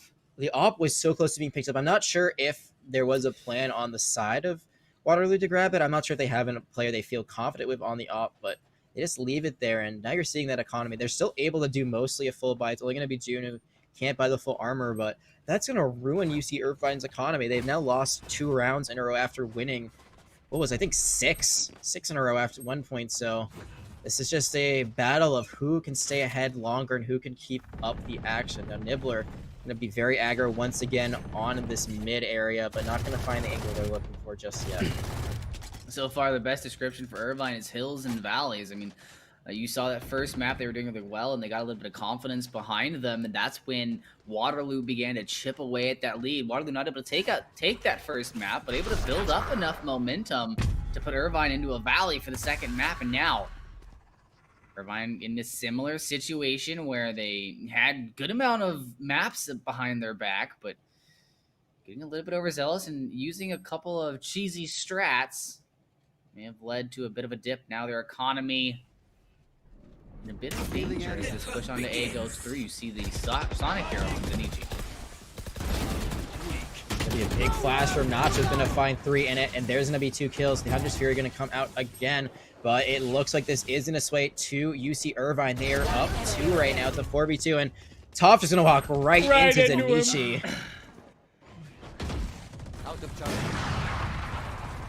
Not what you want to see. Only one member left for Waterloo here. left. 6-4. They're starting to get themselves back into the game, and Irvine tightening up the shoelaces, making sure they can shut this one away. 7-4 as we head into the last round before the half. And we talked earlier, when you go into this halftime, you want to go in 8-4. Yeah, that's really the prime number. If you can do better than that, it is great, but anything less, even a 7-5, doesn't feel like a real win. So right now, UC Irvine, we're able to clutch up for the most part. Just gave one back, but we're able to get another one immediately after. And the economies for both teams still rock solid. So these teams are going to be going at it with all of their might. And if I come down to the ultimates in this fight, UC Irvine, they have 3-2. Waterloo's 2 ultimates, and look at the Jet on the side of Waterloo already taking so much damage just from that Odin spam. And, you know, that Odin spam has been a thing somewhere on the map for the last 3-4 rounds. You've got to know it's coming and prepare for it. But low health doesn't mean low impact. Toph is going to be able to take the first kill of the match.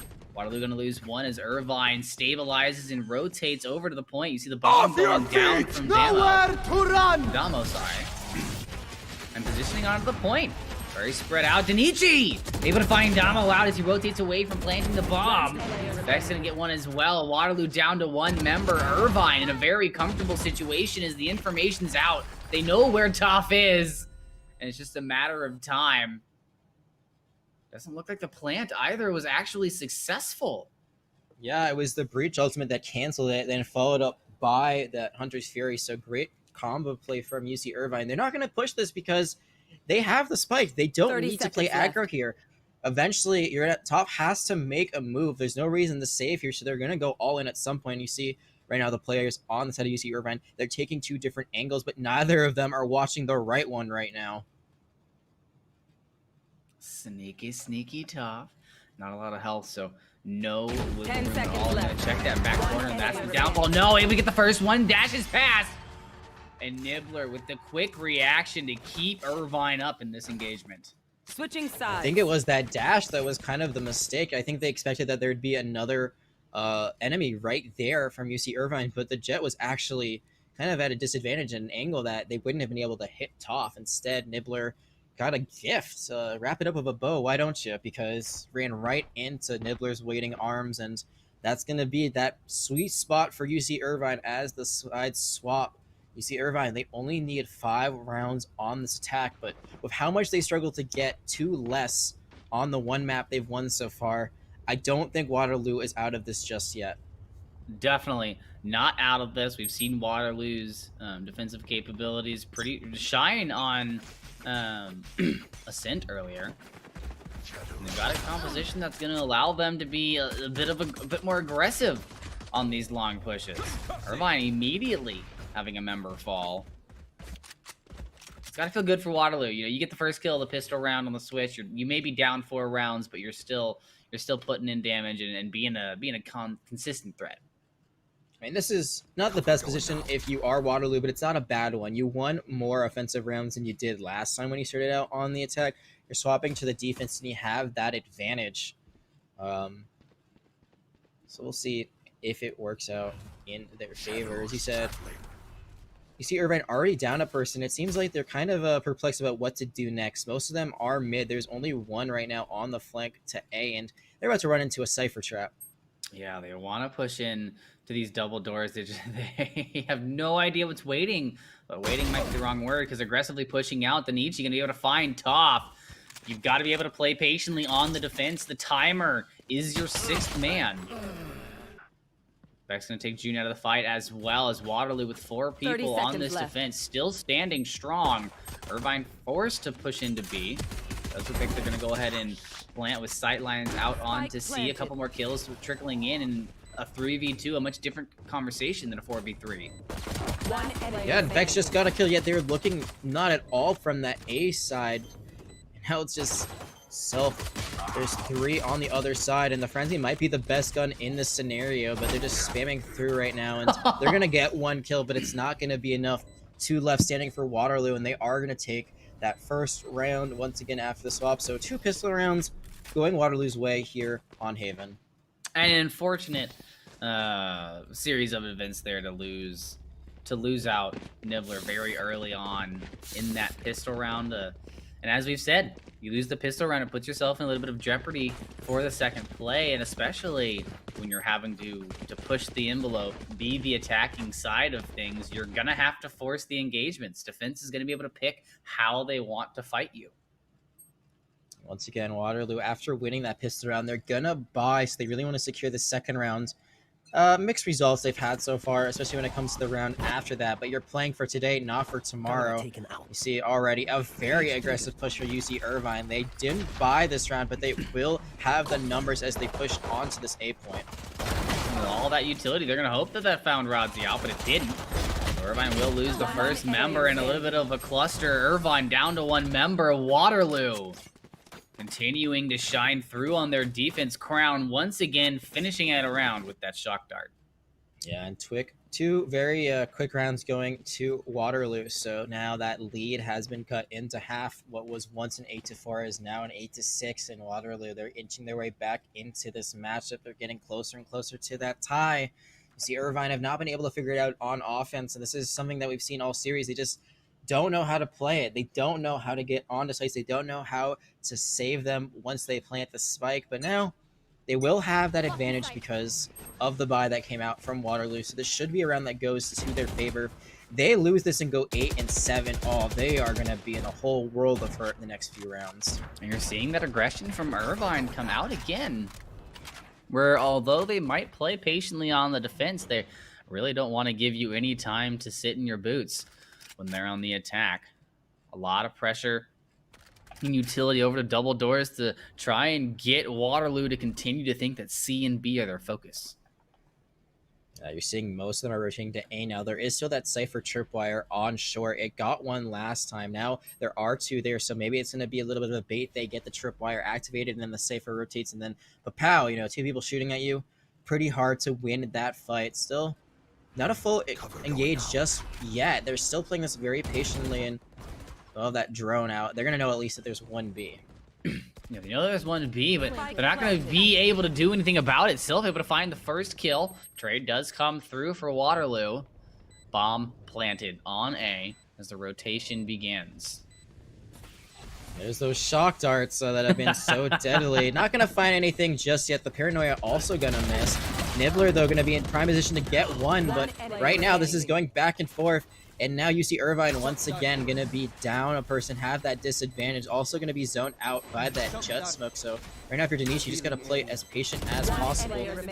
Oh no, Toph! Turn to take out the recon arrow and gets taken out themselves. Luckily, no way. However, oh no. Gumbo there to save the day. 13 health. How did they lose that for UC Irvine?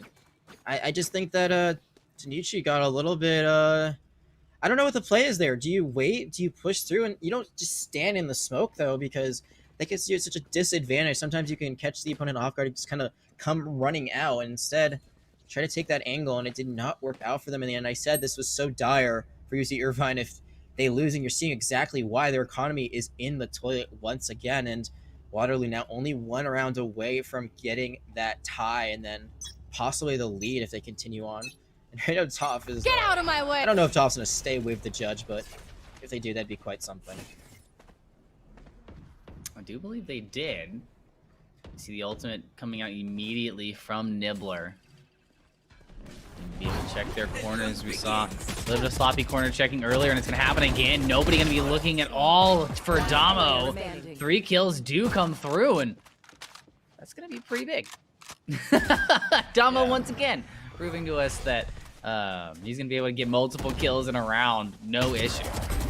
It's just Damo's world and the rest of us are living in it. That's going to be a 3K with the wall bang, and there it is. We talked about it going to 12-12. Right now it's 8-8. A huge lead squandered by UC Irvine. Waterloo again in this series. Neither of these teams want to go down without a fight, and what a fight they've been putting up on either side. It's really a shame the series has to come to an end. I know. I'd love to see them just go on forever. Forever might be a bit of a long time, but I'd be okay with a 5-7 mapper. They're just that good, honestly. Here and there. But economy bouncing back now a little bit for Irvine. Now they can buy. The question is, what can they do? They have struggled so much on this attack, and now Toph gonna take the angle that Nibbler did earlier on, but it's gonna work out for once. Although the spike has been planted very aggressively onto a B, so a very quick push from UC Irvine, but now they've completely abandoned the point. Get out of my way. And this is the game that UC Irvine has been trying to force, this aggressive, immediate kind of play style. I like the idea of deviating from the point instead of sticking around B. So many entryways, it's so difficult to hold. But if you force Waterloo to take it back, and then it's practically like a double retake. Yeah, that was a really smart play. They wait for the Huntress Fury. They push in with that. 2 kills come up for Danichi in it, and just as quickly as it's tied, it is just as quickly not tied anymore. UC Irvine gonna grab one more round, and that's their first round win on the attack, if I'm not mistaken. So since the swap, 4 rounds going to Waterloo. Now finally UC Irvine able to get back on the board, and this is just getting closer and closer to the wire. It might go the full distance, and both teams able to fold by, so both teams going to be at their best right now, but there's going to be a great trade. Toph going to fall. Dude going to give their life, but in the process, it's going to help them get onto this A point that they are pushing right now instead of UC Irvine. And they need to get in as quickly as possible right now. Irvine now losing another member. That's going to deter that push completely. You can't really push on to A with 3 people without any information, so they're going to slow their game down just a little bit, make sure that nobody from Waterloo is trying to go for an aggressive push through the defensive spawn. Or sorry, from the attacker spawn. Nacho knows he's there. He knows he's there. Yeah, he has to know. And he should see the trap because it's right below where that breach is standing, and the drone immediately going to be traded out, but no. Rodzi getting the double kill, the collat. Oh, that's such a great play by that Cypher. You know, you often Nibbler's like, you know what? I'm not too no one confident gets I'm gonna be this. coming out of this situation alive, but I'd like to try and get a couple of plays for my highlight reel, but I don't want to give Waterloo the op, so dumping that over the edge. That was a genius play. I don't think I've ever seen that before, but wow, what a smart thing to do. Get rid of the op, so you know I can't have it, no one can have it. That's not a free $5,000 dollar. I'm just gonna go with dollars. I said before I'm not sure the currency is, but we're gonna go with dollars. Credits, gun. credits. It's credits, yeah. 5,000 credits, so not going to give it over to Waterloo, but they haven't really used the op a ton. Anyway, we saw Toph on it very briefly, and they will be able to afford it, but instead are going to go for that full Vandal lineup. Meanwhile, on the other side, now they're going to be having running with the Stinger, so besides that, everyone else was able to get a full buy, so it's going to go either way, especially with the fact that Waterloo lost the first player already. Yeah, Nibbler being very aggressive, which is, you know, very much so for the norm. That early kill and a bit of damage going out. Waterloo going to have to be a bit more tentative on their defense. You see Nacho going up and exchanging for the Vandal. Didn't have to spend the money. You got to feel good about that. Absolutely. Now let's see if they can do anything with that free gun. That's a dragon. That's just very cool. And the flash gonna cost them their life, but June gonna trade it out. So still the advantage for UC Irvine, and gonna increase that a little bit more. Now a 4v2. And you may have information, but presence is kind of the more important thing here, and that you've got an abundance of. This is Crown. Looked like they were going for a cheeky shock dart again, but you got to be paying attention to those corners. Nibbler are going to be able to take them out of the fight, and it's just Rodzi.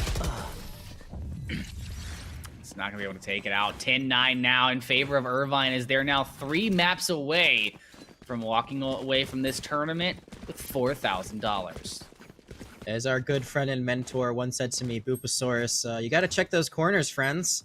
And so far, there have been no corners to be checked here, and they're just inching closer and closer to that 13-round win. You see Irvine keeps getting ahead by 1 and then keeps dropping it. So let's see if they can secure that lead a little bit more now, or if they're going to give it right back up. Again, full buys from everyone, so ARs all around, whether it be the Phantom or the Vandal, and Danichi going to be going very early with that drone to see if there's anyone on C. Now it's time for Damo Nation. Need to fire it up underneath Waterloo, but oh no, Toph. Nibbler once again, the cursor placement from Nibbler this tournament has been practically impeccable. Absolutely, and you see that play over and over again. Just doesn't matter where gun it is, Nibbler going to go for that really aggressive peek, find the kill, and immediately dash out. Going to lose quite a bit of health for it, but you know it's better than it's not as bad to lose health versus your life. So you see Irvine at the advantage once again. The ultimate's also in their favor, depending on what they want to do. They could use this breach ultimate to try to stun up anyone on that point and open it up. Right now, there's only one member of Waterloo on it, and they are in the back left corner. Yeah, that recon arrow gonna put Damo into a bit of a tricky situation, as Irvine's gonna put themselves onto the point in a very good posture. 3 left for Waterloo. They will have the Cypher ultimate, but they're gonna need to get a pick to use it. And they're down 2, so it's going to be very hard to find any pick at all. Maybe you just retreat and try to save it for the next round. You're seeing that Nibbler, despite being weak, has found those 2 kills, so great job by them. And looks like Waterloo's just looking to save. You're seeing Vex hide in this corner, not trying to die today, not trying to lose that gun. So Waterloo bowing out of this round, going to give it up. And now you see Irvine. Dangerous play. Yeah. Right now you see Irvine. They're going to poke out. This could work out wonderfully for them or terribly, depending on how this goes. Oh, no, no, no, no! Oh, Sylph is going to go down as Vex's location does get revealed. Not going to be too much of an issue, though. He's looking at the very end. Yes, Vex gets another one! Oh, in the end of the day, wasn't able to keep the weapon. Yeah, Vex will fall. Not sure how that economy will end up looking after this, but looks like they can all still buy, so not a bad idea to back out of that fight to potentially fight another day. But you see Irvine, they've won 2 rounds in a row now, so all they need is 2 more to clinch this series and that grand prize plus the title. It's getting down to the very end here, and I am hyped to see how this match plays out. Expect a big swing here. They're going to go for this aggressive push on the A. You see Nibbler already trying to go up and over to see what's happening at B. Doesn't get a lot of information. With shots fired, June going to spy out a couple of members on long from Waterloo. Irvine playing aggressively with Nibbler, but Nibbler needs to be careful, not looking. He's got a couple of members looking. Oh! Yep. Look, and they fall. I mean, right there, it's not going to be anyone falling just yet, but a few shots going to be fired either way. I'm looking at this Reyna ult, the Empress ult, on the side of Waterloo. Can it find the value? And Nibbler goes for that play again, but this time on B, there are people there waiting for the nibbles, and they're going to fall very quickly, and Nacho might be falling in after. Yeah, Nacho in a rush to get the bomb and get out. Is going to give away a couple of kills. So this is Crown. June gets 2. Waterloo now into a 3v1. Should be an easy win for them. Crown going to get that last kill onto Danichi. It's only fair that Sova takes out Sova. Oh, these 2 teams are so polite. They just love giving rounds to each other. They're like, here, you can take this one and I'll take the next one. And we'll just keep doing this all day until eventually someone wins. At 12-12 we talked about earlier. You know, we talked about it last at 8-8, and now it's 11-10, so it's very, very possible that we do end up reaching that scenario. Now, it's going to be UC Irvine trying to get another round on this attack. They definitely looked better on the attack so far than they did on any other map, in my opinion. They've won just as many rounds as they did on Bind to secure the map now. They need 2 more. It's that magical number 5 to win, but Nibbler going to dash in, and there might be a whole army of enemies going to meet them there. And nobody's sussed out Nibbler behind this box. Or sorry, not Nibbler, Toph behind the box. Nibbler's going to get taken down there. And now in a 3v3, bomb gonna get planted into the back as Irvine loses another member. They'll put the bomb on the ground and even up the scales. Sylph gonna have to teleport out of this situation. Looking to put the 12 point on the board. Needs to be able to bait it out until June can get into the back line, but June taking a little bit too much time coming through Garage. Isn't able to get into the back. Has to commit onto point from here. Isn't able to land the shots, and Waterloo gonna put 11 onto the board. Oh, here it is. Do we get to 12-12? Like, oh, just every step closer. This is quite a way to end this series. And there's a big misplay by cheap players in UC Irvine. You saw two of them caught out with their guns not in their hands, basically with their pants down. And there you just saw that Waterloo, they took advantage of that situation, got 2 free kills. And if they had not died on the side of UC Irvine, that might have been a round 12 going to them. Now, once again, it's tied up, and both these teams just so even right now. It's going to come down to who can get that first pick. You're seeing, though, that UC Irvine, they're going to have to do more of a light buy, not able to get a full buy for all of their players. So that might be what changes this matchup and puts it in Waterloo's favor. And no doubt, a big factor in why you're seeing this very, very patient attack from Irvine. They've been quite aggressive, but they just don't have the tools to continue that play style. They need to find a way to get themselves an early pick. They can put this to a 4v5. It completely changes how they have to engage. 30 seconds down, only a minute remaining for this attacking side. Waterloo's fine. They're going to just stick to the business they have. They are not going to move an inch for anyone just yet. See that Irvine, they're just pondering. And why would you move? I mean, the clock's your friend at this point. It is, absolutely. And that spike was left behind for just a little bit. Now it has been picked up. And there is going to be the first engage. June not going to fall just yet, but there is going to be a trade. So it is a 4v4. Now no one has the advantage, but you still 30 both seconds left. lose some point presence. 30 seconds and counting. So they really have to step it up on the side of UC Irvine. And a beautiful read from UC Irvine to kind of recognize that Waterloo, after that kill goes down, will probably hedge their bets for A, and they did. So they'll be able to put the bomb down and give themselves a little bit of an advantage. Not only on positioning, but now on bodies. Waterloo down to 3 members as they're struggling to, or trying to keep their hopes alive for this tournament. Irvine on the brink of finally, 3rd time's the charm, finally bringing home the trophy. And the prize pool. Most importantly, the prize pool. Tanichi again with the flank. Oh, isn't able to get that last kill, but now it's a 1v3. This is not the last round no matter what, but it's going to be close to it. It might be the penultimate, and Nibbler gonna put those words right in my mouth. Now UC Irvine are 1 round away. Match point. Tanichi had some great flanks. Both times just going through Garage. Both times catching enemies from Waterloo out of position. And now the number 2 seed is 1 round away from becoming the number 1 team in this tournament in the Conference 1 Grand Finals. This could be it, Shidle. This could be it. It could, but Waterloo, they're going to fight tooth and nail. They need to keep themselves, it needs to be very careful on B, because you have that op on the offensive side. If you allow them to plant on B, they can shut down, what, a third of the point with that operator from B long, or from C long? Yeah, it's quite possible right now. Tanichi just going to be using that drone to see if there's anyone on C, and so far, C, they're not going to find anyone just yet, but there are 2 enemies waiting for them at the back. The Paranoia is going to find one, and this could be a huge Hunter's Fury. He's going to find 1 hit, but is there a follow-up? It doesn't matter because Nacho and Sylph, they've gotten the first 2 picks. It's a 5v3. Can UC Irvine put this away? They've been able to kind of change speeds left and right. They played slow last round, fast this round, and both members, or 2 members of Waterloo, are going to be coming in from their own spawn as Crown. Able to find a kill, use that recon bolt, isn't going to get much information from it. Vex now moving on to the point, trying to clear every corner possible, doesn't fully clear the corner. You've got to look the full way. Crown is able to take Nacho out, that puts it to a 2v3. Irvine's still in mighty good position as B-Long is their friend. The op shot not going to land. Nibbler needs to be able to take them out. Rosie's going to help out.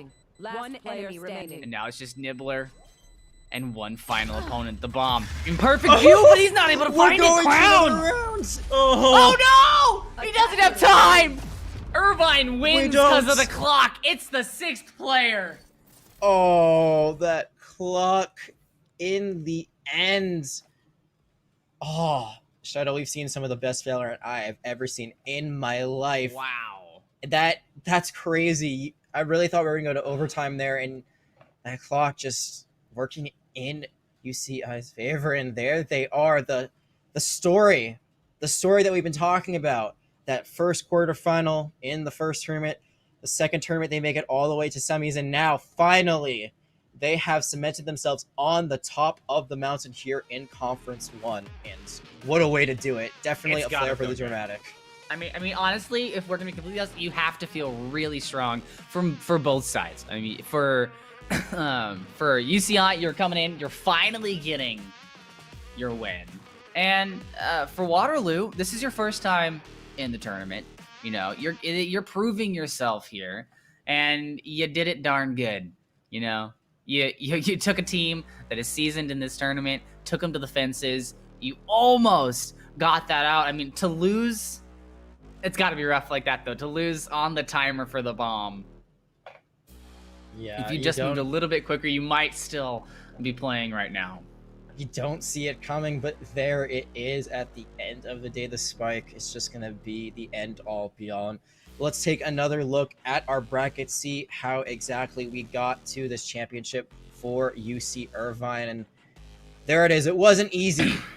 It wasn't easy at all. They looked very, they did not look very good on Ascent. UC Irvine did not, but it doesn't matter at the end of the day because they got what they needed to win this championship and the $4,000 in Waterloo. They're not going to be going home empty-handed at all. They're going to take $2,000 and, you know, they're going to be coming back, I'm sure, with a vengeance for our next tournament, which is going to start a lot sooner than you might think. Yeah, we are going to have our second group tournament starting up this upcoming Monday, and another $7,000 are going to be on the line. And just so you know how that's broken down between the teams that you saw today, $4,000 will be going to the winner, $2,000 to that second place team, and then third and fourth place are going to walk away with $500 each. But that's going to be starting up, so make sure that you guys are tuning in to the production next week for some more Conference 1 Valorant action. And before we go, I just want to give a huge shout out to our production team, Space Productions. You can find them on Twitter at spaceprod_GG. They've done a fantastic job making sure that you guys see the best of the action. Yeah, absolutely. And it's been a great day. Thank you for letting us into your homes. We hope that you've enjoyed it. I know me and Steidel have definitely enjoyed it. It's been a blast. From all of us here at Conference 1. This is Jag and Steidel gonna sign off.